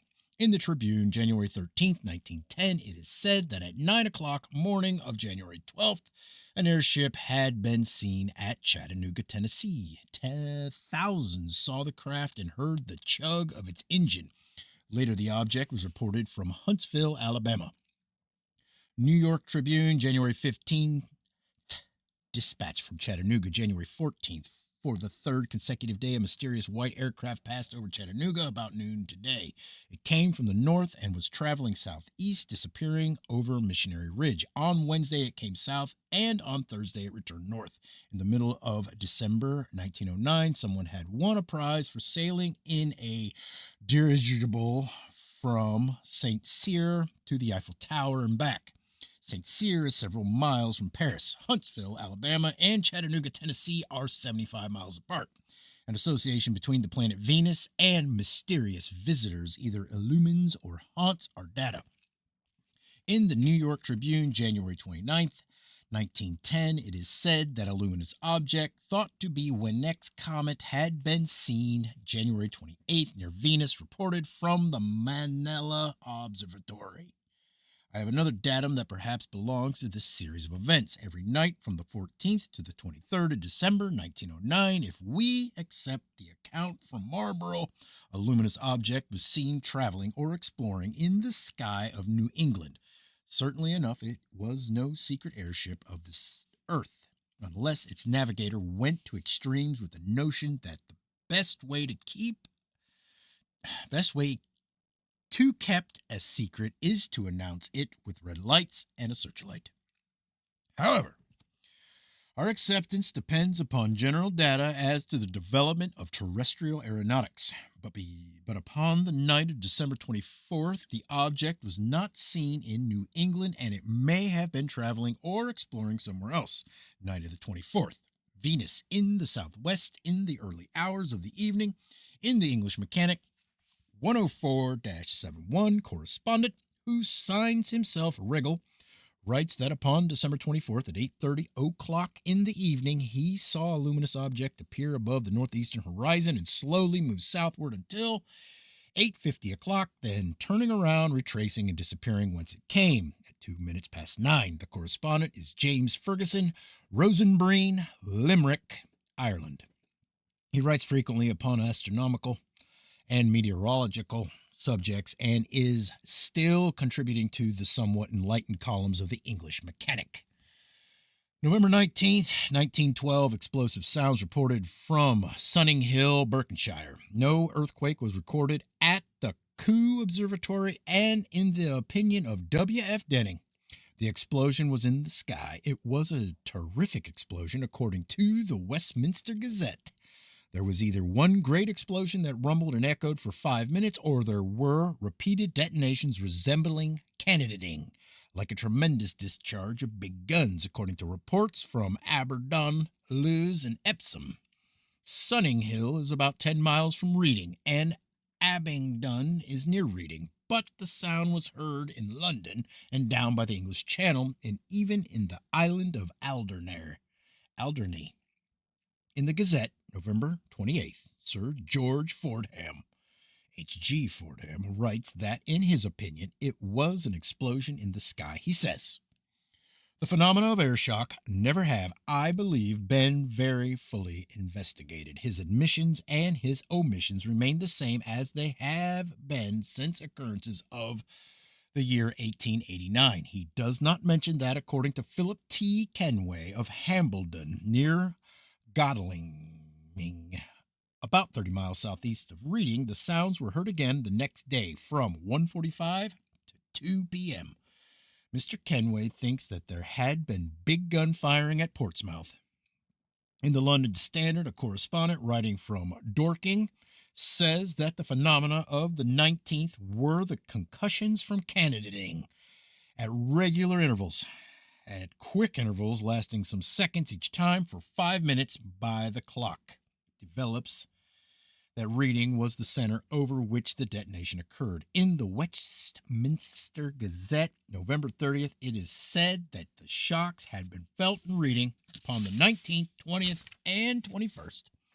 Only from Reading have I recorded a phenomenon upon the 21st. Mr. H.L. Hawkins, a lecturer in geology of the Reading University, writes that according to his investigations, there had been no gun firing in England to which the detonations could be attributed. He says that Fordham's explanation was in accord with his own investigations, or that the detonations had occurred in the sky. He writes that inasmuch as the detonations had occurred upon 3 successive days, a shower of meteors of long duration would have to be supposed. How he ever visualized that unerring shower striking one point over this earth's surface and nowhere else day after day, if this earth be a rotating and revolving body, I cannot see. If he should say that by coincidence this repetition could occur, then by what coincidence of coincidences could the same repetitions have occurred in this same local sky, centering around Reading 7 years before? The indications are that this earth is stationary, no matter how unreasonable that may sound. In the Westminster Gazette, December 9th, W.F. Denning writes that without doubt the phenomena were meteoric explosions, but he alludes to the earthquake and strange noises that were heard upon the 19th. He does not mention the detonations that were heard upon the following days. Not one of these writers mentions the sounds that were heard in Reading in November 1905. London Standard, November 23rd, 1912. That, according to Lieutenant Colonel Truman of Reading, the sounds had been heard at Reading at 9 a.m. upon the 19th, 1:45 p.m., the 20th, 3:30 p.m., the 21st. All right, Chapter 31, Cold Harbor, Hanover, Colorado, or Hanover County, Virginia. 2 men in a field and apparently clear sky. Hold on, I can't see. Something moved, and I can't get my light the way I used to have it. All right, where was I? In the Monthly Weather Review, 2829, it is said that upon August 7th, 1900, 2 men were struck by lightning. The editor says that the weather map gave no indication of a thunderstorm nor of rain in this region at the time. In July 1904, a man was killed on the summit of Mount San Gorgino, near the Mojave Desert. It is said that he was killed by lightning. 2 days later, upon the summit of Mount Whitney, 180 miles away, another man was killed by lightning. It is said in the Ciel et Terre 17-42 that in the year 1893, 19 soldiers were marching near Bourges, France, when they were struck by an unknown force. It is said that in known terms, there is no explanation. Some of the men were killed and others were struck insensible. At the inquest, it was testified that there had been no storm and that nothing had been heard. If there occur upon the surface of this earth pounces from blankness and seizures by nothings and sniping with bullets of unfindable substance, we nevertheless hesitate to bring witchcraft and demonology into our fields. Our general subject now is the existence of a great deal that may be nearby or temporarily nearby, ordinarily invisible but occasionally revealed by special circumstances. A background of stars is not to be compared in our data with the sun for a background as a means of revelations. We accept that there are sunspots, but we gather from general experience in special instances that the word sunspot is another of the standardizing terms like auroral or meteoric and earthquakes. See Webb's celestial objects for some observations upon large definite obscurations called sunspots, but which were as evanescent against the sun, evanescent against the sun as would be islands and jungles of space, if intervening only a few moments between this earth and the swiftly moving sun. According to Webb, astronomers have looked at great obscurations upon the sun, have turned away, and then looked again, finding no trace of the phenomena. Eclipses are special circumstances and rather often have large unknown bulks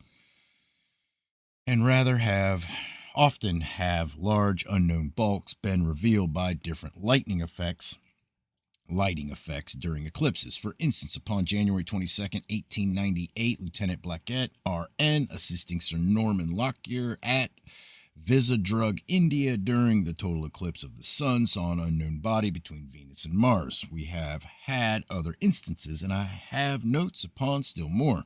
The photographic plate is a special condition or sensitiveness in Knowledge 16-234. A correspondent writes that in August 1893 in Switzerland, moonlighted night, he had exposed a photographic plate for 1 hour. Upon the photograph, when developed, were seen irregular, bright markings, but there had been no lightning to this correspondent's perceptions.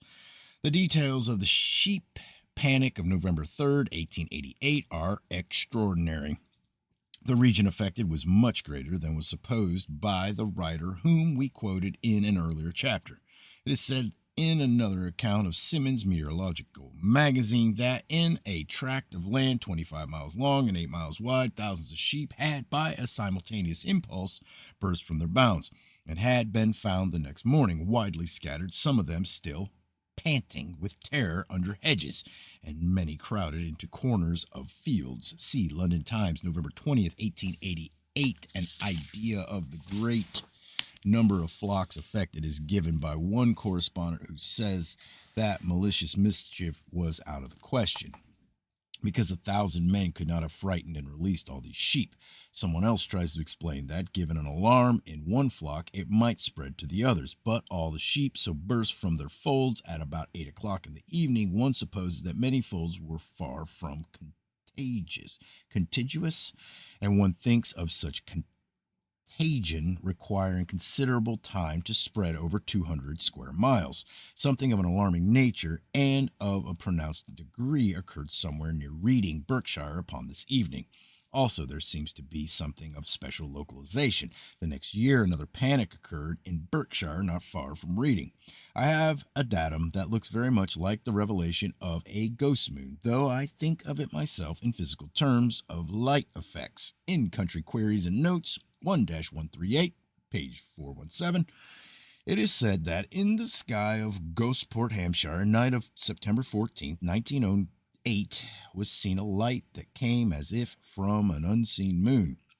It may be that I can here record that there was a moon-like object in the sky of the Midlands and the south of England this night, and that, though to human eyesight this world island of space, whatever it may have been, was invisible, it was nevertheless revealed. Upon this evening of September 14, 1908, David Packer, then in Northfield, Worcestershire, saw a luminous appearance that he supposed was auroral, and photographed it. When the photograph was developed, it was seen that the auroral light came from a large moon-like object. A reproduction of the photograph is published in the English Mechanic 88-211. It shows an object as bright as well-defined as the conventionally accepted moon, but only to the camera had it revealed itself.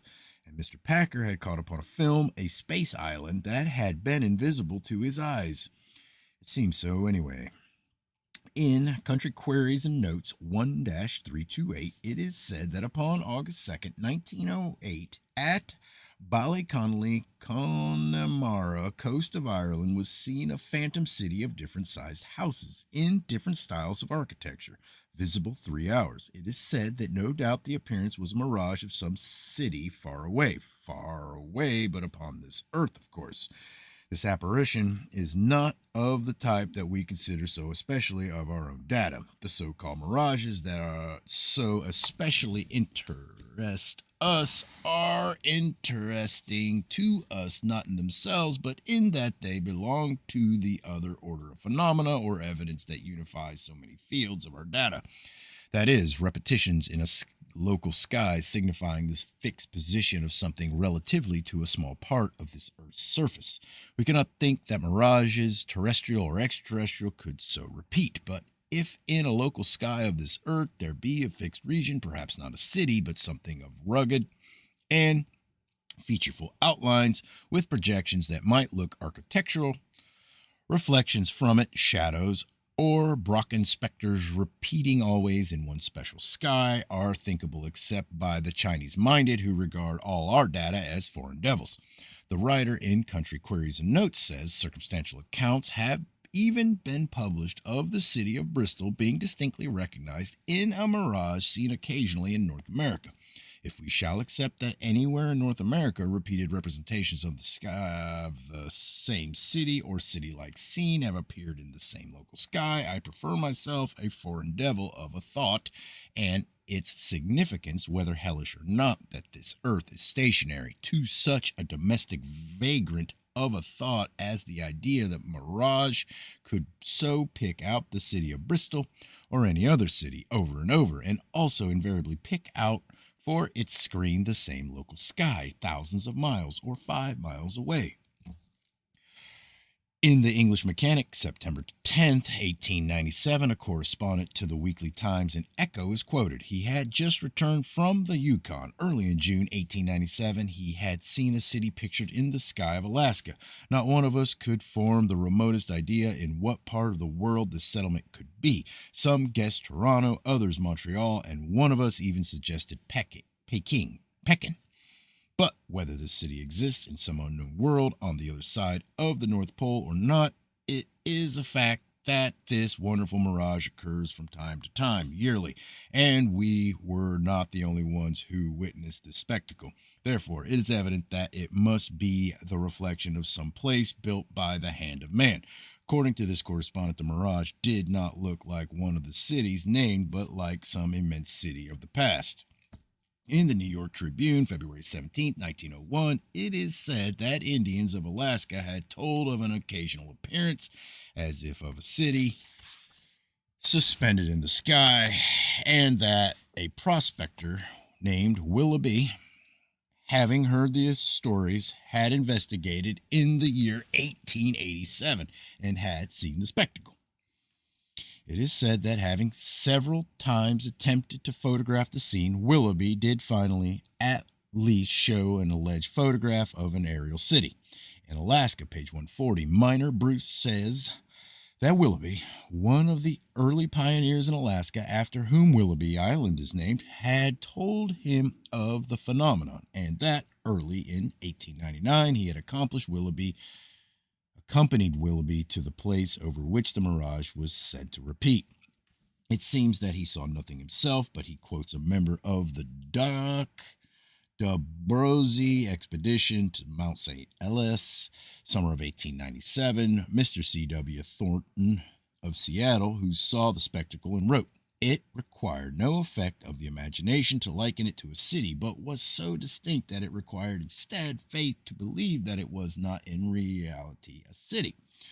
Bruce publishes a reproduction of Willoughby's photograph and says that the city was identified as Bristol, England. So definite or so unmirage-like is the reproduction, trees and many buildings shown in detail, that one supposes that the original was a photograph of a good-sized terrestrial city, perhaps Bristol, England.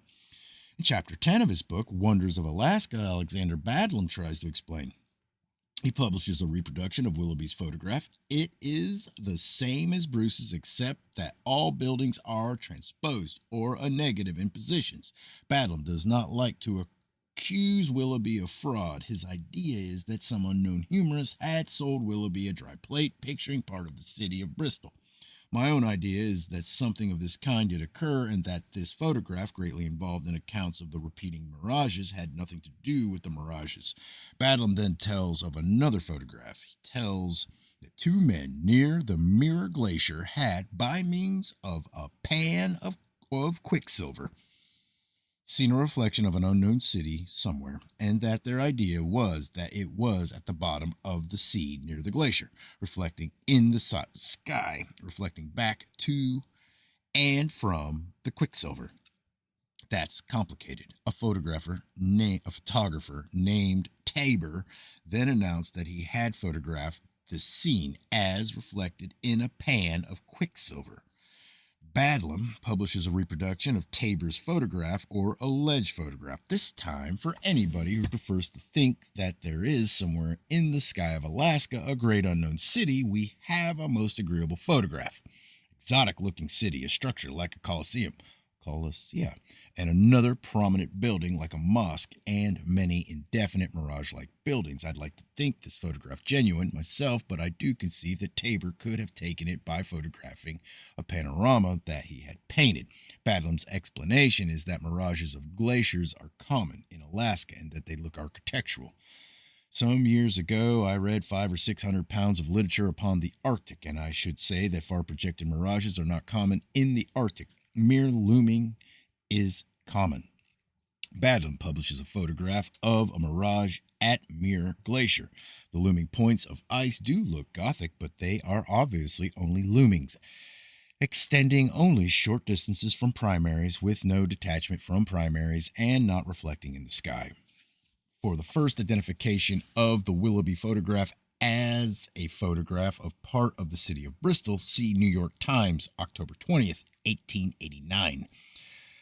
That this photograph was somebody's hoax seems to be acceptable, but it was not similar to the frequently reported scene in the sky of Alaska, according to descriptions. In the New York Times, October 31st, 1889, is an account by M.L.B. French of Chicago of the spectral representation. He saw it near Mount Fairweather. We could see plainly houses, well-defined streets, and trees. Here and there rose tall spires over huge buildings which appeared to be ancient mosques or cathedrals. It did not look like a modern city, more like an ancient European city. That every year between June 21st and July 10th, a phantom city appears in the sky over a glacier in Alaska. That features of it had been recognized as buildings in the city of Bristol, England, so that the mirage was supposed to be a mirage of Bristol. It is said that for generations these repeating representations had been known to the Alaskan Indians, and that in May 1901, a scientific expedition from San Francisco would investigate. It is said that, except for slight changes from year to year, the scene was always the same. That a number of scientists had set out from Victoria, BC to Mount Fairweather, Alaska to study a repeating mirage of a city in the sky which had been reported by Duc d'Abruzzi, who had seen it and had sketched it. All right, this one might be short because if I would have known that, I would have done the whole chapter. But, oh well. Where am I at? New York Tribune, September 2nd, 1921. This is page 526. J.C.H. Macbeth, London manager of the Marconi Wireless Telegraph Company Limited, told several hundred men at luncheon of the Rotary Club of New York yesterday that Signor Marconi believed that he intercepted messages from Mars during recent atmospheric experiments with wireless on board his yacht Electra in the Mediterranean. Mr. Macbeth said that Signor Marconi had been unable to conceive of any other explanation of the fact that during his experiments he had picked up magnetic wavelengths of 150,000 meters, whereas the maximum length of wave production in the world today is 14,000 meters. The regularity of the signals, Mr. Macbeth declared, disposed of any assumption that the waves might have been caused by electrical disturbance. The signals were unintelligible, consisting apparently of a code, the speaker said, and the only signal recognized was one resembling the letter V in the Marconi code. See datum of May 19th, 1919. But in the summer of 1921, the planet Mars was far from opposition. The magnetic vibrations may have come from some other world. They may have had the origin of the sound that have been heard at regular intervals, the San Salvadors of the sky. And we return to the principle that has been our reinforcement throughout, that existence is infinite sterilization, and that, except in particulars, it repeats.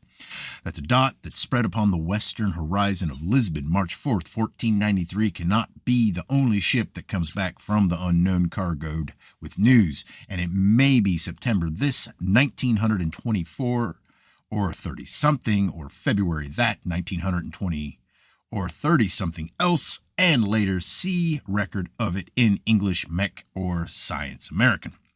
Volume and P something or another, a speck in the sky of this earth, the return of somebody from a San Salvador of the sky, and the denial by the heavens themselves, which may answer with explosions.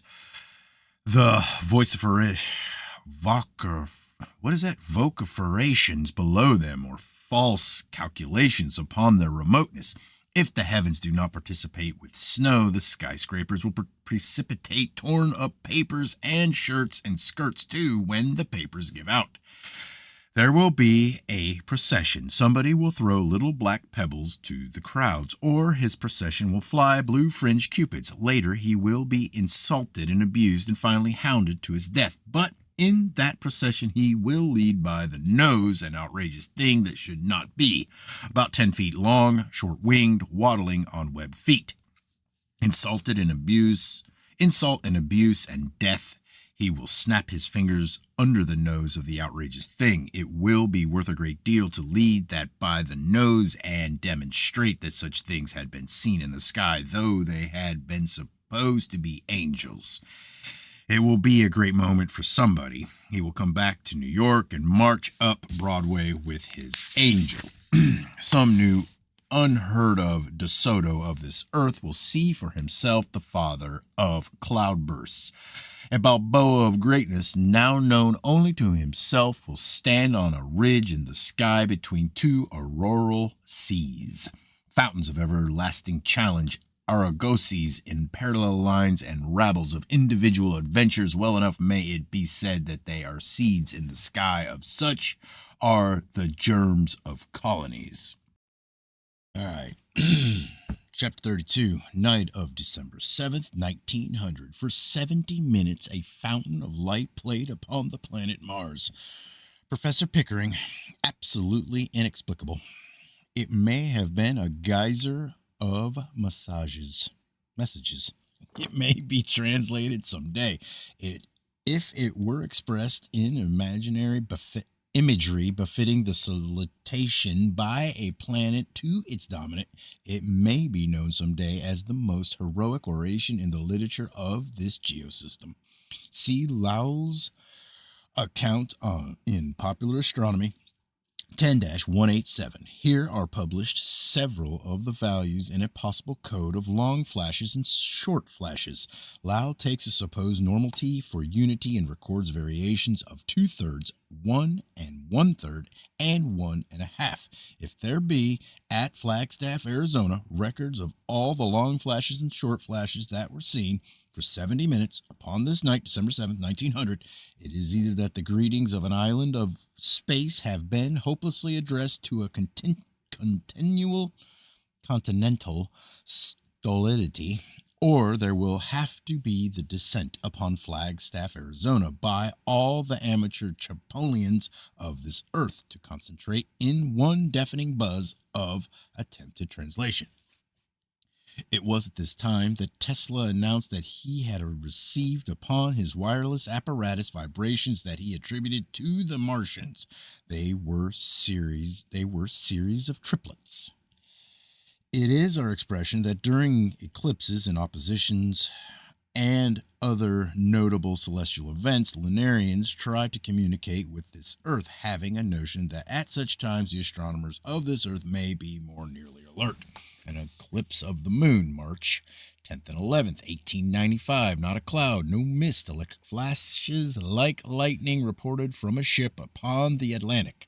During the eclipse of the sun, July 29th, 1897, a strange image was taken on a sensitive plate by Mr. L.E. Martindale of St. Mary's, Ohio.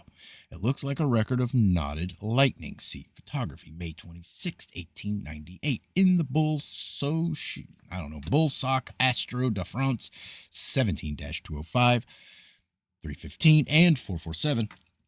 It is said that upon the 1st and the 3rd of March 1903, a light like a little star flashing intermittently was seen by M. Ray in Marcellus and by Maurice Guérin in London in the lunar crater Aristarchus. March 28, 1903, opposition of Mars. In Cosmos, NS 49-259, M. Desmoulins writes from Argenteuil that upon August 9th, 1903 at 11 p.m., moving from north to south, he saw a luminous object. The planet Venus was at primary greatest brilliance upon August 13th, 1903. In three respects, it was like other objects that have been observed upon this earth at times of the nearest approach of Venus. It was a red object. It appeared only in a local sky, and it appeared in the time of the visibility of Venus. With M. Desmoulins were four persons, one of whom had field glasses. The object was watched 20 minutes, during which time it traveled a distance estimated at 5 or 6 kilometers. It looked like a light suspended from a balloon, but through glasses, no outline of a balloon could be seen, and there were no reflections of light as if from the opaque body of a balloon. It was a red body with greatest luminosity in its nucleus. The editor of Cosmos writes that according to other correspondents, this object had been seen at 11 p.m., July 19th and 26th at Chateau. Argenteuil and Chateau are 4 or 5 miles apart, and both are about 5 miles from Paris. All three of these dates were Sundays, and even though nothing like a balloon had been seen through glasses, one naturally supposes that somebody near Paris had been amusing himself sending up fire balloons Sunday evenings. The one great resistance to all that is known as progress is what one naturally supposes. The one great resistance to all that is known as progress is what one naturally supposes. In the English Mechanic 81-220, Arthur Mee writes that several persons in the neighborhood of Cardiff had, upon the night of March 29th, 1905, seen in the sky an appearance like a vertical beam of light, which was not due, they say, to a searchlight or any such cause. There were other observations, and they remind us of the observations by Noble and Bradgate, August 28th, 29th, 1883. Then upon an object that cast a light like a searchlight, this time an association between a light like a searchlight and a luminosity of definite form. In the Cambrian Natural Observer 1905-32 are several accounts of a more definite looking appearance that was seen this night in the sky of Wales. Like a long cluster of stars obscured by a thin film or mist, it was seen at the time of the visibility of Venus, then an evening star about 10 p.m. It grew brighter and for about half an hour looked like an incandescent light. It was a conspicuous and definite object according to another description, like an iron bar heated to an orange-colored glow and suspended vertically. 3 nights later, something appeared in the sky of Cherbourg, France. Leicester, Cherbourg, the thing that appeared night after night in the sky of the city of Cherbourg at a time when the planet Venus was nearest. Inferior conjunction, April 26, 1905.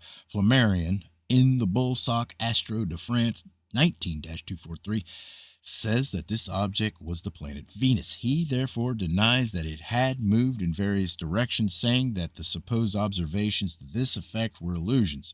In L'Illustration, April 22nd, 1905, he tells the story in his own way and says some things that we're not disposed to agree with.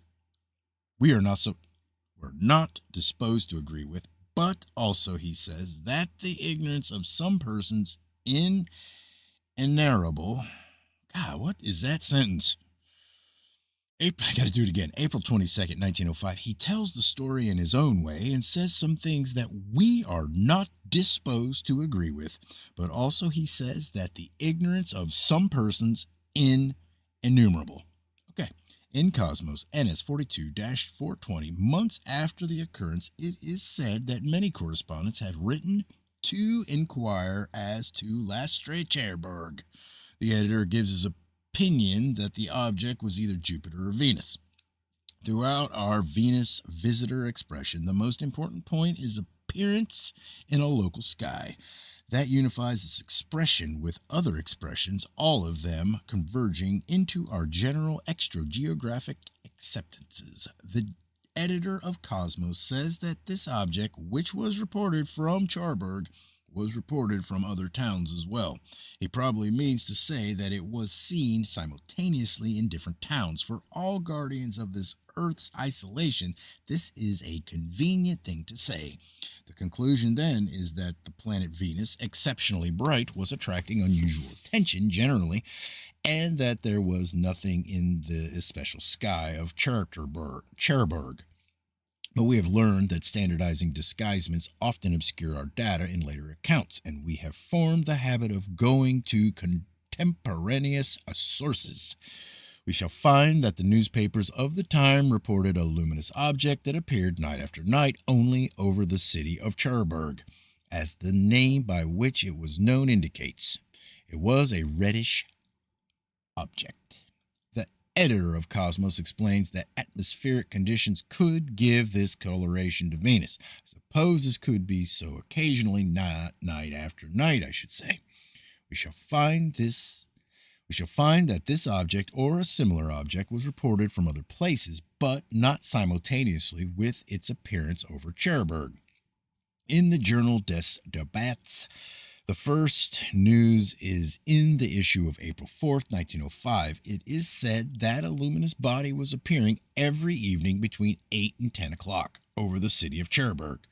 These were about the hours of the visibility of Venus. In this period, Venus set at 9:30 p.m. and Jupiter at 8 p.m. It is enough to make any conventionalist feel most reasonable, though he'd feel that anyway, in thinking that, of course, then the object was Venus. In my own earlier speculations upon this subject, this one datum stood out so that had it not been for other data, I'd have abandoned the subject. But then I read of other occurrences. Time after time has something been seen in a local sky of this Earth, sometimes so definitely seen to move, not like Venus, but in various directions, that one has to think that it was not Venus, though appearing at the time of visibility of Venus. Between these appearances and visibility of Venus, there does seem to be relation. In the journal, it is said that Lastre Cherbourg had an apparent diameter of 15 centimeters and a less definite margin of 75 centimeters. Margin of seemed to be about a yard wide, meaningless, of course. In the Bullsac Astro de France, it is said that, according to reports, its form was oval. In the journal Des Débats, we are told that at first the thing was supposed to be a captive balloon, but that this idea was given up because it appeared and disappeared. Journal Des Débats, April 12th, that every evening the luminous object was continuing to appear above Cherbourg, that many explanations had been thought of by some persons that it was the planet Jupiter, and by others that it was a comet, but that no one knew what it was. The comet explanation is, of course, ruled out. The writer in the journal expresses regret that neither the Meteorological Bureau nor the Observatory of Paris had sent anybody to investigate, but says that the Préfet Maritime of Cherbourg had commissioned a naval officer to investigate. In Le Temps of the 12th is published an interview with Flammarion, who complains some more against general inarrableness. Inarrableness, and says That, of course, the object was Venus. The writer in Le Temps says that soon would the matter be settled because the commander of a warship had undertaken to decide what the luminous body was. Le Figaro, April 13th, the reporter of Commander de Carreras of the Chassaloup La Butte, that the position of Laster Cherbourg was not the position of Venus, and that the disk did not look like the crescentic disk of Venus, but that the observation had been made from a vessel under unfavorable conditions, and that the commander and his colleagues did not offer a final option. I think that there was inerrableness all around. Given visibility, I can't think what the unfavorable conditions could have been. Given, however, observations upon something that all the astronomers in the world would say could not be, one does think of the dislike of a naval officer who, though he probably knew right ascension from declination, was himself no astronomer to commit himself. In Le Temps and other newspapers published in Paris, it is said that according to the naval officers, the object might have been a comet, but that they would not positively commit themselves to this opinion either. I think that somebody should be brave, so though not positively, of course, I incline myself to relate these appearances over Cherbourg with the observations in Wales upon March 29th. Also, I suggest that there is another report that may relate. In Le Temps, April 12th, it is said that at midnight, April 9th and 10th, a luminous body like Laster Cherbourg was seen in the sky of Tunis. Though it was visible several minutes, it is said that this object was probably a meteor. Every night, from the 1st to the 11th of April, a luminous body appeared in the sky at Cherbourg. Then it was seen no longer. It may have been seen sailing away upon its final departure from the sky of Cherbourg. In Le Figaro, April 15th, it is said that upon the night of the 11th of April, the guards of La Blanque lighthouse had seen something like a light balloon in the sky. Supposing it was a balloon, they had started to signal to it, but it had disappeared. It is said that the lighthouse had been out of communication with the mainland and that the guards had not heard of Laster Cherbourg. In the London Times, November 23rd, 1905, a correspondent writes that at East Liss, Hants, which is about 40 miles from Reading, he and his gamekeeper had, at 3:30 p.m. November 17th, heard a loud, distant rumbling. According to this hearer, the rumbling seemed to be a composition of triplets of sounds. We shall accept that 3 sounds were heard, but we have no other assertion that each sound was itself so sub-serialized.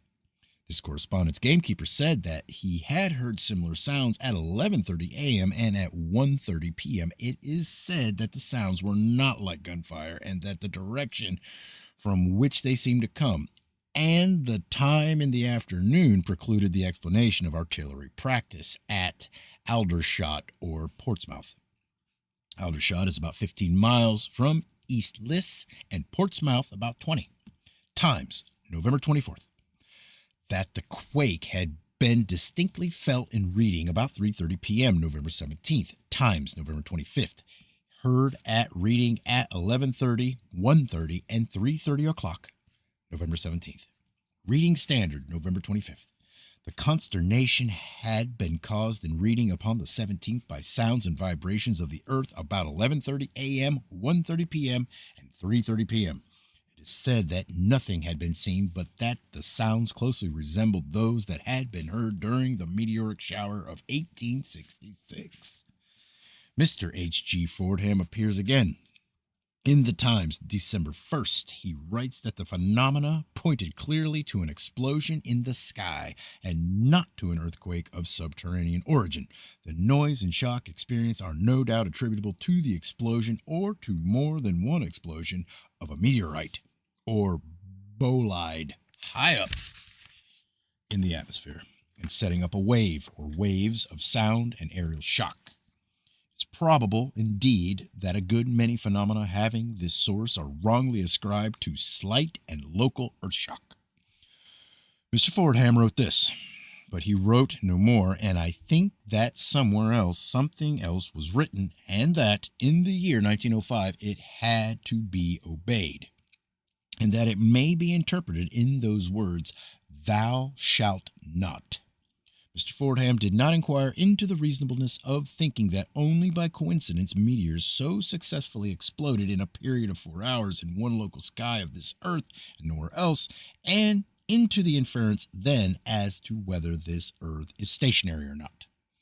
We have data of a succession occupying far more than 4 hours. In the Times, Mr. Lane of Petersfield, 20 miles from Portsmouth, writes that at 11:30 a.m. and at 3:30 p.m., several days before the 17th, she had heard. Hold on.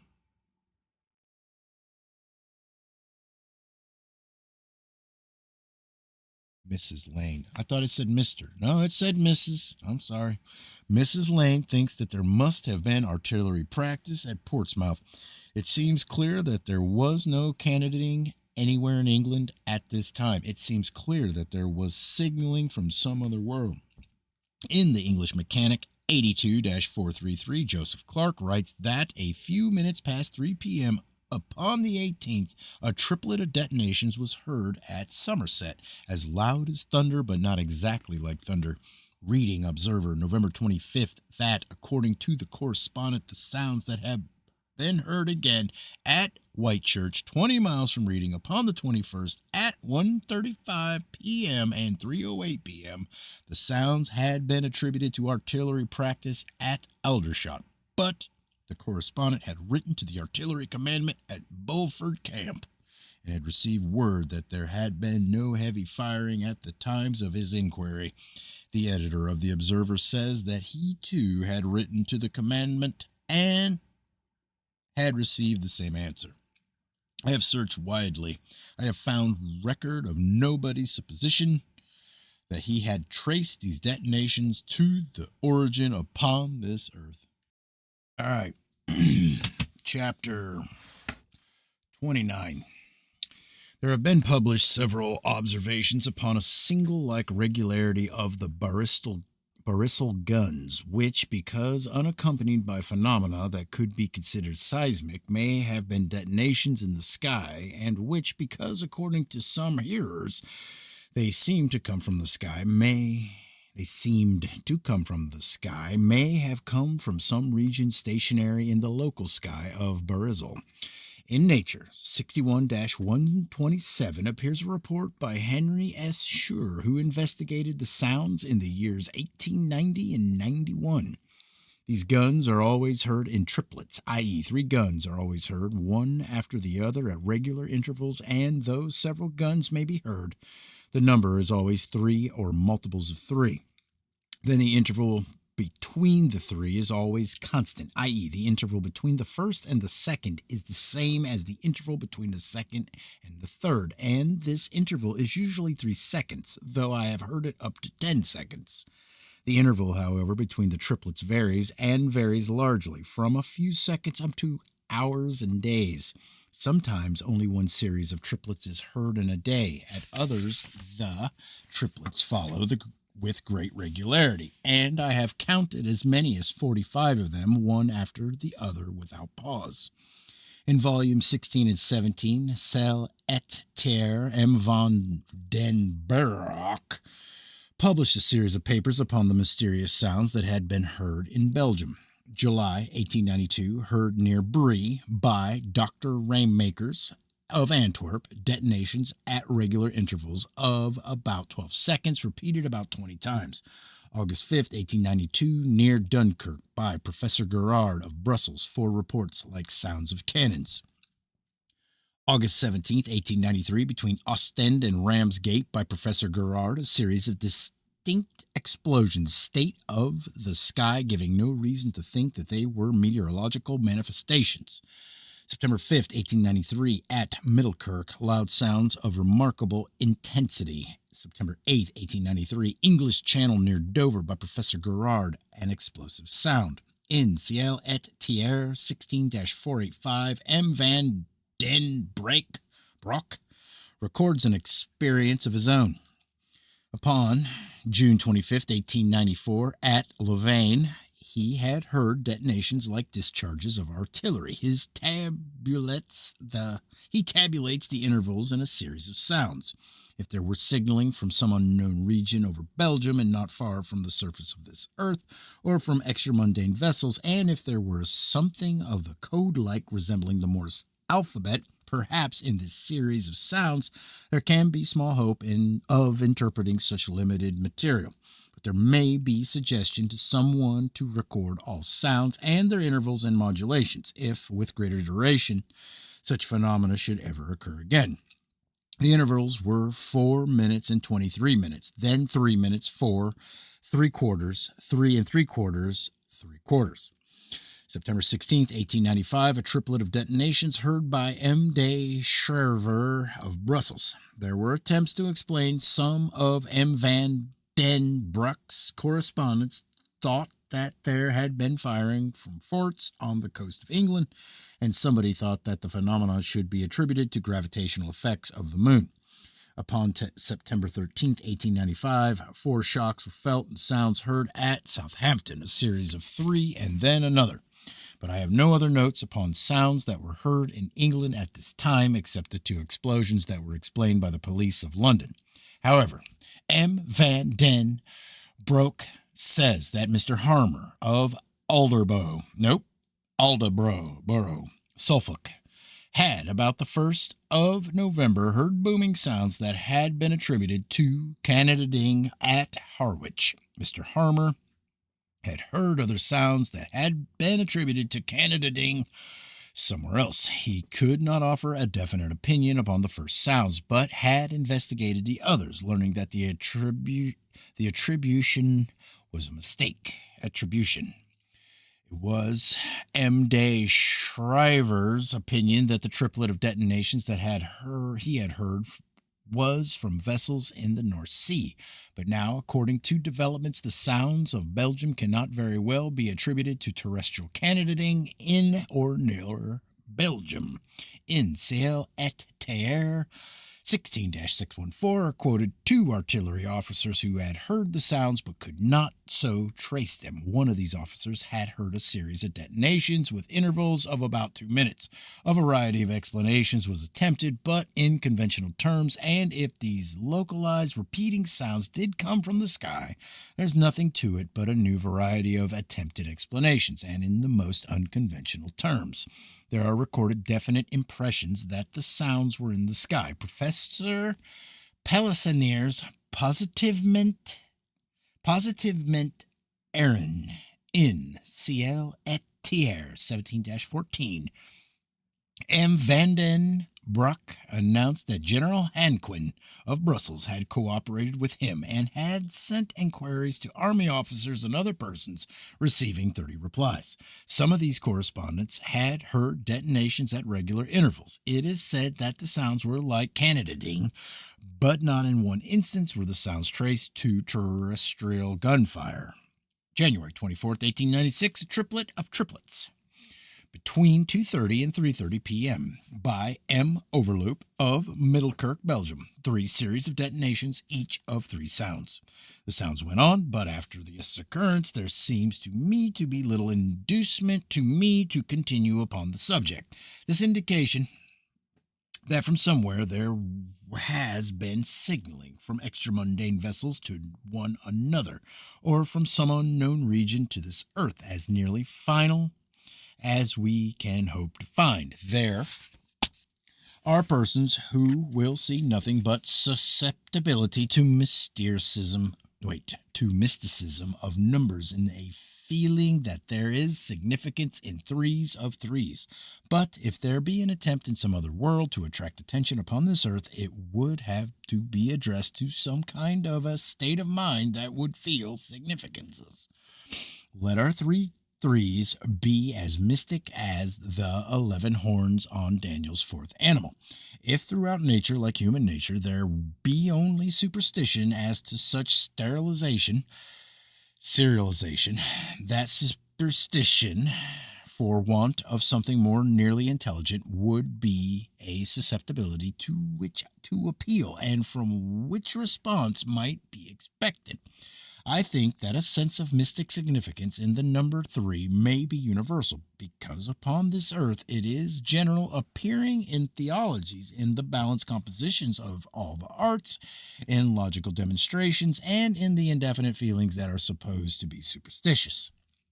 The sounds went on as if there were experiments or attempts to communicate by means of other regularizations and repetitions. February 18th, 1896, a series of more than 20 detonations at intervals of 2 or 3 minutes, heard at Ostend by M. Pulses, an engineer of Brussels. 4 or 5 sounds were heard at Ostend by someone else, repeated upon the 21st of February, heard by M. Overloop at Ostend, April 6th. Detonations at 11:57:30 a.m. and at 12:01:32 p.m. heard the next day by M. Overloop at Blankenborough at 2:35 and 2:51 p.m. The last occurrence recorded by M. van der Broek was upon the English Channel, May 23rd, 1896. Detonations at 3:20 and 3:40 p.m. I have no more data as to this period myself, but I have notes upon similar sounds, by no means so widely reported and communicated upon, in France and Belgium about 15 years later. One notices that the old earthquake explanation as to these sounds has not appeared, but there were other phenomena in England in this period, and to a considerable degree they were conventionally explained. They were not of the type of the Belgian phenomena, and because manifestations were seen and felt, as well as heard, they were explained in terms of meteors and earthquakes. But in this double explanation we meet a divided opposition, and no longer are we held back by the uncompromising attempt by exclusionist science to attribute all disturbances of this Earth's surface to a subterranean origin. The admission by Simmons and Fordham that we have recorded as to the occurrence of 1877 and 1889 have survived. The earliest of the accounts that I have read of the quakes in the general region of Worcester and Hereford, London Triangle, that associated with appearances in the sky, was published by 2 churchwardens in the year 1661 as to occurrences of October 1661, and is entitled A True and Perfect Relation of the Terrible Earthquake.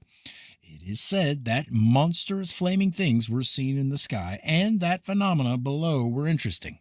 We are told truly and perfectly that Mrs. Margaret Petmore fell in labor and brought forth 3 male offspring, all of whom had teeth and spoke at birth. Inasmuch as it is not recorded what the infants said, and whether in plain English or not, it is not so much an extraordinary birth, such as in one way or another occurs from time to time, that affronts our conventional notions, as it is the idea that there could be relation between the abnormal in obstetrics and the unusual in terrestrics. The conventional scientist has just this reluctance towards considering shock of this earth and phenomena in the sky at the same time. If he could accept with us that there often has been relation, the seeming discord would turn into a commonplace, but with us he would never again want to hear of extraordinary detonating meteors exploding only by coincidence over a part of this earth where an earthquake was occurring, or of concussions on this earth time after time in one small region from meteors that only by coincidence happen to explode in one local sky time after time. Give up the idea that this earth moves, however, and coincidences many times repeated do not have to be lugged in. Our subject now is the supposed earthquake centering around Worcester and Hereford, December 17th, 1896. But there may have been related events leading up to this climax, signifying long duration of something in the sky that occasionally manifested relatively to this corner of the London Triangle. Mrs. Margaret Petmore was too sensational a person for our liking, at least in our colder and more nearly scientific moments, so we shall not date so far back as the time of her performance, but the so-called earthquakes of October 6th, 1863 and of October 30th, 1868 were in this region, and we had data for thinking that they were said to be earthquakes only because they could not be traced to terrestrial explosions. Hang on.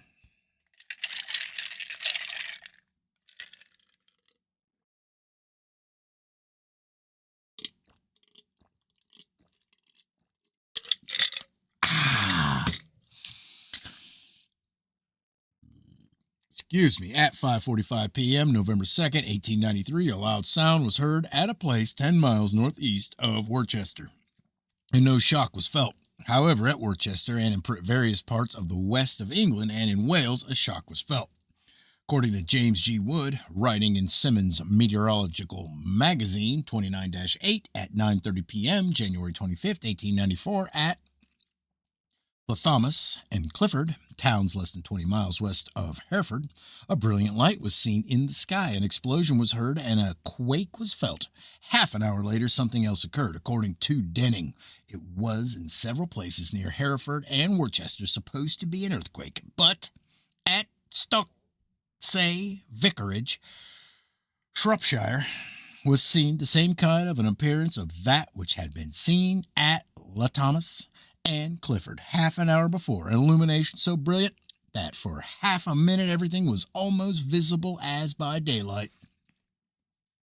In the English Mechanic 74-155, David Packer calls attention to a strange meteoric light that was seen in the sky at Worcester during the quake of December 17, 1896. I should say that this was the severest shock felt in the British Isles in the 19th century, with the exception of the shock of April 22, 1884, in the eastern point of the London Triangle. There was something in the sky. In Nature 55-179, J. Lloyd Bosworth writes that at Worcester, a great light was seen in the sky at the time of the shock, and that in another town a great blaze had been seen in the sky. In Simmons Met Mag 31-180 are recorded many observations upon lights that were seen in the sky. In an appendix in his book, The Hereford Earthquake of 1896, Dr. Charles Davison says that at the time of the quake, 5:30 a.m., there was a luminous object in the sky and that it traversed a large part of the disturbed area. He says that it was a meteor, and an extraordinary meteor that lighted up the ground so that one could have picked up a pin. With the data so far considered, almost anyone would think that of course an object had exploded in the sky, shaking the earth underneath. Dr. Davidson does not say this. He says that the meteor only happened to appear over a part of this earth where an earthquake was occurring by a strange coincidence. Suppose that with ordinary common sense he had not lugged in his strange coincidence and had written that of course the shock was concussion from an explosion in the sky. Shocks that had been felt before midnight, December 17th, and at 1:30 or 1:45, 2, 3, 3:30, 4, 5, and 5:20. And then others at 5:40 or 5:45 and at 6:15 o'clock. And were they too concussions, but fainter and from remoter explosions in the sky? And why not? And if, of course, the great shock of 5:30 o'clock was from a great explosion in the sky. And by what multiplication of strangeness of coincidence could detonating meteors or explosions of any other kind so localized in the one little sky of Worcester, if this earth be a moving earth? And how could their origin be otherwise than a fixed region nearby? In some minds, it may be questionable that the earth could be so affected as it was at 5:30 a.m., December 17, 1896, by an explosion in the sky. Upon February 10, 1896, a tremendous explosion occurred in the sky of Madrid. Throughout the city, windows were smashed. A wall in the building occupied by the American legation was thrown down. People of Madrid rushed through the streets, and there was a panic in which many were injured. 5 hours and a half, a luminous cloud of debris hung over Madrid, and stones fell from the sky. Suppose just at present we disregard all the Worcester-Hereford phenomena except those of December 17th, 1896. Draw a diagram illustrating a stream of meteors pursuing this Earth, now supposed to be rotating and revolving for more than 400,000 miles in its orbit and curving around gracefully and unerringly after the rotating Earth so as to explode precisely in this one little local sky and nowhere else. But we can't think very reasonably even of a flock of birds flying after and so precisely pecking one spot on an apple thrown in the air by somebody. Another diagram, stationary Earth, bombardment of any kind one chooses to think of, same point hit every time thinkable. The phenomena associate with an opposition of Mars. December 10th, 1896, opposition of Mars. But we have gone on rather elaborately with perhaps an insufficiency to base upon. We cannot say directly that all the phenomena of the night of December 16th, 17th, 1896 were shocks from explosions in the sky. Only during the greatest of the concussions was something seen, or was something near enough to be seen. We apply the idea of the diagrams to another series of occurrences in this period. Now draw a diagram relatively to the sky of Florida and see just what the explanation of coincidence demands or exacts. But then consider the diagram as one of an Earth that does not move and of something that is fixed over a point upon its surface. Things can be thought of as coming down from somewhere else to one special sky of this Earth as logically as precariously placed objects on one special window sill sometimes come down to a special neighbor.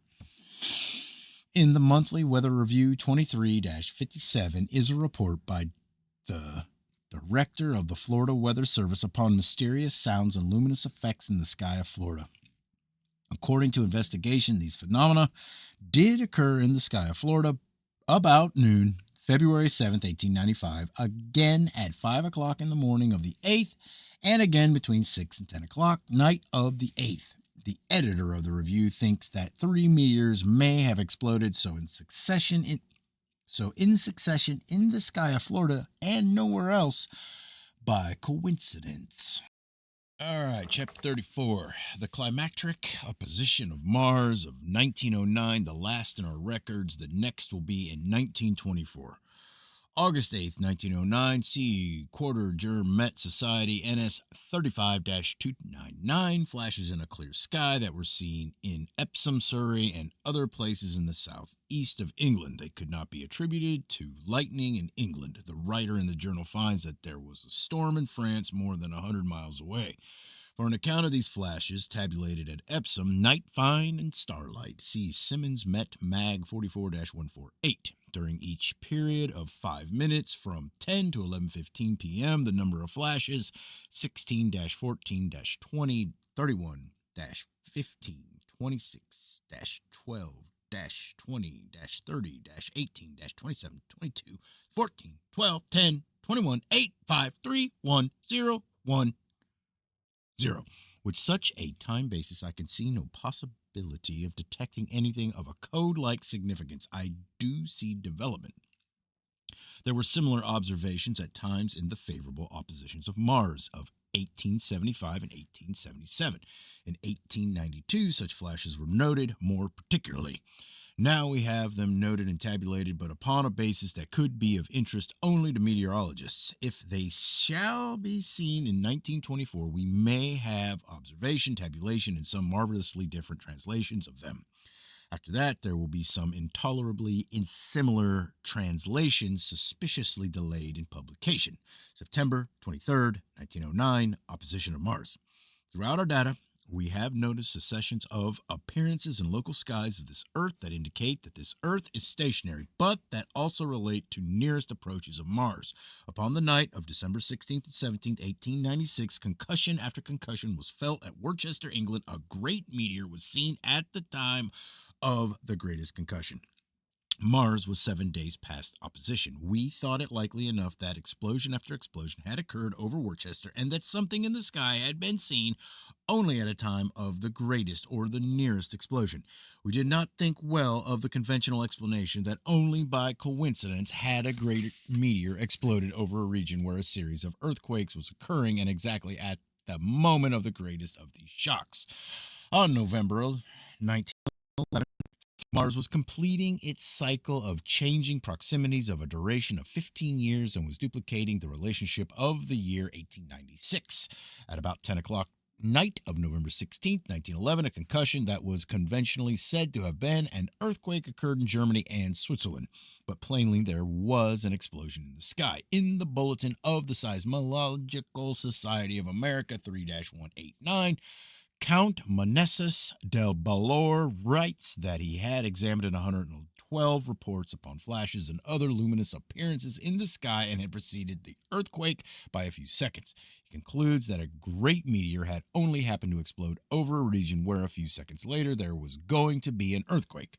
It therefore seems highly probable that the earthquake coincided with a fall of meteors or of shooting stars.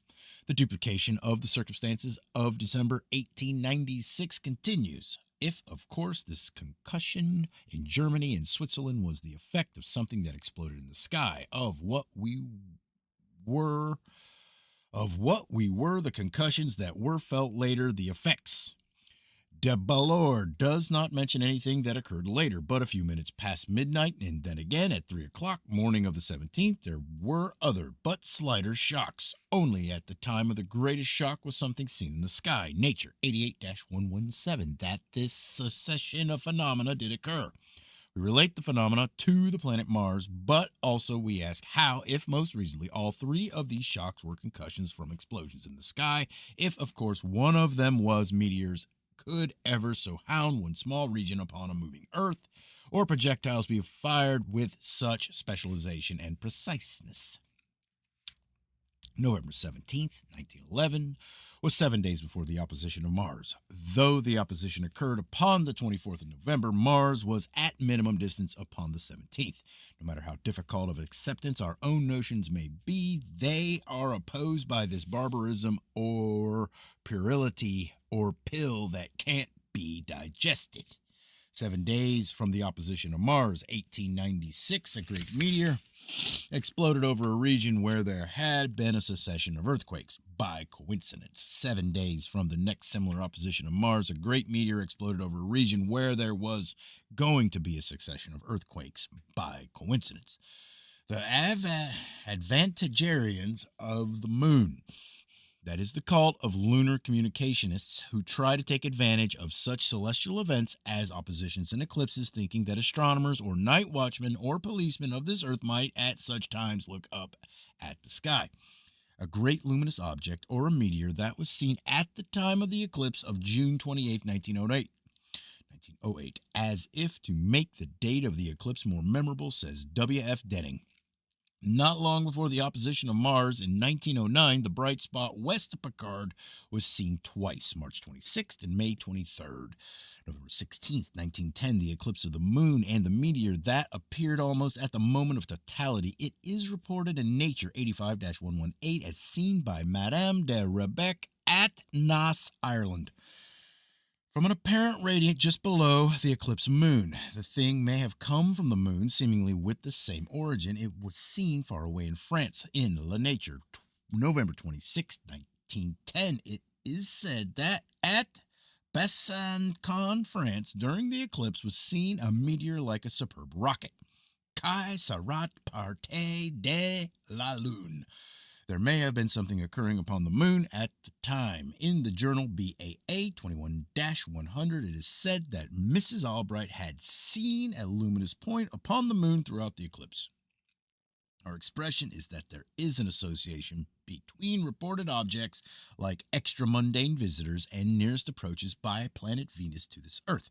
Perhaps, unfortunately, this is our expression. because it makes for more restriction than we intend. The objects, or the voyagers, have often been seen during the few hours of the visibility of Venus when the planet is nearest. Then such an object is Venus, says the astronomers. If anybody wonders why, if these seeming navigators can come close to this Earth as they do approach, if they appear only in a local sky, they do not then come all the way to this Earth. Let him ask a sea captain why said captain never purposely descends to the bottom of the ocean, though traveling often not far away.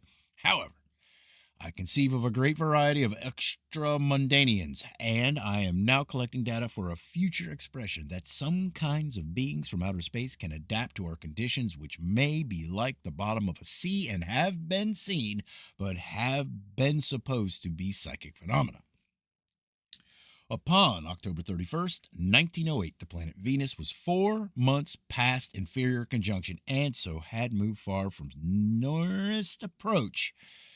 But there are vague stories of strange objects that have been seen in the skies of this Earth, localized in England back to the time of nearest approach. In the New York Sun, November 1st, 1908, is published a dispatch from Boston dated October 31st. It said that near Bridgewater at 4 o'clock in the morning on October 31st, 2 men had seen a spectacle in the sky. The men were not astronomers. They were undertakers. There may be a disposition to think that these observers were not in their own field of greatest expertness, and to think that we are not very exacting as to the sources of our data. But we have to depend upon undertakers. For instance, early in our investigations, we learned that the prestige of astronomers has been built upon their high moral character, all of them most excellently going to bed soon after sunset so as to get up early and write all day upon astronomical subjects. But the exemplary is, in one respect, may not lead to much advancement in some other respect. Our undertakers saw in the sky something like a searchlight. It played down upon this Earth as if directed by an investigator, and then it flashed upward.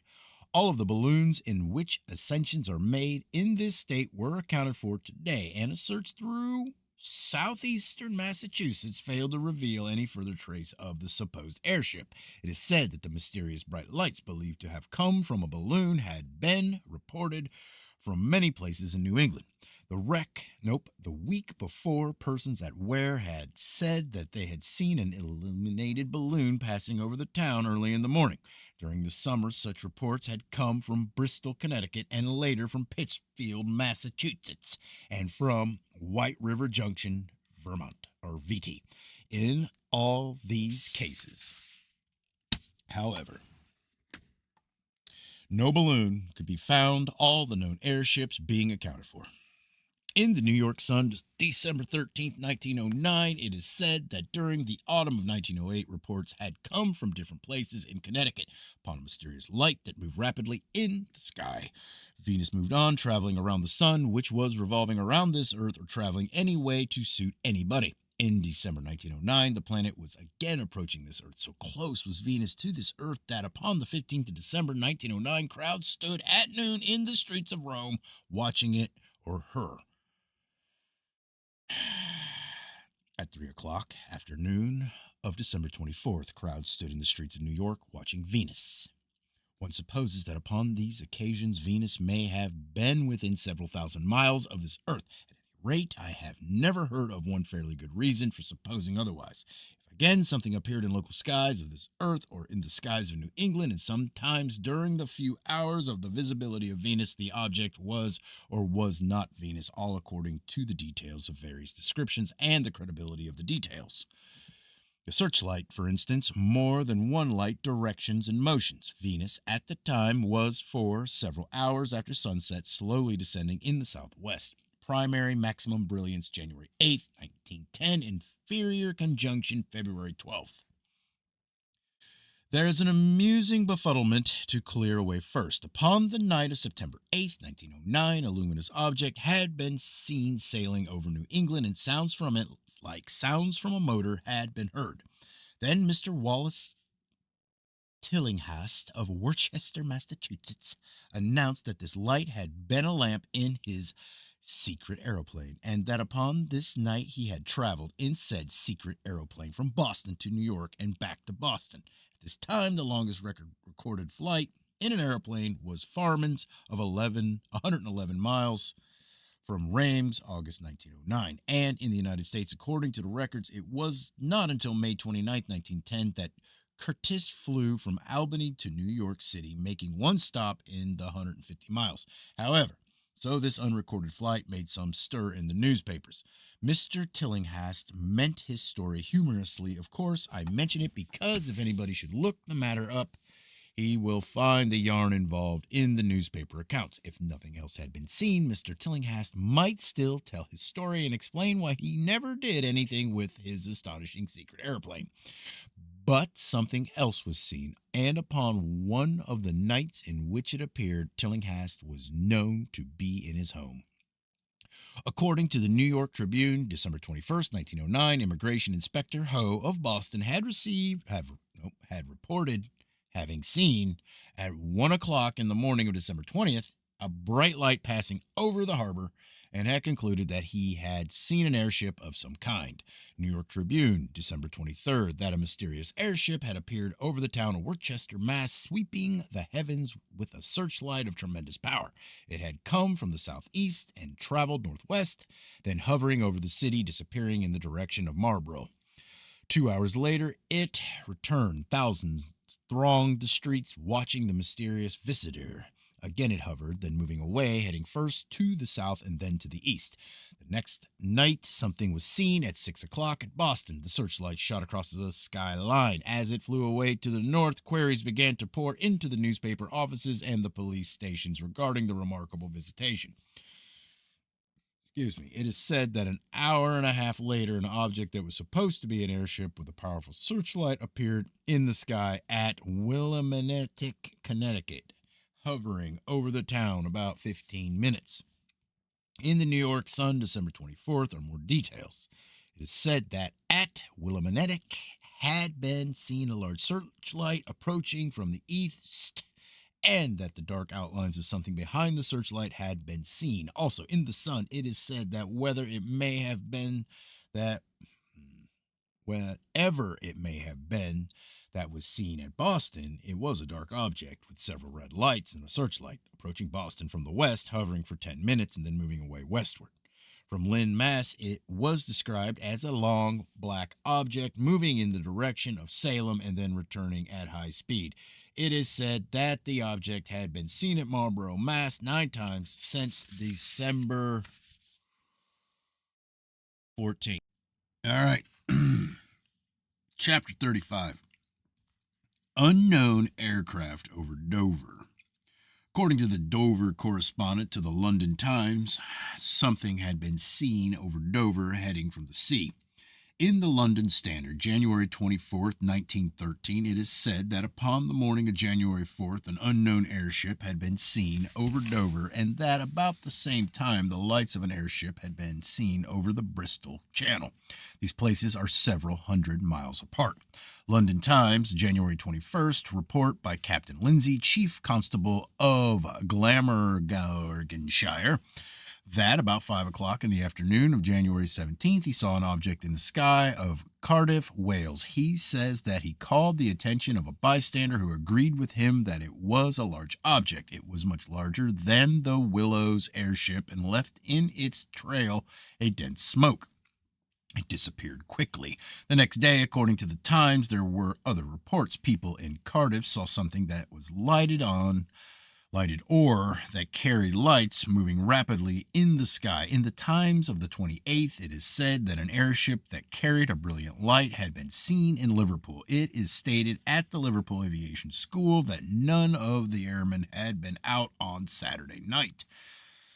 Dispatches from town after town, a traveling thing in the sky carrying a light and also a searchlight that swept the ground. It is said that a vessel of which the outlines had been clearly seen had appeared in the sky of Cardiff, Newport, Neath, and other places in Wales. In the Standard, January 31st, is published a list of cities where the object had been seen. Here a writer tries to conclude that some foreign airship had made half a dozen visits to England and Wales or had come at once, remaining 3 weeks. but he gives up the attempt, thinking that nothing could have reached England and have sailed away half a dozen times without being seen to cross the coast. Thinking that the idea of anything having made one journey and remaining 3 weeks in the air deserved no consideration. If the unknown object did carry something like a searchlight, an idea of its powers is given in an account in the Cardiff Evening Express, January 25th, 1913. Last evening, brilliant lights were seen sweeping skyward, and now this evening the lights grow bolder.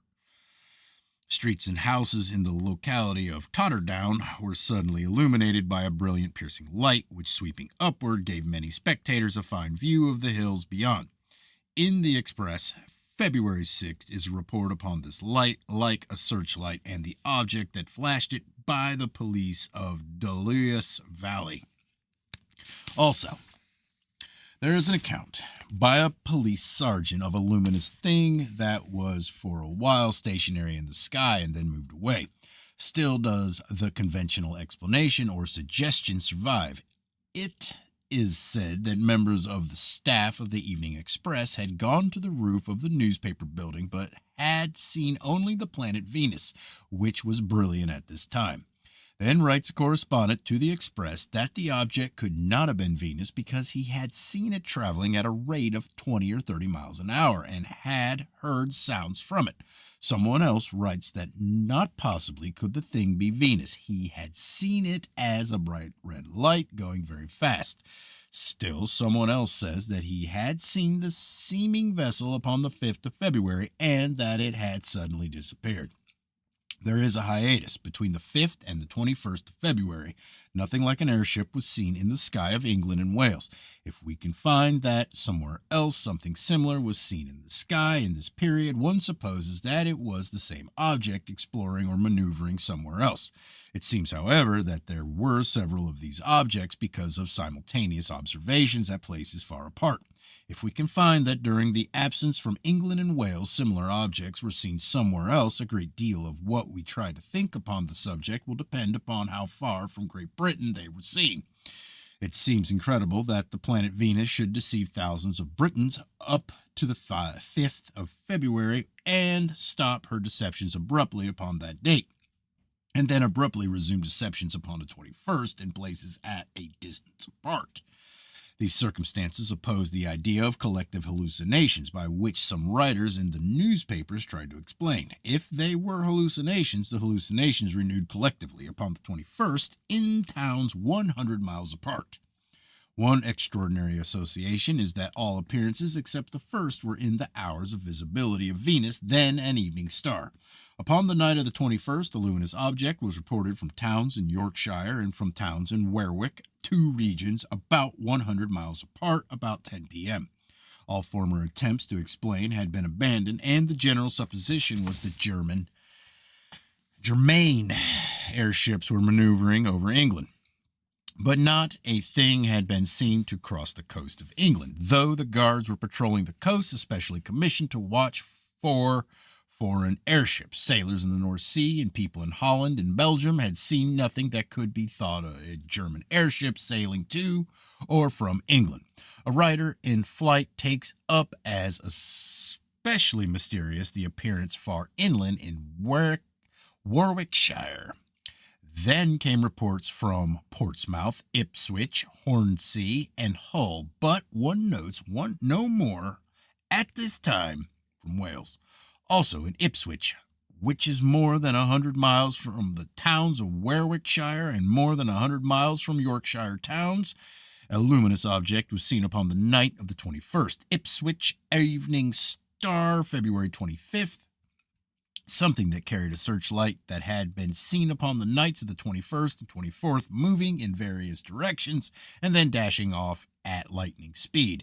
That at Hunstanton had been seen 3 bright lights traveling from the eastern sky, remaining in sight 30 minutes stationary or hovering over the town and then disappearing in the northwest. Portsmouth Evening News, February 25th, that soon after 8 p.m. evening of the 24th had been seen a very bright light appearing and disappearing, remaining over Portsmouth about 1 hour and then moving away.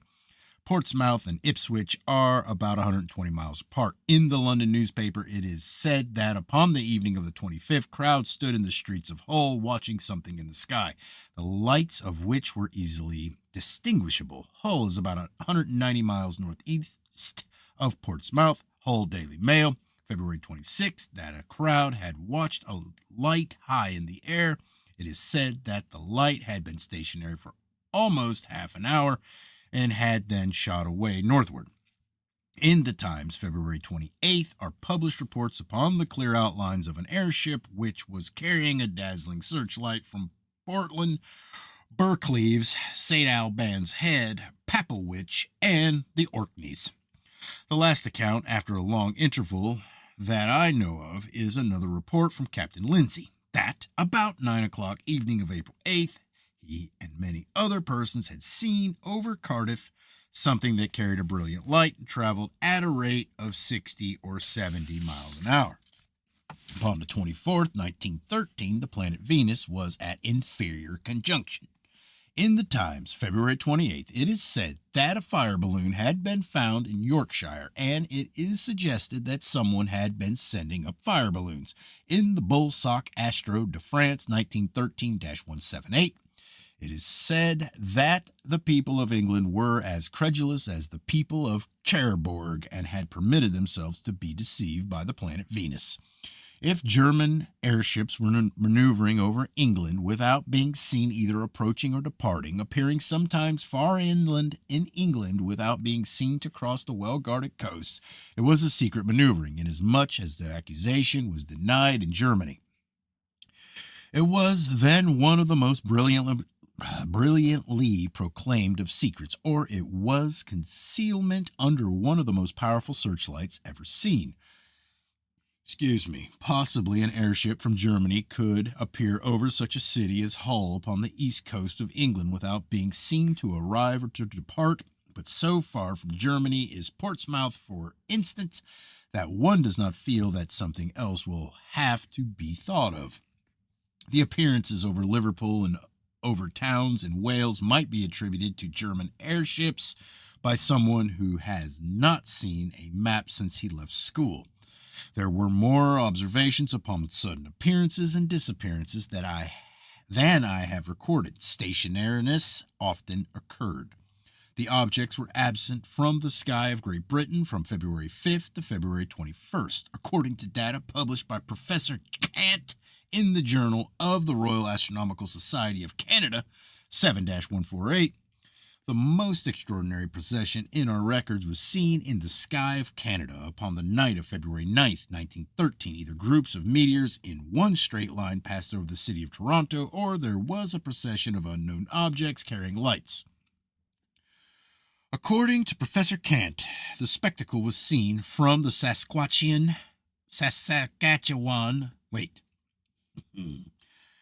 The spectacle was seen from the Saskatchewan to Bermuda. But if this long route was traversed, data do not so indicate. The supposed route was diagonally across New York State from Buffalo to a point near New York City, but from New York State are recorded no observations other than might have been upon ordinary meteors this night.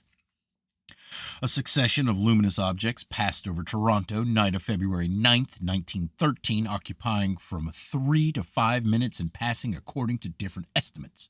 If one will think that they were meteors, at least one will have to think that no such meteor had ever been seen before.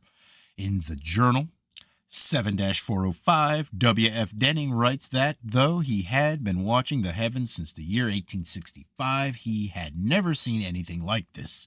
In most of the observations, the procession is described as a whole, like an express train lighted at night.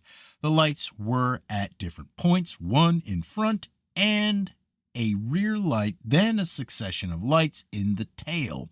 Almost all of the observations relate to the sky of Toronto and not far from Toronto. It is questionable that the same spectacle was seen in Bermuda this night. The supposed long flight from Saskatchewan to Bermuda might indicate something of a meteoric nature, but the meteoric explanation must take into consideration that these objects were so close to this Earth that sounds from them were heard, and that without succumbing to gravitation, they followed the curvature of this earth at a relatively low velocity that cannot compare with the velocity of ordinary meteors. If now be accepted that again, the next day, objects were seen in the sky of Toronto, but objects unlighted in the daytime. I suppose that to some minds will come the thought that this is extraordinary, and that almost immediately the whole subject will be forgotten. Professor Kant says that according to the Toronto Daily Star, unknown objects, but dark objects this time, were seen at Toronto in the afternoon of the next day. Not seen clearly enough to determine their nature, but they did not seem to be clouds or birds or smoke, and it was suggested that they were airships cruising over the city. Toronto Daily Star, February 10th. They passed from west to east in 3 groups and then returned west in more scattered formation, about 7 or 8 in all. All right, chapter 37. That the geosystem is an incubating organism, of which this earth is the nucleus, but an organism that is so strongly characterized by conditions and features of its own that likening it to any object internal to it is the interpreting of a thing in terms of a constituent, so that we think of an organism that is incompletely or absurdly inadequately inexpressible in terms of the egg-like and the larval and other forms of the immature. A geonucleated system that is dependent upon its externality as in one way or another is every similar but lesser and included thing, stimulated by flows of force that are now said to be meteoric, though many so-called meteoric streams seem more likely to be electric, that radiate from the umbilical channels of its constellations, vitalized by its sun, which is itself replenished by the comets, which, coming from external reservoirs of force, impart to the sun their freightagages, and unaffected by gravitation, return to an external existence, some of them even touching the sun, but showing no indication of supposed solar attraction. In a technical sense, we give up the doctrine of evolution. Ours is an expression upon superembryonic development in one enclosed system. Ours is an expression upon design underlying and manifesting in all things within this one system, with a final designer left out, because we know of no designing force that is not itself the product of remoter design. In terms of our own experience, we cannot think of an ultimate designer any more than we can think of ultimacy in any other respect. But we are discussing a system that in our conception is not a final entity, so then no metaphysical expression upon it is required. I point out that this expression of ours is not meant for aid and comfort to the reactionaries of the type of Colonel W.J. Bryan, for instance. It is not altogether anti-Darwinian.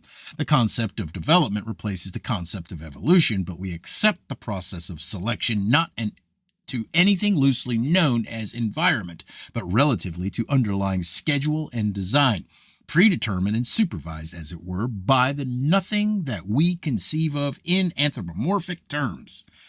I define what I mean by dynamic design in the development of an embryonic thing, a predetermined or not accidental or not irresponsible passage along a schedule of phases to a climax of unification of many parts.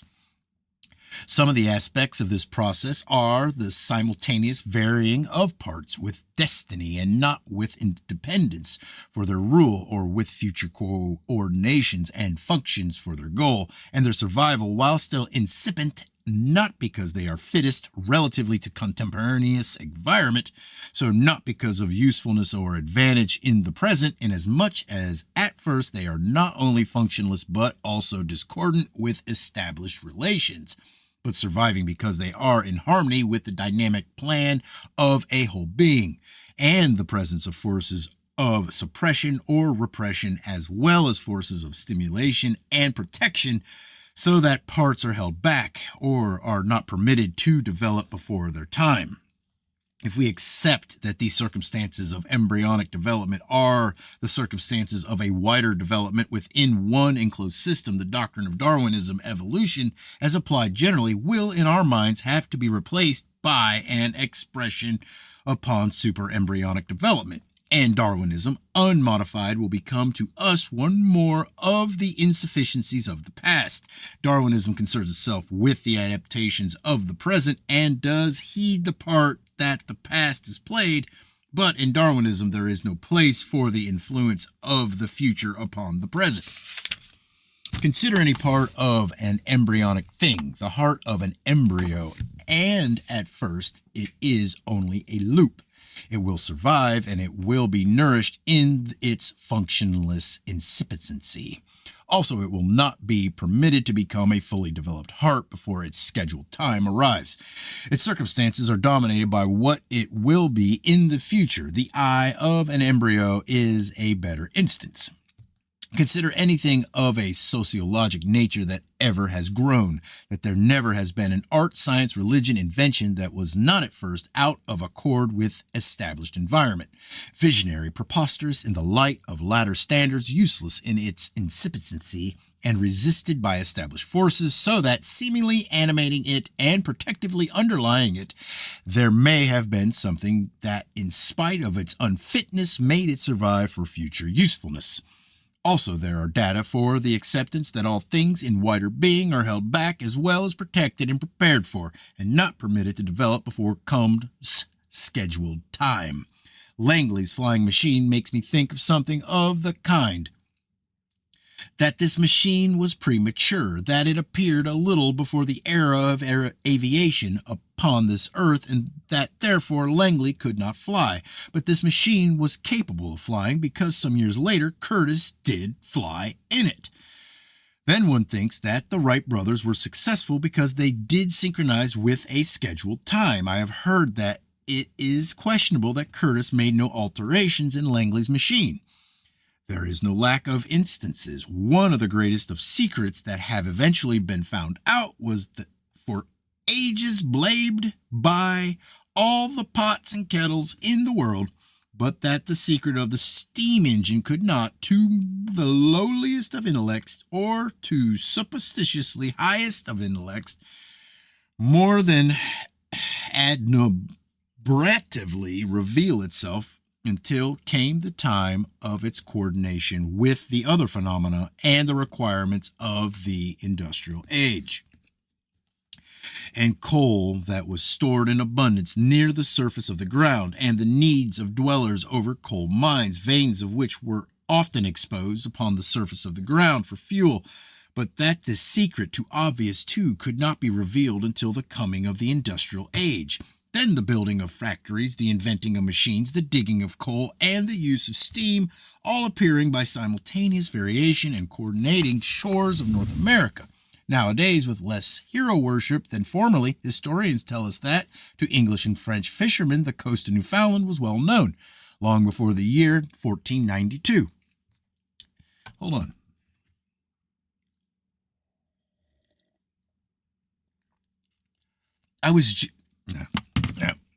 Nevertheless, to the world in general, it was not, or according to our acceptances, could not be known. About the year 1500, a Portuguese fleet was driven by storms to the coast of Brazil and returned to Europe. Then one thinks that likely enough before the year 1492, other vessels had been so swept to the coasts of the Western Hemisphere and had returned, but that data of westward lands could not emerge from the suppressions of that era, but that data did survive or were preserved for future usefulness. That there are thou shalt nots engraved upon something underlying all things, and then effacing when phases pass away. We conceive now all the buildings within one enclosed system in terms of embryonic building and of all histories as local aspects of superembryonic development. Cells of an embryo build falsely and futilely in the sense that what they construct will be only temporary and will be out of adjustment later. If, however, there are conditions by which successive stages must be traversed before the arrival of maturity, ours is an expression upon the functioning of the false and the futile, in which case these terms as derogations should not be applied. We see that the cells that build have no basis of their own, that for their formations there is nothing of reason and necessity of their own, because they flourish in other formations quite well. We see that they need nothing of basis nor of guidance of their own, because basis and guidance are of the essence of the whole. All are responses or correlates to a succession of commandments, as it were, or of dominant, directing, supervising spirits of different eras, that they take on appearances that are concordant with the general Gastrulia era, changing when comes the stimulus to agree with the reptilian era, and again responding harmoniously when comes the time of the mammalian era. It is in accordance with our experience that never has human mind, scientific, religious, philosophic, formulated one basic thought, one finally true law, principle, or major premise from which guidance could be deduced. If any thought were true and final, it would include the deduced. We conceive that there has been guidance just the same if human beings be conceived as a cellular, if human beings be conceived of as cellular units in one developing organism, and that human minds no more need foundations of their own than need the sub-embryonic cells that build so preposterously according to standards of later growth, but build as they are guided to build. In this view, human reason is tropism, or response to stimuli, and reasoning is the trial and error process of the most primitive unicellular organisms, a susceptibility to underlying mandates, then a groping in perhaps all possible distortions until adjustment with underlying requirements is reached. In this view, then, though there are, for instance, no atoms in the Daltonian sense, if in the service of a building science the false doctrine of the atoms be needed, the mind that responds perhaps not to stimulus but to requirement, which seems to be a negative stimulus, and so conceives, is in adjustment and reaches the state known as success. I accept myself that there may be final truth, and that it may be attainable, but never in a service that is local or special in any way one science or nation or world. It is our expression that temporary isolations characterize embryonic growth and sub-embryonic growth quite as distinctly as do expansions and co-coordinations. Local centers of development in an egg, and they are isolated before they sketch out attempting relations, or in wider being, hemisphere isolated from hemisphere and nation from nation, then the breaking down of barriers, the appearance of Japan out of obscurity, threads of a military plasm are cast across an ocean by the United States, shafts of light that have pierced the obscurity surrounding planets, and something like a star shines in Aristarchus of the moon. Embryonic heavens that have dreamed, and that their mirages will be realized someday. Sounds and an interval, sounds and the same interval, sounds again, that there is one integrating organism and that we have heard its pulse. All right, chapter 30. Shoot. 38. February 7th, 1922, an explosion of startling intensity in the sky of the northwestern point of the London Triangle. Repeating phenomena in a local sky in L'Astronomie 36-201. It is said that at Orsay, February 15th, 1922, a detonation was heard in the sky, and that 9 hours later a similar sound was heard, and that an illumination was seen in the sky. It is said that 10 nights later at Verneuil, in the adjoining province, Oise, a great fiery mass was seen falling from the sky. March 12th, 1922, rocks that have been falling from the clouds for 3 Sorry. Allergies. Falling from the clouds for 3 weeks at Chico. A town in the earthquake region in California. Large, smooth rocks that seem to come straight from the clouds. In the San Francisco Chronicle and in issues dating from the 12th to the 18th of March, clippings sent to me by Mr. Maynard Shipley, writer and lecturer upon scientific subjects, if there be such subjects, the accounts are of stones that for 4 months had been falling intermittently from the sky, almost always upon the roofs of 2 adjoining warehouses in Chico, but upon one occasion falling 3 blocks away, a downpour of oval-shaped stones, a heavy shower of warm rocks. San Francisco Call, March 16th, warm rocks.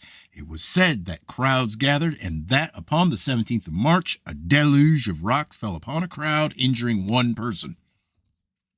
The police combed all surroundings.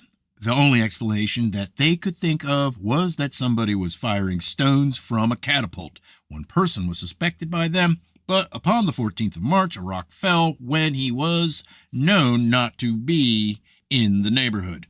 The circumstances point to one origin of these stones stationary in the sky above the town of Chico. Upon the 1st of January 1922, the attention of Marshal J.A. Peck of Chico had been called to the phenomena. After investigating more than 2 months, he said, I could find no one through my investigations who could explain the matter. At various times, I have heard and seen the stones. I think someone with a machine is to blame. Professor C.K. Studley, vice president of the Teachers College, Chico, is quoted in the Examiner. Some of the rocks are so large that they could not be thrown by any ordinary means. One of the rocks weighs 16 ounces. They are not of meteoric origin, as seems to have been hinted, because 2 of them show signs of cementation, either natural or artificial, and no meteoric factor was ever connected with a cement factory. Once upon a time, dogmatists asserted, angrily declared sometimes, that all stones that fall from the sky must be of true meteoric material. That time is now of the past. See Nature 105-759. A description of 2 dissimilar stones cemented together seen to fall from the sky at Cumberland Falls, Kentucky, April 9th, 1919. Miriam Allen DeFord has sent me an account of her own observations. About the middle of March 1922, she was in Chico and investigated. Went to the scene of the falling rocks, discussed the subject with persons in the crowd. While I was discussing it with some bystanders, I looked up at the cloudless sky and suddenly saw a rock falling straight down, as if becoming visible when it came near enough. This rock struck the roof with a thud and bounced off on the track beside the warehouse, and I could not find it. I learned that the rocks had been falling since July 1921, though no publicity arose until November. There have been other phenomena at Chico. In the New York Times, September 2nd, 1878, it is said that upon the 20th of August, 1878, according to the Chico record, a great number of small fishes fell from the sky at Chico, covering the roof of a store and falling in the streets upon an area of several acres. Perhaps the most important observation is that they fell from a cloudless sky. Several occurrences are listed as earthquakes, but Dr. Holden, in his catalog, but the detonations that were heard at Oroville, a town near Chico, January 2nd, 1887, are said in the Monthly Weather Review, 1887-24, to have been in the sky upon the night of March 5th and 6th, 1885, according to the Chico Chronicle. A large object of very hard material, weighing several tons, fell from the sky near Chico. In the year 1893, an iron object said to be meteoric was found at Oroville. My own idea is either that there is land over the town of Chico or not far away, inasmuch as objects from it fall with a very narrow distribution, or that far away and therefore invisible, there may be land from which objects have been carried in a special current to one very small part of this earth's surface. If anyone would like to read an account of stones that fell intermittently for several days, clearly enough as if in a current or in a field of special force of some kind, at Levet, near Clairvaux, France, December 1842, See the London Times, January 13th, 1843. There have been other such occurrences. Absurdly, when they were noticed at all, they were supposed to be psychic phenomena. I conceive that there is no more of the psychic to these occurrences than there is to the arrival of seeds from the West Indies upon the coast of England. Stones that fell upon a house near the Pantheon, Paris, for 3 weeks, January 1849. See Dr. Wallace's Miracles in Modern Spiritualism, page 284. Several times in the course of this book, I have tried to be reasonable. I have asked what such repeating phenomena in one local sky do indicate if they do not indicate fixed origins in the sky. And if such occurrences supported by many data in other fields do not indicate the stationariness of this earth with new lands not far away, tell me what it is all about.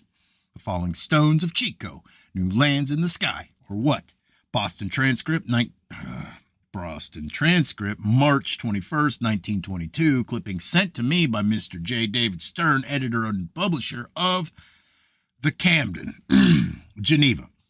March 21st, during a heavy snowstorm in the Alps recently, thousands of exotic insects resembling spiders, caterpillars, and huge ants fell on the slopes and quickly died. Local naturalists are unable to explain the phenomena, but one theory is that the insects were blown in on the wind from a warmer climate. The fall of unknown insects in a snowstorm is not the circumstances that I call most attention to. It is worth noting that I have records of 6 similar occurrences in the Alps, usually about the last of January, but the striking circumstance is that insects of different species and of different specific gravities fell together. The conventional explanation is that a wind far away raised a great variety of small objects and segregated them according to specific gravity, so that twigs and grasses fell in one place, dust some other place, pebbles somewhere else, and insects farther along somewhere. This would be very fine segregation. There was no very fine segregation in this occurrence. Something of a seasonal or migratory nature from some other world localized in the sky relatively to the Alps is suggested. May 4th, 1922, discovery by F. Bernard of 3 long mounds in the lunar crater. Archimedes, see the English Mechanic 115-194, 218, 268, and 278. It seems likely that these constructions had been recently built. St. Thomas, Virgin Islands, May 18th, 1922. Particles of matter falling continuously for several days. The phenomenon is supposed here to be of volcanic origin, but all the volcanoes of the West Indies are reported as quiet. New York Tribune, July 3rd, 1922. That for the 4th time in 1 month, a great volume of water or a cloudburst had poured from one local sky near Carbondale, PA. August 15th, 1922, a large quantity of white substance that fell upon the shores of Lake Michigan near Chicago. It fell upon the clothes of hundreds of persons, fell upon the campus of Northwestern University. Likely enough, fell upon the astronomical observatory of the university. It occurred to one of these hundreds or thousands of persons to collect some of this substance. He is Mr. L.A. Hopkins III, West Jackson Boulevard, Chicago. No, wait. That's not the 3rd. That's 111 West Jackson Boulevard, Chicago. He sent me a sample. I think that it is spider web because it is viscous. When burned, it chars with the crinkled effect of burned hair and feathers, and the odor is similar, but it is strong, tough substance of a cottony texture when rolled up.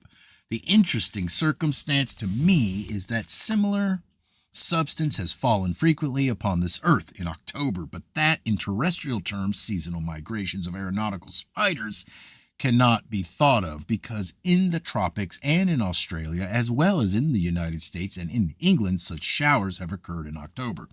Then something seasonal, but seasonal in an extra mundane sense, is suggested. See the Scientific Australian, September 1916, that from October 5th to the 29th, 1915, An enormous fall of similar substance occurred upon a region of thousands of square miles in Australia.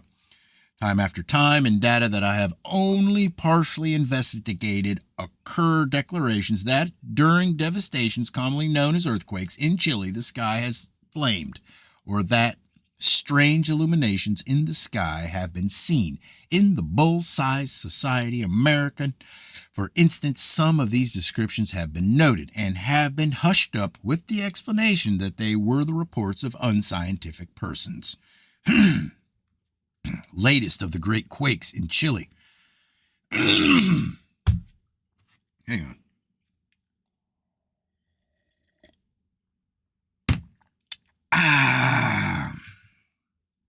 Latest of the great quakes in Chile, 1,500 dead recovered in one of the cities of the province of Atacama. New York Tribune, November 15th, 1922. Again, today, several earthquakes shook the province of Coquimbo and other places, and strange illuminations were observed over the sea off La Serena and Copiapó.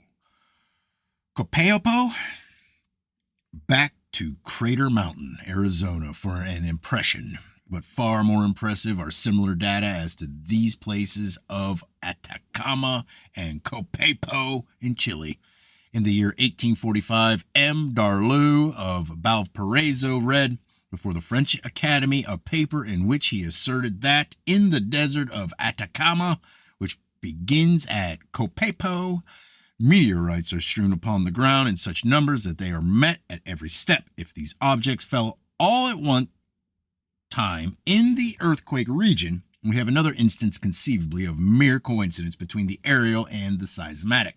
If they fell at different times, the indications are of a fixed relationship between the part of Chile and a center somewhere in the sky of falling objects, commonly called meteorites, and of cataclysms that devastate this part of Chile with concussions, commonly called earthquakes. There is a paper upon this subject in Science 14-434. Here, the extreme abundance asserted by M. Darlot is questioned. It is said that only 13 of these objects were known to science. But according to descriptions, 4 of them are stones or stone irons, differing so that, in the opinion of the writer, and not merely so interpreted by me, these 4 objects fell at different times. Then the 9 others are considered. They are nickel irons. They too are different, one from another. So then it is said that these 13 objects, all from one place, were, with reasonable certainty, the products of different falls. Behind concepts that sometimes seem delirious, I offer a reasonable certainty that, existing somewhere beyond this earth, perhaps beyond a revolving shell in which the nearby stars are openings, there are stationary regions from which, upon many occasions, have emanated meteors, sometimes exploding catastrophically over Atacama, Chile, for instance. Coasts of South America have reeled, and the heavens have been afire. Reverberations in the sky. The ocean has responded with islands. Between sky and earth of Chile, there have been flaming intimacies of destruction and slaughter and woe. Silence that is conspiracy to hide past ignorance, that is imbecility, or that is the unawareness of profoundest hypnosis. That the seismologists, too, have functioned in preserving the illusion of this Earth's isolation, and by superembryonic processes have been hypnotized into oblivion of a secret that has been proclaimed with avalanches of fire from the heavens, and that has babbled from books of the blood of crushed populations, and that is monumentalized in ruins. That's it. Book's over. All right, 36.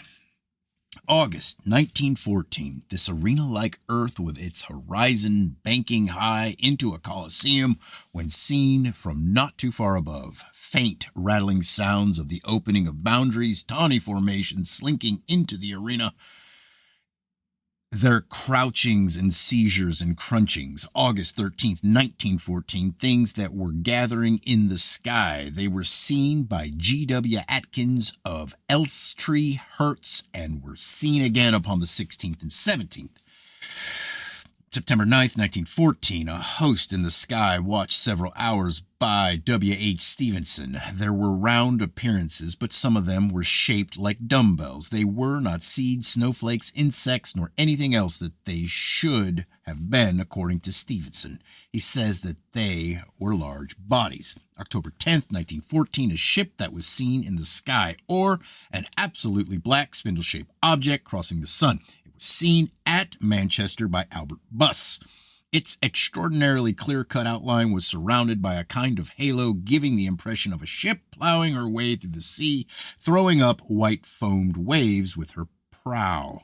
During the last few days, October 1914, we have been much tumbled up and down in our minds owing to a remarkable occurrence somewhat in the nature of Robinson Crusoe's encounter with the footprints in the sand. Our advance load has been attacked. An empty petroleum cask is found riddled with tiny holes, such as would be made by a charge or shot. Now, a charge of shot is scarcely likely to materialize out of nowhere. No one is accustomed to associate the phenomenon with the presence of human beings. It is none of our doing. Then whose doing is it? We hit upon the wildest theories to account for it as we sit in the tent turning the mysterious object over and over. No beast of our acquaintance could make all those little round holes. What animal could even open its jaws so wide? And why should anybody take the trouble to make a target of our gear? Are the Eskimos about Eskimos with guns?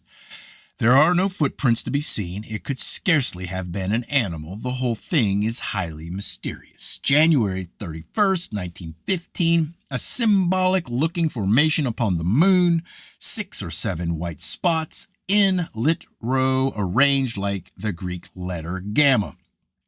February 13th, 1915, Stape Island, Causian Archipelago.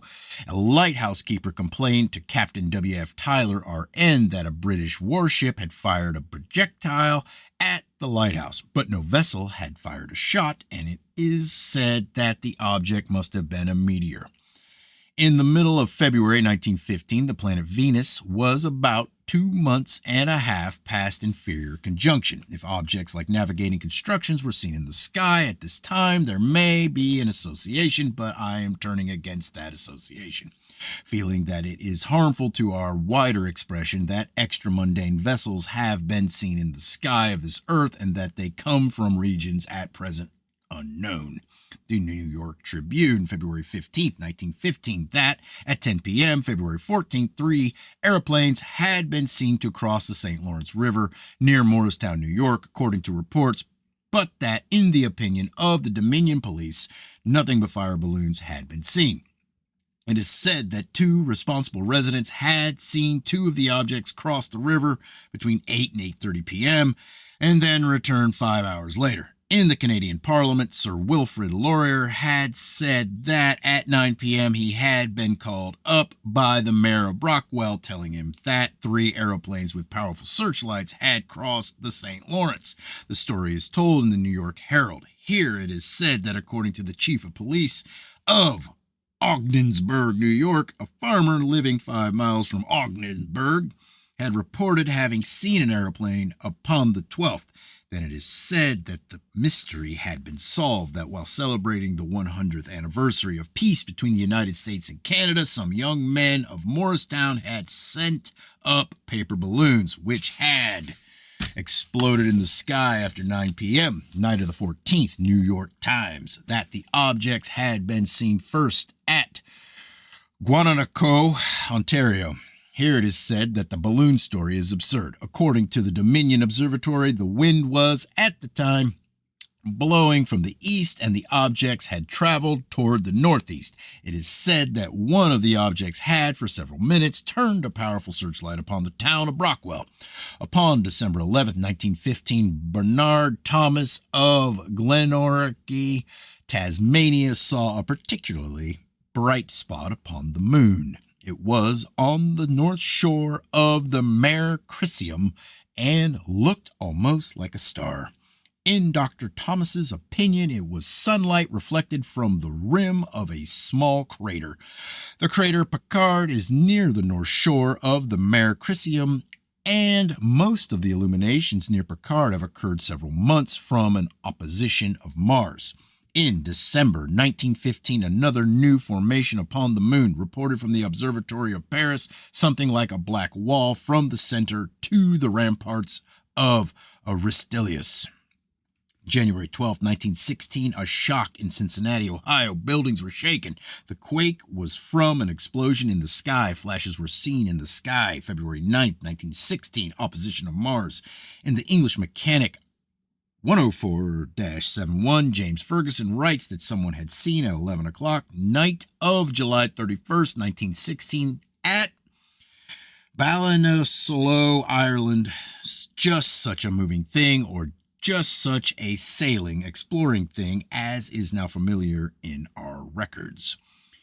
For 15 minutes, it moved in a northwesterly direction. For 3/4 of an hour, it was stationary. Then it moved back to the point where first it had been seen, remaining visible until 4 o'clock in the morning. Whatever this object may have been, it left the sky at about the time that Venus appeared as a morning star in the sky at Ballinasloe, and resembles the occurrence of September 11th, 1852, reported by Lord Wriothesley. Inferior conjunction of Venus was upon July 3rd, 1916. We have noticed that all occurrences that we somewhat reluctantly associate with nearness of Venus associate more with times of great brilliance 5 weeks before and after inferior conjunction than with dates of conjunction. Somebody may demonstrate that at these times Venus comes closest to this Earth. October 10th, 1916, a reddish shadow that spread over part of the lunar crater Plato, reported from the Observatory of Florence, Italy. November 25th, 1916, about 25 bright flashes in rapid succession in the sky of Cardiff, Wales, according to Arthur Mee. Colonel Markwick writes in the journal BAA 27-188 that at 6:10 p.m., April 15, 1917, he had seen upon the sun a solitary spot different from all sunspots that he had seen in an experience of 43 years. Colonel Markwick had written to Mr. Maunder of the Greenwich Observatory and had been told that in photographs taken on the sun upon this day, one at 11:17 and another at 11:20 o'clock, there was no sign of a sunspot. July 4th, 1917, an eclipse of the sun, and an extraordinary luminous object said to have been a meteor in France. About 6:20 p.m. this day, there was an explosion over the town of Colby, Wisconsin, and a stone fell from the sky. August 29th, 1917, a luminous object that was seen moving upon the moon. February 21st, 1919, an intensely black line extending out from the lunar crater Lexel. Upon May 19th, 1919, while Harry Hawker was at sea, untraceable messages, meaningless in the languages of this earth, were picked up by wireless, according to dispatches in the newspapers. They were interpreted as the letters K, U, and J, and V, K, A, and J. In October 1913 occurred something that may not be so very mysterious because of nearness to the sea. One supposes that if extramundane vessels have sometimes come close to this earth, then sailing away terrestrial aeronauts may have occasionally left this earth or may have been seized and carried away from this earth.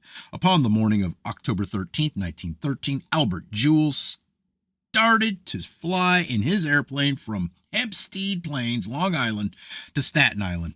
The route that he expected to take was over Jamaica Bay, Brooklyn, Coney Island, and the Narrows. New York Times, October 14th, 1913. That was the last seen or heard of him. He has been as completely lost as if he had evaporated into air. But as to the disappearance of Captain James, there are circumstances that do call for a special attention. New York Times, June 2nd, 1919, that Captain Mansell R. James was lost somewhere in Berkshire Hills upon his flight from Boston to Atlantic City, or rather upon the part of his route between Lee, Mass. And Mitchell Field, Long Island. He had left Lee upon May 29th. Over the Berkshires, or in the Berkshires, he had disappeared. According to later dispatches, searching parties had scoured the Berkshires without finding a trace of him. Upon June 4th, Army planes arrived and searched systematically. There was general excitement in this mystery of Captain James. Rewards were offered. All subscribers of the Southern New England Telephone Company were enlisted in a quest for news of any kind. Boy Scouts turned up. Up to this date of writing, there has been nothing but a confusion of newspaper dispatches. That two children had seen a plane about 13 miles north of Long Island Sound. The two men had seen a plane fall into the Hudson River near Poughkeepsie. That in a gully of Mount Riga near Millerton, New York, had been found the remains of a plane. The part of a plane had been washed ashore from Long Island South near Branford. The latest interest in the subject that I know of was in the summer of 1921. A heavy object was known to be at the bottom of the Hudson River near Poughkeepsie and was thought to be Captain James's plane. It was dredged up and found to be a log. For an extraordinary story of windows in Newark, New Jersey that were perforated by unfindable bullets, see New York Evening Telegram, September 19th, 1919, and the Newark Evening News. The occurrence is a counterpart of Mickelson's experience. The detonations at Reading were heard 7 years apart. Here it is not quite 7 years later. London Times, September 26, 1919, that upon September 25th, a shock had been felt at Reading, that inquiries had led to information of no known explosion near Reading. In the Times, October 14th, Mr. H.L. Hawkins writes that the shock was quite definitely an earthquake, but its origin was superficial, and that the shock was transmitted through the earth more than through the air. In the London Daily Chronicle, September 27th, Mr. Hawkins, having considered all suggestions that the shock was a subterranean earthquake, had written, however, as the whole thing terminated in a bump and a big bang without subsequent shaking of the ground, it points more to an explosion of a natural type in the air than to a real earthquake.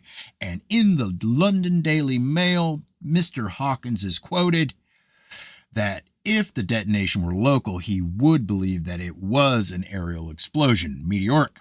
But if it were widespread, it would be considered an earthquake. And in the whole series of the Reading phenomena, this violent detonation was most distinctly local to Reading. Reading Observer, September 27th, 1919. The most probable explanation of the occurrence is that there was an explosion somewhere near enough to affect the town. Officials at the Greenwich Observatory were unable to throw any light on the matter and said that their instruments showed no signs of earth disturbance. It is said that the sound and shock were violent, and that in the residential parts of Reading, the streets were crowded with persons discussing the occurrence. There was a similar shock in Michigan, November 27, 1919. In many cities, persons rushed from their homes thinking that there had been an earthquake. But in Indiana, Illinois, and Michigan, a blinding glare was seen in the sky. Our acceptance is that this occurrence is upon a small scale of the type of many catastrophes in Italy and South America. For instance, when just such blinding glares have been seen in the sky, data of which have been suppressed by conventional scientists, or data of which have not impressed conventional scientists.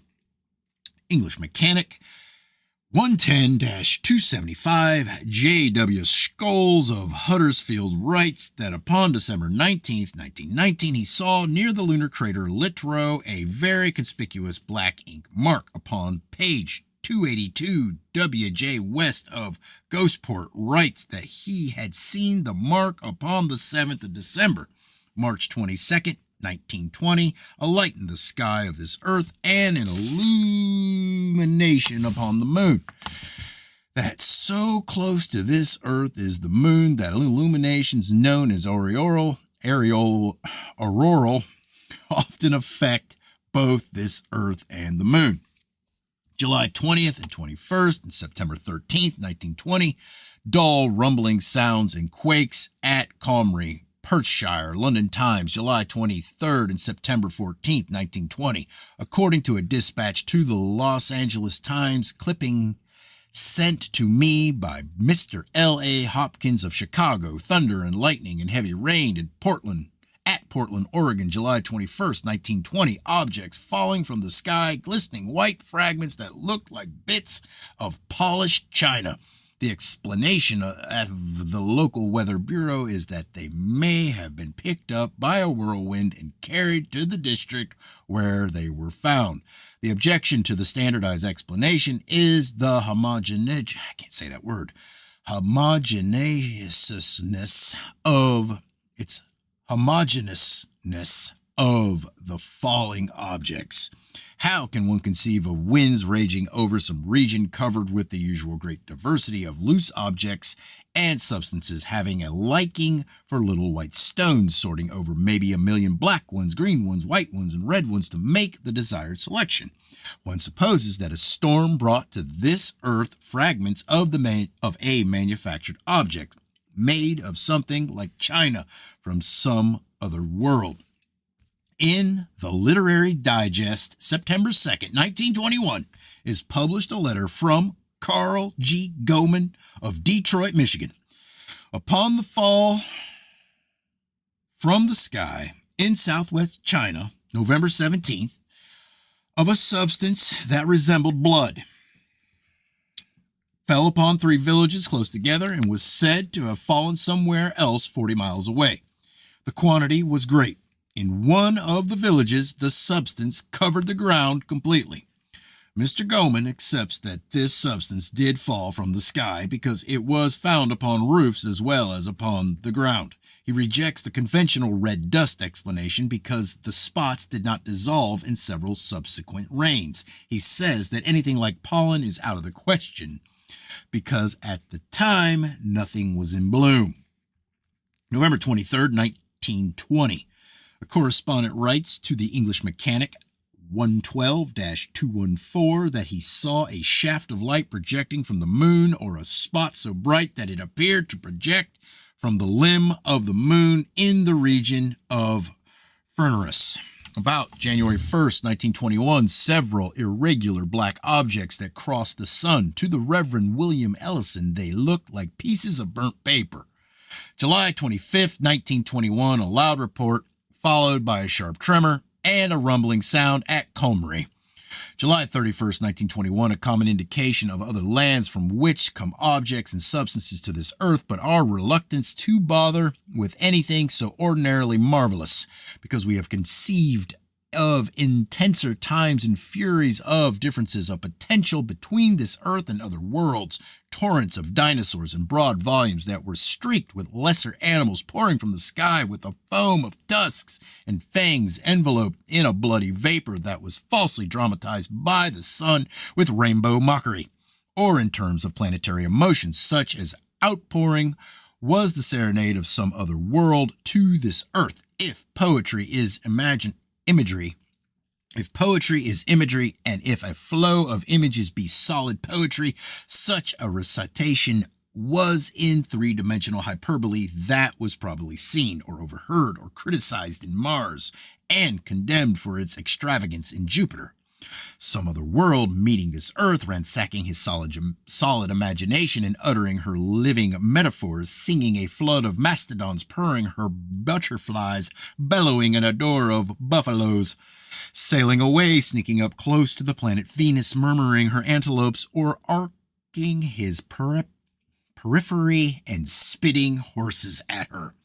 Poor degenerate times. Nowadays, something comes close to this earth and lisps little commonplaces to her.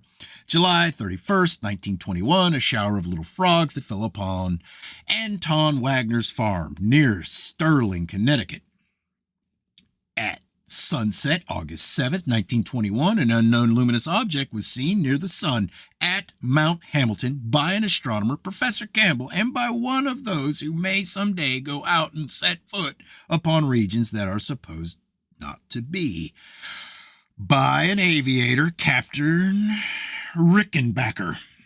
In the English Mechanic 114-211, another character in these fluttering vistas of the opening of the coming drama of extra geography, Colonel Marwick, a conventional astronomer and also a recorder of strange things, lists other observations upon this object.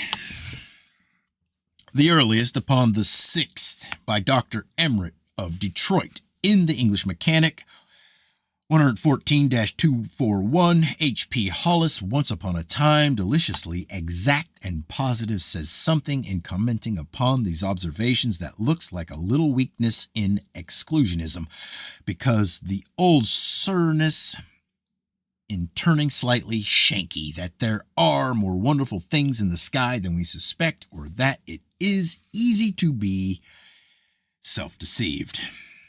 It is funny to read of an earthquake described in technical lingo and to have a datum that indicates that it was no earthquake at all, in the usual seismologic sense, but a concussion from an explosion in the sky. August 7th, 1921, a severe shock at New Canton, Virginia. See Bull Size Society American 11-197.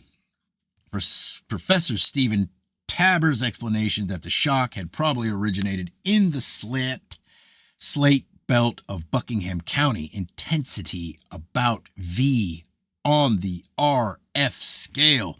But then if it said that, according to the authorities of the McCormick Observatory, the concussion was from an explosion in the sky, the time is coming when nothing funny will be seen in this subject. If some day be accepted at least parts of the masses of data that I am now holding back until I can more fully develop them, that some of the greatest catastrophes that have devastated the face of this earth have been concussions from explosions in the sky, so repeating in a local sky weeks at a time, months sometimes, or intermittently for centuries, that fixed origins above the ravaged areas are indicated.